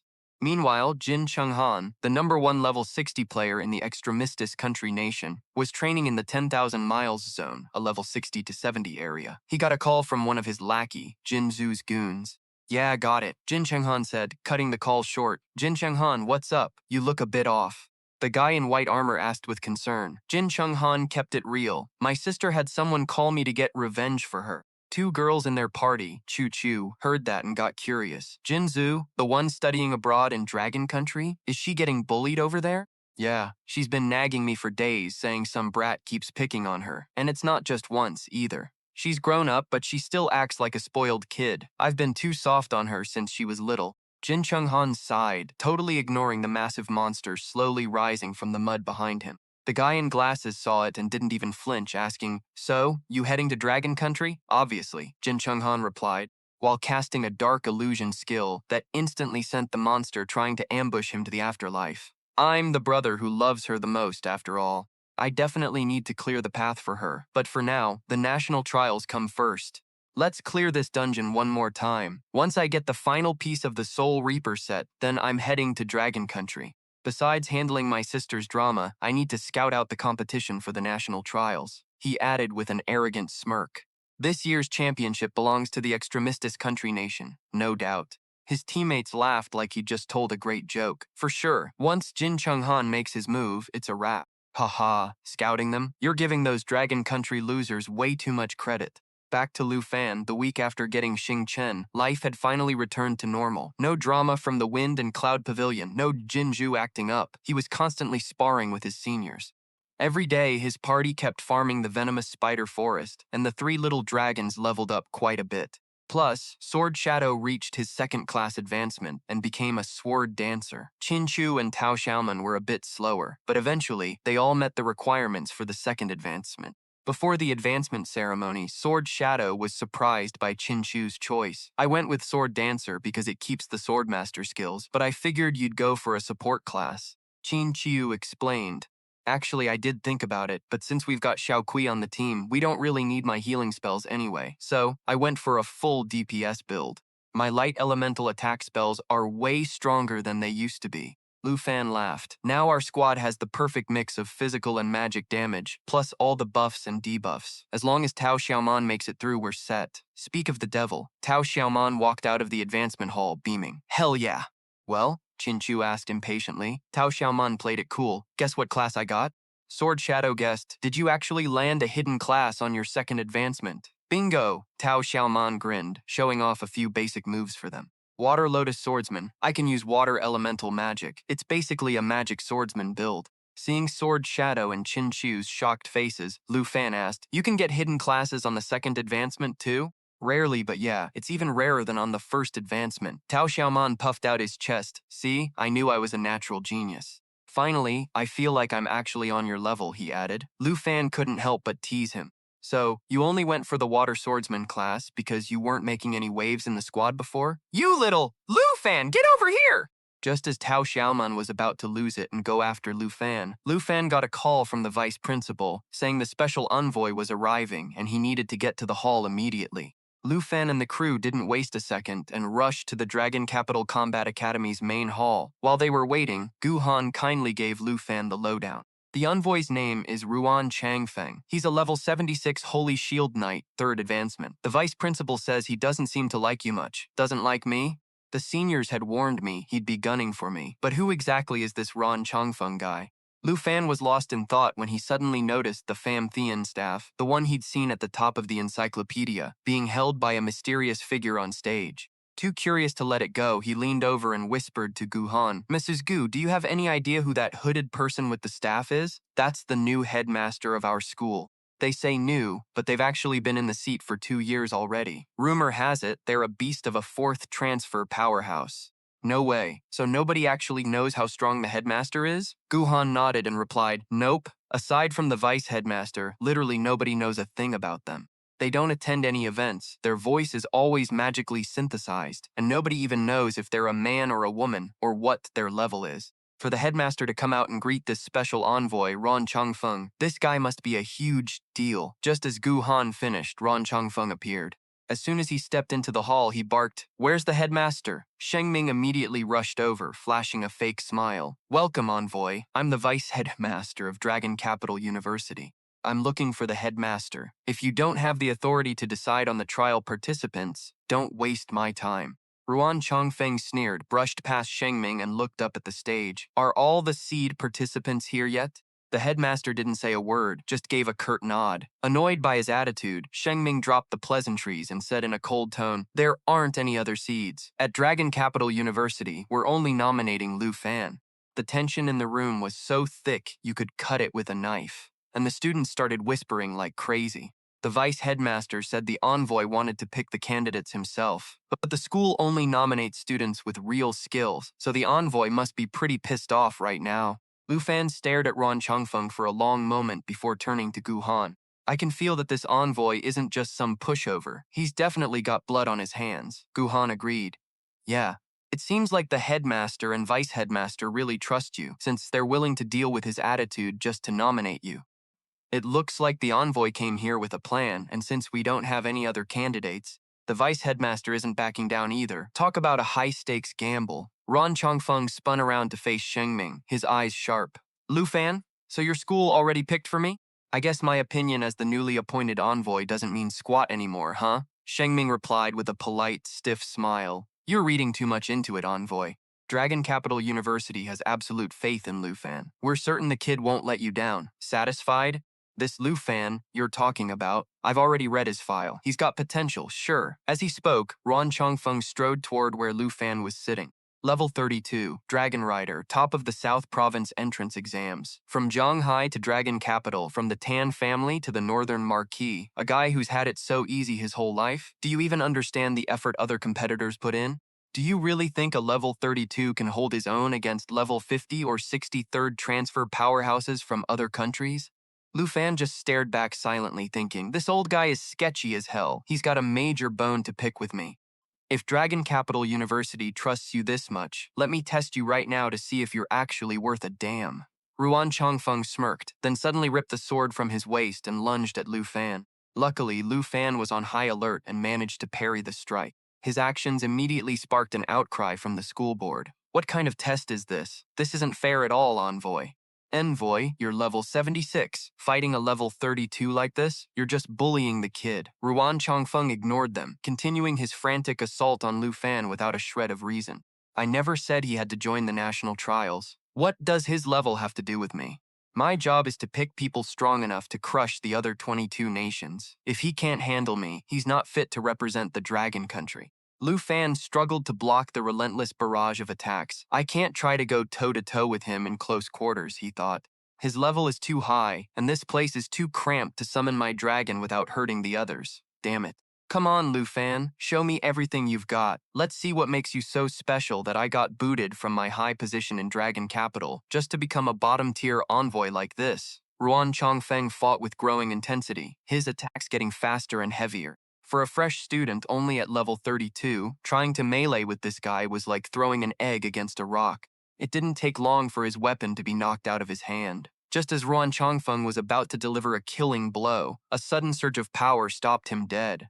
Envoy, you seem a little too hyped up, don't you think? Let's take this test somewhere else. With that, the cloaked headmaster swung their staff, activating a teleportation circle. In a flash, Lu Fan, Ron Chongfeng, and the vice headmaster were whisked away to the Dragon Capital University arena. This place is big enough. Go ahead and test him properly now, Envoy. Doesn't matter where we are, the result is the same. Ruan Chongfeng huffed and glared at Lu Fan. Show me what you've got. Don't you dare hold anything back. Otherwise, those two headmasters who vouched for you are going to look like total idiots. No wonder this whole test felt off from the start, Lu Fan realized. If we finally got enough space, then fine. I'll show you my full power, just like you wanted. Lu Fan used his flash potion, which let him teleport anywhere within 50 meters, though it needed a 30-second charge, shimmered behind Ron Chongfeng and summoned Xiao Ye to teach him a lesson. So this is the black dragon that the little princess of the Kim clan hates so much. It really is identical to the video. Too bad that no matter how strong your dragon is, it won't matter. Against a level 76 Holy Shield Knight, you're nothing but a wet behind-the-ears brat. As he thought this, Ruan Changfeng flared his aura and a massive shield materialized on his left arm. Now you better watch closely. As the envoy spoke, Xiao Ye opened its maw, unleashing its pressure and inflicting debuffs on Ruan Changfeng. He blocked the attack with his shield. Even though he was hit with stun and immobilization effects, he could still move just fine. Smirking, he laughed. A great dragon, all right. That pressure is legit, but your level is just too low. Shengming watched the scene, heart pounding. Last time, Lu Fan's Black Dragon used that move to wipe out the entire Fongvan sect. The principal smirked and shot back. You really think that's all I've got? Keep watching. That little trick might work on a bunch of students, but against me. Before Ruan Chongfeng could finish, his body buckled under the sheer pressure of a fear-inducing aura. How? A Holy Shield Knight like me, actually feeling fear. While he was reeling, Lu Fan clicked his tongue. If you're just gonna stand there trembling, how are you supposed to test me, man? You dare mock me? Ron Chongfeng was shaking with rage. He activated Steadfast Presence, one of the knight's signature skills that wipes out any stun, fear, or charm effects, making him immune to them for the next 12 minutes. As soon as his body snapped back to normal, he charged straight at Lu Fan. This kid actually thinks he can push me around. Push you around, really? Lu Fan smirked and whipped up two-dimensional portals with his hands, making the guy freeze in his tracks. 2 portals? What is he trying to summon? No way. It turned out his gut was right. Xiao Kuei and Tin Thin officially entered the chat. Look, if you want me to go all out, you'd better start taking this seriously too, Mr. Envoy. No sooner had Lu Fan finished talking than Tin Thin flashed across the field, slamming a hit right toward Ron Chongfeng. The guy barely managed to block it with his sword, but he couldn't hide his shock. 3 dragons? 3 of them? Damn it, I miscalculated! Lu Fan just snapped his fingers and gave the signal to Xiao Kuei. Xiao Cui, call out the Twin Dragon King! Xiao Cui immediately used natural assimilation, playing his bone flute to summon the spirits of the Twin Dragon King, just like Lu Fan ordered. Principal, you knew Lu Fan had 5 dragons this whole time? I can't even process what I'm seeing right now. The principal didn't answer, just kept his eyes on Lu Fan, impressed. He really knows how to surprise me, doesn't he, Lu Fan? All right, Mr. Envoy, do you finally think I'm qualified for the national trials now? Lu Fan said, hands in his pockets, stepping forward. All 5 dragons roared in unison and dived toward Ron Chongfeng. No way! What do I do? What do I do? How is this brat actually pushing me back? Panicking, Ron Chongfeng frantically triggered his Holy Light protection skill. Xiao Ye was the first to strike, blasting the spot where the guy was standing. A massive explosion ripped through the area, sending dust and debris flying so thick it blocked out everything. Shengming shielded his eyes from the dust, shouting nervously to the principal, Envoy, he's finished. Getting hit by a giant dragon like that, he's gotta be dead. Just then, a laugh cut through the air, grabbing everyone's attention. Turns out, thanks to his Holy Light protection, he generated a shield immune to all damage for 10 seconds.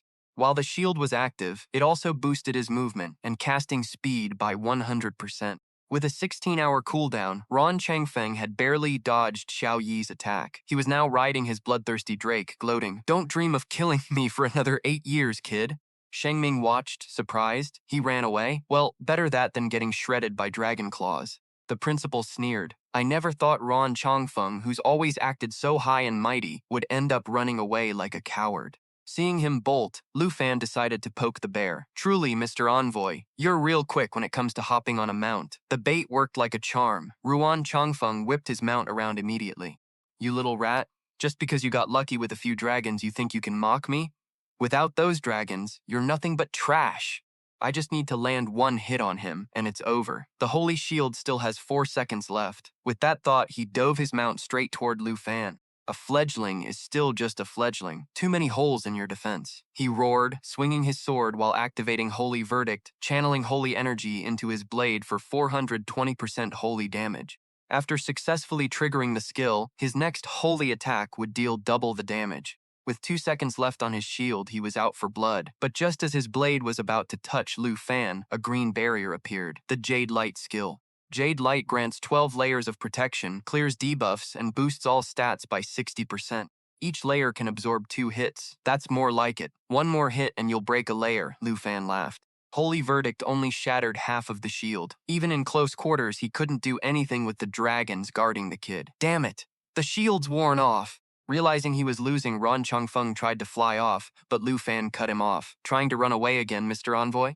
Don't blame this fledgling for not letting you go. Lu Fan started charging the Blue Dragon King's Roar skill. A massive blast of lightning surged forward. It dealt massive damage and triggered a paralysis effect, leaving 20 layers of lightning damage on the target. Each hit drains a layer with a 20% chance to paralyze. At the same time, Ruan Changfeng was so focused on Lu Fan that he didn't see Tin Thin intercepting his bloodthirsty drake. With one quick swipe, the mount was sent reeling, dizzy, and plummeting toward the ground. Ruan Changfeng went down with it. As the guy scrambled to get up, Lu Fan laughed. Look at you. Where'd that high and mighty envoy go, huh? As Lu Fan finished his sentence, the Blue Dragon King's roar was fully charged. Wait, hold on. Ignoring him, Lu Fan didn't hesitate, unleashing the lightning bolt right in his face. The bloodthirsty drake was toast, and Ron Changfeng barely survived, though he was badly beaten. Lu Fan slowly walked toward him, looking down from above. He said coldly, "My bad about your mount, envoy, but in the brutal reality of the national trials, taking down an opponent's mount is pretty standard practice. You've gone to such lengths to see how I'd handle this situation. I'm touched." Sheng Ming, terrified that Lu Fan might actually kill him, stepped in. "Envoy, that's enough. Just give him the pass. Shut your trap. I'll decide when this is over." Ruan Changfeng barked back. Sheng Ming tried to speak up again, but the principal held him back. "Just leave him be. Ruan Changfeng doesn't have much left in the tank. With blink, damage immunity, knowledge of dragon incantations, plus 5 dragons, anyone else would have been a top-tier candidate for the national trials, no question. But not you." Ruan Changfeng was so blinded by hate he couldn't see straight. He grabbed his weapon and lunged at Lu Fan, completely losing it.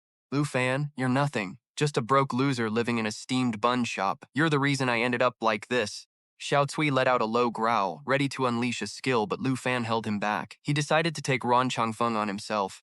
"You cost me everything. The Kim family and the Long Tu high-ups kicked me to the curb because of you. You ruined my career, mocked me, killed my mount. I'm gonna end you today." Ron Changfeng screamed, swinging his sword like a maniac. But Lu Fan dodged every single blow, then finished it off with a kick that sent the guy flying back 30 feet. Fighting someone who's lost their mind is a waste of time. I'm not gonna kick a man while he's down.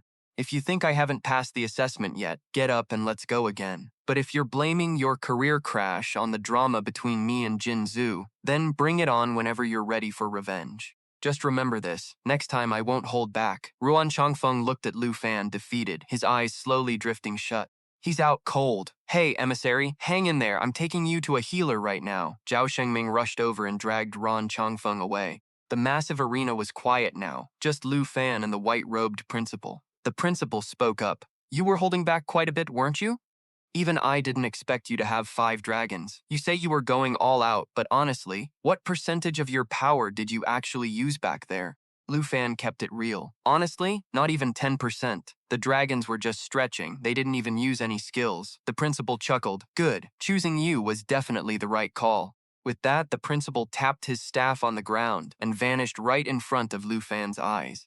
Lu Fan stared at the empty space where the principal had stood, a strange feeling of familiarity washing over him. That night, at the extreme north border, in the level 60 unexplored zone of the Dragon Country, Tu Jing saw the report that Lu Fan had passed Ruan Changfeng's trials and grinned. "Kid's got potential. Lu Fan is the right choice to represent the Dragon Country."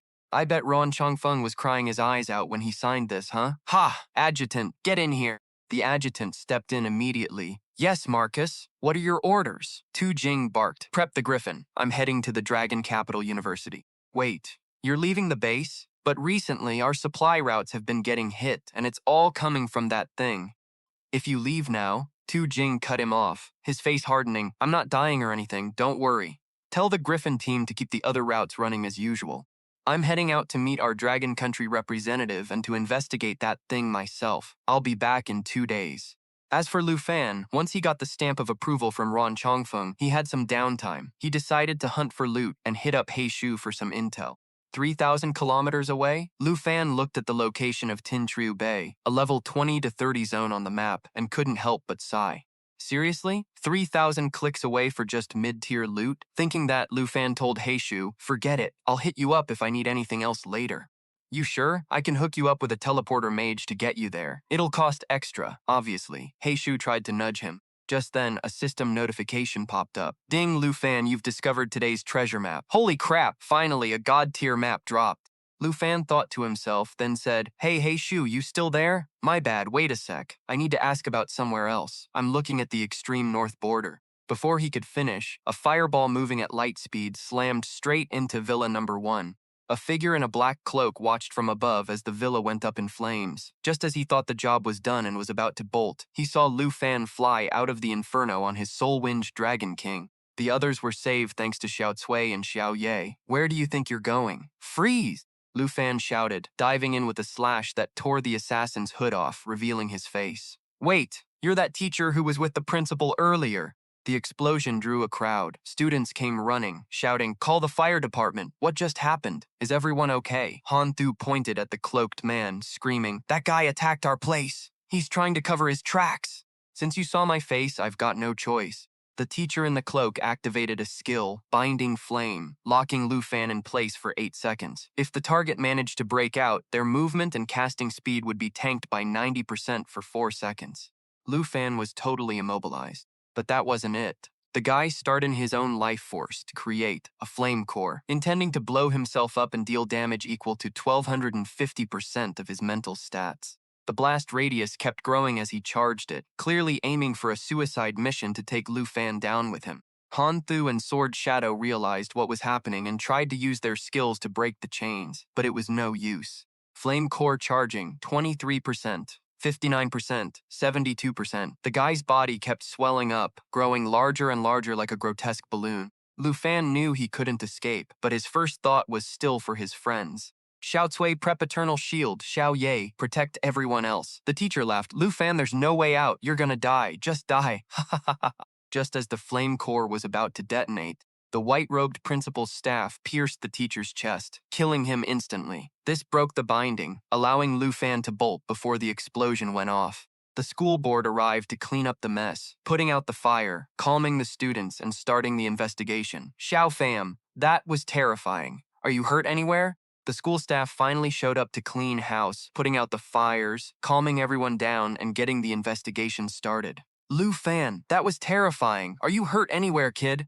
Han Ke came running over, eyes streaming with tears, and grabbed Lu Fan in a tight hug the second he touched down. You're okay. You seriously had me worried sick. Chin Chu rushed over too, looking super stressed. That was insane. Lu Fan, do you have any idea who that mage was? I saw him back when the special envoy came for the assessment. He was standing right next to the principal. Sheng Ming stared at the charred remains of the professor and muttered to everyone, Lu Fan, we honestly never saw this coming. Someone in our own school trying to take you out. And the guy was an honorary professor and a level 81 fire mage. It's just wild. I can't even wrap my head around it.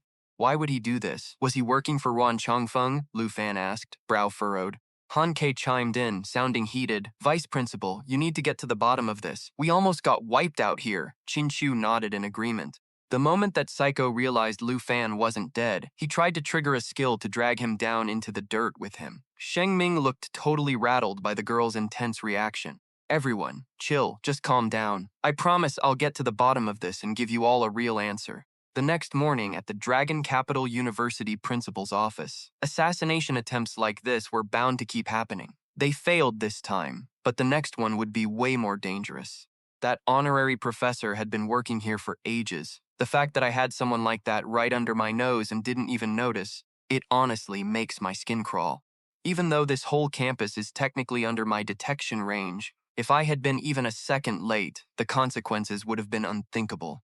The principal looked at the guy across from him, annoyed. Are you even listening to me? Tu Jing finished off a whole pot of tea in one go and replied, Look, you should really keep some booze in here. This tea is just flavorless water. Seeing the principal go quiet, Tu Jing laughed. Easy, easy, I'm listening, I'm listening. It's been forever since we hung out, and I had to drag myself all the way out here. Can't you even ask me why I came? The principal's anger faded a bit. My bad. I've just been ranting about Lu Fan this whole time. So, did you finish that mission in the extreme north? Of course not, but from what you're saying, it's not safe for Lu Fan to stay at school right now. And since you and the vice principal are tied up investigating this mess, it works out. I can take some of the heat off you. Exactly. Let the kid come to the extreme north with me. He might not be scared of assassins, but he's going to attract trouble everywhere he goes. Taking him to the extreme north keeps him safe and stops him from dragging everyone else around him into the line of fire. It's safe to have him with you, sure. But what's in it for you? You're a Tran back. Do you really have time to babysit? I've had my eye on this kid, Lu Fan, for a long time.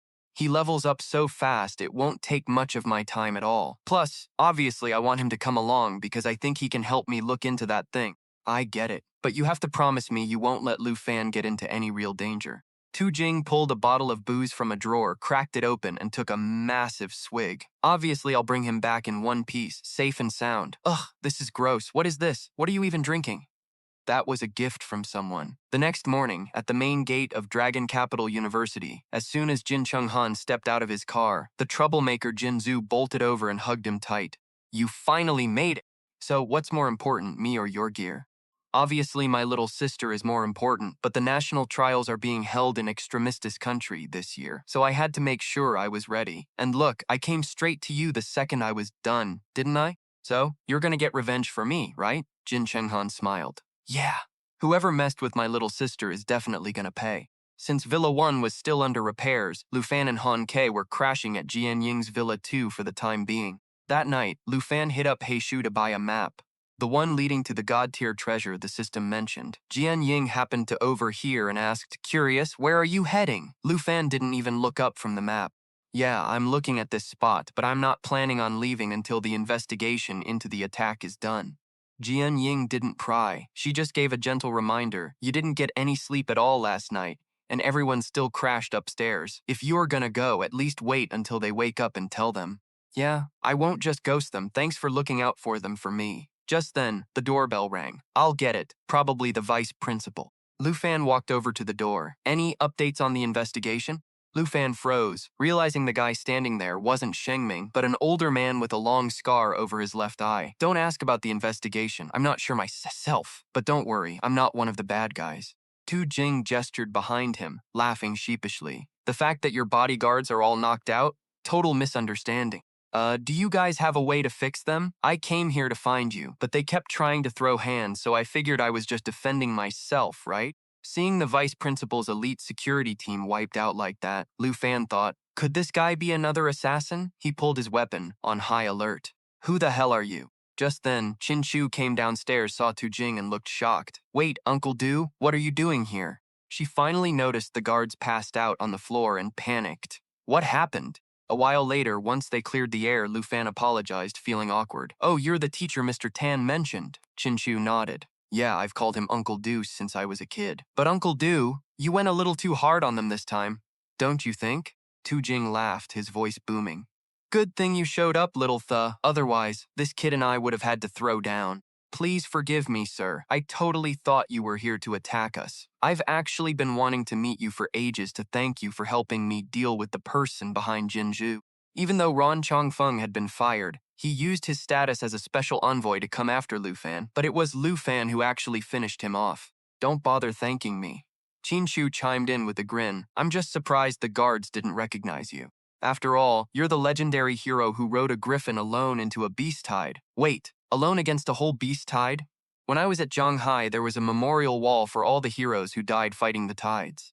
So you're the hero who pushed back that beast tide back then. Lu Fan jumped to his feet, his voice full of awe. Haha, that's ancient history, man. Every era's got its own big shots, right? Like, right now I've got my eye on you, Lu Fan. Tu Jing sat up, walked over, and clapped a hand on Lu Fan's shoulder with a serious look. Listen, the only reason I'm here is that I want you to come train at the extreme north border. I've already cleared it with the headmaster. If you come with me, you can level up for the national trials and dodge all these hits people are trying to land on you. But Bo-Do, the extreme north is uncharted territory. Lu Fan's the national rep right now. We can't have anything happen to him before the trials. Qinchu and Zhen Ying's concerns weren't exactly coming out of nowhere, so Tu Jing gave Lu Fan a look to reassure him. Look, I know the extreme north is brutal, but it's the best place to get stronger. Plus, once you're out of the picture, those clowns targeting you won't be able to mess with your friends anymore. Lu Fan stayed quiet, thinking to himself, my god tier map says the location is in the extreme north, so yeah, obviously I want to go. But if I leave, are they really going to be safe? Like he read his mind, Jian Ying spoke up, Lu Fan, if you want to go, just go. We're all second jobbers now, so don't sweat it if we get jumped. I'll look out for everyone in your place. Qin Chu agreed, yeah, we'll keep the little one safe. You don't gotta worry about a thing. Hearing that, Lu Fan stopped overthinking it and agreed to Tu Jing's offer. Haha, that's what I'm talking about. I knew I picked a good one. Thu, go grab some good booze for your uncle. We're throwing a legendary farewell party for this kid, Qin Chu laughed. Uncle Du, we can't handle the hard stuff you drink. I'm always over at your place for dinner. I don't think you guys have any groceries left. Lu Fan chimed in. Let me hit the store. We can eat when the little one and Dao Tu wake up. I need to say goodbye to my senior anyway. Just then, Tu Jing remembered something. Tu Thu, go heal those guards at the door, will ya? It looks bad if people see them like that. Qin Chu looked awkward. Yeah, about that. I changed my class to Holy Light Judge, so I don't have healing skills anymore. Tu Jing shot a look at Jian Ying for help. Don't look at me. I never had healing skills to begin with.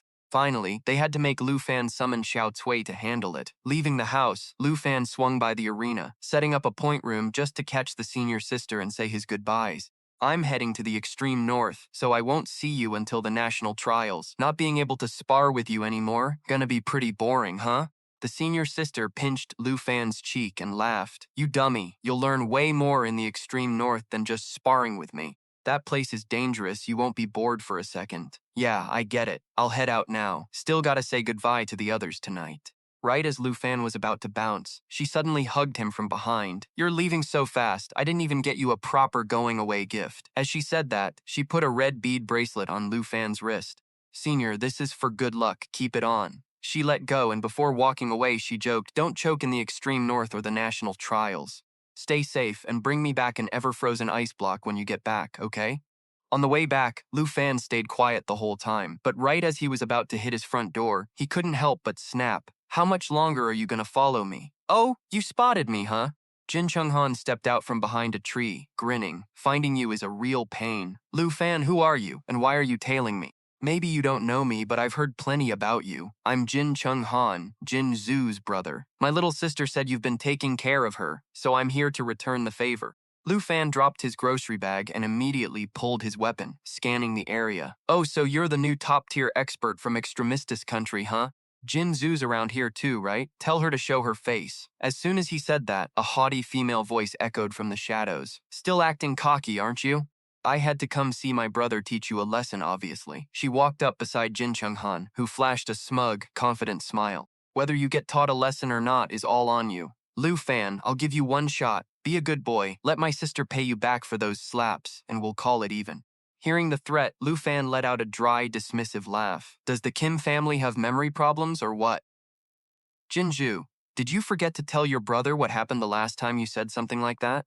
Jinju flared up. Brother, he's still being a smartass. Stop talking and just wreck him. Jin Chunghan sighed, slowly raising an arm. Lu Fan, you really don't know when to quit, do you? To still be disrespecting the Kim family at a time like this? Guess I've got no choice. As he spoke, a small formation glowed in his palm, oozing this creepy vibe that made Lu Fan frown and start sizing him up. Summoning magic? Even weirder than Jin Zhu's stuff. Jin Chunghan kept going. Time for you to hit the graveyard. No sooner had he finished than a bizarre monster appeared and immediately spewed a blast of green sludge right at Lu Fan. Lu Fan backflipped out of the way. He glanced at his groceries getting melted by the acid and thought, that was just a basic attack, but the corrosion is nasty. Gonna have to dodge perfectly if I want to take this guy down. Looking back at the monster, Lu Fan was shocked to see it morphing. First, it started getting rounder. Then, tentacles started sprouting everywhere, whipping around, while some of them acted like legs to lift its body up. Finally, a head popped right out of the center. Lu Fan looked at the head, then at Jin Chunghan, feeling pretty uneasy. Did it just grow? Jin Chunghan's face? the transformation finished, and Jin Chunghan barked, "3 Abyss Walkers, take him out!" Hearing the order, the monsters shrieked and lunged at Lu Fan. Lu Fan gripped his weapon, ready to react, but right at that moment, he saw something huge flying through the sky toward them. That is, before he could figure it out, the beast smashed down, pinning the 3 Abyss Walkers to the ground, kicking up a massive gust of wind. A king griffin, a legendary mount? Jinzu covered her face, screaming, "What the hell is that?" Jin Chunghan shielded his face with his hand, but he still tried to squint over at the other side, spotting a shadow soaring over Lu Fan's head. "You guys think this is Kim family turf, huh?" No sooner had he said that than the figure dropped down, standing right in front of Lu Fan. Jin Chunghan was shaking as he muttered, "The Griffin King. And that voice, could it be?" He was breaking out in a cold sweat, a terrifying name flashing through his mind. Just then, a loud voice boomed, "Cut the crap!" Jin Chunghan snapped back to reality, whipped his head around, and finally saw the guy's face. Just as he'd feared, it was the border marquis, Tu Jing. And right now, the guy was moving lightning fast, appearing right in front of the 2 siblings and thrusting his spear forward. "Sis, get back! This guy's bad news!" Jin Chunghan barely got the words out before Tu Jing's spear punched straight through his body, making him cough up a massive mouthful of blood. Jinju screamed in terror, "Brother!" Tu Jing didn't even glance at her. He just hoisted Jin Chunghan up into the air with his spear and asked, "Recognize me now?" Jin Chunghan wheezed out, "Tu Jing." At the same time, a tiny magic formation started sparking on his hand. Noticing the little move, Tu Jing didn't even blink. "Give it up. Your summon isn't gonna save you. Nothing gets away from my griffin's claws." The movement on his hand froze. Jin Chunghan glanced over at the 3 abyssal warriors who were lying helpless under the griffin's claws.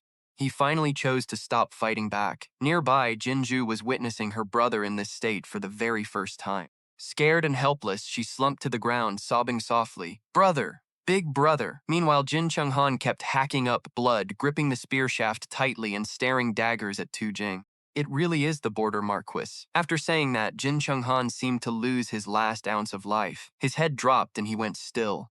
Jinzu let out a desperate cry. "Brother!" Standing not far away, Lu Fan was stunned. "Senior Du, he just straight up killed Jin Chunghan." Just then, Tu Jing explained that the Abyssal Summoner class has a 3rd stage skill called Abyssal Symbiosis. As long as their Abyssal Summon is still alive, they can regenerate inside its body. Hearing that, Lu Fan was shocked all over again. At the same time, he noticed something weird. Jin Chunghan's body had vanished, leaving behind just a skin, like a snake sloughing off its old layer. Is he still alive? The thought barely crossed Lu Fan's mind when he saw Tu Jing swing his spear, sending a blast of energy toward the 3 abyssal warriors. "Get out here, or don't blame me for finishing off your summon and making sure you stay dead for good." No source text for this line continuing sequence. Jinju realized what was happening too. She frantically looked toward the abyssal warriors, crying out for her brother with a mix of hope and desperation. A second later, Jin Chunghan's head poked out from the body of one of the abyssal warriors, letting out groans of agony. You could tell the process was anything but pleasant. Abyssal symbiosis. As long as the abyssal summon exists, the summoner will always remain in symbiosis. The first cooldown is 12 hours. From the second revival onwards, the cooldown doubles every time. The current cooldown for Abyssal Symbiosis is 12 hours. Jin Chunghan, level 60, hidden combat class, Abyssal Summoner. After crawling out of the Abyssal Warrior, he said weakly, You can't kill me. I'm the representative for Extremistis country."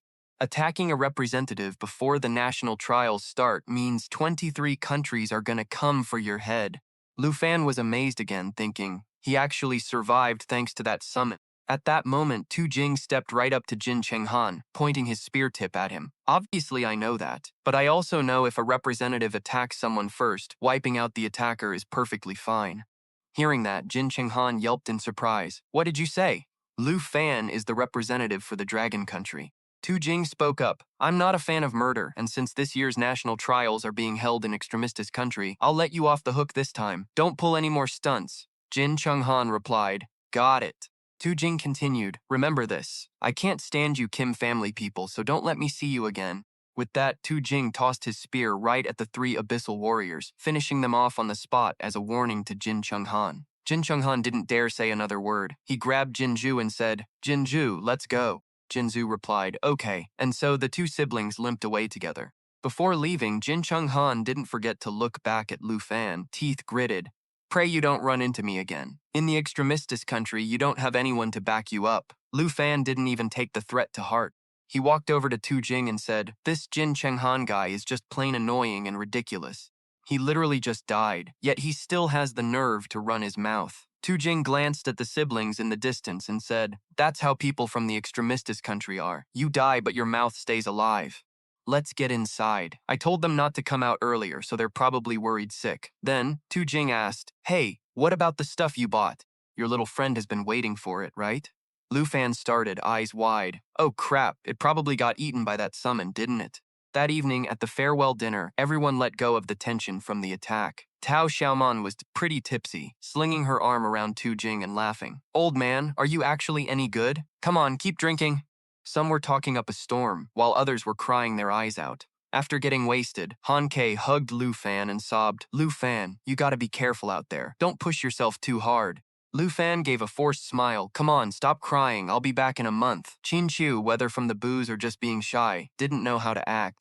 Her face was beet red as she leaned against Lu Fan, whispering, "Take care of yourself, okay? Don't worry about us." But Lu Fan knew that he was the one being targeted, and he had to leave. He couldn't let everyone else get hurt because of him. Only 1 month left until the national trials. The secrets at the extreme north border were waiting for him to uncover them. The following afternoon, Lu Fan and Tu Jing were riding the griffin toward the extreme north.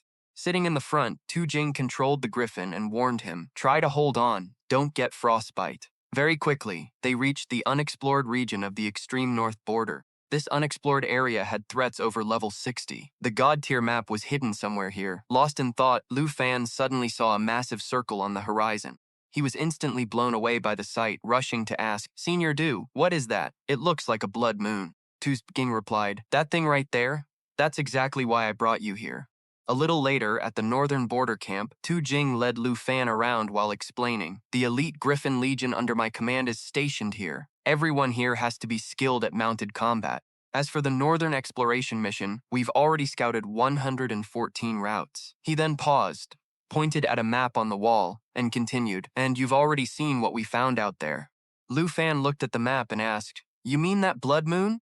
Tu Jing answered with a grim expression, "Exactly. Up until now, we haven't been able to get close to it, and we still don't know what it actually is, so we just call it that thing." But a few seconds later, Tu Jing suddenly laughed out loud, kept patting Lu Fan on the shoulder and said, "But now that we have a legendary prodigy like you here, I'm confident our exploration mission is going to make some real progress."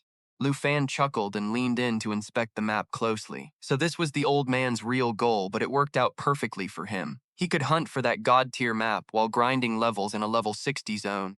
These two routes were the closest to the location of the god-tier map. Having made his decision, Lu Fan pointed at the area for routes 77 and 78 and asked, "So, can I join the frontline teams on these routes?" Tu Jing looked at where Lu Fan was pointing and immediately advised, "You young folks are always in such a rush. Even though Route 78 has quite a few outposts, it's still crawling with monsters. If a level 32 kid like you goes in there and something happens, your headmaster would take my old head off." Lu Fan replied earnestly, "Senior, besides hiding out here, I'm also here to level up. If I just stick to the safe paths, it's completely pointless." Seeing Lu Fan's determination, Tu Jing stopped trying to talk him out of it. He huffed, "This brat is just like I was when I first enlisted, always itching to charge headfirst into danger." As he spoke, a weapon appeared in his hand. He handed it toward Lu Fan and told him to take it. Lu Fan instinctively reached out to grab it, asking suspiciously, "Wait, this is..." As soon as he touched the weapon, a system window popped up. Legendary grade, Shadow Serpent Bow, requirements, level 70, level restriction removed, strength plus 591, enchantment plus 315, agility plus 756, enchantment plus 213. Bonus effect when equipped, increases all attributes by 10%. Shadow Serpent arrows, no arrow consumption. All shots are magical arrows. When not pulling back the string, it can fire 12 magical arrows at once, each dealing 20% damage. If the bow is fully drawn for 3 seconds, it fires a serpent shadow shot, increasing damage by 500%. Lu Fan was shocked and whispered to himself, "A legendary support bow? That means I can equip the Ink Dragon Scale Sword and the Shadow Serpent Bow at the same time. Plus the attribute boost and the level restriction removal. Senior Du must have spent at least 800 million on those enchantments alone." Realizing how valuable the item in his hands was, Lu Fan hurriedly tried to hand it back to Tu Jing. Senior Du, this bow. Tu Jing waved him off, laughing. Don't be like that, just take it. If you really want to run Route 78, you're going to need this kind of gear. Hearing that, Lu Fan stopped refusing. He immediately equipped it and happily shouted, "Thanks, Senior. With this bow in my hands, you don't have to worry about the exploration or the national trials." Tu Jing jokingly scolded him, "Kid, quit it with the cheesy line." Inside, he was actually bleeding money, thinking to himself, "It's just because I can't use a bow, otherwise you wouldn't even get a sniff of this thing." Just then, a soldier brought over a cloak and reporting to the commander, "Here is the cloak." So Tu Jing took the cloak and gave it to Lu Fan. "Lu Fan, put this on, I'm going to take you to see that thing. If you still insist on hitting Route 78 after we get back, I'll let you join the squad tomorrow." Lu Fan didn't hesitate. He took the cloak, threw it on and said, "Let's go, Senior Du. I can't wait anymore." A little while later, Tu Jing was riding his griffin in the sky, curiously watching Lu Fan flying alongside him using a pair of wings, and asked, "Lu Fan, you're a dragon knight. Why aren't you riding a dragon?" Lu Fan explained, "My dragon isn't a high enough level yet, but Xiao Ye just hit level 29, so I'm almost ready to unlock that skill." Tu Jing laughed loudly. "So when you can ride a dragon, I might just make an exception and recruit you into the Griffin Legion." Lu Fan was about to answer when he suddenly heard the screech of a monster. Turning his head, Lu Fan spotted 3 creatures flying toward them. Level 60 Owl Fiend, Toxic Feathers, fires 3 highly poisonous feathers at the target. Each feather has a 30% chance to poison the target for 30 seconds. While poisoned, the target loses 2% of their HP every second. Being hit multiple times stacks the duration of the poison. Sonic Illusion. If the target listens to its screeching for 30 seconds, they lose consciousness and fall into a charm state lasting 5 minutes. It can screech while performing other skills. Seeing the swarm of owl fiends shrieking as they dove to attack Tu Jing, Lu Fan shouted, "Senior Du, look out!" Tu Jing didn't even blink. He took a swig from his flask with one hand while summoning his spear with the other, piercing the nearest owl fiend. At the same time, his griffin used its talons to snatch up another one. "You're the one who needs to be careful. If that was Route 78, you'd have been dead ages ago with reaction speeds like that." After he finished speaking, Tu Jing swung his spear with massive force, sending the owl fiend pinned to it flying into the last one. Both of them crashed into each other and plummeted to the ground. The fight was over just like that. Lu Fan was stunned, thinking to himself, "Everyone in the Griffin Legion is over level 70. Even though he was just joking about recruiting me, he must be pretty disappointed after seeing my performance. This isn't school anymore, I've got to step up." While Lu Fan was busy reflecting on himself, Tu Jing looked down and spoke up, "We're here." Lu Fan snapped out of it and looked down as well. Seeing a red circular object in the snow, he said uncertainly, That thing? Is that an eye?" Tu Jing laughed and introduced it. "Exactly. This is an incredibly massive creature, and up until now, we still have no clue what it actually is."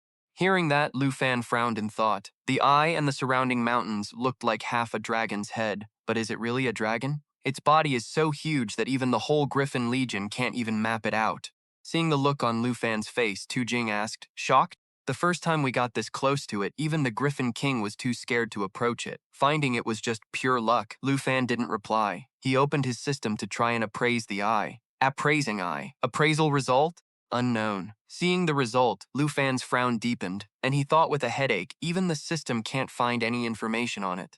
Tu Jing sighed and continued, "Honestly, we humans have barely explored this world. Most of it is still uncharted territory, and it needs legions like ours to go out and figure it out. When I first discovered this thing, it wasn't even in this state. That was the first time I ever got close to it. Back then, we were clearing out those fallen bastards above the resource site, and while we were trying to save the extraction team, it opened its eyes. That was a year ago today.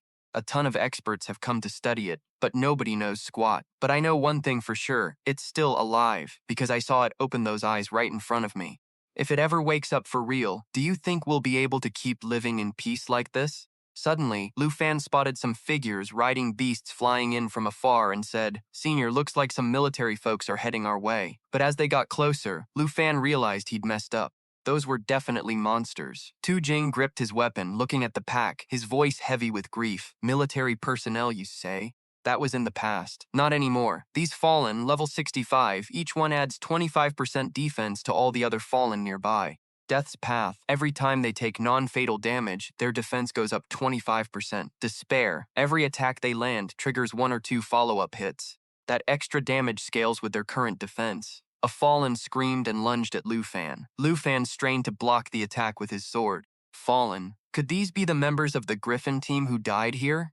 With doubt gnawing at him, Lu Fan turned to Tu Jing. Senior, what exactly are these monsters? Tu Jing just hung his head in silence. Lu Fan could tell from his face that his mood was absolute garbage. It took a few seconds, but Tu Jing finally decided to move. These things are a real pain. I don't want to destroy them. With that, Tu Jing commanded his Griffin King to soar up high, casting a cryo net, a massive freezing web that slammed the Fallen into the snow, pinning them in place. The cryonet forces the mount to fire a frost attribute magic web that lasts for 15 seconds. Any target caught in the net takes constant minor ice damage and will be completely frozen solid within 5 seconds. Tu Jing's reaction only made Lu Fan more certain of his theory. So he asked again, Senior, were they once your subordinates? Tu Jing dodged the question entirely. He steered the Griffin King away and said, Let's go, time to head back. Seeing that, Lu Fan had no choice but to swallow his questions and follow Tu Jing out. Down in the snow, the Fallen broke free from the net. One of them stood still, watching the two of them until they disappeared from sight before finally turning away. Early the next morning, in Tu Jing's office, he took a swig of liquor, glanced at Lu Fan, and asked, You sure about this? Lu Fan replied, Yeah, doesn't matter if it's the Fallen or that giant thing, I still want to go to the front lines. Tu Jing laughed heartily. That's the spirit, Adjutant. Bring them in. A few seconds later, the adjutant led a group of 3 into the briefing room. Reporting, they're here. Among the 3, a man with white hair stood at attention and saluted. Reporting, Squad 78 present. That was Lu Fei, level 76, 3rd rank Punisher Knight, captain of Squad 78. Then, a blonde guy scratched his head and asked, We barely get any downtime. What kind of orders does Lord Jinbei have for us? That was Lu Chongkong, level 70, 3rd rank Holy Shield Knight, member of Squad 78. Finally, a brown-haired girl who had stayed silent since they walked in. Shen Kai, level 70, 3rd rank Soaring Eagle Knight, member of Squad 78. Tu Jing gestured toward Lu Fan. Old Lu, I've got a new recruit for you today. This kid is Lu Fan, the top student from Dragon Capital University. Lu Fan smiled and said, I look forward to learning from you all. Lu Fei and Shen Kai didn't show much, but Lu Chongkong was friendly, reaching out to shake Lu Fan's hand. Yo, Dragon Capital University. What a coincidence. I'm a Lu too, and I'm a grad from the Qingyun class at Dragon Capital University. Lu Fan said, surprised. Oh, for real? Thanks for all your hard work on the front lines, senior. Lu Chongkong happily threw an arm around Lu Fan's shoulder, pulling him to the side. Don't sweat it. I'll make sure you don't lose a single hair out here. Lu Fan wasn't quite used to such intensity, so he just gave an awkward smile. Thanks. I appreciate it. Then Lu Fan asked, Hey, what's that badge on Captain Lu's chest? Why is he the only one wearing it? Lu Chongkong explained, That's a military merit badge. Old Lu earned that bronze one, which is why he's the captain. There are silver and gold ones above that. In our Griffin team, only 8 people have the gold ones. If Lord Du isn't at the camp, those 8 are the ones calling the shots. In another corner, Lu Fei wore a serious expression, whispering to Tu Jing, Sir, I have a question. What are you doing? Sending some college kid here just to pad his resume? Don't joke like that. Squad 78 has a brutal schedule. We don't have time to babysit. Tu Jing was equally serious. Old Lu, do you really think I'm the type to mess around like that? If things get dangerous, just leave him behind. If he kicks the bucket, that's on him. We're brothers out there, but in here, I'm your boss. From now on, Lu Fan is part of your squad. Don't treat him like a student. Just do what you have to do. That's an order. Seeing Tu Jing wasn't kidding, Lu Fei reluctantly agreed. Fine, I understand. He walked back over to Lu Fan. Lu Chongkong immediately stood straight. Captain! Lu Fei nodded, took one look at Lu Fan and spoke. Shen Kai, take Lu Fan to the meeting room. We'll discuss the mission in a bit. Shen Kai adjusted her glasses, annoyed, and muttered, What a drag.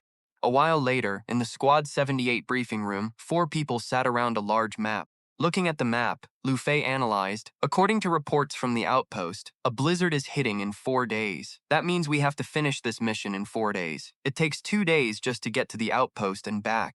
Once we hit the outpost, we've only got 2 days to keep scouting along Route 78.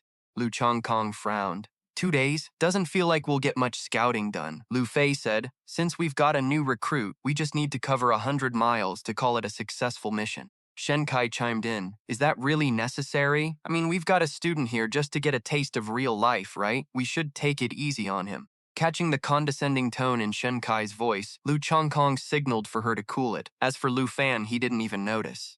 His eyes were locked on the map, his mind racing. Is the God tier map actually in the unexplored zone? If this exploration mission pays off, maybe I can finally get my hands on it. Lu Fei stood up and started barking orders. Time's ticking, everyone. Get your mounts ready. We head out in 15 minutes. Shen Tsei groaned, annoyed. Ugh, act like a human for once, will ya? We could just wait for this blizzard to blow over. Chang Kong didn't even crack a smile to play peacemaker. Come on, lighten up. Who else is gonna lead the vanguard? Lu Fei glanced at Lu Fan and added, Oh, and hey, Lu Fan, you can stash your mount in the squad's cargo pod. It's packed with the good stuff. Lu Fan hesitated. My mount's not high level enough to ride yet, so Shen Kai looked shocked. Wait, what? I ain't waiting for you, kid. Tell the captain to deal with it, Chang Kong asked, skeptical. So how exactly are you planning to fly with us? Lu Fan just smirked and replied, Don't worry about me, you guys go ahead. 15 minutes later, soaring through the sky on a griffin, Chang Kong spotted Lu Fan gliding with wings on his back and shouted, Holy crap, this rookie is stacked! Rare gear and handpicked by the boss himself. Don't tell me this kid's some high-ranking brat from Dragon City. Lu Fei didn't say a word, but his eyes locked onto Lu Fan, deep in thought. After flying for a bit, Lu Fan cruised over to Shen Kai and asked, Hey, Miss Tham, those two little Eagle Scouts flanking your giant hawk, are they scouting the area ahead? Shen Kai shot him a glare. Now's not the time for small talk, kid. We're about to hit the cloud bank. Not long after, as the group entered the clouds, Lu Fei shouted a warning. Visibility is absolute garbage in here. Stay sharp. Chang Kong looked over at Lu Fan with a grin. Hey, rookie, stick close to me, don't get lost. Got it. Lu Fan barely got the words out before a nasty gust of wind slammed into him, knocking him way off course. Once he finally leveled out, he panicked. The others were nowhere to be found. Lu Fan called out desperately, Senior! Captain! He barely managed a few calls before he froze, his heart dropping as he realized a pair of bloodthirsty eyes were locked right onto him. Lu Fan spun around to see a beast screeching toward him, jaws wide open, ready to swallow him whole. Sky-hunting Griffin, level 75, ability. Cloud Mist Stealth, merges with the clouds for high-speed movement and perfect camouflage. Mirage Strike, and lightning-fast attack from within the clouds. If it hits, the target leaves behind a mirage at their current position. The mirage lasts 8 seconds, mimics the original, and can even deal damage. Fallen Corrupted. This Griffin has been corrupted, gaining the standard, hopeless swarm mind skills of the Fallen. Corrupted again? Looks like that blood moon is screwing with way more than just humans, he muttered. Lu Fan reacted in a flash, slashing his sword hard against the Griffin's head. It let out a pained shriek, forced to snap its jaws shut. Not giving up, the enraged Griffin raised a claw and launched a mirage strike at Lu Fan. These fallen things are a different breed. I can't just go around sing dragons recklessly here. Lu Fan was hesitating on how to counter the attack when he heard Chang Kong yell, Rookie, dodge! In the next second, two creatures blurred past him, slamming into the Griffin. Lu Fan squinted, stunned. Wait, those are Miss Tham's Scout Eagles! He wasn't seeing things, it really was Shen Kai's Eagles. She'd used her twin eagle sacrifice to save his life. Twin Eagle Sacrifice orders the eagles to charge and crash into the target to draw all aggro. Shen Kai was already diving in on her Griffin, screaming, Don't let that thing spawn a mirage. But when she saw only one eagle fly back, she cursed, Damn it, lost a bird. Chang Kong zoomed up to Lu Fan, grabbing him by the harness. Don't you dare drift off again. These clouds are crawling with elite monsters. Just stay behind me. Dealing with these creeps is just another Tuesday for us. Lu Fan replied, Thanks, Senior, but I can't just sit here and watch you guys do all the fighting. As for the Griffin, seeing reinforcements arrive, it used Cloud Mist Stealth to vanish back into the clouds. Shen Kai immediately barked at Lu Fan, Rookie, stop acting like a lone wolf and just listen to orders. Chang Kong pointed at himself, acting cocky. That's right, just leave this Griffin to us. We've always leaned on the captain, so we haven't earned any medals yet. It's time to get serious. Shen Kai shot him a look, whispering, You're unbelievable. Suddenly, a massive roar echoed through the clouds, sending everyone into a state of high alert. Lu Fan asked suspiciously, That wasn't the Griffin, was it? Shen Kai and Chang Kong said nothing, their eyes fixed on one direction. Seconds later, sheer terror washed over their faces. Their Griffins turned to bolt. Chang Kong screamed, Oh, we're screwed, that's a sky swallower. This isn't your usual scrap. Run, kid, run. He still remembered his duty, warning Lu Fan even as he fled. Sky Swallower. Lu Fan, fueled by curiosity, looked up and saw a monster that made the Griffin look like a fly. Sky Swallower, level 75. Ability. Heaven-Devouring Maw. Anything sucked into its mouth takes damage equal to 1% of their max HP. Deep Sea Swallowing. It treats the clouds like an ocean. Once it leaves the cloud sea, it triggers Deep Sea Crash, dealing 9,999% damage to everything in the blast zone, including itself. Fallen corrupted. The Swall Sower is also corrupted, possessing all the hopeless swarm mind skills of the Fallen. Lu Fan panicked. This thing makes Xiao Ye's world enderform look like child's play. Just then, Lu Fei flew by, urging, "Stop staring, you idiot, fly faster." Lu Fan snapped out of it and scrambled to catch up. Cheng Kong, seeing the captain, cheered, "Captain, thank God, what do we do?" "A sky swallower is here," Lu Fei roared. "Shut your mouth and fly. There's a whole swarm of fallen bird monsters in these clouds, too." Gliding behind the group, Lu Fan fell into deep thought. Everything in this sea of white is corrupted. Even if that giant thing doesn't have a shred of life left in it, it's completely warped everything in this place. He accidentally glanced back at the sky swallower, and his heart stopped. It was opening its maw to unleash heaven-devouring maw. No way out. I don't know if the dragons are affected by the corruption or the blood moon, but if I don't call them out now, we're all getting eaten. With that thought, Lu Fan slowed down, reaching out to summon his dragons, shouting, "Captain, let me handle this." Lu Fei barked back furiously, "Cut the crap. Just focus on getting us out of here." Shen Kai saw a glimmer of light ahead and shouted in relief, "There, we're almost out of this. We'll be safe once we clear this area." Everyone gunned it, flying full speed toward the light. A split second later, 4 shadows shot out from the clouds. Right behind them, as soon as Thon Thien broke through, its falling whale skill triggered automatically. Its Devour the Heavens ability cut out instantly, and its massive body started plummeting toward the ground. Only now did Lu Fan have enough breathing room to ask, "We're safe, right? It's not chasing us?" Lu Fei explained. "Yeah, because once it leaves the cloud, Thon Thien drops like a rock." Lu Fan pondered that for a second. Every type of fallen corpse had a different countermeasure. This was the kind of precious intel that Griffin Legion veterans had paid for with their own lives. In no time, Thon Thien slammed into the ground with a massive thud. Lu Fei immediately called out, "Chong Kong, Shen Kai, let's land and set up camp." Chong Kong replied, "Copy that." Shen Kai was still shaken, letting out a long breath. Damn, that was way too close to kicking the bucket. A moment later, they touched down right next to the massive crater Thon Thien had created.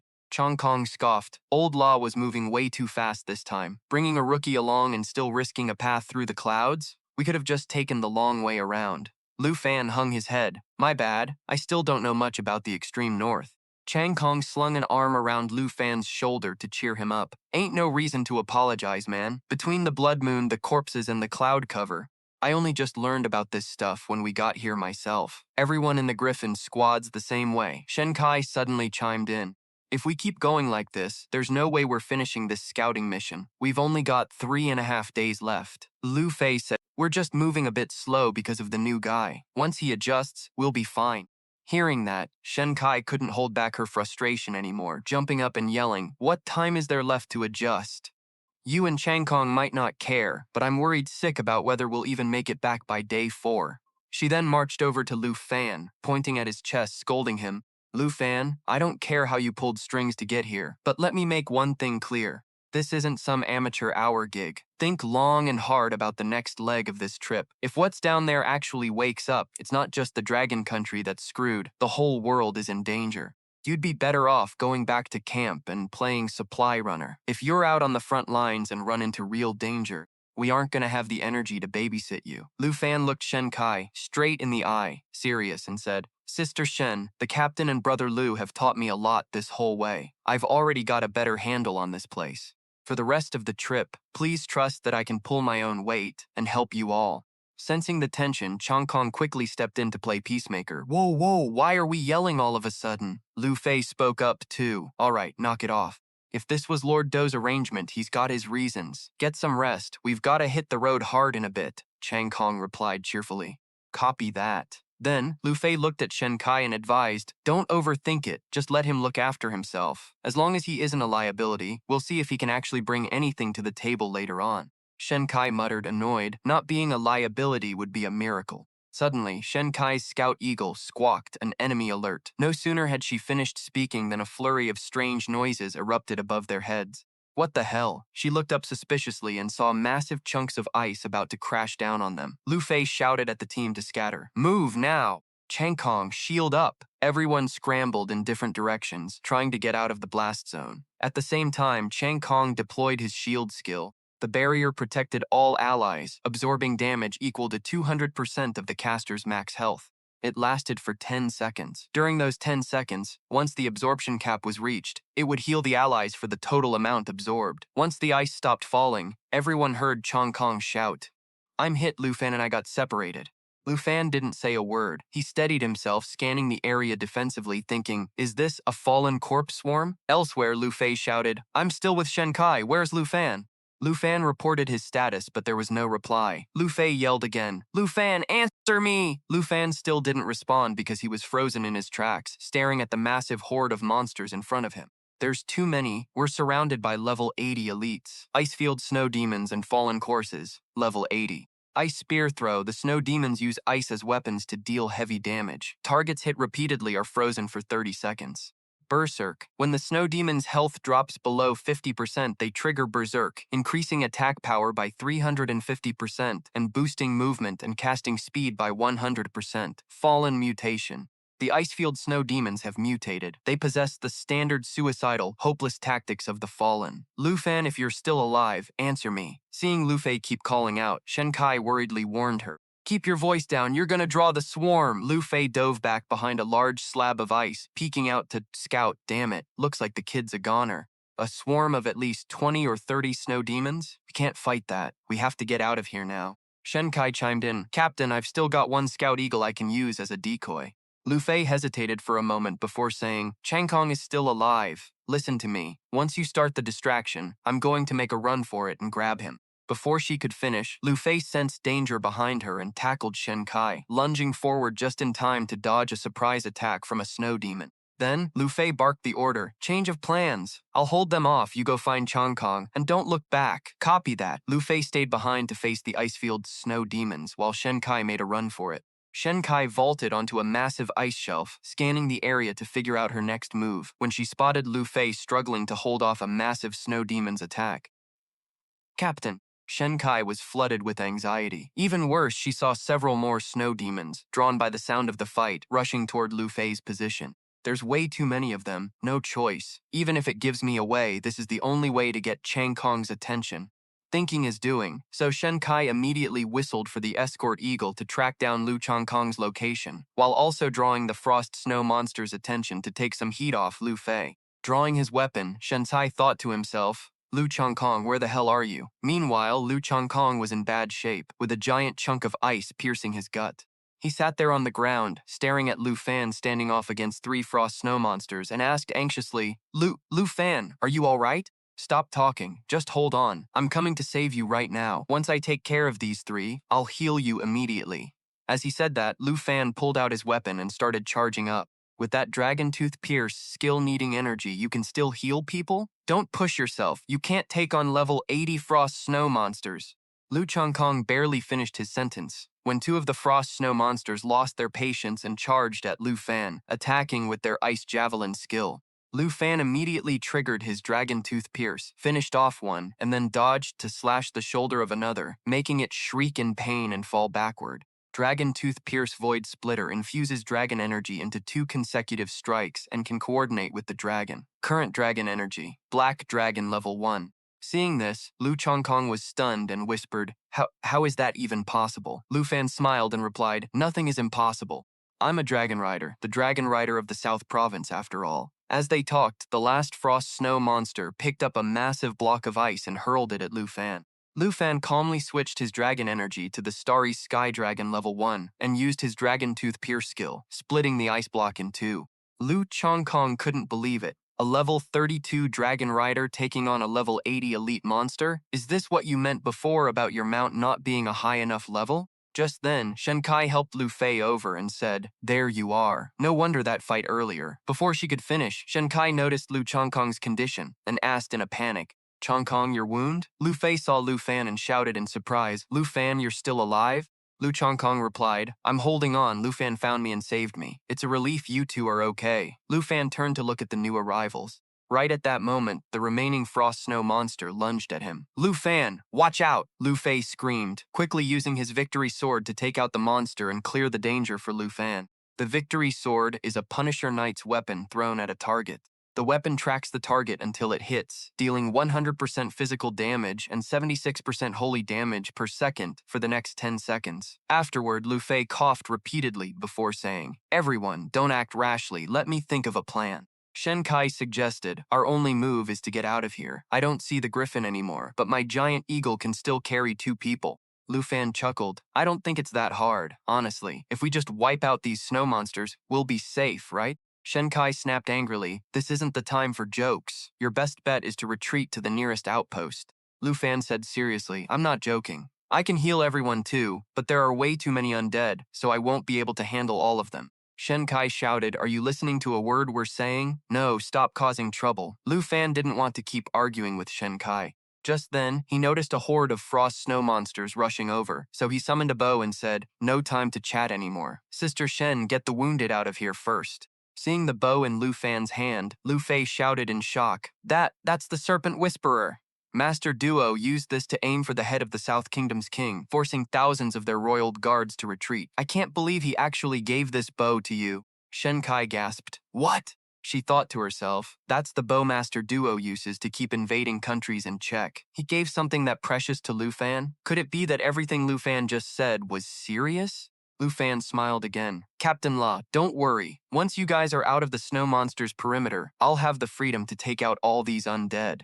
This time, no one argued with Lu Fan. Shen Kai decisively called the escort eagle down to take everyone away. Before leaving, Lu Fei turned back and said, "All right, we won't get in your way anymore. Lu Fan, stay safe." Watching the escort eagle fly off, Lu Fan whispered to himself, "Hope you guys make it to the outpost safely." Then Lu Fan smiled, activated the Snake Shadow Arrow skill, and looked at the crowd of snow monsters. All right, time to test out Master Duo's bow. On the other side, Shen Kai was still a bit hesitant. "I'm still thinking about what Lu Fan said earlier. Will it really be okay to let him cover the rear?" Lu Chongkong gave a weak laugh. "It's fine. I've seen him fight already. We're the ones who are dead weight.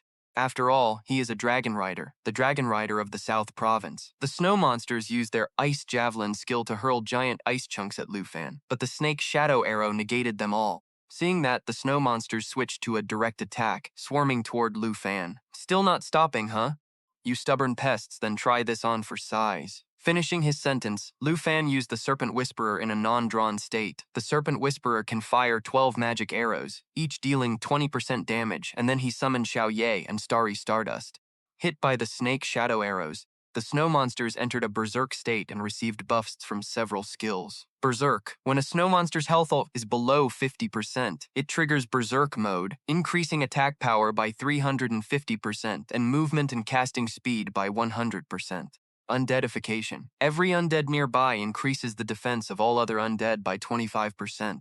Undeadification. Death leads to life. Each time they take critical damage, their defense increases by 25%. To counter this, Lu Fan ordered Stardust to use the Star Shatter skill, creating a star and detonating it to deal massive area of effect damage, with power scaling based on strength. Following the order, Stardust soared into the sky. It started condensing a star in its hands and aimed straight for the center of the enemy lines. Suddenly, an idea flashed in Lu Fan's head. "Stardust, come back! Let me shoot that star and blow it up."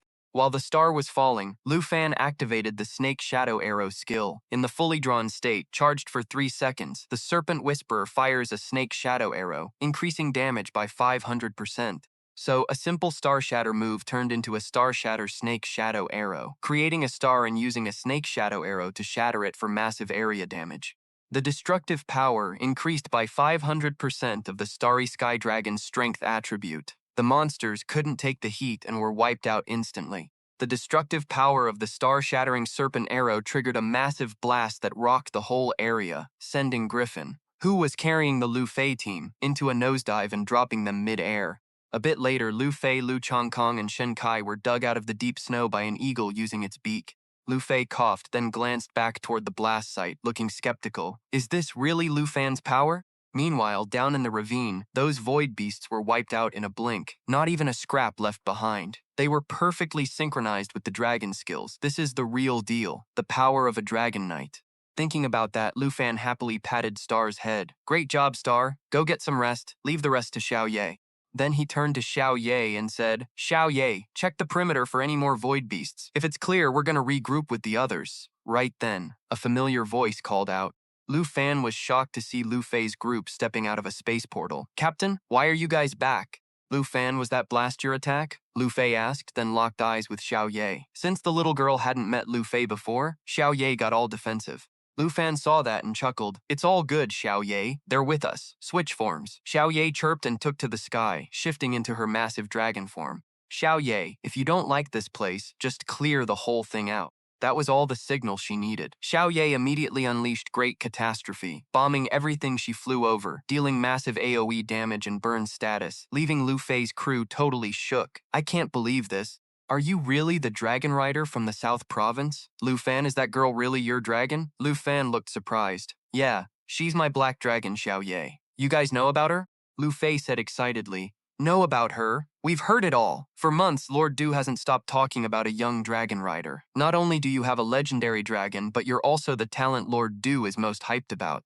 Shen Kai chimed in. Even someone like me, who doesn't care about anyone else's business, has heard rumors about you. Turns out Lord Du hooked us up with someone that strong. Lu Chongkong laughed. Lu Fan, you were hiding your true colors, man. Lu Fan replied modestly, you guys are giving me too much credit. I'm new here and I don't know the ropes yet, so I've probably been a real pain to deal with. Lu Fei stepped up, patted Lu Fan on the shoulder, and said with genuine gratitude, I've mentored a lot of young guys like you, but you're the most mature and responsible one I've ever seen. Thanks for saving us when things were looking grim. Shen Kai looked a bit embarrassed. And to think I was gunning for you and looking down on you earlier, I should have guessed anyone Lord Du assigned wouldn't be some average Joe. Man, we've really clicked since the moment we met. Hope you got my back later on, Lu Fan beamed. Thanks for understanding, guys. Just then, Xiao Ye let out a sudden roar, her energy spiking so hard it freaked the other three out. Lu Fan, what's wrong with your dragon? Xiao Ye hit level 30. With this level up, not only did her base stats jump, but she unlocked a new skill too. Black Dragon Contract Eye has evolved into Black Dragon 2. New skill unlocked, Sense. Black Dragon 2 gives her insane perception, letting her spot enemies who are hiding or cloaked. If I trigger it, she can force all nearby hidden enemies out of stealth. Wow, a dragon hitting level 30 is a total game changer, just like my second job promotion. Almost all her stats are over 10,000 now, and that new skill is a lifesaver against snipers. No need to worry about high-level assassins anymore. Lu Chongkong suddenly remembered something. Lu Fan, you once said your mount wasn't leveled enough to ride yet. Now that your dragon leveled up, does that mean? Yeah, I'm finally a real dragon knight. As he said that, Lu Fan pulled the dragon saddle out of his storage ring. Epic grade gear. Pet mount, level 30 required, race requirement, dragon sub-dragon. Once equipped, it turns the pet into a rideable mount. In mount mode, the rider and the pet share all stats. Plus, basic attacks get a dragon breath buff, enabling long-range damage. Lu Fan, look at your dragon. That fire is insane. It's lighting up the whole sky. It was Lu Fan's first time seeing Xiao Ye like this, so he was a bit worried, but that worry vanished as fast as it came, replaced by pure joy. It turned out Xiao Ye's weird behavior was just her shifting forms. Leveling up to Phase 2 made her way more powerful. She's definitely a full-grown dragon now. Lu Chongkong dropped his jaw. Turns out Lu Fan's mount is a full-blown dragon. That's so badass. Even a veteran like Lu Fei was speechless. That burning form from before gave me chills. Can't believe a dragon's growth spurt is this intense. Riding a legendary beast like that, you gotta have a special saddle. Lu Fan, hang tight, I'll get you one. Lu Fan waved his hands. No need, I've got one of my own. You don't get it, kid. Our Griffin Corps custom saddles are legit military gear. They give you a 10% stat boost from your mount. It's super rare, Shen Kai added. Exactly, Lu Fan, if you get that 10% boost from a giant dragon, you'll be unstoppable in the skies. Lu Fan laughed and showed off his epic saddle. This dragon saddle of mine is specially made for dragon riders. I get 100% of Xiao Ye's stats and my attacks get buffed with dragon breath. Wait, you get 100% of her stats? And a damage buff on top of that? What kind of broken gear is that? Lu Fan, you keep blowing our minds. Compared to this thing, our military saddles are basically trash. Man, I feel so embarrassed for trying to show off earlier. Lu Fei thought to himself, coughing awkwardly. Well, Lu Fan, since you've already got a saddle, why don't you show us how it works?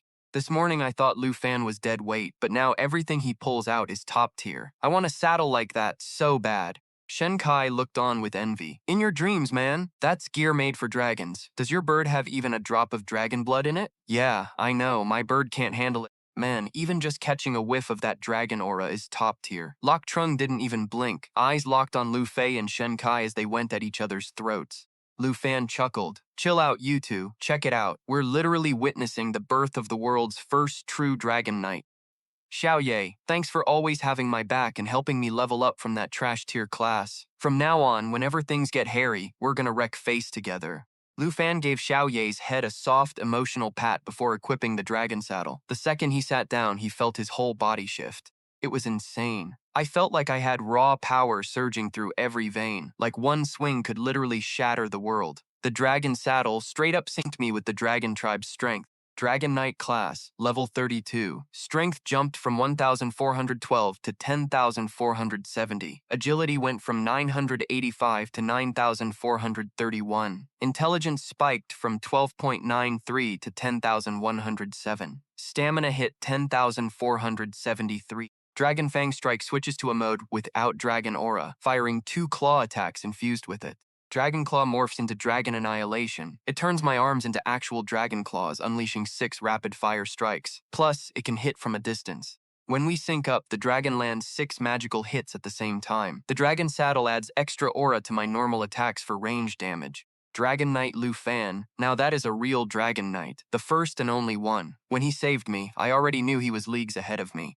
Looking at the gap between us, we're both knights, but compared to him, I feel like a total scrub. Chong Kong stayed quiet, feeling bitter inside. Getting into the Thon Vun class at Dragon Capital University and joining the Griffin Legion after 10 years of grinding. Lu Fan, man, all those accomplishments I was so proud of, they feel like nothing now that I'm standing next to you. Suddenly, sensing something, Xiao Ye let out a sharp cry, whipped its head around, and took off into the sky. Lu Fan seemed to catch on and asked Xiao Ye, more of them coming? Use your perception to scan the area. Just like Lu Fan guessed, the moment Xiao Yi used its perception, everyone could see a bunch of human-shaped monsters with butterfly wings hiding behind the snow. Lu Fei and the crew quickly mounted their beasts, stunned by what they were seeing. You actually found enemies hiding in plain sight. Look, their stealth is busted. Those are humans. Wait, no, they're not. Look at them hovering, Lu Fei said, his face turning serious. That's a frost moth. Super dangerous, guys. Stay back. Frost moth, level 85. Ability, hidden in the blizzard. They camouflage themselves in the wind and snow, making them impossible to spot. The stealth breaks when they attack or take damage. Ability, blood drain. The frost moth drains its target's HP, stealing 10% every second. If they're in hidden mode, you won't even notice them for the first 4 seconds before the drain starts. Frost moths are night hunters that camp in snowstorms. By the time you notice them, you've already been drained dry, Lu Fei warned. Super dangerous, but exactly what I need. Lu Fan smirked, pulled his weapon, and dived in with Shi to teach those frost moths a lesson. Chong Kong couldn't help but gawk at the scene. Those frost moths cost so many of our brothers their lives, and here's Lu Fan, just crushing them like they're nothing. Shen Kai looked at Ko and blinked, saying, Lu Fan and the dragon synergy? That's just wild. Chong Kong happily turned to Lu Fei. Captain, we don't have to be afraid of these frost moths anymore, right? Lu Fei was about to answer when he suddenly screamed in panic. Trung, behind you! Before Lu Fei could even finish, a beam of light flew over and wiped out the frost moths creeping up on his group. It's Lu Fan. Does he have a long-range combo skill too? Lu Fan had just used Dragon Annihilation to turn his arms into dragon claws, hitting them 6 times in a blur of speed from a distance. With the dragon's help, those 6 magical hits wiped out the bugs Lu Fei warned them about. Everyone, watch out for sneak attacks. Xiao Yi's perception is active, they can't hide anymore. After a wild fight, the frost moths were finally wiped out by Lu Fan and Xiao Yi. The last of them are dead. That was insane. Lu Fan, you saved my life again, man. With the dragon's perception and Lu Fan's combat skills, we've got nothing to fear anymore, right, Captain? Hearing Chong Kong say that, Shen Tai rolled his eyes and snarked, Will you look at you? Every other word is Lu Fan this, Lu Fan that. Try acting like a senior and stop making Lu Fan save your butt. Lu Fan laughed and spoke up. Captain La, I've mastered the sync with Xiao Ye. Even if a blizzard hits, I can keep us safe so we can finish the recon mission. Lu Fan, I know what you're capable of, but look up. A starless night sky like this in the extreme north is the sign of a massive blizzard. It's coming way earlier than we thought. It's gonna hit by tomorrow. The one thing I was scared of is actually happening. If the storm hits early, we won't have time to get back to camp. Shen Kai looked at the sky, and taking an injured guy like me out there to scout in a blizzard. No, that's way too dangerous for me and everyone else. Seeing the morale dropping, Lu Fan stepped in. We're already past the dangerous frost moths, so that's not an issue anymore. If we take out the monsters in the storm and finish the mission, we're gonna rake in the military glory. Lu Fan held his hand out to Lu Fei, his face dead serious and confident. Trust me, I would never play with your lives. I know I can help everyone finish this mission safely, even in the blizzard. Captain Shen Kai and Chong Kong both looked at Lu Fei, waiting for his call. All right, with you here, I'm not worried. No matter what the weather does, we're moving forward. Lu Fei laughed and shook Lu Fan's hand, and just like that, the team's recon mission was back on. Before long, they'd pushed 100 miles past the outpost. Lu Fan swung his blade and sliced a frost moth to pieces. Surprisingly, it dropped an item Lu Fan had been hunting for. Eternal ice, a rare material that only forms in the extreme north. It never melts, perfect for high-end crafting. Word is, the drop rate is way better during a blizzard. Finally, all that grinding against frost moths in the storm was worth it. I finally got the eternal ice the senior asked for. Lu Fan tucked the ice away and shouted, "Guys, come on over, it's clear here." Lu Fei's group struggled against the gale, sighing. The blizzard really brings these monsters out. They're crawling all over the place like roaches. Lu Fan, you've been wiping out beasts all the way to the mission site. You must have racked up thousands, if not 10,000 by now, right? I honestly lost count. Most of them were just ice worms anyway. I'm pretty sick of seeing them. Lu Chongkong sighed. Look at this kid. Listen to him. Level 32, and he's already bored of killing level 85 beasts. If I had your skills, I'd be out there farming until the blizzard cleared. The commander would handed me a gold medal, for sure. Shen Kai, standing behind them, gave Lu Chongkong a sharp smack. You think you're Lu Fan, huh? Why don't you go tell the commander that yourself and see if he cuts you some slack? Lu Chongkong chuckled. Let a guy dream, will ya? Lu Fei didn't even pay attention to the two of them arguing behind him and spoke to Lu Fan. Lu Fan, the 100-mile scouting mission is done, and we're low on supplies. Let's head back to base. Come on, kid, let's move. If we don't head back, my wounds are gonna heal up on their own. Yeah, you're right. We haven't had a decent rest in 3 or 4 days. Xiao Ye, hearing that, instantly turned into its small, adorable form and let out a little cry of protest. Seeing that, Lu Fan smiled and coaxed it. Xiao Ye, you've had it rough, cold, and hungry for way too long, huh? All right, let's go back and get some rest. Okay, it's decided then. Shen Kai dropped a marker to lock in their coordinates and prepped for the trek back to base. Lu Fei gave the order. Lu Chongkong watched how Lu Fan treated Xiao Ye and turned to tease Shen Kai. Lu Fan sure loves his dragon. Too bad for your giant eagle, though. Must be starving after these past few days, right? It's doing just fine, don't you worry about it. Shen Kai shot back, chin held high. She pulled out a massive beacon, jammed it into the frozen ground, and pulled the trigger. Instantly, a red pillar of light shot up straight up into the sky. This beacon was a standard-issue Griffin Legion tool, used for Arctic recon missions to pin signal columns to the ground and beam GPS data back to the base server. Lu Fan's system didn't show any info on this gear, so he turned to Lu Fei. Big Sis Shen, what is she holding? That's a tracking beacon. It marks our current position so that when the weather clears, the construction team can come out here and set up a temporary outpost, Lu Fei explained. Afterward, everyone hopped on their mounts and flew back to base, totally unaware that a shadow of a corrupted monster stood right beneath the beacon, watching them leave. The next day at the Arctic base, I'm heading off to report to the commander. Dismissed.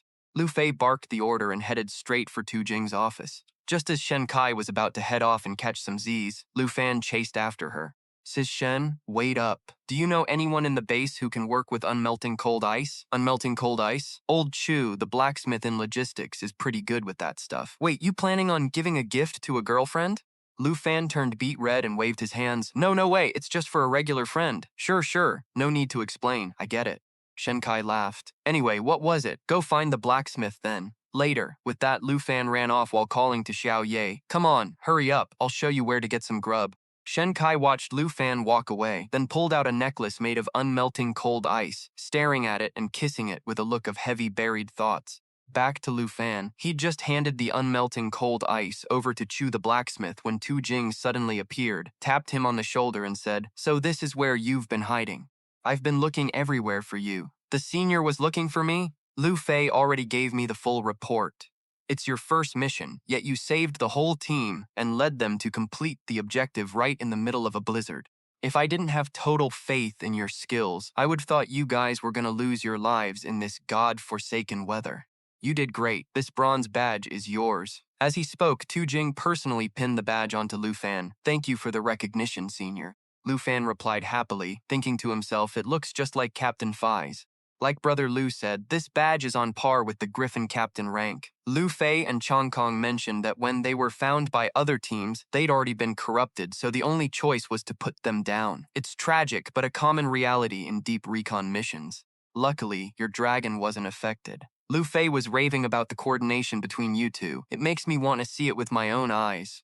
Lu Fan ignored Tu Jing's praise and fell into deep thought. Looks like the closer we get to the blood moon, the easier it is for creatures to get corrupted.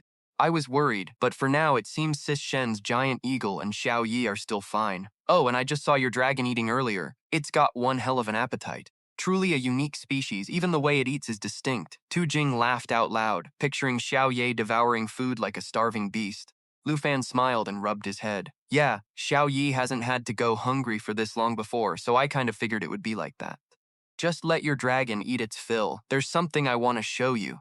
Tu Jing's expression turned serious as he pulled out a stack of photos and handed them to Lu Fan. Our intel team picked these up in the Stellar Kingdom. Take a look.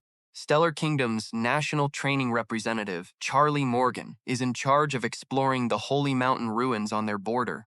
After my intel agents tracked them and made contact with the Morgan family, we managed to snag these shots. A massive humanoid skeleton. This mysterious entity really looks just like that giant blood moon, Lu Fan noted. It looks familiar, yeah. Compared to it, the excavator in the photo looks like a tiny ant, almost invisible. I've also got some footage my agents recorded at the Holy Mountain ruins after sneaking into the Morgan estate. A video that might bring us one step closer to a mind-blowing secret. Scene shifts to in front of a giant skeleton. A man in a suit speaks up. Sir, we've arrived. Someone gasps in shock. Hey, it looks just like a six-winged angel. The blonde woman with curly hair next to him points with her thumb. Where'd young Master Charlie go? The voice from before continues. That's the temple. The man in the suit looks at the distant temple and explains, that's right, we sent a scout team into that temple. He adds that the team even included a top-tier expert, but they've completely lost contact with the whole group. As he finished his sentence, a voice cried out in shock. What was that sound? The blonde woman replied. It's the curse of the Holy Mountain. The golden light from the temple has mutated everything around it. They've mutated into even stronger, more savage monsters. The man in the suit noticed someone behind them and warned, wait, someone's coming. The woman turned her head. Isn't that the fourth transition expert from the expedition team?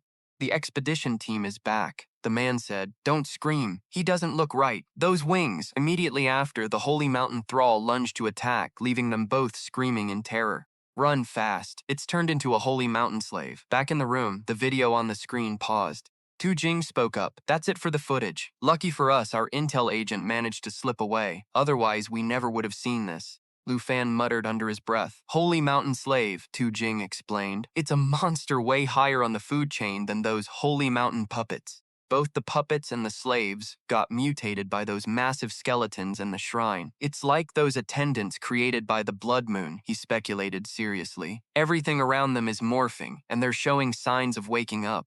Looking back at the screen, he added, exactly. This major discovery has already been sent to the top-tier scholars at Dragon Capital. The experts think there's no way there are only two of these things. They've been around since ages ago, ancient, untraceable. And now they're called. Tu Jing hesitated for a second before spitting out ancient gods. Lu Fan furrowed his brows deep at that name. He stared at the picture of the giant skeleton on the table, lost in thought. Where did they come from? Why are they just lying there? And the power they pack? It's all a mystery, but calling them gods might not be a stretch. Tu Jing grabbed a small water flask. I know what you're thinking. Nobody knows everything about the ancient gods. That's what's messing with my head. It feels like we've only just scratched the surface of the world's secrets.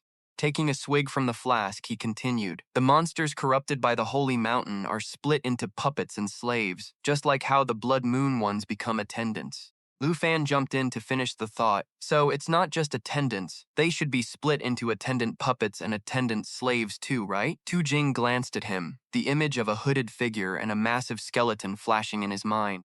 My thoughts exactly. So far, the attendant puppets we've run into are just walking corpses.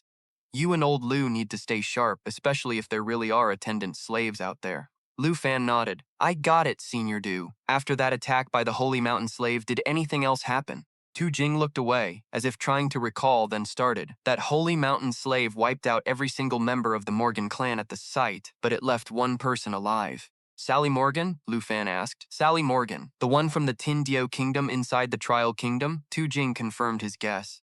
Yup. After my agent escaped the massacre, they saw the holy mountain slave and Sally Morgan meet up right in front of the shrine.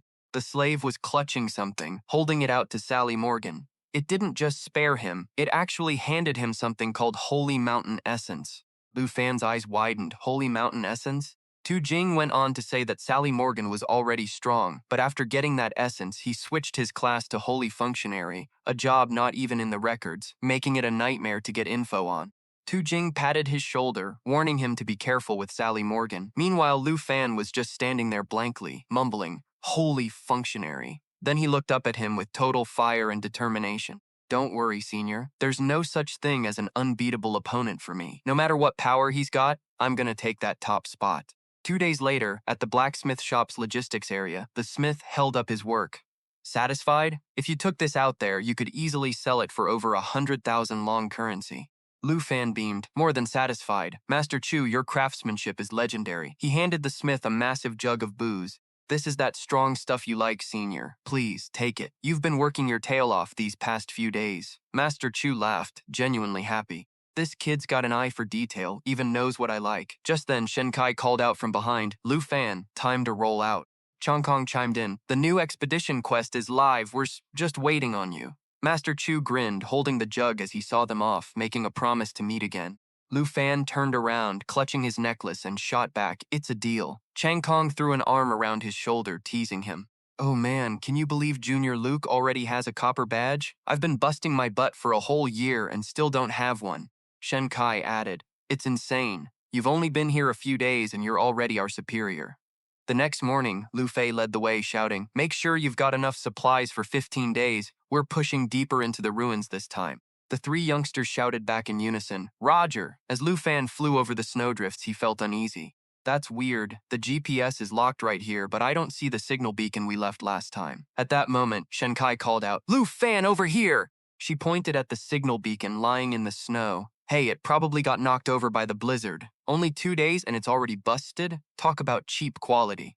Lu Fan stayed silent, thinking. Something felt off. It was like a setup waiting for them to fall into a trap. Chang Kong pulled his cloak tight and stepped forward. "Well, what are we waiting for? Let's start the mission." Lu Fan scrambled to catch up. "Wait, Senior. Stop, I think it's an ambush." Right as Chang Kong tilted his head, asking, "Ambush?" a swarm of monsters crawled out from the shadows behind him. Chang Kong panicked. "We're surrounded. We're in deep trouble now." Lu Fei was caught off guard too, cursing the situation. Lu Fan stayed calm, analyzing the beast's movements. Lu Fei finally recognized the pack. "Attendant slaves? Are these the ones Senior Du told us to watch out for?" Suddenly, a dark, chilling voice echoed around them. "That's right. Attendant slaves are the servants of the glorious gods." Lu Fan braced himself, scanning for the source. Chong Kong looked absolutely terrified. "You are!" A pale, bruised hand reached out and grabbed the hood. Lu Fei gasped, shouting a name he hadn't expected. "Li Luo!" Even Shen Kai looked like she'd seen a ghost. Li Luo greeted them. "Atai, it's been a while." Li Luo, level 76 attendant slave, heavy cavalryman. Lu Fan turned to his team.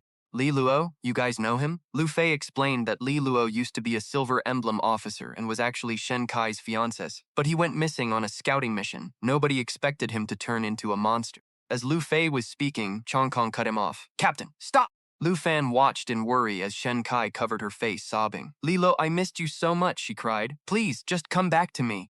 She noticed a pair of boots appear right in front of her, and a deep, masculine voice whispered in her ear, "Atai, I missed you too." Li Luo crouched down, his hand brushing her cheek. "I've finally found you." Shen Kai was so overwhelmed she lunged at him, hugging him tight. "It's really you. Sob, come back to me. Everyone will be so stoked to know you're still alive." But suddenly a dark, ominous aura erupted from Li Luo. "I can't go back. Can you just stay here with me?" Shen Kai looked at him, completely confused. In a blink, Li Luo reverted to his corrupted form. "All of you are staying. Stay here and serve the god that's about to wake up." Shen Sai screamed in terror as Lu Fan's voice echoed in her head. Sis, don't listen to him. Whatever you do, don't go near him." Li Luo stared at her with hollow, blood-red eyes, whispering promises to get her to stay and serve his god. Meanwhile, Lu Fan was fighting to snap her out of it. Sis, stop listening to his crap. Don't you dare go over there. But Li Luo kept pushing her, dropping threats left and right. If you refuse, there's only one outcome for you. Being torn apart by corrupted puppets and turning into a soulless husk just like them. Shensai could only beg Li Luo to stop. Lu Fan's voice kept ringing in her ears. Sis. He finally grabbed Shen Kai, who was trembling in fear. Sis, get a grip. Li Luo sat atop a massive skeleton, his voice dark and twisted. Ah Tai, answer me. Are you willing to stay here and reach the god with me? Captain Lu Fei looked at the mess and said, Lu Fan, we can't let Li Luo take her. With this many corrupted puppets, can you even fight your way out? Shen Kai muttered, panicked. What do we do? What do I do? Chong Kong chimed in. Captain, there are thousands of these monsters. If we stick with Lu Fan, we'll get separated. Plus, if we don't fix that signal tower, we'll never get a lock on our location again. Lu Fei shot back. Are you kidding me? Who cares about the guard station right now? We just need to run for our lives. But Lu Fan just smirked. I don't think running is the play here. We don't need to run. Everyone looked at him, stunned. Cheng Kong saw him gathering magic in his palm and shouted, Wait, you're not planning a total massacre, are you? Lu Fan didn't deny it. Exactly, he replied. Lu Fan already had a bow in his hands. Free combat merit delivered right to our doorstep, we'd be stupid not to take it. Li Luo watched them for a second. So that's your answer? What a waste. There's only one fate for those who reject the god. He paused and roared, Die and become one of the corrupted puppets. The second the words left his mouth, the horde of beasts charged. Lu Fan stayed calm, lining up a snake shadow arrow. Senior Lu, get the shield up. He didn't hesitate, and a golden barrier encased all three of them. Got it. And then what? Lu Fan gave a confident grin. Nothing else. The rest is just my job. He unleashed the snake shadow arrows, dead set on Li Luo. A system notification pinged. Hearing his plan, Chang Kong couldn't help but scream. What do you mean nothing else? My shield only lasts 10 seconds. Lu Fan sounded totally chill. Trust me, 10 seconds is plenty. Shield duration 10 seconds. Li Luo watched the arrows flying toward him, eyes wide. In the nick of time, he barely dodged the shot. Shield duration, 8 seconds. Meanwhile, out of nowhere, Lu Fan appeared right behind Li Luo. Xiao Ye dragon form, let's go! A massive dragon materialized out of thin air, letting out a roar that shook the earth. Shield duration, 6 seconds. Lu Fei stared up at the air battle, muttering, Lu Fan, we're all counting on you. Watching the beasts swarm them, Chong Kong warned, Captain, look out! Shield duration, 4 seconds. Lu Fan drew his sword. Xiao Ye, coordinate with me. Dragon Breath, shield duration, 3 seconds. He darted forward, slashing at Li Luo over and over. The system flashed, showing the ability's stats. Xiao Ye, wreathed in flames, let out a deafening roar as she entered her full dragon form. The surrounding monsters were incinerated by the dragon fire. Shield duration, 2 seconds. Chang Kong watched in total shock, lost for words. Lu Fei explained from the side, No, that's just the perfect synergy between a dragon knight and their dragon. Facing 10,000 monsters, and it's like he's just mowing the lawn. Li Luo, despite being injured, groaned in pure frustration as he saw Lu Fan reaching for his hand. My god. Shield duration 1 second. Xiao Ye kept breathing fire, burning the rest of the horde. Shield duration, 0 seconds. Shortly after, once the chaos died down, Lu Fan stood over Shensai, who was cradling Li Luo's body. He asked, worried, Sis, are you okay? Shensai replied softly, Thanks, I'm okay. Chong Kong suggested using holy light chains to seal Li Luo, but Lu Fan shut that down immediately. Shensai looked at her love in agony, whispering that it was Li Luo, but it didn't feel like him. He used to be so gentle. Meanwhile, Li Luo was writhing in pain. Suddenly, a massive wave of corrupted energy poured out of Li Luo. Lu Fan tracked the source, realizing instantly it was the corruption taking over. When the energy finally faded, Li Luo seemed to regain his last shred of consciousness. He told Shensai to get out of there. Shensai gripped his hand, tears streaming down. Li Luo, you're back! Hang in there! Li Luo whispered his final words. Then his hand went limp right in front of her. She let out a gut-wrenching scream, calling his name in absolute heartbreak. Shen Kai sobbed uncontrollably. Sob, even if it was just for a few seconds, that was really him. Lu Fan stepped in. He did come back. Standing on the snowy mountain, Lu Fei said, If it weren't for you and Xiao Ye, we wouldn't have made it. This Li Luo situation is weird. We need to report back to base. Lu Fan nodded, understanding. Got it. Sis needs some time to collect herself, too. Suddenly, a purple light streaked through the air. Lu Fei shouted, What the hell is that? It didn't disappear. Lu Fan reacted instantly, gripping his blade. That was the protective energy from Li Luo's body, and it was heading straight for the blood moon. Without missing a beat, he lunged after the light. This energy is vital for understanding the corruption. I can't let it get away. He waved his hand, using the corrupted essence, a legendary item whose true effect was still a mystery. As he held the orb, he guessed, the holy mountain essence that Sarkly snatched. It represents the sacred bird nation. Think it could snag the same kind of essence as this one? A corrupted guardian essence notification popped up so fast. You think if that's the case, this protective essence could also help me switch to a hidden class and become a corrupted god slave. In the distance, Lu Fei's squad was rushing over. Lu Fan, is it really cool for you to just grab this thing directly? Lu Fan was still deep in thought. If the logic holds up, Sly was already loyal to the corrupted god. A scene of people swearing allegiance to the corrupted god flashed before his eyes. Hearing Lu Fei's voice, he finally answered, "It's fine for now. Captain, we gotta get this to Senior Du ASAP." Looking at the two figures nearby, Lu Fei hesitated for a second. "I get it, but we gotta hold off a bit before heading back." Lu Fan caught on to his hesitation and spoke up. "Captain, we should go help out a bit too. Time's running out." Finally, he agreed.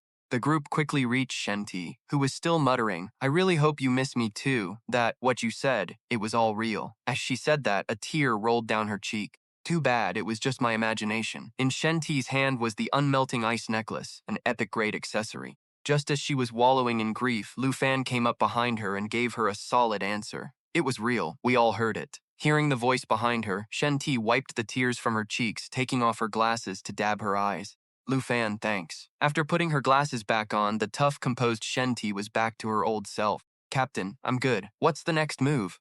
Everyone acted like nothing happened, treating her like normal, and she didn't dodge the topic of Li Luo anymore. Seeing everyone had settled down, Lu Fei immediately gave the order. "Glad you're okay. Squad 78, get ready to head back to camp." As soon as he finished, all three of them answered in unison. The group quickly left the snowy mountain, leaving the scene empty. That day, she knew she had to say goodbye to that sincere love and keep looking forward. By noon the next day, Tu Jing sat before that purple glowing gem and suddenly realized what had actually gone down.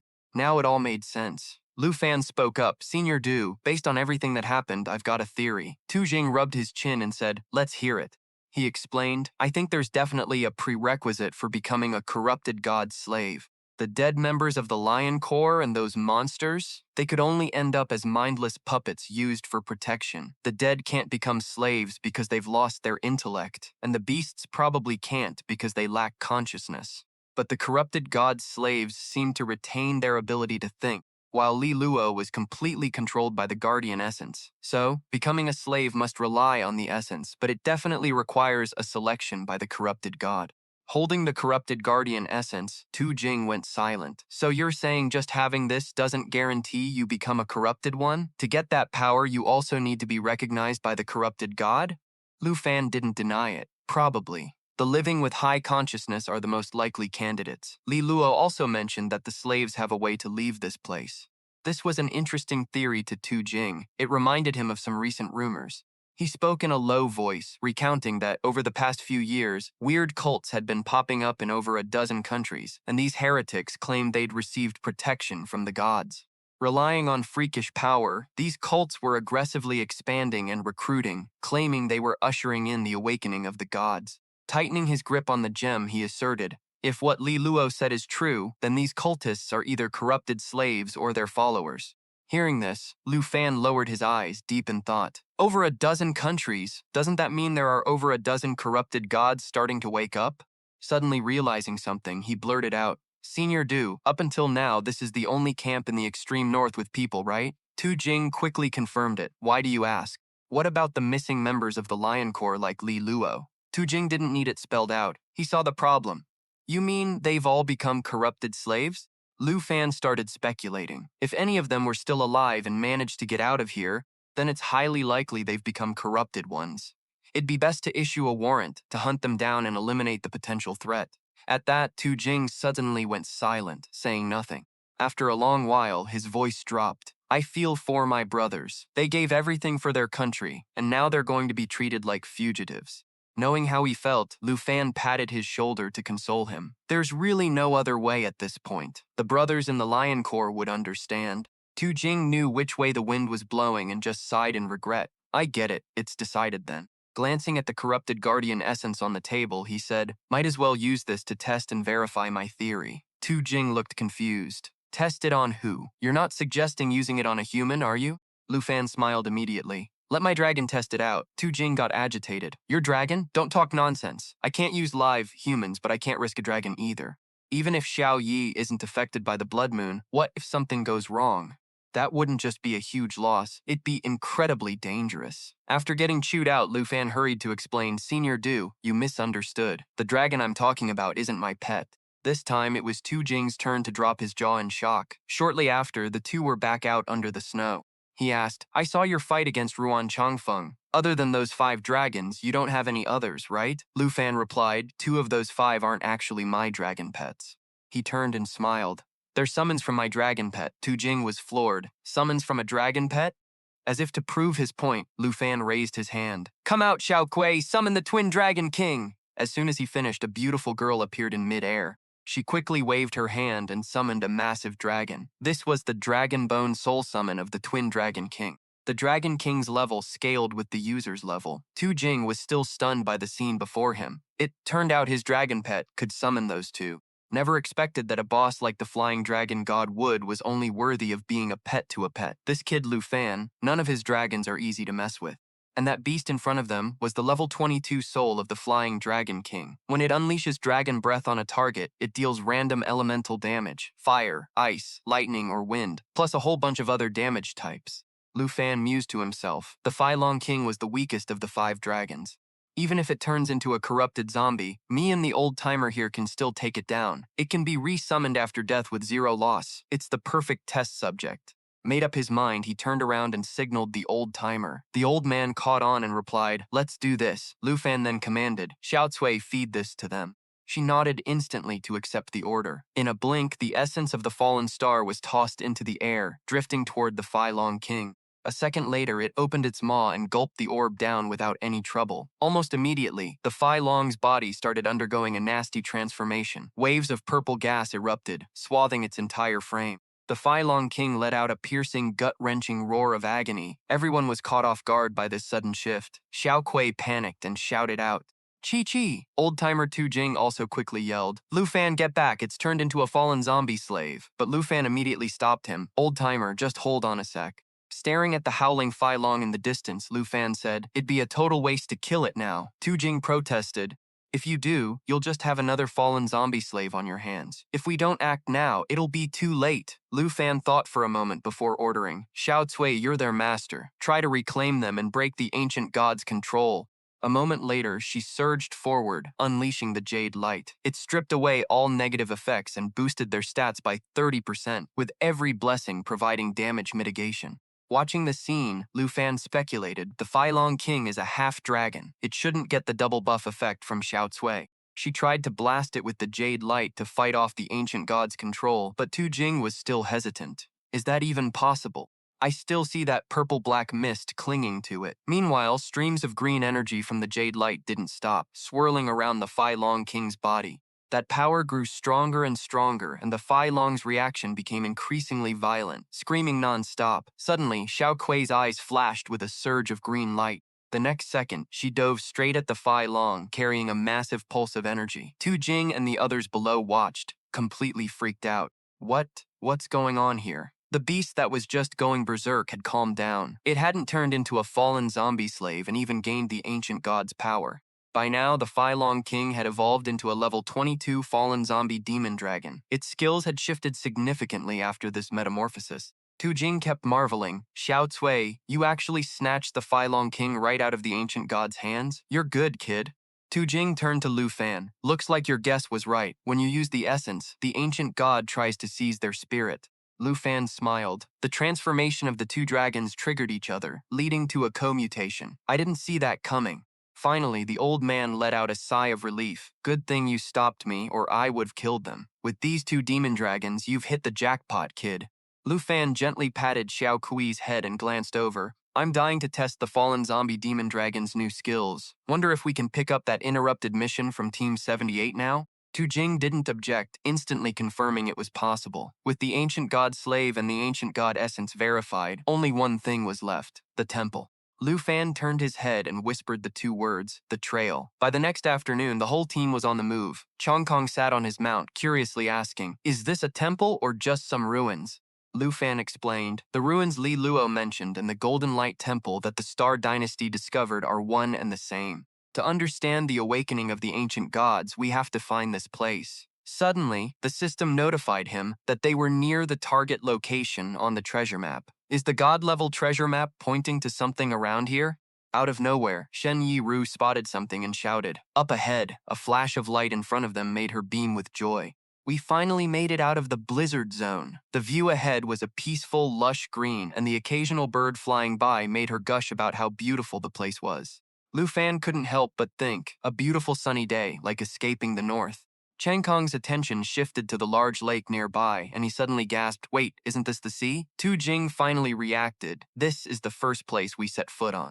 Exactly what is connected to the massive chains under this ice?" Chong Kong wondered, could the ruins Li Luo talked about be found along this range? Just then, the system pinged, grabbing Lu Fan's attention. They had arrived at the treasure map's coordinates. A second later, he happily turned around and dashed back. Found it. This texture is definitely a dragon egg. His hands quickly dug through the ice and snow on the ground. Before long, an object glowing beneath the white snow was revealed. It's a green dragon egg, level undetermined. He couldn't wait to reach out and grab it. Sure enough, the fourth dragon egg is in the bag. Lu Fan spotted something else and turned back saying, "That is." He pulled a black square box out of the snow. After opening the box, the system quickly fed him information about the book inside. Learning what he had just found, he was surprised and immediately used Dragon Tongue magic to boost his power by 100%. His face grew devious as he stared at the book in his hand, thinking, "Once I tame the blue dragon, its skills will definitely resonate with the blue dragon king's roar. With this Dragon Tongue resonance, the Dragon Tongue magic spells from me and the blue dragon will double in strength."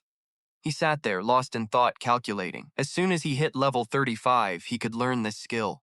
Looks like I should reach out to Miss Du at the Tianhua auction house to use my monthly privilege for an extra pet slot scroll. Shen Kai and Chong Kong walked over to where he was sitting. Shen Kai waved and said, "Lu Fan, what are you standing around for?" Chong Kong put a hand on his hip and asked, "Junior brother, are you out here admiring the scenery all by yourself?" Seeing the two of them, he stood up and replied cheerfully, "It's nothing, just taking a look around. Besides, I get the feeling this is the edge of the extreme north. It's very likely that there's a whole new uncharted land on the other side of this ice lake." Lu Fei, with his giant eagle, looked back at him and sighed. Even though we've explored the outskirts of the blizzard zone, the extreme north is still massive. This is just the interior territory. Great mountain ranges covered in thick snow echoed with the sound of wind, blending into Lu Fei's voice. The Blood Moon Range stretches for miles and ends here, so maybe this is the very end of the ancient god's tale. Chang Kong looked at the view ahead, amazed. It's so huge. Just its torso is miles wide, not even counting the head. Lu Fei kept going. Even though we don't know what this ancient god looks like yet, those massive chains are definitely tied to the Blood Moon.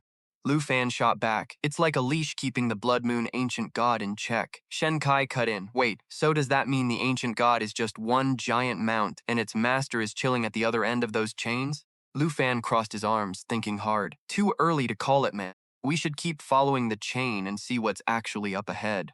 Chong Kong threw an arm around his shoulder, grabbing his face playfully and said, "Dead on. Who knows? Maybe the ruins or that temple everyone's talking about are on the other side of the lake." Lu Fei gave everyone a serious look. "As team captain, let me drop a reminder. We have no clue how dangerous this unexplored lake really is. Chang Kong, you remember how beat up you got last time, right?"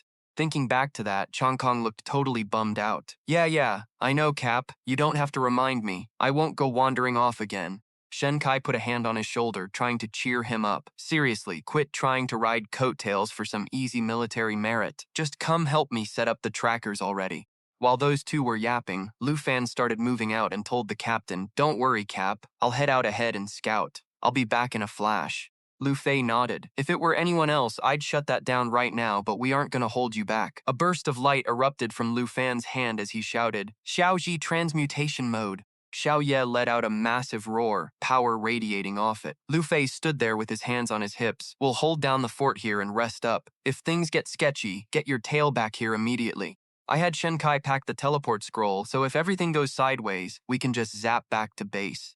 Shen Kai chimed in. Keep your head on a swivel out there. She casually smacked Chang Kong on the head, making him yelp. Lu Fan spread his wings and looked back, grinning. No sweat, I got this. He and go, Xiao Ye.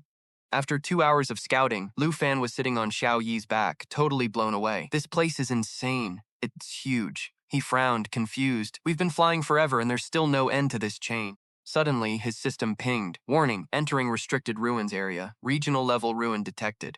He thought, whoa, if this is the corpse-dropping ruins, everything finally makes sense. Xiao Yi was flying even faster now. Lu Fan was deep in thought. This matched what the Star Council found about those mysterious zones near the ancient gods.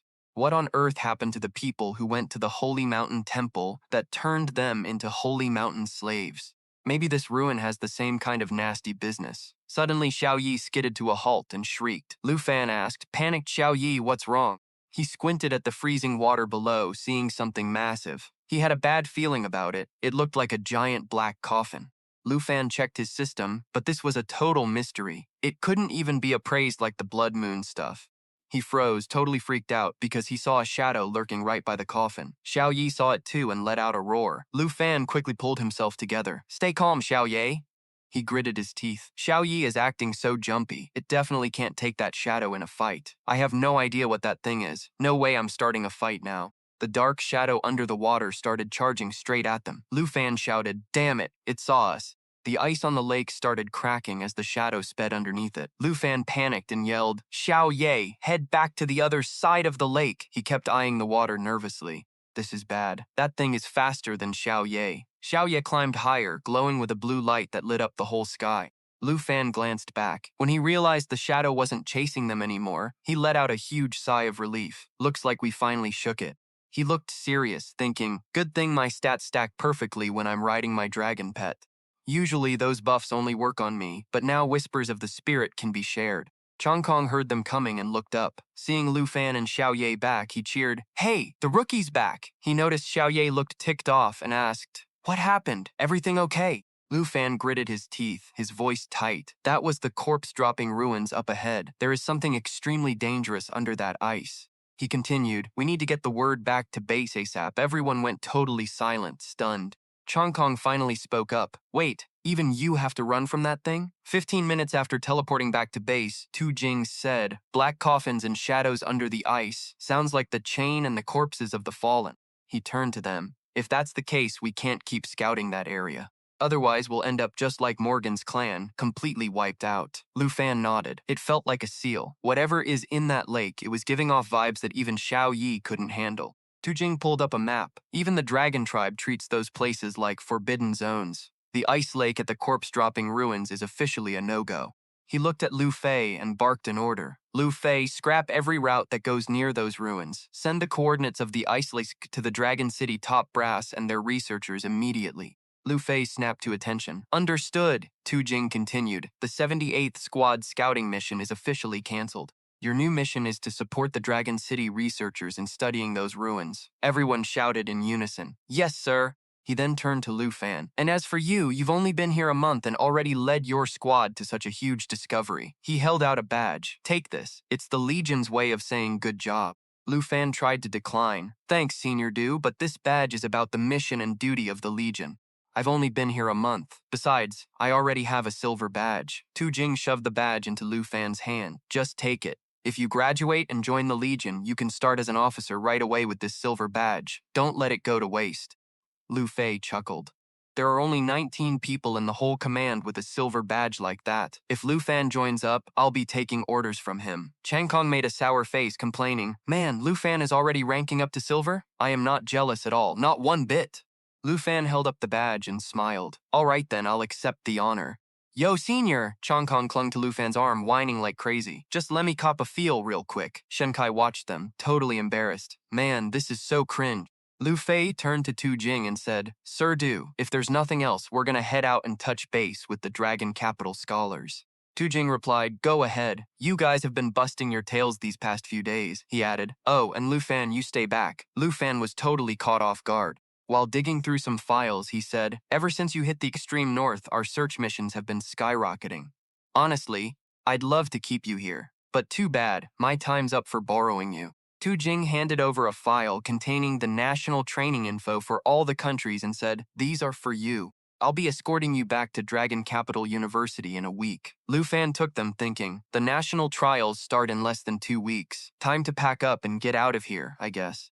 Tu Jing saw him zoning out and asked, "Yo, what's up? Forgot about the national trials? Or you just can't bear to leave the squad?" Lu Fan chuckled. "Not gonna lie, I'm gonna miss this place, but I never lost sight of the goal." He continued, "With the Dark Dragon Beast's sync ability, I'm confident I'll wreck the national trials." Tu Jing laughed out loud. "That's the spirit. These docs are all public info your headmaster specially pulled for you. Take 'em home and study up." Lu Fan turned to leave. "Got it." Meanwhile, in the Extremistus country, out in the woods, some monster was getting swarmed by purple lights. Jin Chung Han, the rep for Extremistus country, showed up with a nasty smirk. This creepy energy was radiating off him, surrounded by ghostly faces with twisted evil grins. Jin Zhu hid behind Chen Tianji and asked Jin Chung Han scared, "Big bro, your abyss crawler still hasn't evolved yet? We've been farming here for ages." Jin Chung Han kept that creepy look on his face, holding a ball of cursed energy. "Soon. Just let it swallow a few more lives and it'll hit the next stage." Suddenly, a commoner spoke up. "Your Highnesses, Prince and Princess." The commoner asked, suspicious, "Are you guys personally hunting down beasts?" His wife, holding their kid, chimed in, "Oh my god, what an honor. Come inside and rest for a bit." Jin Chung Han smiled. "Sure, why not?" He summoned those freaky spirits and said, "It'd be rude to refuse." Those spirits lunged straight at the couple. The guy screamed, "Your Highness, what the hell are you doing?"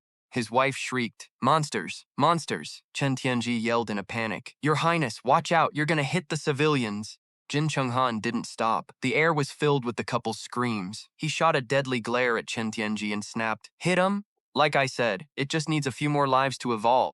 He sneered, "They're just dirt-cheap commoners anyway. Isn't it an honor for them to be fuel for my summon?" Jin Chung Han stomped off, fuming, and told Chen Tianji, "You've been in my Kim family forever and you're still spouting this weak-ass garbage. Haven't learned a single thing." Jin Zhu chased after him. "Bro, big bro, wait up," leaving Chen Tianji there, totally stunned. Meanwhile, in the Han Kingdom's council hall, 4 people sat under candlelight, plotting. Kolan the Han rep said, "So, we're officially teaming up for the national trials." Vai Kai, the Han rep, replied, "If that's what the kingdom wants, I'm cool with it." She added, "If word of this alliance leaks, you know what happens to all of us." Yasanrei, representing the Nam Kingdom, said calmly, "The national trials are always a grind. With the 4 of us teaming up, we're definitely taking the top spots." The 4 of them said in sync, "To a great partnership," and the candle suddenly flickered out. Over at the Snow Kingdom's active volcano, someone rushed in. "Young master, the family head sent word. It's time to gear up." Andre, the Snow Kingdom rep, stepped out with a massive axe, looking satisfied after smashing a monster. "Finally, let the national trials begin." Switching to the Star Command Kingdom's temple ruins, someone ran up to a group waiting there. A dude dressed in fancy gear walked over and asked, "Sally Morgan, you're heading to the Extremistus country soon. You ready for the fight?" Sally Morgan, the Star Command rep, bowed his golden wings and replied, "I'm gonna be the champion of the national trials." 2 days later, Lu Fan was reading the docs when there was a knock. When he opened the door, Tu Jing asked, "How's it looking?" "Finished with the documents. Our Dragon Country rep?" By now, the other 4 were standing outside. Chong Kong grinned. Better bring home the gold, Junior." Lu Fei added, "As the captain, I'm officially giving you the green light to leave the squad." Shen Kai cheered, "I'll be rooting for you." Tu Jing beamed at Lu Fan. "All set, time to head back to Dragon Capital University." Lu Fan smiled, "Let's bounce." The next morning, at the Dragon Capital University headmaster's office, Lu Fan knocked. A voice from inside shouted, "Come in." He cracked the door and said, "Permission to enter." Sheng Ming reached out, hyped. "You're finally back. Long time no see, huh?" Lu Fan added, "Since the headmaster's on a business trip, I'm handling the national trials stuff for now." He looked at the shadows, Viet and Sham, and continued, "These 2 are the elite guards sent by the higher-ups in Dragon Capital to keep you reps safe on the way to the Extremistus country." He kept talking, super into it. "The guard squad." Sheng Ming signaled for Lu Fan to take a seat. Lu Fan then asked, "Is Vice Chairman Triu going to Extremistus country with me instead of the principal?" He replied, "Yeah, the principal can't make it back for the next 10 days or so. I've chartered a special flight under the Academy's name, and we're taking off tomorrow at noon." He emphasized, "You just got back from the freezing north, and now you have to head out again. So just take it easy and get some rest today. Oh, right, if you need anything, just say the word. As long as it's reasonable, the Dragon Capital University will hook you up." Lu Fan gave a light chuckle. Actually, there is something I need, he asked boldly. Do you think the school could get me a beast slot expansion scroll? Shengming immediately spat out the tea he was drinking. He hurriedly asked, Lu Fan, you got yourself another dragon? Lu Fan replied, just trying to stay ahead of the game, that's all. Shengming closed his eyes and sighed. Look, this thing isn't exactly cheap, but we just don't have it in the Academy's inventory. I'm really sorry about that. Lu Fan turned around and smiled. Don't sweat it, Shengming. I'll figure it out myself. That cool with you? He replied, Of course! Don't worry about those shadow guards. They won't get in your way. Back at Villa Number 2, two shadow guards followed Lu Fan home. As soon as Lu Fan arrived, Han Ke rushed out to hug him. Little fam, you're finally back. I've missed you like crazy over the last 2 weeks. Qin Chu chimed in. We've been waiting since last night. Finally, you're back, Lu Fan replied. So the vice principal told you guys. Man, that's a bummer. I wanted to surprise you all. Han Ke, beaming, pulled Lu Fan toward the dining table. Stop standing there. You couldn't have had a decent meal up in the extreme north, right? Come on, let's eat. Tao Xiaomong added, I've been waiting for you to eat. Hurry up. Hurry, I'm starving, Qin Chu laughed. Sister Han started prepping before sunrise. Lu Fan was thrilled to see it all. There's so much food. Back in the extreme north, your cooking was the one thing I missed the most. Qin Chu asked eagerly, Tell us, how much stronger have you gotten in the last month?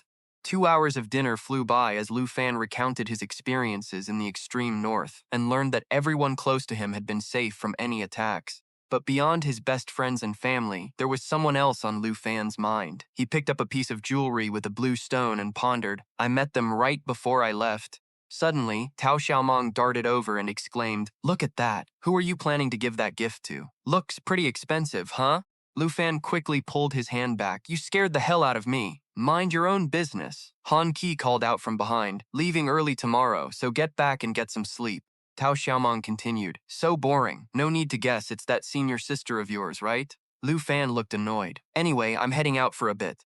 An hour later, in a spacious room, Lu Fan sat on the floor, deep in thought. It looks like senior sister definitely isn't coming today. Suddenly, an idea popped into his head. Oh wait, I have Sister Du's number. Maybe I can get her to reach out to senior sister for me? Perfect timing. I can also ask the Thien Hoa auction house if they have a pet expansion scroll. Inside a VIP lounge at Thien Hoa, a voice echoed out.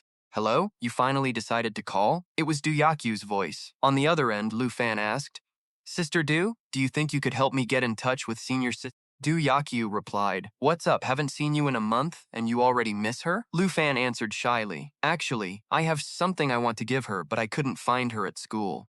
Du Yakyu clicked her tongue. That's tough. Something came up at her place and she went home. No idea when she'll be back, and even I can't get a hold of her. She added, But since you're back in Dragon Capital, you should drop by my place for a second. She left something for you before she took off. That afternoon, when Lu Fan met Du Yakyo, she teased him, You're not like you used to be, kid. Got bodyguards following you everywhere now? He laughed and said, They're pros, you know? They won't get in anyone's way, I promise. As the two sat down to chat, Lu Fan exclaimed, Sister Du, business at Thien Hoa is booming, isn't it? Look at all those people downstairs, Du Yakyu replied. Isn't that all thanks to you? Ever since you put that egg in the illustration book, customers have been flooding in every day just to see that dragon egg in person. Lu Fan pondered. A starry sky dragon egg alone pushed Thien Ho's reputation to the top. So, about that green dragon egg I've got, nah, forget it. Keep it for a special trade with Sister Du. A moment later, Du Yakyu pulled out a box and opened it. This is what she left for you. Take it. Lu Fan was stunned. Is that a legendary weapon? The Burning Sky Flame Sword, legendary grade. Requirements. Level 30. Stat strength plus 256. Agility plus 204. He picked up the sword, excited. This sword is so light and has the ability to store fire damage. It feels like it was custom-made for me, Du Yakyu replied. Well, obviously. The top-tier blacksmith your senior sister found spent an entire month crafting this masterpiece. I have to say, she really gets you. Even when you weren't here, she still had an ambassador get a weapon suited just for you. Lu Fan gripped the sword, face beaming. The cost of making this, it's priceless. So she was always carefully watching my battles whenever we sparred. Senior sister is seriously so thoughtful. Thinking about it, he blurted out, Thanks, senior sister. Just then, Du Yakyu added, Oh, wait, there's more than just a weapon. She handed it over and he thought, This is the Fire Element Demon Dragon language. Magma Burst Skill Book. Requirement Dragon Tamer or Dragon Mage class. Required level 25. He grinned broadly, thinking that once he hit level 35, he could use his little pets to trigger the bonus dragon language, and that way, the burning sky flame sword could store even more damage. While lost in his thoughts, he pulled out a letter. Senior sister really did a huge favor for him. With this, he could get a massive boost during the national trials. It's just a shame she's not here. He definitely had to thank her properly later. Yakyo broke his train of thought. What's that? Is that a love letter? The letter read, Dear Junior Brother, long time no see. Something unexpected came up, so I had to leave for a while. I won't be able to see you win the championship in the national trials. Reading this letter, you've definitely gotten the gift I set aside for you, right? You're totally loving it, aren't you? Last time I said I'd get you a gift, but you ended up swiping that dragon egg and paid me back for the scroll instead. So this time, I had a master blacksmith forge this one, just to see how you'd try to pay me back for it. I've got a ton of stuff to handle here, though. First thing I'm doing when I get back is hitting your spot for a meal, then dragging you to the point exchange room to wreck some house. If I don't show up at Villa number 2, don't be a dork and wait around at the arena.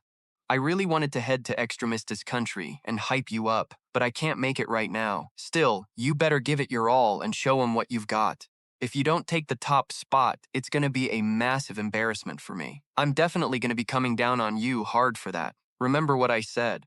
You're smiling reading this, aren't you? Oh yeah, you promised me that non-melting ice. Didn't forget, did you? Keep it safe. I'm coming to grab it when I get back. Han Thu pipes up. Hey kid, you doing all right? You chuckle and say, I'm good, sis. Thanks for passing this along to me. She adds, don't sweat it. You're a VIP at Tianhua. If you need anything, I've got your back, you know? Your eyes light up and you can't help but ask about that help. Hey Ms. Do you guys have any scrolls that expand pet slots? When Lu Fan asks, Yakio frowns. Kiddo, I'm really sorry. Our current auction doesn't have any scrolls like that. She explains, the market for those scrolls is pretty niche. Only summoner hunters really buy them, so we don't usually keep any in stock. You sigh, bummed out. All right, thanks anyway, Ms. Do. You start thinking. If the school and the auction house are both dry, you might have to ditch the plan to hatch that green dragon egg.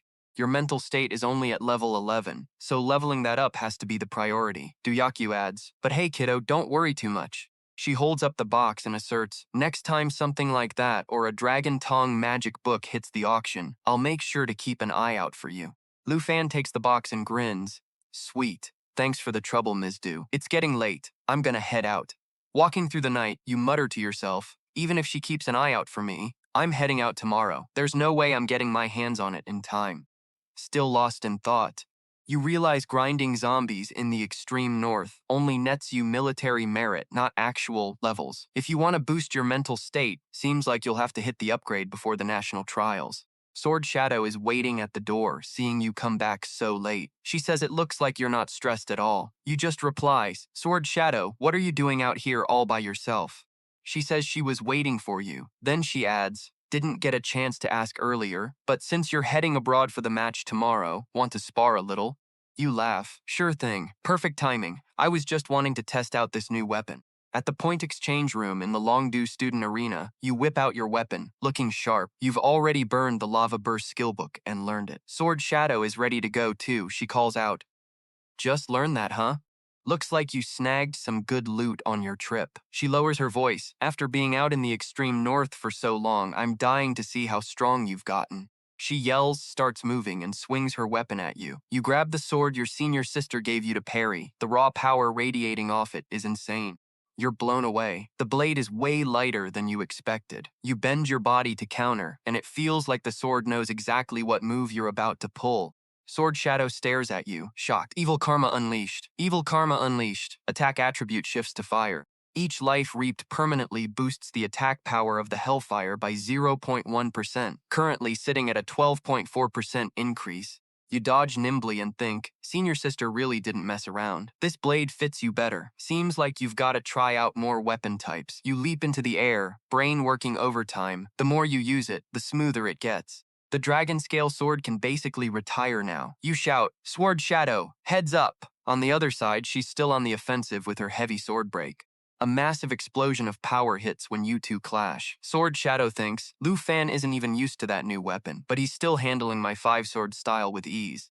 Then she says, Lu Fan, you really are a freak, always getting stronger. You reply, I can feel you've gotten a lot stronger too. Those 5 swords of yours are sharp as hell. She shoots back, yeah? Too bad even my combat techniques can't keep up with you anymore. She screams, Mountain Crusher, and a wave of force sends you flying back. She walks up. Lu Fan, you're always pushing forward, always leveling up. Being around you just feels safe. Sword Shadow holds out her hand. The national trials. First place is in the bag, right? You reach out to shake it. Obviously. The next morning, Han Ki waves goodbye, looking a bit bummed. Off again, huh? Seriously. Stay safe out there. Two others in the back chime in. Safe travels, we'll be rooting for you. Lu Fan waves back that one day in Longdu went by way too fast. You look up at the plane and ponder. The national trials start in just 3 days, and everyone's expectations are echoing in your head. You lean your head against the window, thinking about this chance to break into the ranks of the Dragon Country's elite. You're determined. You're not letting this slip. Shengming walks over. Lu Fan, we're here. He adds, the Dragon Country's battle monitor is waiting for us. You ask him about the monitor. He explains, for the national trials, every country has to send a battle monitor alongside their representatives, mostly to make sure everyone's playing by the rules. As they head off the plane, he keeps talking. The Dragon Country's rep was decided by the top brass at Longdu. You'd better watch your manners when we meet the monitor. Lu Fan had just finished hearing watch your manners when Shengming suddenly freezes up, his subordinates dropping to their knees. You're confused. Vice Principal, what's going on?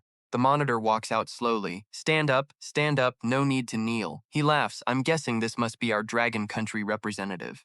You're Lu Fan, right? Back at the Jinyu City International Airport in Extremistis Country, Shengming sees Han Feibai and immediately gets flustered. Master Han, why are you the one here? You coming to pick us up yourself? That's way too much honor for us. Before he can even finish, Han Feibai waves him off, laughing as he heads over to welcome the Dragon Country team. What do you mean too much honor? Shengming, hearing that, just has to sigh and point to Lu Fan. This right here is Lu Fan from our Dragon Capital University. So, my main class is now a Dragon Rider. He stepped forward, scratching his head a little awkwardly. Greetings, Elder Han. Han Feibai stroked his silver beard and let out a hearty laugh. Nice to meet you. Nice to meet you. A Dragon Rider this young? The kid's got a limitless future. He looked at the boy and kindly reminded him, heroes are often forged in their youth. I'm certain that after you finish the national trials, you'll be the pride of the Dragon Country. Lu Fan didn't try to kiss up to him. He bowed immediately and replied, You're too kind, Elder Han. I'll do my best. Han Feibai turned around laughing. Tu Jing and I go way back. If you run into any trouble later, just look him up to get it sorted. If even Tu Jing can't handle it, tell him to come find me. With that, he walked straight toward the car. Before hopping in, he didn't forget to remind them, Let's get going. Hop in. They were still a ways off from the banquet. Watching his back, Lu Fan couldn't help but ask out of curiosity. Vice Principal Zhao, who exactly is this Elder Han? Shengming's expression turned serious and he cut him off right there. Elder Han is one of the 3 elders of the Dragon Country. After a brief pause, Shengming spoke the name Han Feibai with absolute gravity. Upon hearing that name, Lu Fan was stunned. What?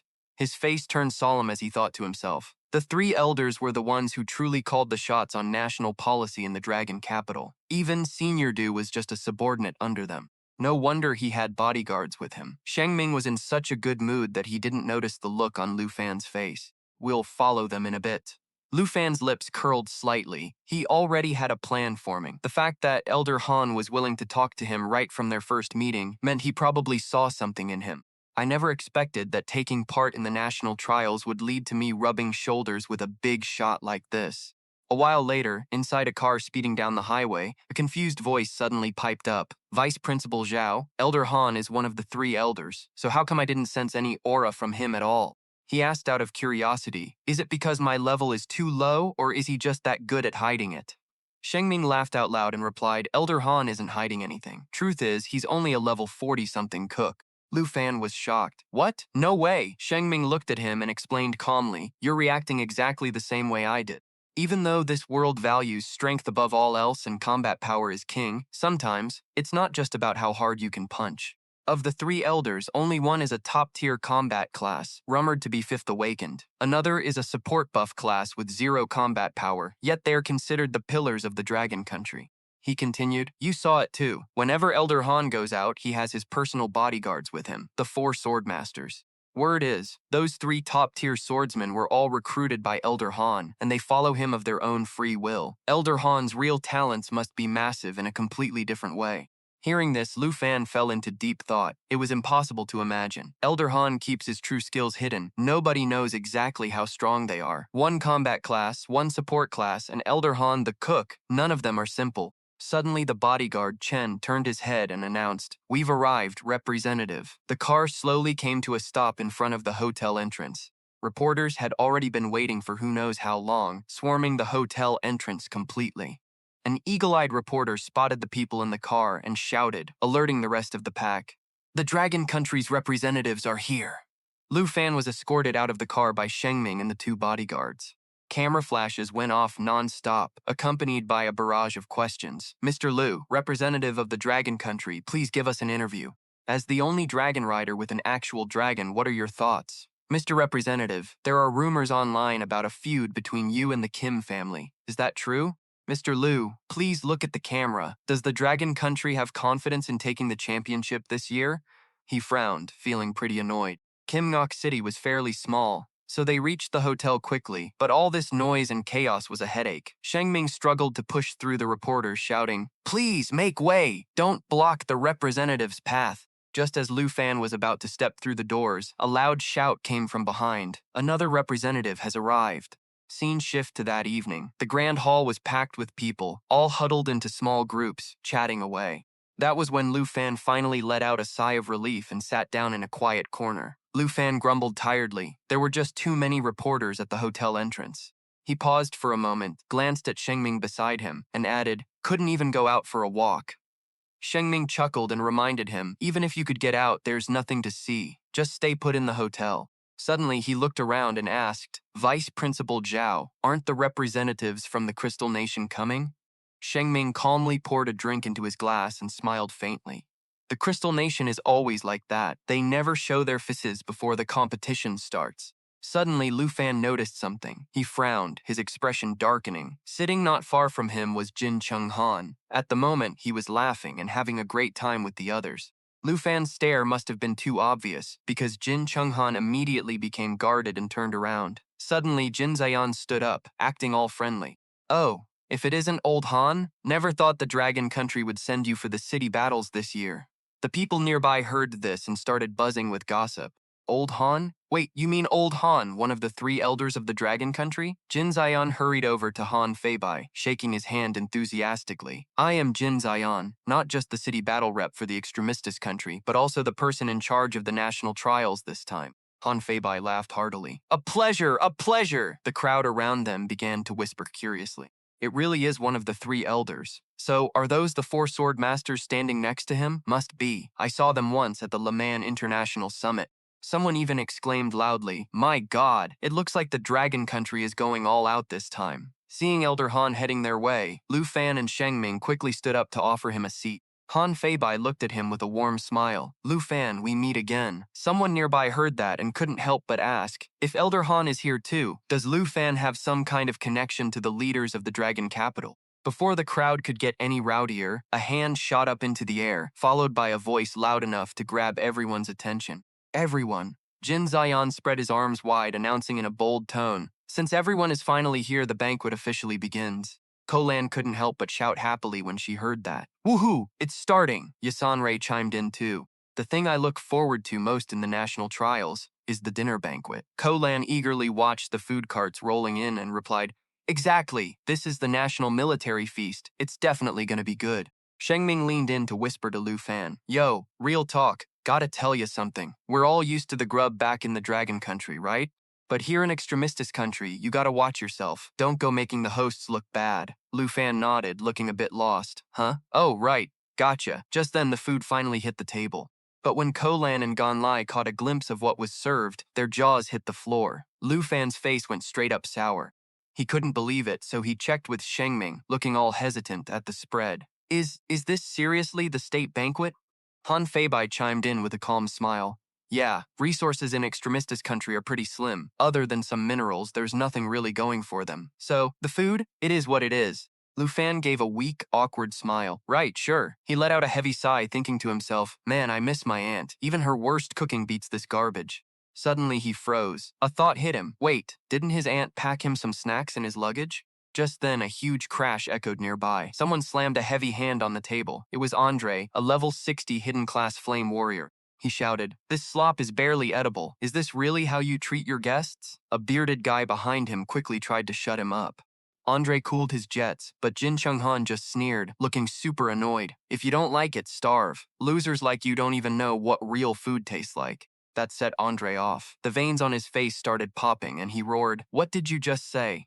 Say it again if you've got the guts." In a blink, he was right in Jin Chunghan's face, looking ready to throw down. "Say it again." Jin Zion saw things going sideways and jumped in. "Chill out, Jin Chunghan. The national trials haven't even started yet." The bearded guy was panicking, trying to hold them back. "That's enough. Calm down, Andre." But Andre was seeing red. There was no way he was listening to them now. He pointed at Jin Chunghan and barked, "Hey kid, Jin Chunghan, right? In the trials, you better hope you don't run into me." A terrifying bloodlust started radiating from Jin Chunghan. He just scoffed, looking completely unimpressed. "Same to you."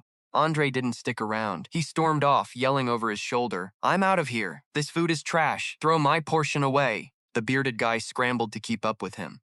"Hey, where are you going? Get back here." As he was walking away, he suddenly caught a whiff of something incredible. He stopped dead. "Man, that smells amazing." He followed the scent and realized it was coming from Han Feibai's table. Han Feibai was laughing, complimenting the food. "Man, this is actually good." Sheng Ming was just as shocked by the spread on the table. "Yo, Lu Fan, where the hell did you get all this food?" Lu Fan scratched his head, smiling sheepishly. "My aunt packed it. She was worried I wouldn't like the food in Extremistus country." He felt Andre's intense gaze and whipped his head around. Their eyes locked. Lu Fan didn't look bothered at all. He actually grinned and asked, "Want some? This stuff is way better than the state banquet."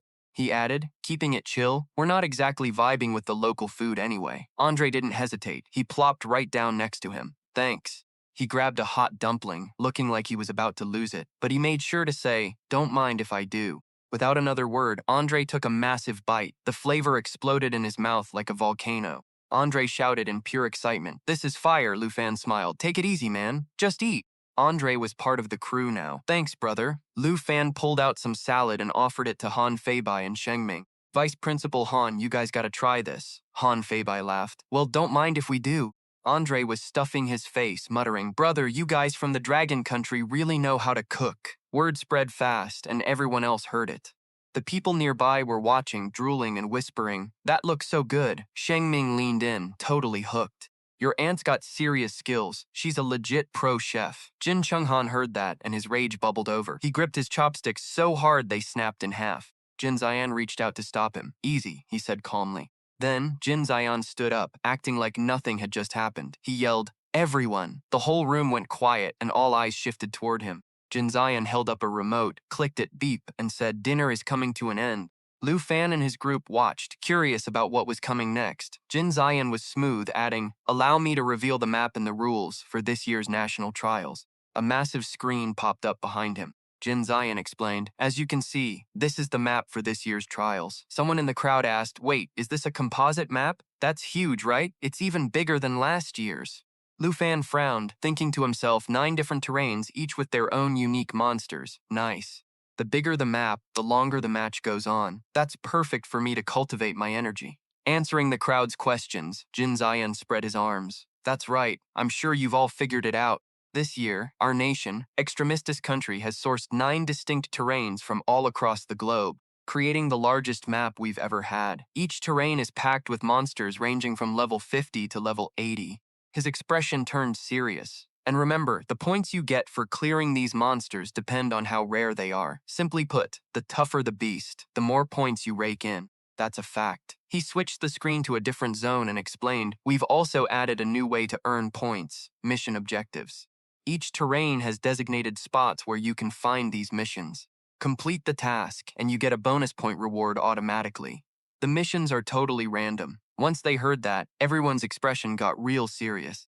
Of course, it wasn't just Lu Fan. He was locked in, listening to every word the guy said. Naturally, you only get one quest at a time, and you've got to finish it before you can snag the next one. He tilted his head slightly, looking over, a realization clicking in his mind. He figured he already knew what everyone else was whispering about. Lu Fan did the math. So far, the entire briefing had been all about how to rack up points. It sounded like they didn't want PvP, but honestly, it was the total opposite. These rules were practically built to set everyone up for a bloodbath. He crossed his arms and scoped out the room, waiting for the delegates' point totals to start climbing. People weren't just here to grind. Taking out someone else and stealing all their points was clearly the real endgame.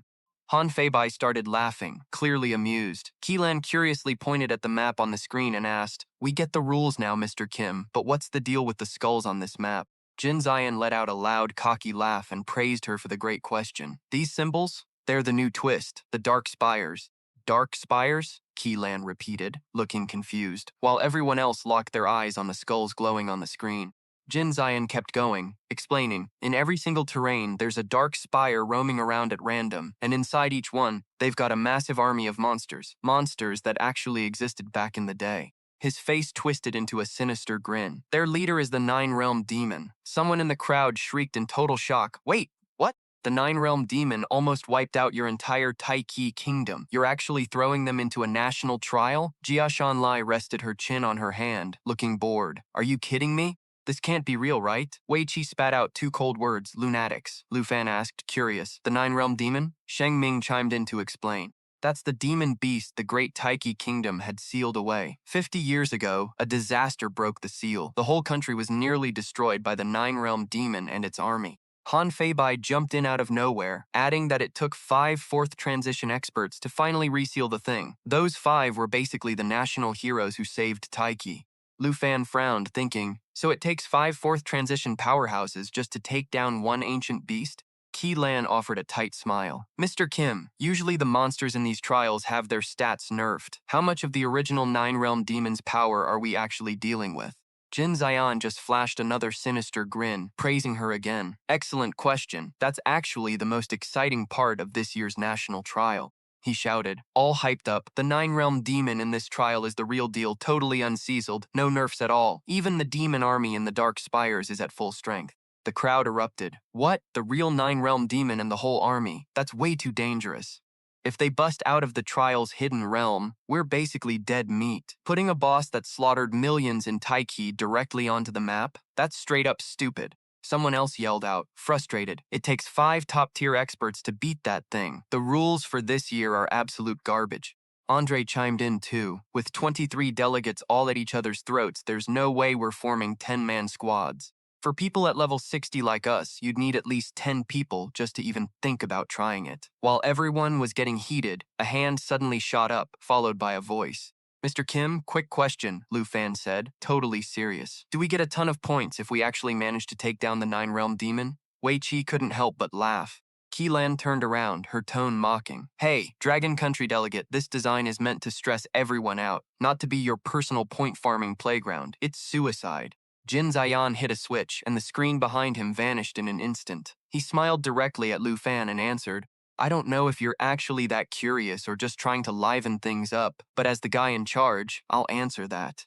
Every beast in the trial realm grants points, and yeah, killing the Nine-Realm Demon gives you points, a lot of them." With that, Jin Zion bowed, signaling the end of the presentation. "If there are no more questions, we'll wrap it up here. Thanks for coming." Everyone started filing out toward their quarters. Jia Shanlai sighed, looking totally over it. Wei Qi let out a cold huff of annoyance. Before leaving, Han Feibai turned back to smile at Lu Fan and Sheng Ming. "Vice Principal Zhao, Delegate Long, you two should head back and get some rest. See you tomorrow." Lu Fan and Sheng Ming bowed. "Goodbye, Elder Han." Han Feibai walked away, laughing heartily. The Nine-Realm Demon points. "Lu Fan, I'm looking forward to your performance." Time flew by, and Lu Fan lay on his bed, lost in thought. Authentic ancient beasts, a massive map with 9 different terrains, and the freedom to kill your rivals and steal their points. He didn't know the exact details, but Jin Chunghan was definitely going to try something dirty. Suddenly, he noticed his phone sitting next to him. As soon as he unlocked it, the first thing he saw was the projected rankings for the national trial. He looked at the predicted list, annoyed. He was actually ranked first. Lu Fan sighed, feeling a headache coming on. "These media guys, man." He kept the griping inside his own head, though. "Who put me and Jin Chunghan on the same list? How random." He stared at the screen, thinking. The reliability was low, but he needed to keep an eye on the other person listed in his squad. That person was also ranked first, definitely someone to watch out for. Time passed in a flash, and soon it was the next morning. The national trial was starting, and the MC's voice boomed through the air. "The moment we've all been waiting for is finally here. The national trial this year, hosted by Taiki Kingdom, starts right now. Everyone, please look up at the sky. Lu Fan did as he was told, head tilted up. The MC continued the announcement. The portal to the trial realm is officially activating. The second he finished, all the delegates were sucked into the gate. Lu Fan closed his eyes, telling himself, everything's ready. Hopefully, I get dropped right next to Aspire. A moment later, he opened his eyes, his face full of confidence. Let's get this show on the road. A notification popped up in front of him, entering the national trial realm. At the same time, everyone else was locked onto the screens in front of them. The MC's voice kept rolling. The final delegate has entered the trial realm. The competition has begun, and point tracking is now live. Everyone looked at the screen with absolute confidence, eyes glued to the delegates.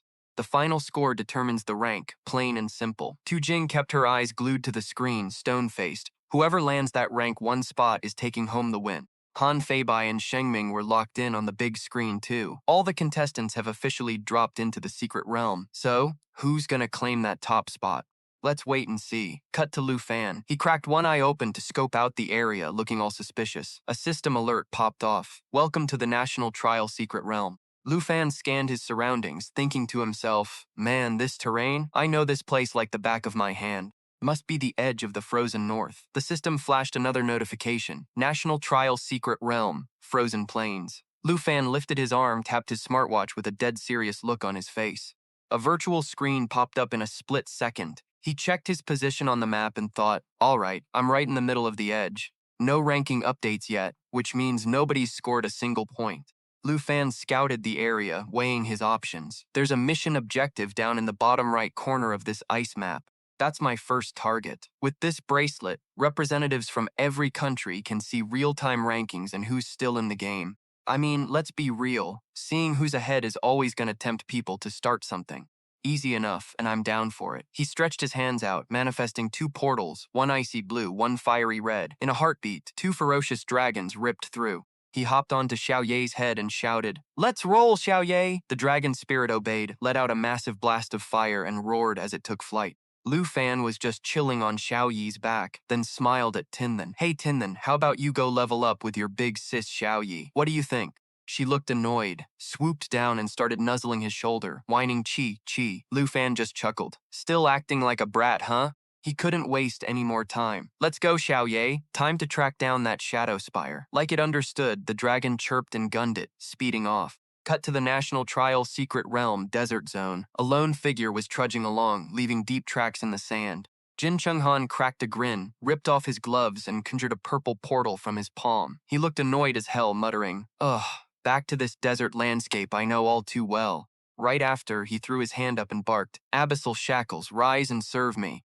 Immediately, countless faces with all sorts of crazy expressions poured out of the portal. The system quickly displayed the data. Summoned Beast, Abyssal Shackle, level 61, evolved form of the Abyssal Walker. The faces, twisted with raw emotion, zoomed through the wind like crazy. Abyssal summoned beasts can sever their 8 limbs and hide them at designated spots. Each limb provides a symbiotic effect and stays in stealth mode. Jin Chenghan looked on, totally unbothered, as the head sprouted legs and scrambled across the sand. The system pinged again. Abyssal Symbiosis. As long as the Abyssal Summoned Beast is alive, it remains in symbiosis. If it dies, it can respawn within the Abyssal Spirit Beast. Cocoon is 12 hours. From the second respawn on, the cooldown doubles every time. He stared at the display, reading the text. Abyssal Symbiosis cooldown, 12 hours. He laughed out loud, looking cocky as hell. Including the Abyssal Shackle forms, I've got 9 lives in total. Straight up immortal, baby. Suddenly, a head crawling on the sand got skewered by a cold, sharp blade out of nowhere. Musashi Ten watched the head dissolve on the tip of her sword and let out a cold laugh. Too bad you're down to 8 now. Her info popped up on Jin Chenghan's watch, but he was way past the point of caring about that. He exploded, shouting, Musashi Ten, what the hell are you doing killing my summons? Aren't we supposed to be allies? Musashi Ten sheathed her blade and said, cool as a cucumber, don't get your panties in a twist. We're allies. Sure, I just wanted to see if I could snag some points by icing your summons. Jin Chenghan fired back, pissed, then go kill Lu Fan for points. We had a deal before this all started. Killing my summons just wastes my respawns. Musashi Ten didn't even blink. You've got 8 left, man. Chill out. Worst case, I'll let you take the final hit on a few bosses, alright? Jin Chenghan couldn't be bothered to argue with her anymore. He brushed past her, muttering, I'm done dealing with you. Move. Musashi Ten scrambled to keep up, acting desperate. Don't leave me behind. Kim Taeyan is probably watching this fight. Teleport me to your spot quietly. You're supposed to protect your allies, right? Jin Chunghan gave her a cold look. Keep your mouth shut. Don't let the observers hear you. He stopped dead, looking her straight in the eye. An alliance is one thing. I'll take out Lu Fan. You take out the Black Dragon. Also, here's something Kim Taeyan conveniently left out when he talked about the spires. He flashed a twisted grin. The shadow spires move randomly on every map. If they spot a contestant, they go on the offensive. Musashi Ten gasped, "What? Why didn't you say that sooner?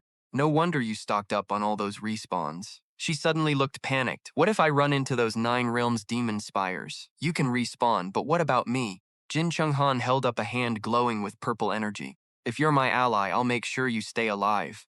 With that, he slammed the energy right into her. She didn't even have time to react, stumbling back a few steps. She stared at the purple energy crackling over her body, confused. Jin Chunghan just smiled smugly. No need to dodge. This is the Abyssal Pact. Suddenly, chains seemed to wrap around Musashi Ten's entire body. She shuddered, completely locked in place. After a long moment, Musashi Ten couldn't help it and started dry heaving. Jin Chunghan ignored her, walking away coolly, dropping one last line. "From now on, if you die, you'll just respawn inside my abyssal summoned beast. We're officially bound by the Abyssal Pact now." He turned his head back, giving her a cold, wicked grin. "Of course, if I actually kick the bucket, you're coming down with me." Musashi Ten scowled, his tone dripping with annoyance. "We're supposed to be allies, but you're still watching your back, aren't you? Relax, I'm not gonna stab you." Jin Chunghan kept strolling, totally chill. "Don't overthink it. Joining forces with our extremistic country nation is the play here. Once this national trial wraps up, I'll drop the Abyss contract." Musashi Ten trailed behind him, curious. "Wait up, so are we heading out to find Lu Fan now?" Jin Chunghan shook his head. "Nah. First, we gotta grab the point quests. We wait for the 9 realms demons to wipe out the other reps, then we trigger the real plan." I looked at the scenery, confused. "Point quests? Yeah, aren't those just regular missions for points?" Jin Chunghan glanced back, a wicked grin spreading across his face. "Those are quest traps. Jin Zion plants one on every single map. I'm the only one who knows where they are. Once you accept one, you're locked out of all other missions." Musashi Ten looked shocked. "A trap? What kind of mission is it, anyway?" Jin Chunghan smirked, all mysterious and twisted. "You'll find out soon enough. Let's just say it's a mission literally no one can finish." Time flew by. 5 hours later, back in the surveillance room, a crowd was gathered around the big screen, whispering and buzzing. "The big 3 of the national trials are toast? What even is the big 3? Someone pointed at Lu Fan on the screen and explained, "It's Dragon Country, Star Treaty Nation, and Snow Nation. They've been top 3 in every single national trial. What the hell is going on with Dragon Country this year?" The media ranked Dragon Country's rep as Tier 1, but that's gotta be pure hype. Seems like they're just padding their stats. They've only got 257 points. Killing a few wild beasts pays better than that. Suddenly, a splashing sound cut through the noise, catching the attention of Jae-on, who had been staring confidently at the monitors. A long, slender hand poured tea into a small cup. Han Feibai lifted the cup and let out a sudden loud laugh. The others looked around, totally lost, whispering to each other. "This is weird. What is this Dragon Country rep even doing?" Jae-on stayed silent, eyeing them with a sharp, suspicious glare. Cut to Lu Fan. He checked his watch, scanning his stats. "Where the hell is this dark spire?" he wondered. "I've been looking forever and can't even find a shadow of it." Suddenly, a notification popped up. "Sky Hunting Vulture, level 60, points 84. Right then, 2 sky hunting vultures dove out of the sky. Luckily, Xiao Ye reacted fast, dodging their lethal strike just in time. He looked at the massive, vicious beasts below. Sky hunting vultures? These guys are way weaker than the fallen corpses I fought at Cloudpiercer. They're only worth a few dozen points in this secret realm, not worth the time. If I want a high score, I need to hunt bosses or take out other reps." Suddenly, something caught his eye. A massive explosion rocked the area right in front of Lu Fan. He tensed up immediately, hands ready, power surging. At the same time, his watch pinged, signaling a mission point nearby.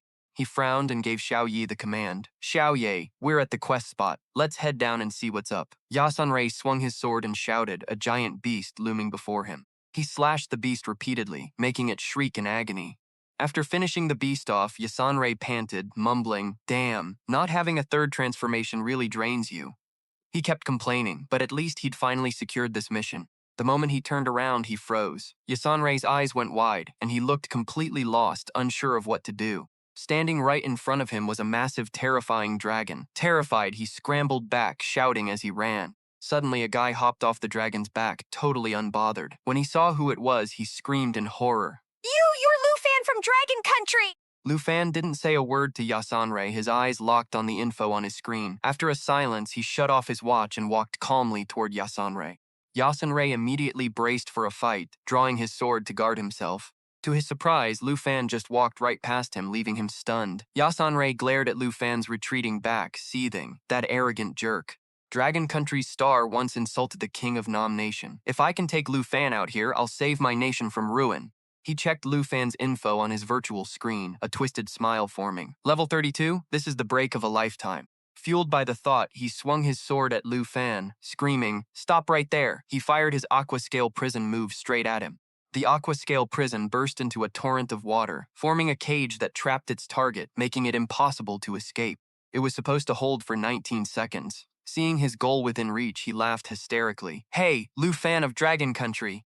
You thought you could just sit back and reap the rewards while I did the fighting?" Yasanre shouted smugly. Suddenly, a massive black claw reached out toward him. Before he could even react, the claw slammed into him, sending him flying through the air, howling in pain. Yasanre was tossed like a rag doll, his body crashing hard against the unforgiving ground. He grabbed his injured arm, struggling to sit up, thinking desperately, "Damn it, that dragon is the real deal. I think my bones are busted." Lufan, who had been silent the whole time, finally spoke. He reached right through the aquascale prison, his voice cold as ice. "Reap the rewards, you're overthinking this." Lufan flicked his wrist and shattered the water cage like it was nothing. He looked at Yasanre with pure disdain. "Your 5,000 points aren't even enough to make me blink. I've decided to spare you." Yasanre sat on the ground, jaw dropped in total shock. How did he nullify my restraint skill? That's impossible, he's only level 32. Stubborn as ever, he scrambled to his feet to fight back. "Spare me? Forget it. Even if I don't win the trial, if I take out a Dragon Country rep, I'll be a hero for Nam Nation." But before he could even move, Xiao Ye let out a ferocious roar that blasted him backward. It didn't stop there. The dragon stalked slowly toward him, flames already beginning to build up in its throat. Is he actually scared and screaming? Lufan gives a polite, sinister grin. "Look, I suggest you stay put. This quest is mine. You don't have a problem with that, do you?" "Yeah." Right on cue, his watch buzzes with a notification. Quest accepted. Current target, slay the tier 85 zombie boss, the Earth Demon of the Nine Realms. Lufan's expression turns dead serious, eyes glued to the screen. Back on the other side, Yasanre is scrambling backward, his voice trembling. "Oh man, we are so screwed this time." Suddenly, a dark shadow with glowing red eyes leaps from behind him. He jumps out of his skin, head snapping back in a panic. The shadow slams down where Lufan was standing, shaking the earth and kicking up a massive cloud of dust. Yasanre sees his chance and tries to bolt, screaming, "Ah!" But before he can make it, he trips and faceplants into the dirt. He glances back, stuttering in terror. That's the boss guarding the quest point. It's the tier 75 Ice Spirit King. It's worth 245 points. The beast lets out a deafening, savage roar. Yasanre smirks to himself, feeling smug. Fate's on my side, no way Lufan survives this. Suddenly, the Ice Spirit King swipes its massive arm, batting Yasanre aside like a toy. Its eyes glow a murderous red as it glares down at him. Yasanre goes pale, his eyes wide with pure dread. He's shaking like a leaf, tears welling up as he bites his lip, thinking, "This is it, I'm done for." Out of nowhere, a weird red flash erupts behind the Ice Spirit King, drawing its gaze. The beast grumbles, turning around in confusion. Then, a quick flash of light, and a long, deep gash appears on the Ice Spirit King's body. Blue blood starts spraying everywhere. Yasanre shrieks in terror, but before the boss can even recover, Xiao Ye lunges right in its face. Xiao Ye lets out a thunderous roar, its razor-sharp claws digging straight into the Ice Spirit King. The system pings. Dragon Breath attack chain 2 consecutive slashes. Dragon Pet activates Double Dragon Strike with infused Dragon Breath. Suddenly, a voice drips with disdain. "What? That's it? Just big and clumsy?" Xiao Ye trots back behind Lufan, screeching at the air. Lufan looks at the boss's carcass and sneers, not even half as tough as a regular zombie. Info scrolls across his vision. Current Dragon Country, Lufan. Total points, 257. Added points, 245.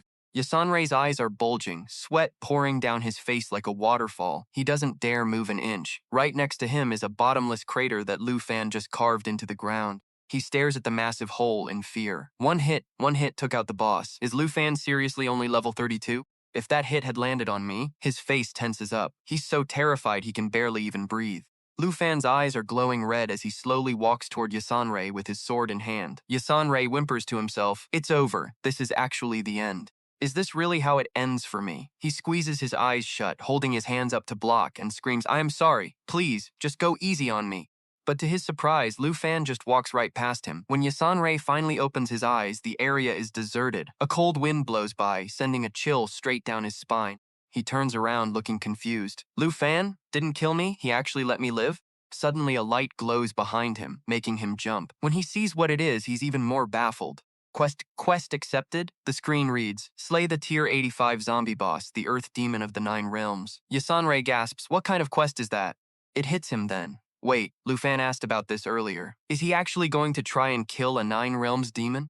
Outside the national trial, Shengming is watching the monitor and shouts, "How could they put a quest like this in the secret realm?" He points at Zion, demanding, "This is impossible. If the quest gets stuck because it can't be turned in, how is Lu Fan supposed to get his points?" The guy just sneers, "Calm down, you're making too much noise." Shengming loses it, lunging for Zion's collar. "You want me to calm down? How? This whole design is rigged. I'm filing an appeal. Get this quest removed right now." The guy smirks and brushes Shengming's hand away. "One more outburst and you're out of here." Knowing the Thai team, this was definitely intentional. Shengming's face turns dark, teeth gritting in pure rage. Fei Bai notices the tension and steps in. "Vice Principal Zhao, take it easy." Shengming turns to him, clearly annoyed. Old man Han Fei Bai just keeps pouring tea, unbothered. Greenlighting their own people, sabotaging the others. They're clearly cheating. You're the supervisor for the Dragon Country, aren't you? You don't have the authority to appeal this. Shengming looks confused. "What are you trying to say?" Fei Bai lifts his teacup, perfectly calm. "Even if you appeal, nothing will change." "Do you really think Lu Fan just happened to stumble upon this quest?"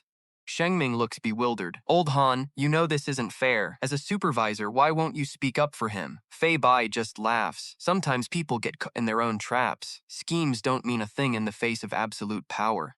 He stares at the steam rising from his tea. "This impossible quest? This is exactly what Lu Fan wanted. I believe in him." "Surely you believe in him too?" Shengming finally settles down. He looks back at the screen and whispers, "I get it now, old Han." Suddenly, a look of pure shock crosses his face. Shengming watches as Lu Fan rides on Xiao Ye's back on the screen, disbelief in his tone. He's actually going straight for the tower of the 9 realms demon. Back on the battlefield, Lu Fan is riding Xiao Ye, searching the area. A warning pops up, "Dark Spire detected ahead." He cheers, finally. "Let's go, Xiao Ye. Time to wreak some havoc." The dragon shrieks in agreement and bolts forward at full speed. At the 9 realms demon's tower, monsters are swarming. The system alerts. Demon army awakened. Bloodthirsty zombie tier 60. Point value, 84. Lu Fan smirked, amused. "Isn't this Yuan Changfeng's precious mount?" Right after that, he shot a sarcastic jab and ordered Xiao Ye to dive into the fray. But at this point, they were just free experience and points to him. He glanced back, calling out, "Star, wake up. Time to get into the fight." It roared back at him twice. Flames swirled around his body after he shouted the command to change into the Annihilation Giant Dragon. The system notification pinged. Black Dragon form changed to Annihilation Giant Dragon, followed by Xiao Yi's stat sheet popping up. Blazing flames erupted, scorching a huge chunk of the falling monsters. He shouted a warning, "Xiao Ye, watch the ground!" Below, a swarm of Earthhole demons was rushing in, and the system flashed a notification. Earthhole Demon, level 75, 127 points. He drew his sword, ready. "The Earthhole demons are right on time. You demonic beasts better all come at me at once." The system displayed Dragon Chi status. Black Dragon Xiao Ye let out a roar so powerful it blasted the nearby monsters back into the lava to finish them off. System note, Dragon mounting attack. Normal attacks now carry Dragon Chi, dealing damage from a distance. Stunned by the shockwave of Xiao Yi's roar, the monsters collapsed. The lava-blazing flame continued to surge forward, spewing fire, dealing damage and healing Xiao Yi at the same time. Watching more monsters flying in from the distance, he thought, "There's a ton of high-level beasts in this first wave. Picking them off one by one is just a waste of time." With that, he raised his hand and activated his ability. Dragon's Encouragement. It buffed both him and his dragon pets, boosting all stats and attack power by 30%. Simultaneously, Xiao Ye roared, unleashed. Xiao Ye, level 30, contracted Black Dragon. Strength up from 5,124 to 6,661. Agility from 9,431 to 12,260. Spirit from 20,214 to 266,278. Durability up from 10,473 to 13,614. He surged forward, signaling Xiao Ye to prepare the great catastrophe. Xiao Ye let out a series of authoritative, menacing roars. Great Catastrophe, Annihilation Giant Dragon, created explosions across the area it flew over, dealing massive damage and setting everything ablaze. Lu Fan stood on top, eyeing the chaos below as Xiao Yi's spirit stat pushed past 26,000. Alright, time to test this out. Serpent Shadow Arrow. While charging the bow for 3 seconds, he could release the Serpent Shadow Arrow, boosting damage by 500%. The countdown began. The system notified him. Charging, 1 second. Xiao Ye roared again, unleashing a massive torrent of fire, the Great Catastrophe, diving into the target zone and causing heavy damage. Then, a massive explosion rocked the area, followed by the system alert. Charging 2 seconds. Charging 3 seconds. He took aim and let go. This was it. The arrow hissed through the air, weaving through the monsters and slamming into the designated spot. Right on target, the arrow struck exactly where Xiao Ye was standing. It triggered another massive explosion, the Great Catastrophe and Serpent Shadow Arrow combined. He sent the Serpent Shadow Arrow into the zone marked by the Annihilation Dragon, causing a massive, burning, area of effect chain reaction. The power ramped up to 500% of the Black Dragon's spirit stat. The system flooded with notifications. Lu Fen of the Dragon Country, points increased from 502 to 22,758. Lu Fen of the Dragon Country, ranking increased from 23rd to 1st. So this was the entire earth-shifting demon army. Finally, they've woken up. The star-devouring dragon leveled up to 12, and Lu Fan hit level 33. Everyone watching the leaderboard was stunned. Oh my god, he's back. The 3 masters are back. I can't believe Lu Fan actually dared to attack the Black Flame Spire.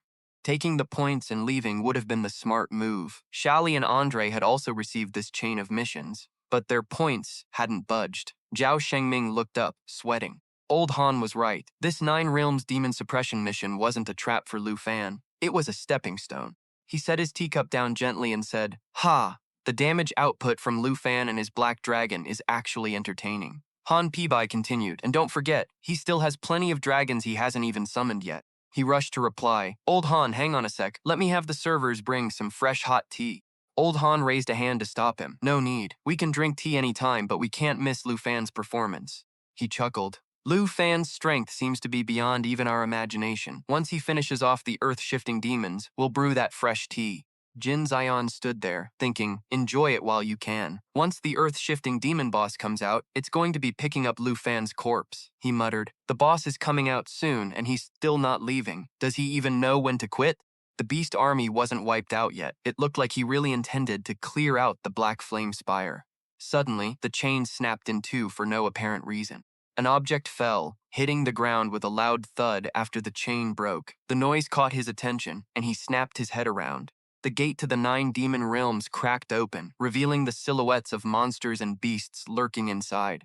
He raised his weapon, on guard. Seriously, if I'd known, I would just waited for all of them to come out and dealt with it in one go. What a waste of time. New monsters swarmed out, accompanied by system alerts. Wandering Demon, level 75, 135 points. Two-Headed Man-Eater, level 75, 297 points. Grar, Demon Realm Scout, level 60, 50 points.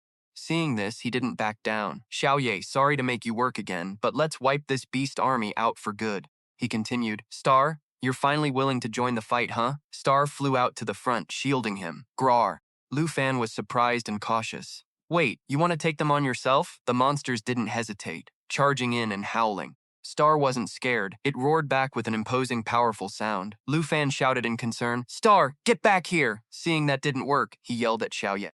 Xiao Ye, let's go cover Star. He cursed under his breath. This rebellious kid is ignoring me again. It's such a low level, it's going to get itself hurt for sure.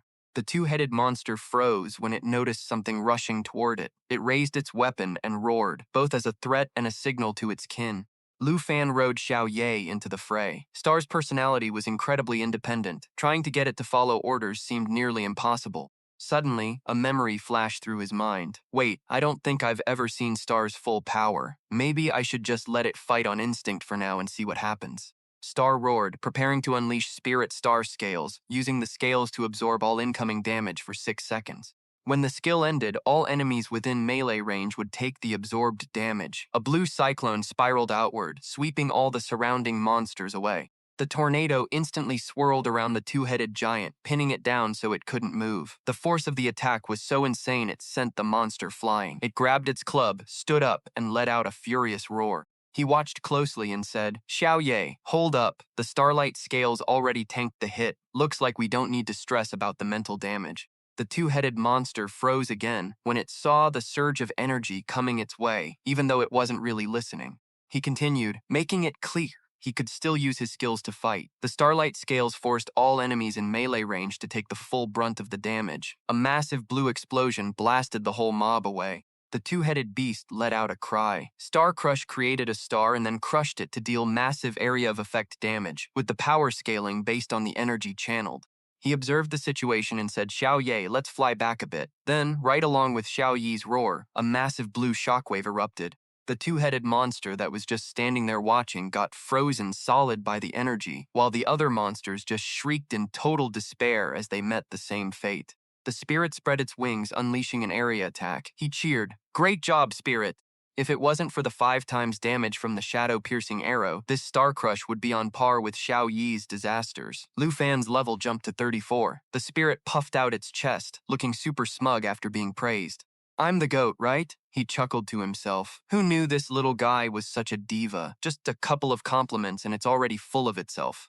Xiao Yi didn't want to be outdone and roared back. He quickly added, "Don't worry, Xiao Ye, you're a beast too. If another boss pops up later, I'll let you take the spotlight." The spirit stuck its tongue out, teasing.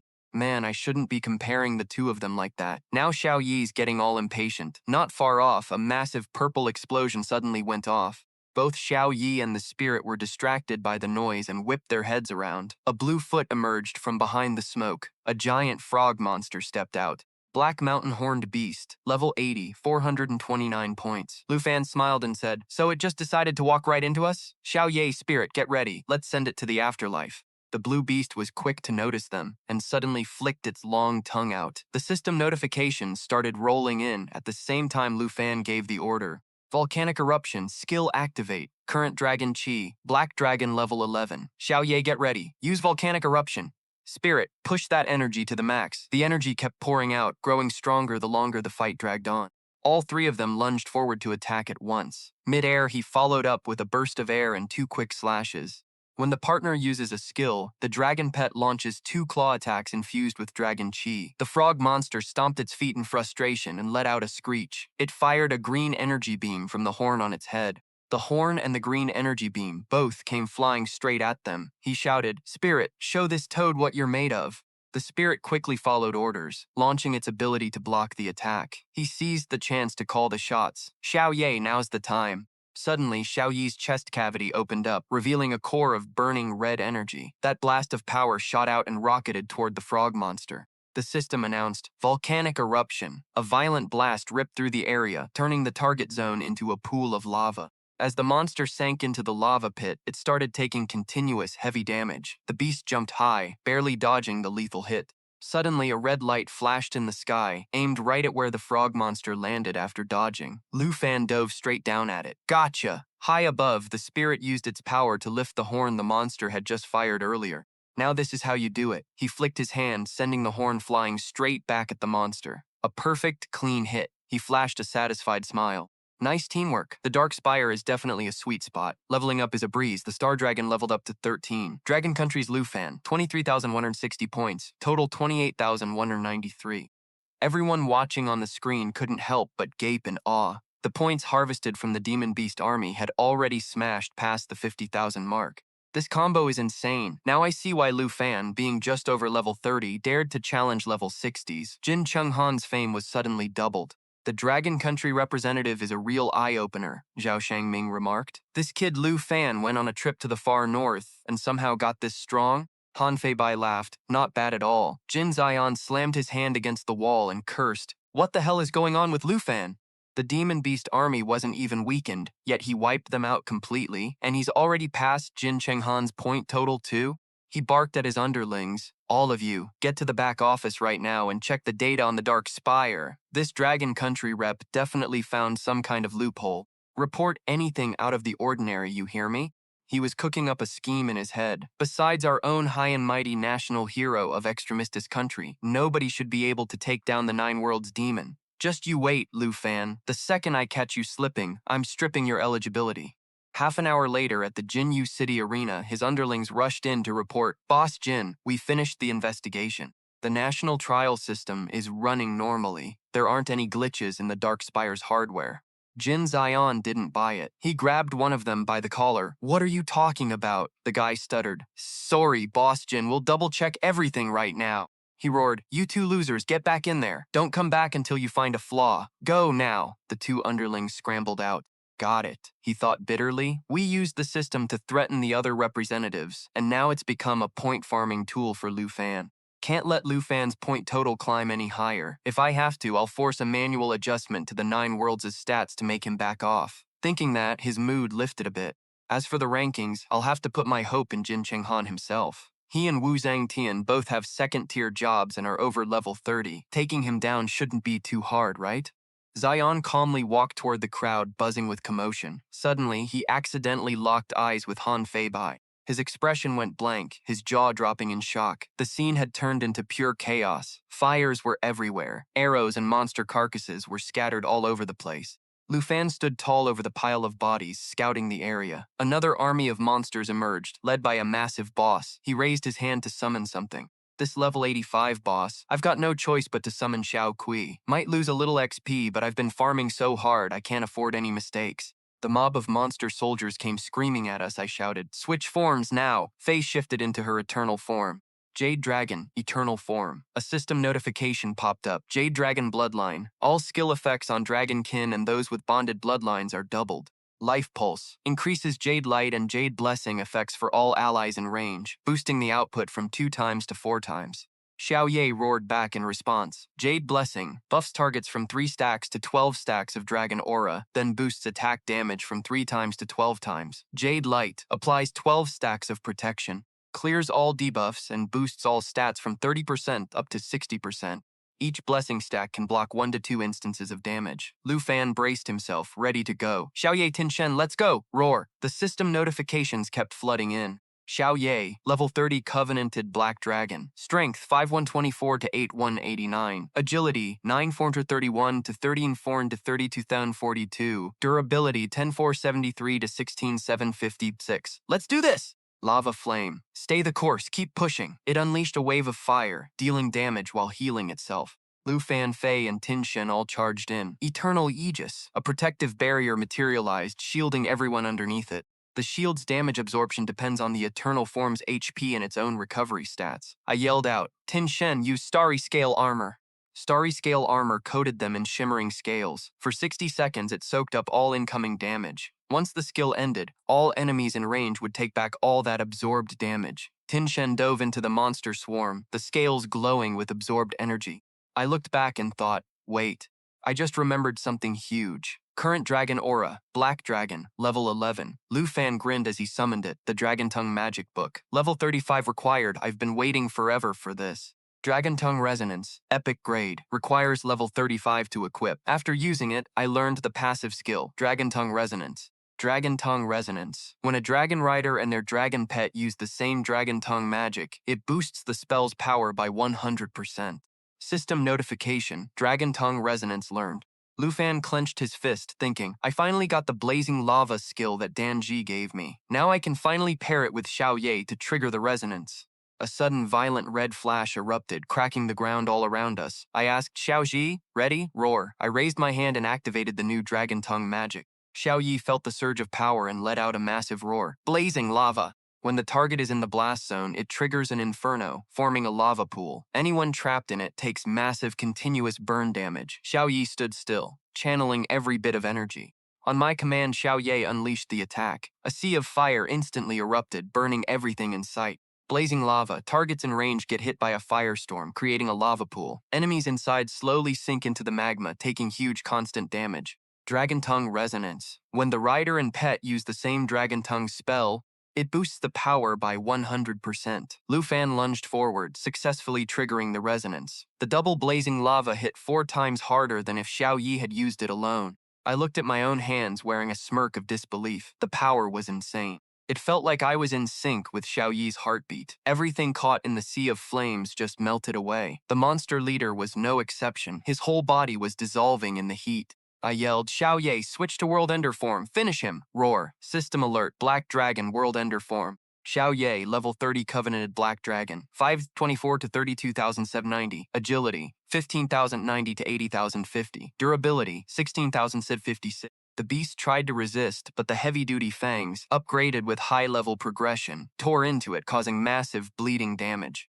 I saw it was still barely alive. Time for the finish. Black Dragon Breath. Immediately, a massive explosion erupted right where the monster leader stood. Tin Shen stuck out its tongue, mocking it. Die, you piece of trash. It gathered all its energy for one final blow. Starry Scale Armor. All enemies in melee range took the full brunt of the absorbed damage. The monster army was wiped out. System alert. Fey Dragon reached level 23. For real? Tin Shen, why are you out here stealing my kills? Black Dragon reached level 31. Lu Fan thought happily. Tin Shen finally hit level 15. Time to unlock the big dragon form. Spirit Dragon reached level 15. New skill acquired. Form switch. I opened the system menu and checked it out. I was shocked. Starry Brilliance and Galaxy. These two forms were way stronger than I expected. I realized Tin Shen's Starry Brilliance form boosted strength by 5 times, obviously way beyond Xiao Yi's World Ender form. But the trade-off was that this form only lasted 60 seconds. Still, with the new skill, it was definitely my ultimate ace in the hole. I kept thinking, and compared to the Galaxy form, this is wild. It's a bit like Fei's Soul Light. Both ditch their physical bodies so they can't be hit. But when Tin Shen turns into a nebula, it can hide right next to enemies without them knowing. I need to find a boss monster to test this out. Right then, I started wondering, why aren't there any more monsters showing up? Looks like the whole army got wiped out. Tin Shen stood there, hands on its hips, looking proud. It's just because I'm too strong, they're terrified. Suddenly, Xiao Ye looked up and let out a huge roar. System alert, Black Dragon's sense can detect hidden or camouflaged enemies. Actively using this skill will break the stealth and camouflage of all nearby enemies. I figured Xiao Yi could sense enemies inside the Needle Tower, definitely an earth-slaying demon. I jumped onto Xiao Yi's back, and we soared into the air. Tin Shen and Fei followed close behind. I said, if you're not gonna come out, we're coming in to get you. Xiao Yi roared in agreement. While soaring on Xiao Ye's back, Lu Fan turns to call out to Xiao Cui and Xing Chen. Then he says, listen up, you two, pay close attention. Then all 4 of them fly into the massive purple gate of the Dark Spire. Once inside, they find themselves in an endless void. The sky is a deep, eerie shade of purple-black. Walking along, Lu Fan thinks to himself, I can't believe it's this dark inside the tower. Judging by the echo of his footsteps, this place is absolutely massive. Suddenly, a purple flame catches his eye, making him stop in his tracks. Moments later, a whole row of those same purple flames ignites one after another, revealing a wide path right in front of him. He calmly tells Xiao Ye, let's keep moving. Xiao Ye just stares with wide, confused eyes before trudging along with him. He steps forward cautiously, thinking, there's nothing here. Is the earth demon trying to lure me in? Suddenly, a gust of wind chills him to the bone, forcing him to a halt. Right after that, the lamps along the path flare up with a sinister, haunting glow. Standing before the scene, Lu Fan is left completely stunned, staring in shock. It's a massive, towering throne. Xiao Ye is roaring nonstop beside him, while Lu Fan feels a mix of nervous energy and anticipation. Earth Demon, show yourself. The sky suddenly turns pitch black and a booming voice echoes out, humans, and a dragon too. I remember being killed by humans a long, long time ago. A giant vortex of black smoke starts forming above the throne. The smokins, oh, I see now. I lost my physical body, and this isn't my castle, I've been sealed away. Then the creature lets out a roar of laughter. Ha ha ha, you stupid humans actually kept my soul trapped here.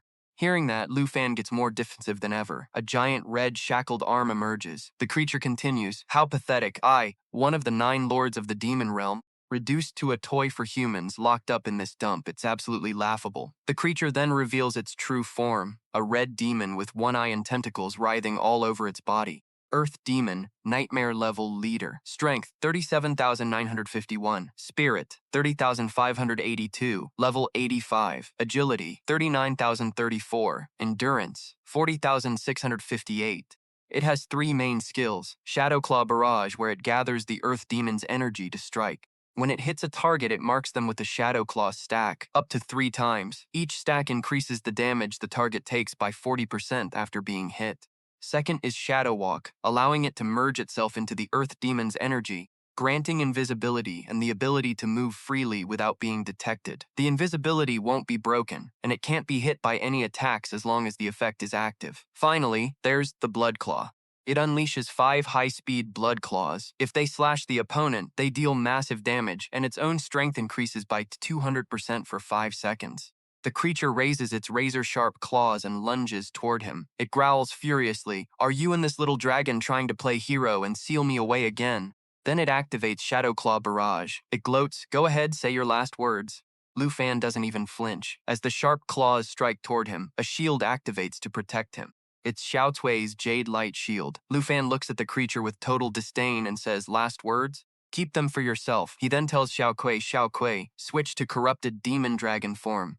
Right before the creature's shocked eyes, Xiao Cui gradually transforms into the corrupted demon dragon. The earth demon can't believe what it's seeing, shouting, "An unknown aura, what kind of power is this?" Lu Fan swings his sword lightly and says, "You don't need to know." Then he tells Xiao Yi to unleash a lava blast. Xiao Ye opens its mouth and fires a massive fireball at the creature. It burns like a meteor, flying straight at the earth demon, but the creature just stands there waiting. As soon as the fireball makes contact, it passes right through the creature's body. Seeing this, Lu Fan is totally taken aback. Passed right through? Is this guy immune to attacks? Seeing Lu Fan's surprised face, the earth demon cackles, "Stupid human and a hatchling dragon. What a pathetic weak combination." It turns out the creature had activated Shadow Walk to dodge the previous attack. Lu Fan starts thinking, this is trouble. Xiao Yi's detection can only pick up normal stealth and camouflage, but it can't detect the Earth Demon's specific ability.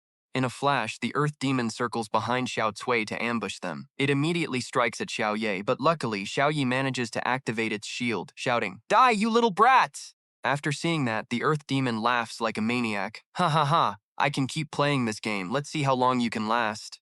Lu Fan feels frustrated by the creature's tactics. 2 hits and 4 layers of defense are gone. Even though Xiao Cui can keep spamming Jade Light, playing defense like this isn't working. It looks like I have no choice. He immediately reacts to the Earth Demon's next strike. The creature lunges at him with Shadow Claw Barrage. "You're finished this time, human," but luckily Lu Fan manages to block it with his sword. He smirks and says, "You aren't running away this time." Then he unleashes a flurry of attacks that force the Earth Demon to reveal its true form. The creature stares at the attacks and wonders what's happening. That was Shadow Walk. The strike had forced the invisibility effect to drop. Lu Fan is thrilled and shouts, "Come on out, Xing Chen. Give that skill a try." The Earth Demon starts to look genuinely terrified. It stands there screaming, "This is impossible." Up above, a pair of incredibly beautiful and cool wings slowly unfurls. It lifts its head to look at everyone. A perfect, flawless transformation. Let me introduce you to the Starlight Dragon, Galaxy form. The Earth Demon is losing its mind, unable to understand what's happening. "Did it come in with you guys? Was it here the whole time?" Lu Fan points his sword directly at the creature and says, "You don't need to know. Have you thought of those last words yet? You insect." The Earth Demon finally realizes why it couldn't detect Xing Chen earlier. It had been using its own Shadow Walk to stay hidden. The creature lets out a long, agonizing wail and starts losing it. It glares at Lu Fan and says, "Think you're clever, do you?" This reaction catches Lu Fan completely off guard. The creature charges at him, screaming, "Even if you light up this darkness, it won't change a thing. You and Xiao Cui take to the skies to dodge that guy's last move. You're already telling Xiao Cui to swap out the light spirit." Lu Fan leaps onto Xiao Ye's head, and the trio charges straight at the Earth Fiend Ma Teng. "Nowhere left to run, pal," you snap. Then you call out, "Cui, sync up with me."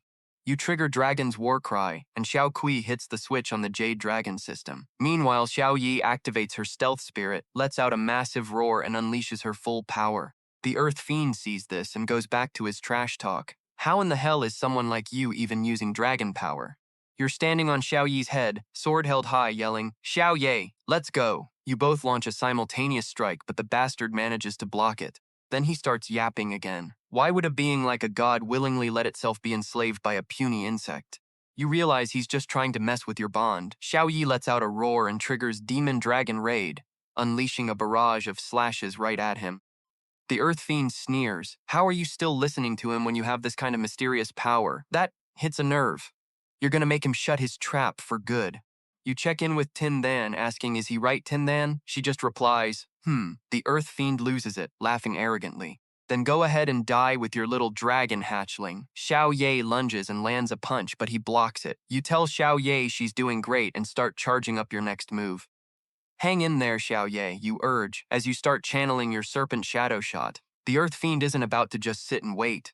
He lets out 5 guttural roars and activates Bloodblade claws. All the while, your serpent shadow shot has been charging for 2 seconds. Xiao Ye is struggling to hold off the Earth Fiend's relentless assault, but then she grabs his arms tight. "Let go, you brat!" he screams in rage. Seeing the opening, you yell, "Now's our chance." You ignite your arrowheads, fire a flaming shot, and it drills straight into the Earth Fiend, setting him ablaze and making him howl in agony. Xiao Yi doesn't waste the opening, hitting him with a spirit blast. Tin then tags in, triggering Star Shatter to crank that damage up by 500%. The Earth Fiend is swallowed by flame, screaming, "No way! This kind of power! It's impossible!" Then a massive explosion rocks the arena. He's reduced to nothing but dust. Back inside the Kim Ngok City arena, Shangming and Lim Zion can't believe what they're seeing. They're floored. Did Lu Fan really just take down the Earth Fiend? They start buzzing. No way, the Nine Realms Fiend can't be finished off by some kid from the Dragon Nation. That's a level only the 5 national heroes could ever dream of reaching. No, I need to adjust the Earth Fiend's stats right now. Meanwhile, old Han Han Feibai just sits there, calm as ever, thinking to himself, both of them glued to every detail on the screen. The dust settles, and the Earth Fiend isn't dead yet. They let out a sigh of relief. Oh man, you really can't beat an ancient demonic beast. Wait, look, he's beat to hell. Kim Zian laughs. Ha ha. The Earth Fiend slowly crawls out of the rubble, coughing. Damn it, you bastard. He stands up and growls. A puny insect actually got me this messed up? I'm not gonna let you get away with this. You just stare him down, totally unimpressed. Not gonna let me get away? My attack isn't even over yet. You didn't notice the other 2 dragons, did you? The Earth Fiend looks around, confused. 2 beams of light appear behind him. It's the other 2 dragons you mentioned. They trigger Doomsday Fall. His HP is sitting at 100%. The Earth Fiend still talks big. So what if you have dragons? How dare you act up when you're just human pets? He charges at the 2 dragons, screaming, "I won't fall to a bug again." He triggers his Bloodblade claws again. The 2 attacks collide, sending out a shockwave of insane power. An earth-shattering explosion goes off. Through the flickering firelight, you can see the Earth Fiend slowly collapsing. He spits out, "Damn it, blast it, this can't be happening." Then he starts rambling, "How could I possibly lose? It's all this stupid body. It dragged me down. I just got reborn and now I'm fated to be killed by humans again? I don't accept this. I don't." He tries to sneakily trigger Shadow Walk to escape, but a volley of arrows rains down, hitting him dead on and shattering his stealth skill. Lu Fan walks up, bow in hand, and says, "It's over, Earth Fiend." The guy goes absolutely ballistic. He bellows, "Human, it's over? I couldn't kill his dragon, and I couldn't even scratch him? Is this really the end for me?" Suddenly, the Earth Fiend's body starts shaking violently. A surge of power floods through him, leaving him, and Lu Fan, completely shocked.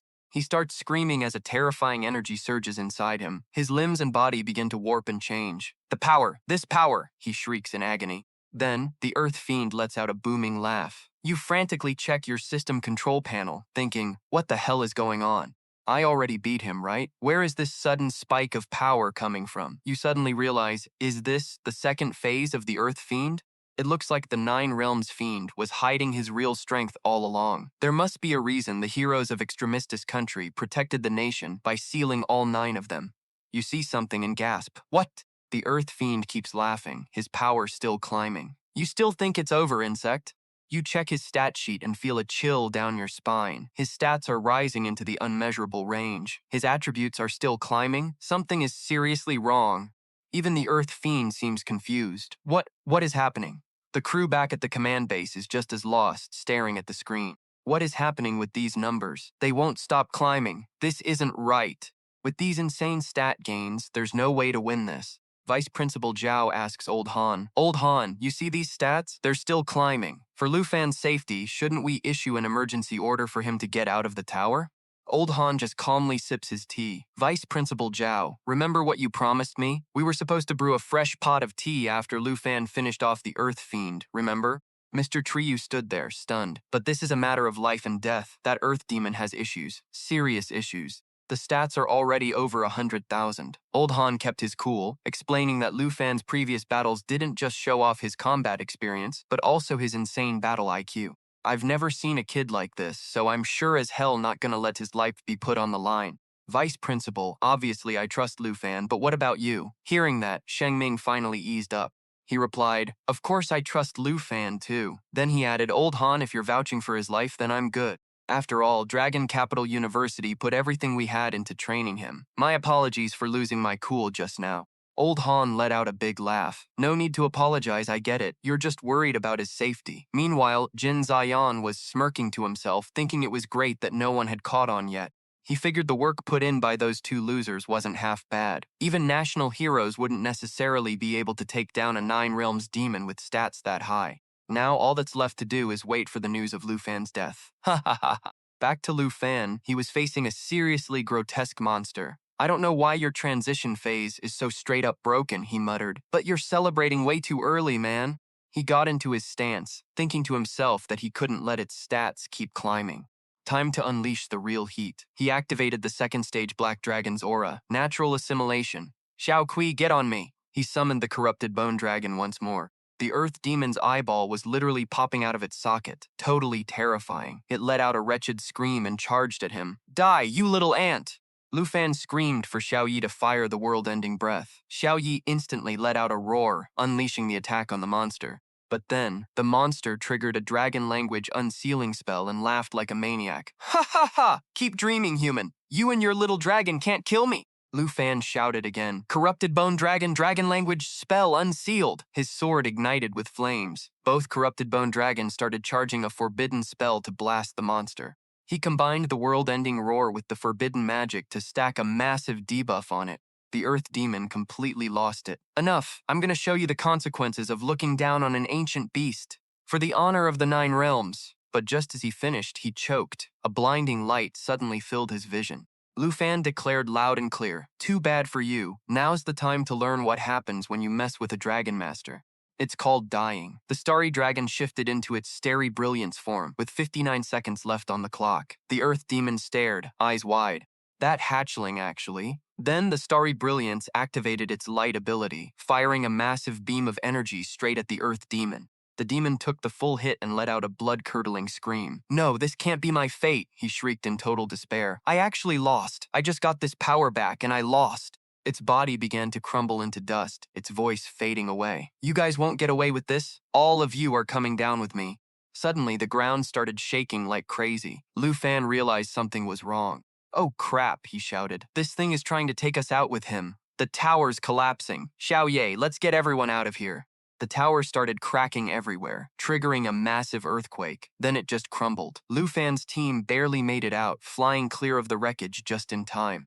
Lu Fan finally let out a sigh of relief. Phew, that tower was huge. Almost didn't make it out of there. The system chimed in. The Jade Dragon hit level 24, the Starry Dragon hit level 17, Lu Fan reached level 36, and the Black Dragon leveled up to 32.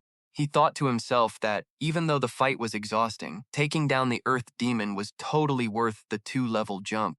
Looking at his notifications, he remembered he was ranked first at about 50,000 points. Now with 500,000, he could finally catch a break. Right then, everyone in the room saw Lu Fan's ranking and gasped, "A genius! This guy is a total genius."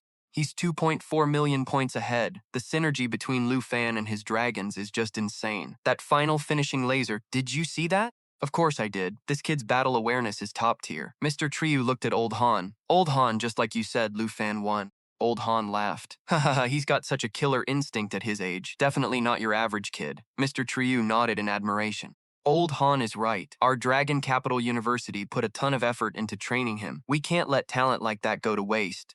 Old Han continued, to show off a Dragon Master's true strength, this kid must have worked his tail off. Mr. Triu agreed. No doubt about it. Leading up to the national trials, the person who kept training him was. Before he could finish, a loud crack echoed through the room. It was the guy named Kim, who had just smashed his phone on the ground in a rage over Lu Fan's win. Everyone huddled around. Mr. Kim, you okay? He rushed off, muttering, "It's nothing. Excuse me." People started whispering about his weird behavior. Even though the Extremistis country station is 440,000 points behind, they're still second place, right? Yeah, I don't get why he's so mad. Mr. Triu was confused, too. What's up with this Mr. Kim? Old Han just chuckled. Ha ha ha, don't worry about Shengming, let's just go brew a fresh pot of tea. Kim ran out into the hallway and punched the wall hard. Lu Fan actually killed the Earth Demon, he thought. Unforgivable, this is unforgivable.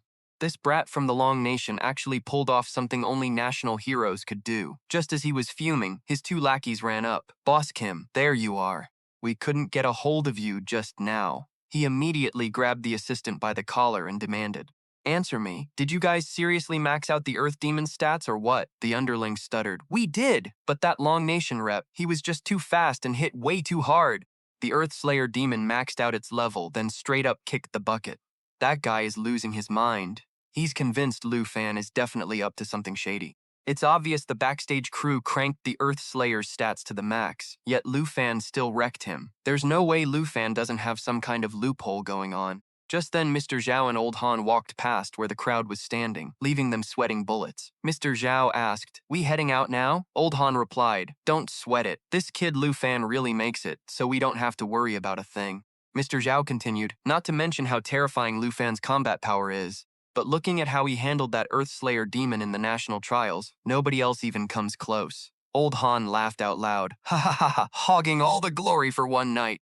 Even an old guy like me can't take it anymore. Let's go out and get some action." The guy surnamed Kim heard this and got absolutely furious. His assistant had to hold him back. Then he pointed right in his assistant's face and spat. "The Dragon Country reps are fishy. Those Dragon Country tactical commanders definitely know something. You guys need to guard the entrance tight. If anyone tries to look for those two from the Dragon Country, report back immediately." His subordinate quickly replied, "Yes, sir." Then Jin Zion kept eavesdropping on their conversation, and he thought to himself, "I'd love to see what kind of loophole you Dragon Country people are actually using. To the point that even the Nine-World Demon couldn't stop you." Old Han said, "If everything goes smooth this time, the top spot for these national trials is locked for our Dragon Country, right?"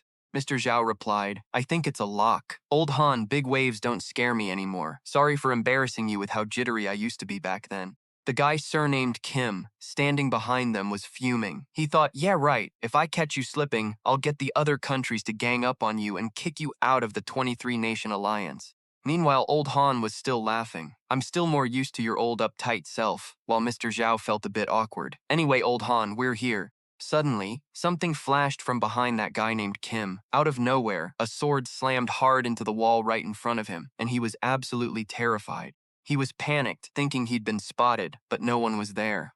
He thought, level 90 Shadow Reaper, no mistake. That fourth transition expert's weapon has to be the Forable Sword. My bad, I totally forgot about the Forable Sword belonging to the personal guard right next to Han Fei Bai. He touched the blood trickling down his face. No pursuit, this was just a warning. He scrambled away. Jin Ziyan realized he couldn't tail Han Fei Bai anymore. If the Absolute Sword actually wanted him dead, he'd be a goner. 10 minutes later, Old Han and Mr. Zhao were on their way back. Mr. Zhao said as they walked, "Old Han, let's hurry back to the command room. I can't wait to see Lu Fan's killer performance." Old Han walked over to the sword mark from earlier and spotted it. He walked off laughing. "The Tay Minor Nation is just as shameless as I thought." Meanwhile, Mr. Zhao was totally clueless. Jin Zion was heading back, absolutely livid. His two underlings greeted him happily. "Boss Kim, you're finally back." The guy with more hair held out a phone and said, "This is your backup phone. You should check it. Your main phone's been blowing up with calls trying to reach you." He heard that and hit the roof, veins bulging on his face. The bald guy was spooked and asked, "Boss Kim, you all right? Your face?" He snatched the phone right out of the guy's hand and screamed, "What are you looking at? Get back to the backstage and keep monitoring." The guy hurried off. "Yes, sir?" He stared at the phone in his hand, his expression pure rage. After reading the message on the smartphone, the guy named Kim thought, "Seriously? They think I don't want to kick Lu Fan out? I've been hunting for their weaknesses this whole time." He thought if he could find any proof that Lu Fan was cheating, he definitely would. Just then, the crowd was going wild, cheering. These Dragon Country reps are seriously something else.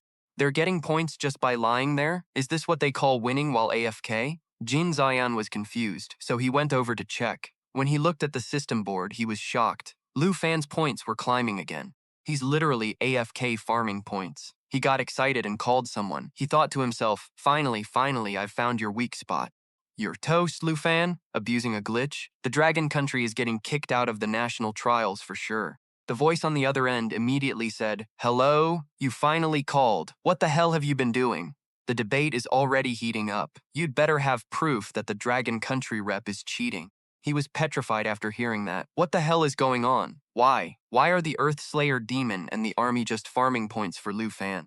Meanwhile, Lu Fan was just chilling and taking it easy, letting the Earth Slayer demons and the army farm points for him. He sat back and relaxed. Finally, I can catch a break.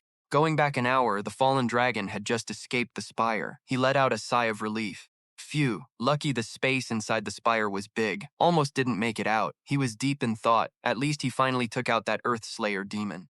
My points shot up so much, it's only right I take a breather. Then he looked up at the sky, thinking, to be honest, I never really saw those two as partners anyway. But when fighting the Earth Slayer, the fallen corpse dragon had become incredibly powerful. Suddenly something clicked. Looking at the tombstones, he blurted out, "Wait, I've got an idea." He thought back to when they were outside the Extreme North camp, when the twin flying dragon kings morphed into the fallen corpse dragon. Transforming into the fallen corpse dragon, Xiao Cui snatched the flying dragon king back from the old god, letting them both tap into the fallen energy without becoming fallen corpse slaves. Earlier, the senior and I figured out the difference between fallen corpses and fallen puppets. To be exact, all the controlled puppets were either beasts or already dead. He kept thinking, and right now I've got two corpse dragons with full-blown fallen power. On the ground, there's the Earth Slayer demon and a pile of Heavenly Demon's soldier corpses. Even Xiao Ye and the others were confused, wondering why he looked so focused. Suddenly, he shouted, "Such a good opportunity, worth a shot." All three of them were left with a giant question mark. Then, the two fallen corpse dragons let out a piercing screech. He sighed. Looks like that's not gonna work. The fallen corpse dragon doesn't seem capable of controlling corpses. Maybe because it isn't a fallen corpse slave, it can't command the puppets. Guess I'll have to drop it. Suddenly, a hand touched his arm, catching him off guard. On that side, a petite girl with blue wings was floating in the sky. You ask, looking all confused. Xiao Cui, are you telling me the Jade Dragon system just swapped its soul form? The Jade Dragon Bloodline skill doubles all effects for Dragonkin and similar bloodlines. Soul Shield. When the soul light hits a target, their stats get boosted by 100 to 200%. Every time you take a hit, you soak it up to stack 1 or 2 layers of armor. Once you hit 10 stacks, it triggers a shockwave. And that shockwave damage? It's double the total amount you absorbed over those 10 stacks. You're totally blown away. Wait, the Demon Dragon Bloodline gets Xiao Cui's double passive too? Can the corrupted corpse essence really turn the corpse dragon king from a lesser dragon into the real deal? You think Xiao Cui must realize the Demon Dragon Bloodline's new traits. It's not that the corrupted corpse demon dragon couldn't do it. It's just that its base stats were too low to whip up a high-level monster. You say if that's the case, I get it. Then you tell Xiao Cui to let loose the Jade Light. It triggers the Jade Light, giving the target 3 to 12 layers of defense and stripping away all debuffs, plus 30 to 60% of their stats. Each blessing layer blocks 1 or 2 hits. Level-wise, it can't beat the earthly demon dragon, but those stat boosts, that changes everything. You shout Xiao Cui, swap to eternal form, then unleash the life pulse power. Xiao Cui shifts to eternal mode, kicks in the Jade Dragon Bloodline and the life pulse, and triggers the Jade Blessing and Jade Light. The two corrupted corpse demon dragons see their stats go through the roof. That's when you say, finally the stats are beating the earthly demon dragon. Corrupted corpse demon dragon, let out your corrupted energy. Turn that earthly demon dragon into your puppet. A roar echoes and hands start clawing out from the dirt. Under the control of the corrupted corpse demon dragon, the puppets slowly come to life, groaning and snarling. Level 75 heavenly demon soldiers. You're hyped. Jackpot, the heavenly demon army is officially turned into puppets. With this squad, I can just have them grind for points while I kick back. The system pings that you've unlocked a new skill, corrupted corpse control.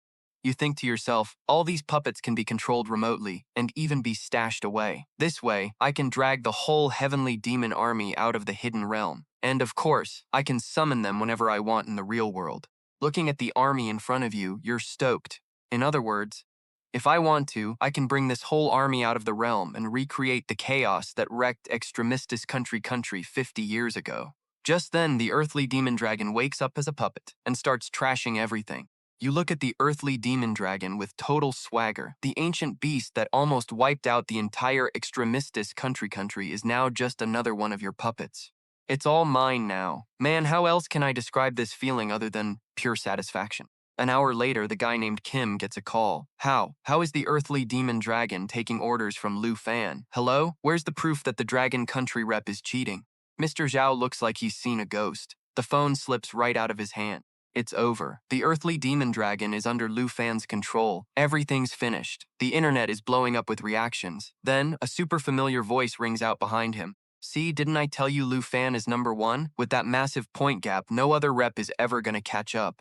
Mr. Zhao replies, "You're right, Old Han. I was just overthinking it." Old Han laughs. Facing the facts is key to any strategy. If the other countries have already lost, what's left to play for? He turns a cold glare on Mr. Kim. What do you think? Haha, Mr. Kim is fuming, his fists clenched tight. He thinks about the public opinion, the Kim family's honor, and how this old guy's sarcasm is basically slapping him in the face. He grits his teeth, eyes wide with rage. If that's how it is, I guess I'll just have to give you a nice, special mission. Back to Lu Fan, who's chilling with his absolutely beastly lineup.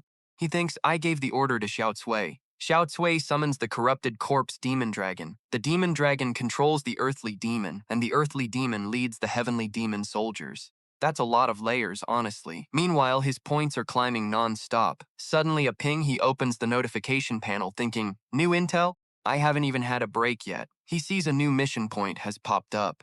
Over in the Frozen Plains National Trial Realm, a blue pillar of light from the system erupts in the middle of the white snow. Yasanrei is hiding behind a big tree, watching the pillar and breathes a sigh of relief. He cracks a sinister smile. That last mission was bad luck, running into Lu Fan, but this one? Finally, it's all mine. But that smile drops fast. When Yasanrei sees something, he frowns, bites his lip, and looks totally defeated. His face goes dark. Seeing Xiao Ye, he wails, "You gotta be kidding me, not again." Yasanrei sweats buckets, complaining it wasn't easy finding this mission point. Why do I have to run into Lu Fan again? He pauses, gasping. Wait, if he's here to take the mission, doesn't that mean he already finished the 9 Realms demon subjugation? Lu Fan senses something behind him and glances back. Yasanrei, I'm busted. He yells out, "Heya, I was just talking to myself, don't mind me." Lu Fan ignores the excuse and draws his sword. The system pings. Current dragon energy, Black Dragon level 2. Yasanrei screams, "Last time you said you'd let me go. Why are you doing this?" A prompt pops up. Dragon driving attack, normal attack plus dragon energy, dealing damage from a distance. Turns out, Lu Fan's swing was aimed at a beast behind Yasanrei. But the guy thought he was the target, so he drops to the ground and covers his head, screaming. The system announces, Lu Fan of Dragon Country, total points, 551.47 plus 245. Yasanrei is frozen. Wait, was I being followed by this monster the whole time? Lu Fan wasn't even aiming at me? All right, that's enough. He scratched his head, sounding super awkward. Hey, thanks for saving my life back there. Lu Fan's system screen popped up, flagging a quest objective nearby. Lu Fan kept his face stone cold as he looked at Yasanrei. Saving your life? Don't sweat it. It was no big deal, just something I happened to do on the way. Yasanrei gave an awkward laugh. Man, I really thought I was a goner for a second there. The system displayed Yasanrei's info. South Country, 23,705 points, 2323. Lu Fan just gave a cold, curt, yeah. He sounded skeptical. You really only managed to scrounge up that many points after the match has been going on for a whole day? Yasanrei was crying on the inside, silently venting that he hadn't even slept a wink just to grind out those 20,000 points. Lu Fan thought about just taking Yasanrei out for his points, but since it wasn't much, he decided to let him farm a bit more. After the last lesson, Yasanrei didn't dare pull anything on him anymore. Lu Fan walked up and gave him a heavy pat on the shoulder, like he was trying to motivate him. He stared Yasanrei dead in the eyes. Your point farming is way too slow. Barely rank 17? You're really embarrassing the South Country, man. The guy just stood there, completely frozen. Lu Fan turned to leave and waved him off. Try harder next time, yeah? Hope when we meet again, your ranks at least climbed a bit. Yasanrei stood there stunned for a solid 2 seconds before he squealed, touched. Is Lu Fan actually cheering me on? He found it weird. Lu Fan was nothing like the rumors said. They claimed people from the Dragon Country were all arrogant bullies who didn't listen to reason. But here was Lu Fan, having taken down the 9 Realms demon, yet saving him and even giving him advice. Yasanrei teared up, silently cursing the heavens and calling himself a total irredeemable idiot. He quickly snapped back to his senses, thinking about the South Country's reputation and how he had to repay Lu Fan for his kindness by getting more points. He spoke up loudly. I get it now. Next time we meet, I'll definitely be higher up. Yasanrei was sweating bullets as he watched Lu Fan ride off on Xiao Ye. Lu Fan was surprised, thinking someone actually died in the second round, as he saw the notification that his mission objective had been updated. Current mission, eliminate the target representative. Target unknown, rank 6, swamp area. He analyzed the situation. Target unknown, rank 6 in the swamp. Could it be Kim Sung-han or Charlie? He narrowed his eyes and steeled himself. Whatever, doesn't matter who it is. I'm finishing this quest. Lu Fan yelled out, Xiao Ye, let's head to the swamp. Xiao Ye let out a fierce roar. Meanwhile, deep in the National Trial's secret realm, in the swamp that afternoon, beasts were lurking everywhere. Their glowing red eyes shone in the shadows like predators waiting for some poor sap to wander into their trap. A massive black snake struck like lightning, sinking its fangs into a boar's back, making the beast howl in pain. Keelan sat atop the black snake, watching the scene, and clicked his tongue, muttering that it was somewhat interesting. Keelan glanced back, startled as the boar went down with a heavy thud. Someone, Wei Qi, was walking toward him calmly, saying, Hunting, just let them come to us. Oh, so that's Wei Qi. He was feeling smug, thinking the others would never guess that the 4 countries had formed an alliance. System intro, rank 10, Wei Qi, South Korea. Level 60 inheritor of the fierce god. Points, 26,420. He complained about meeting in this damp, poison-infested swamp. Keelan replied that he hadn't planned on it either. The 4 countries had agreed that once they entered the trial, they'd meet up at his spot to farm points together. Wei Qi leaned against a tree, crossed his arms, and asked, How come I'm the only one here? Where are Yasanrei and Badan? Keelan explained. Badan will be here any second. As for Yasanrei, I don't see him, but I know he's still alive. Wei Qi scoffed. I am so done with that Yasanrei guy. Honestly, let's just quit waiting for him. He checked his system and shared, I was so focused on rushing here. I only killed a few beasts that got in my way. If it wasn't to meet up with you, there's no way I'd only be rank 10. Wei Qi glanced at Keelan and asked, What about that hunter? Did he show up yet? He sighed, hoping the guy had a ton of points on him, then schemed, Once Badan gets here, we'll set up an ambush. They bragged cockily, We're gonna show him who's the real hunter and who's the prey. 4 hours later, at the swamp in the National Trial's secret realm, Xiao Ye landed on one foot. The place was thick with fog and the air was freezing. Lu Fan jumped down, thinking, Finally made it to the swamp. The terrain here was a nightmare, filled with poison bugs and miasma. If you couldn't fly, there was basically no way out. He quickly realized he was being ambushed when he noticed everything was just bugs, not even any wild beasts. Lu Fan's eyes went sharp and he gestured behind him, giving the order. Xiao Ye, activate perception. Xiao Ye did it immediately. System intro. Dark Dragon Perception can detect invisible or camouflaged enemies. Activating this skill will force reveal any enemies hiding nearby. Lu Fan watched for a bit and sneered. An ambush, huh? And a 3-man party at that. Not bad. He summoned his sword and challenged them. I know you're all there, so why not show yourselves? Fine, I'll do it for you. System alert. Dark Dragon's Breath level 2. Lu Fan shouted, Let me help you out. He slammed his sword into the ground and waves of wild, chaotic energy exploded like fireworks on New Year's Eve. Right in front of him, a black snake opened its mouth, screeching in agony. The system notification chimed. Target detected. Keelan, sitting cross-legged on the snake, sighed that Lu Fan had actually tracked him down and hurt his little 7. Intro. Keelan, South Korea, level 60, 5 poison witch doctor points, 66,375. Rank 6. Lu Fan replied in a low, cold voice. There aren't many places to hide, so it wasn't that hard to guess. But honestly, I'm a little disappointed. My target wasn't Kim Sung-han or Charlie? Keelan smirked. Doesn't matter who you were looking for. I thought you were some big shot master, so I was ready for a fight. But it turns out it's just the rep from the Dragon Country. The system flashed a warning. Hunter encountered. His cocky smile vanished the moment he saw the info on the guy standing in front of him. Name Lu Fan. Nationality Dragon Country. Point 6, 551,009 Dragon 2. Rank 1. Keelan broke into a cold sweat, muttering in shock. Rank 1 with 550,000 points? This Dragon Country rep was dead last just yesterday. He curled his lip into a twisted smile. Can't believe I ran into a fat whale. So what if you're strong? I'm taking those points no matter what. Keelan jumped up, summoned his weapon, and started trash-talking Lu Fan.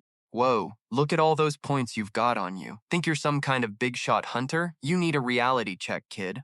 The guy kept yapping, but Lu Fan couldn't care less. He just raised his sword in silence, eyes cold as ice, standing steady like a war god, ready to tear through whatever they threw at him. Kalan unleashed his move, a green orb forming at the tip of his spear. He sneered, You're just prey that walked right into our trap. Kalan grinned like a maniac dead set on it. These points, they're mine now.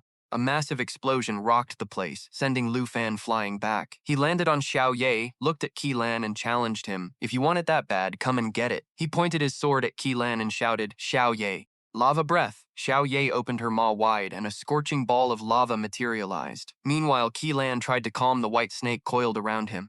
Easy there, Xiaoqi, don't sweat it. A dragon? Please. He barked out orders with total arrogance. The brat's barely level 30. What's there to be afraid of? Get him. The two went at it head-on. The snake kept spitting toxic fangs, hitting the target with poison damage. Then came the lava breath, spraying fire forward, dealing damage while healing its user. Suddenly, the black snake reared up, its whole body glowing with a green aura, and it started sinking into the ground, vanishing into the swamp fast as lightning. Lu Fan thought to himself, retreating? Nah, he stopped short, realizing there were still two more enemies hiding in the shadows. Wei Qi was charging full tilt at Lu Fan, trying for a sneak attack, but Lu Fan saw right through it. Like a car slamming on the brakes on a slick road, Wei Qi screeched to a halt and swung her iron ball, aiming for Lu Fan with everything she had. Lu Fan dodged like a squirrel and slashed clean through the chain. From above, a giant hand slammed down toward Wei Qi, and her face went ghostly pale. It was Xiao Ye. Wei Qi curled up like a boiled shrimp as Xiao Ye nailed her. Wei Qi's eyes bulged as she spat out blood, thinking in a panic. How is he only level 3? Where is this insane power coming from? This guy and his dragon pet, they're no joke. Badan saw her teammate go down, sweat pouring off her like rain, teeth gritted, letting out pained grunts. Lu Fan judged her silently. This lady's built like a tank. But wait, is she actually smiling? Wei Qi shrieked, Qi, Badan, do something! The black snake lunged from above, moving like a missile straight at Lu Fan and Xiao Ye. It coiled tight around Xiao Ye, making her scream in agony. Lu Fan kept his cool, hacking away at the snake's body. Xiao Ye squeezed the black snake's neck as it bit her arm, then let out a furious roar and slammed its head into the dirt. Qi freaked out, shouting, Xiao Qi! Badan screamed in frustration, damn it, we actually blew it! The system displayed the stats. Nation, Kim, Huang Badan, level 57, Spirit Hunter 31. Wei Qi couldn't believe her eyes. We actually lost? Badan howled.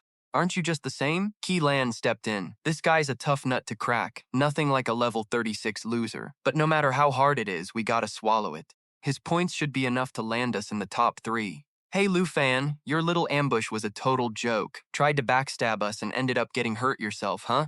You want my points? How much do you think you can actually take? Wei Qi was losing her mind, snapping back. Don't get cocky just yet.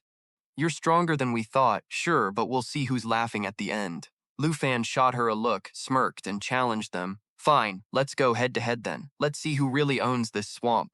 Qi roared for Xiao Qi to spit its venom. Xiao Qi listened, snarling as it sprayed a stream of green liquid straight at Lu Fan and Xiao Ye. A message flashed in front of Lu Fan. Venom spit, continuous poison damage applied to target.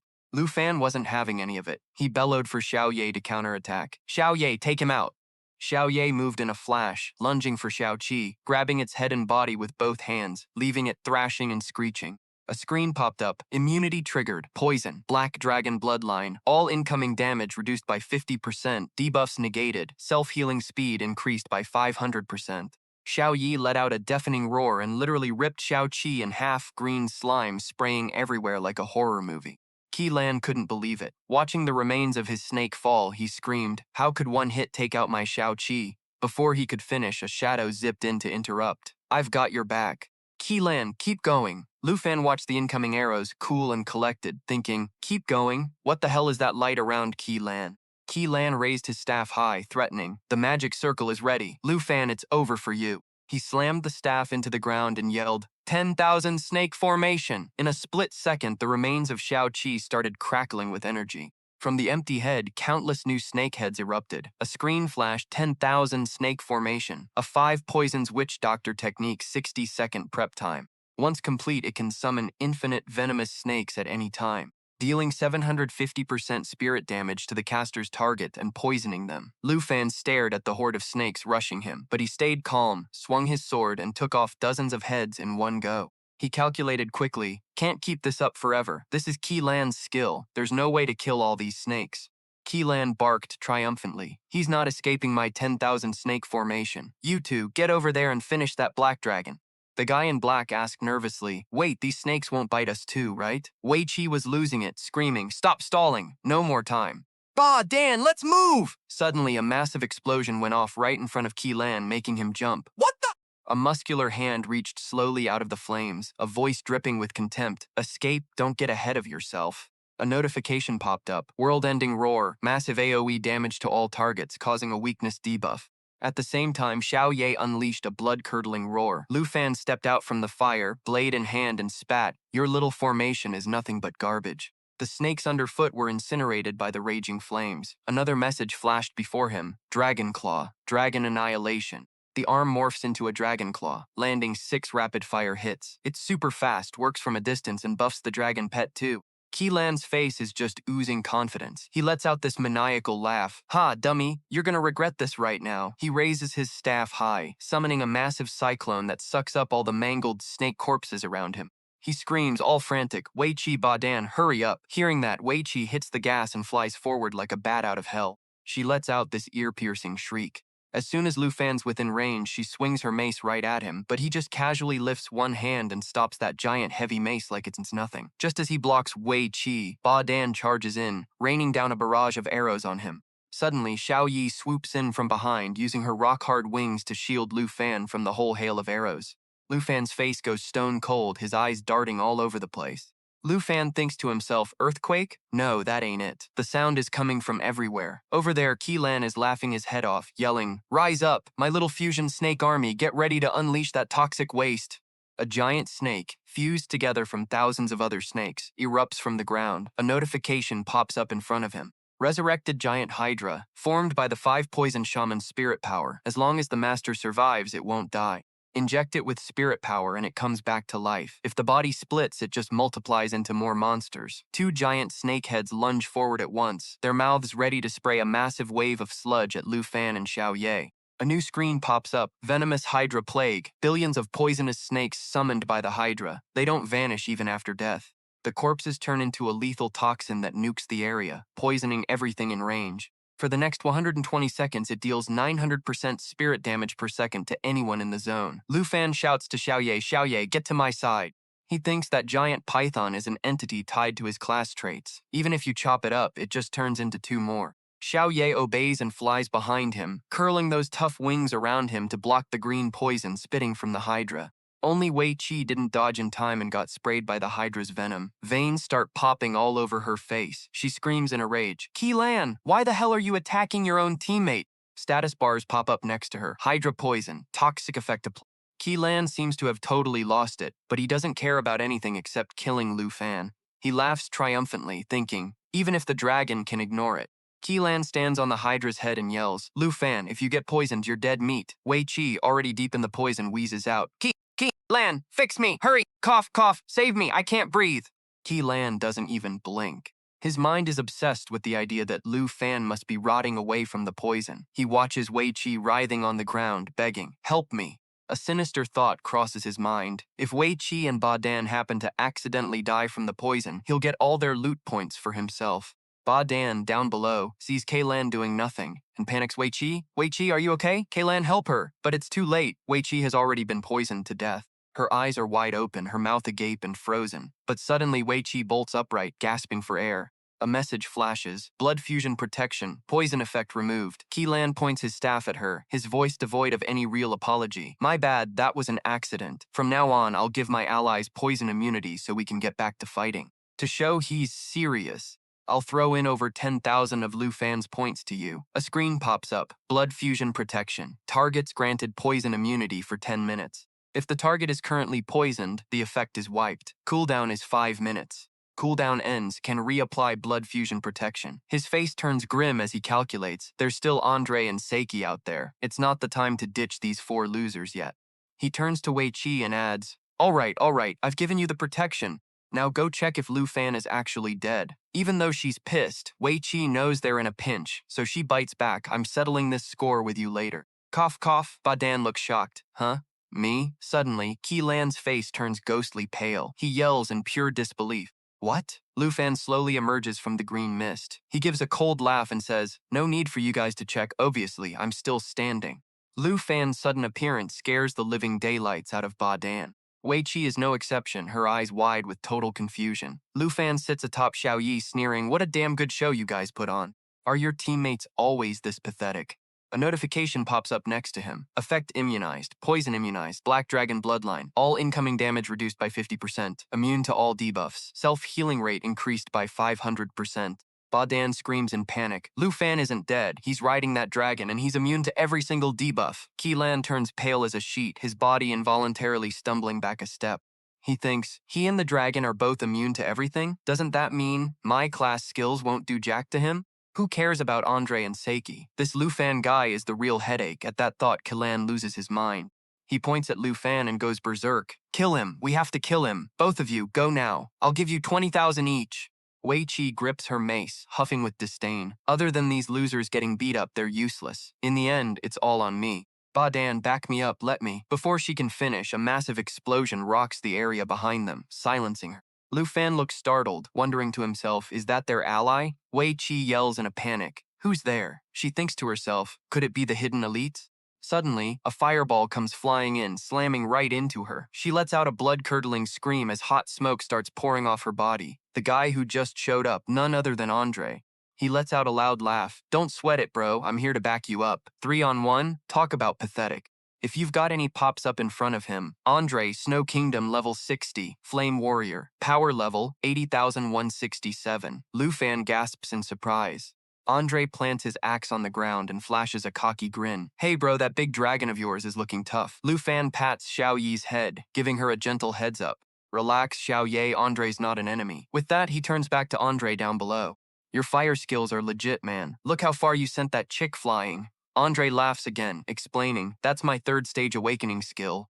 It's called True Form of the Flame God, though I haven't even warmed up yet dealing with these losers. Meanwhile, Wei Qi finally comes to, struggling to crawl out of the dust and smoke. Lu Fan, still totally oblivious, keeps chatting with Andre. For real, she hasn't even used her skills yet. She must be pretty strong. Andre looks shocked. Wait, hold up, you just called her she? This person's a girl? Wei Qi, having just regained consciousness, hears the whole thing. Furious, she yells, you guys! Andre calls out in doubt, is she really that strong? Fine, I'll take her on. Turning to Lu Fan, hey bro, between the snake rider and the archer, can you handle yourself? Lu Fan scratches his head, looking a bit sheepish. Honestly, it's not really necessary. Feeling ignored, Wei Qi grits her teeth and growls, you guys! A massive wave of energy erupts from her body. She roars, you actually have the audacity to look down on me. A giant bear manifests behind her, the spirit bear avatar. It morphs into a colossal beast, boosting her endurance by 120% and her health by 175%, with a 16-second cooldown. The spirit bear avatar swings a massive mace down and she screams, you're all gonna pay for this. Andre swings his axe, clashing hard against her mace. Struggling to hold his ground, he shouts at Lu Fan, bro, watch your own back. Leave this girl to me. A system notification flashes on the screen. True Form of the Flame God summons the power of the Fire God Shirong, boosting all stats by 100% and granting flaming wings for temporary flight. Duration depends on the user's stat. Andre leaps away as the Spirit Bear avatar lets out a roar and charges at him again. Lu Fan watches the two of them going at it, holding his head and sighing. Andre is reliable, sure, but he's also a walking magnet for trouble. The real issue is that this is basically kill-stealing. Besides, they didn't even need help. He didn't even have to summon his earthly fiend minions or his army. Suddenly, a shower of light spots falls from the sky and he leans to dodge them. Qi and Ba Dan, watching from below, see Xiao Ye swatting everything away with her wings. Qi curses, damn it, Ba Dan, I missed again. Qi stops playing nice. He leaps off the snake's head and yells at Bei Dan, this is embarrassing. Just stick to the plan. With that, he points his mace toward Lu Fan and commands, Xiao Qi, use the poison mist spit. The snake obeys, opening its massive jaws to spew out a sickly green cloud of mist. Huge amounts of toxic mist cover the area. Status: Poison Mist Spit continually sprays poison at targets, dealing damage and applying a poison effect. Lu Fan, sitting on Xiao Ye's back, can't help but look at them with contempt. You know for a fact the dragon and I are immune, so why are you even bothering with this skill? Suddenly his expression tightens. He thinks to himself, crap, where's Qi other giant python? Lu Fan scans his surroundings, thinking, the one that's missing, it must be waiting to ambush me from behind. He readies his blade, infusing it with Dragon Chi, and strikes twice. Coordinating with his dragon pet, he unleashes a dual Dragon Claw strike, amplified by the Dragon Chi. Lu Fan spins around, slashing at the empty air beside him. Instantly, the python is sliced clean in two. Lu Fan looks down at the falling snake carcass, mocking them. Almost got us, that's a shame, you're too slow. Xiao Ye lets go. Seeing Xiao Qi defeated, Qi curses, damn it. But his expression shifts in a split second. He smirks, tilting his head. Don't think my Xiao Qi is dead that easily. He yells at the snake carcass, rise again. Python Resurrection, a giant python born from the spirit power of the 5 Poisons Witch Doctor. It cannot die as long as its master is alive. They can be revived by channeling spirit power. If body is destroyed, it splits into multiple massive segments. Lu Fan watches the pythons lunging at him and mutters, "The more I hit, the more there are. What an annoying mess of worms." Fine, have it your way. He raises his blade and commands Xiao Ye, switch to destruction dragon form. Burn them all to a crisp. Xiao Ye lets out a piercing shriek, and the area around her is quickly engulfed in massive flames. Status: Black Dragon Transformation, Destruction Dragon Form. Xiao Ye, Level 32, Pact. Black Dragon Xiao Ye opens her mouth and unleashes a fireball. Magma flame continually spews fire forward, dealing damage and healing the caster. Xiao Ye continues to blast the pythons with intense flames, making them writhe in agony. Kalan, seeing the situation going south, yells to boost morale, "Hang in there, Xiao Qi." Then he turns to Ba Dan and shouts, "Ba Dan, what the hell is taking you so long?" Ba Dan isn't doing much better. He raises his bow, a pained grunt escaping his lips. Ugh! Aiming directly at Lu Fan, he shouts, "Loading complete. Keelan, cover me." An evil eye lightning arrow forms. Ba Dan's face is set with determination as he growls. Die. Xiao Ye, completely oblivious, keeps blasting fire at the pythons. Evil Eye Lightning gathers dark lightning at the arrow's tip, dealing 4 hits of 29% dark damage and 91% lightning damage to the target. Damage scales with charge time. Lu Fan sees it coming and instantly raises a hand, creating a ball of lightning. He shouts, "Lightning skills? I'm way too used to those. Let me show you how it's really done." Dragon Tongue Magic, Blue Dragon King's Roar, unleashes a blast of lightning forward, dealing massive damage and applying a paralysis effect. Subsequent attacks add 20 stacks of lightning attribute. Each attack consumes 1 stack. 20% chance to paralyze the target. Ba Dan stares at the incoming Dragon Tongue Magic, screaming in pure terror. What the? It's got electric-type skills too? And that's some super rare Dragon Tongue magic, no less. Right before his eyes, a massive dragon let out a deafening roar straight at him. Ba Dan was instantly sent flying backward. Keelan and the python next to him didn't escape the blast either. Even in this mess, Keelan didn't forget to call for Xiao Qi. After getting fried and paralyzed by the electricity, Ba Dan started trembling in fear and shouted over to Keelan, "Keelan, you gotta hang in there!" I can't handle this kind of power. But when he saw Keelan about to pull something, Ba Dan screamed his name.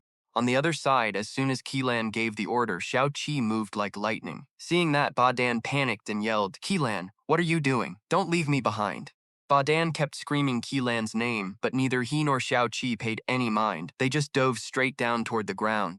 Xiao Qi and Keelan moved fast, leaving behind Ba Dan's desperate cries as the lightning strikes started shifting right to where he was standing. With 0 defensive support left, Ba Dan took Xiao Ye's attack head-on.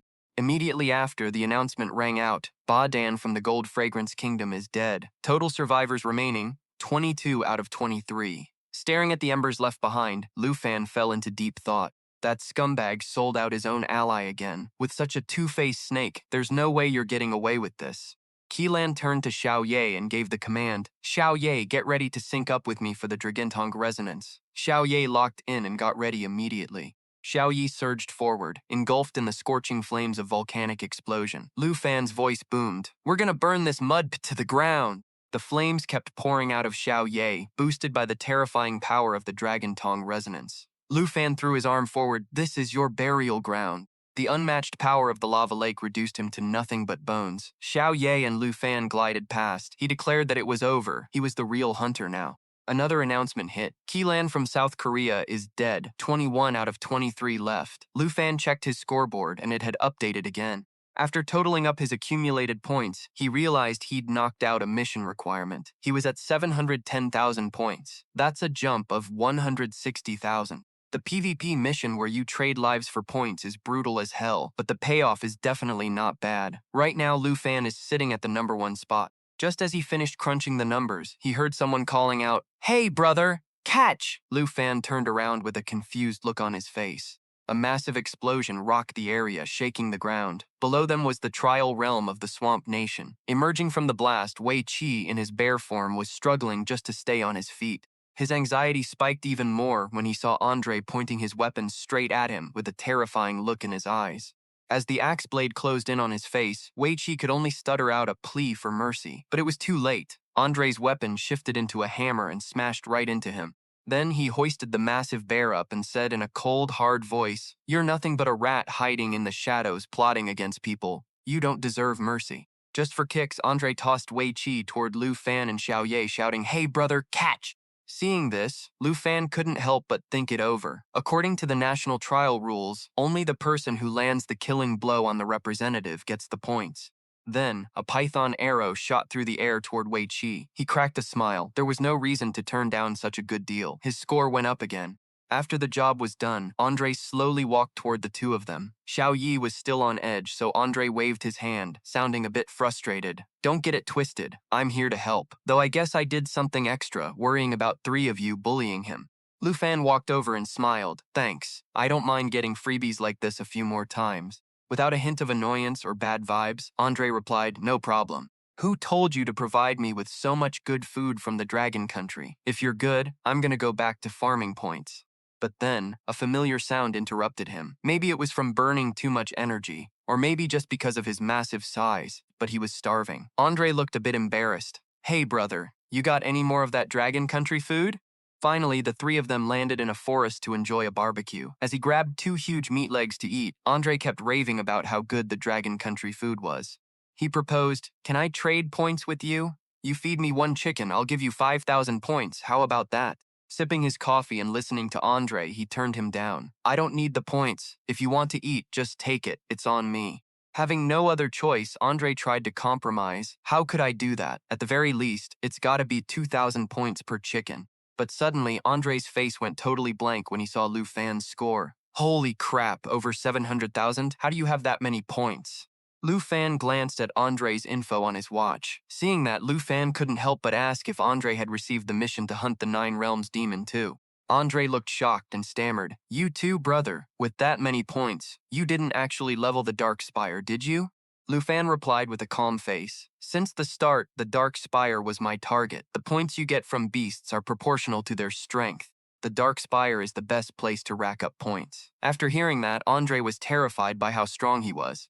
What kind of monster is this guy? If it wasn't for my class traits, I would have died during the third wave of monsters at the Dark Spire. He actually saw the Dark Spire as an easy place to grind points. Andre's face looked even more confused than before. Good thing I didn't end up his enemy. Charlie and I are stuck in this mission. There's no way we could ever stand a chance against him. After a long moment of weighing his thoughts, he let out a long sigh and said, "I was gonna show you my secret spot for grinding points, but that's clearly a pipe dream now. The way you grind, I literally can't do that." Lu Fan looked over and quickly said, "The Dark Spire of the Nine Realms is actually really tough. It took a lot out of me to clear it too."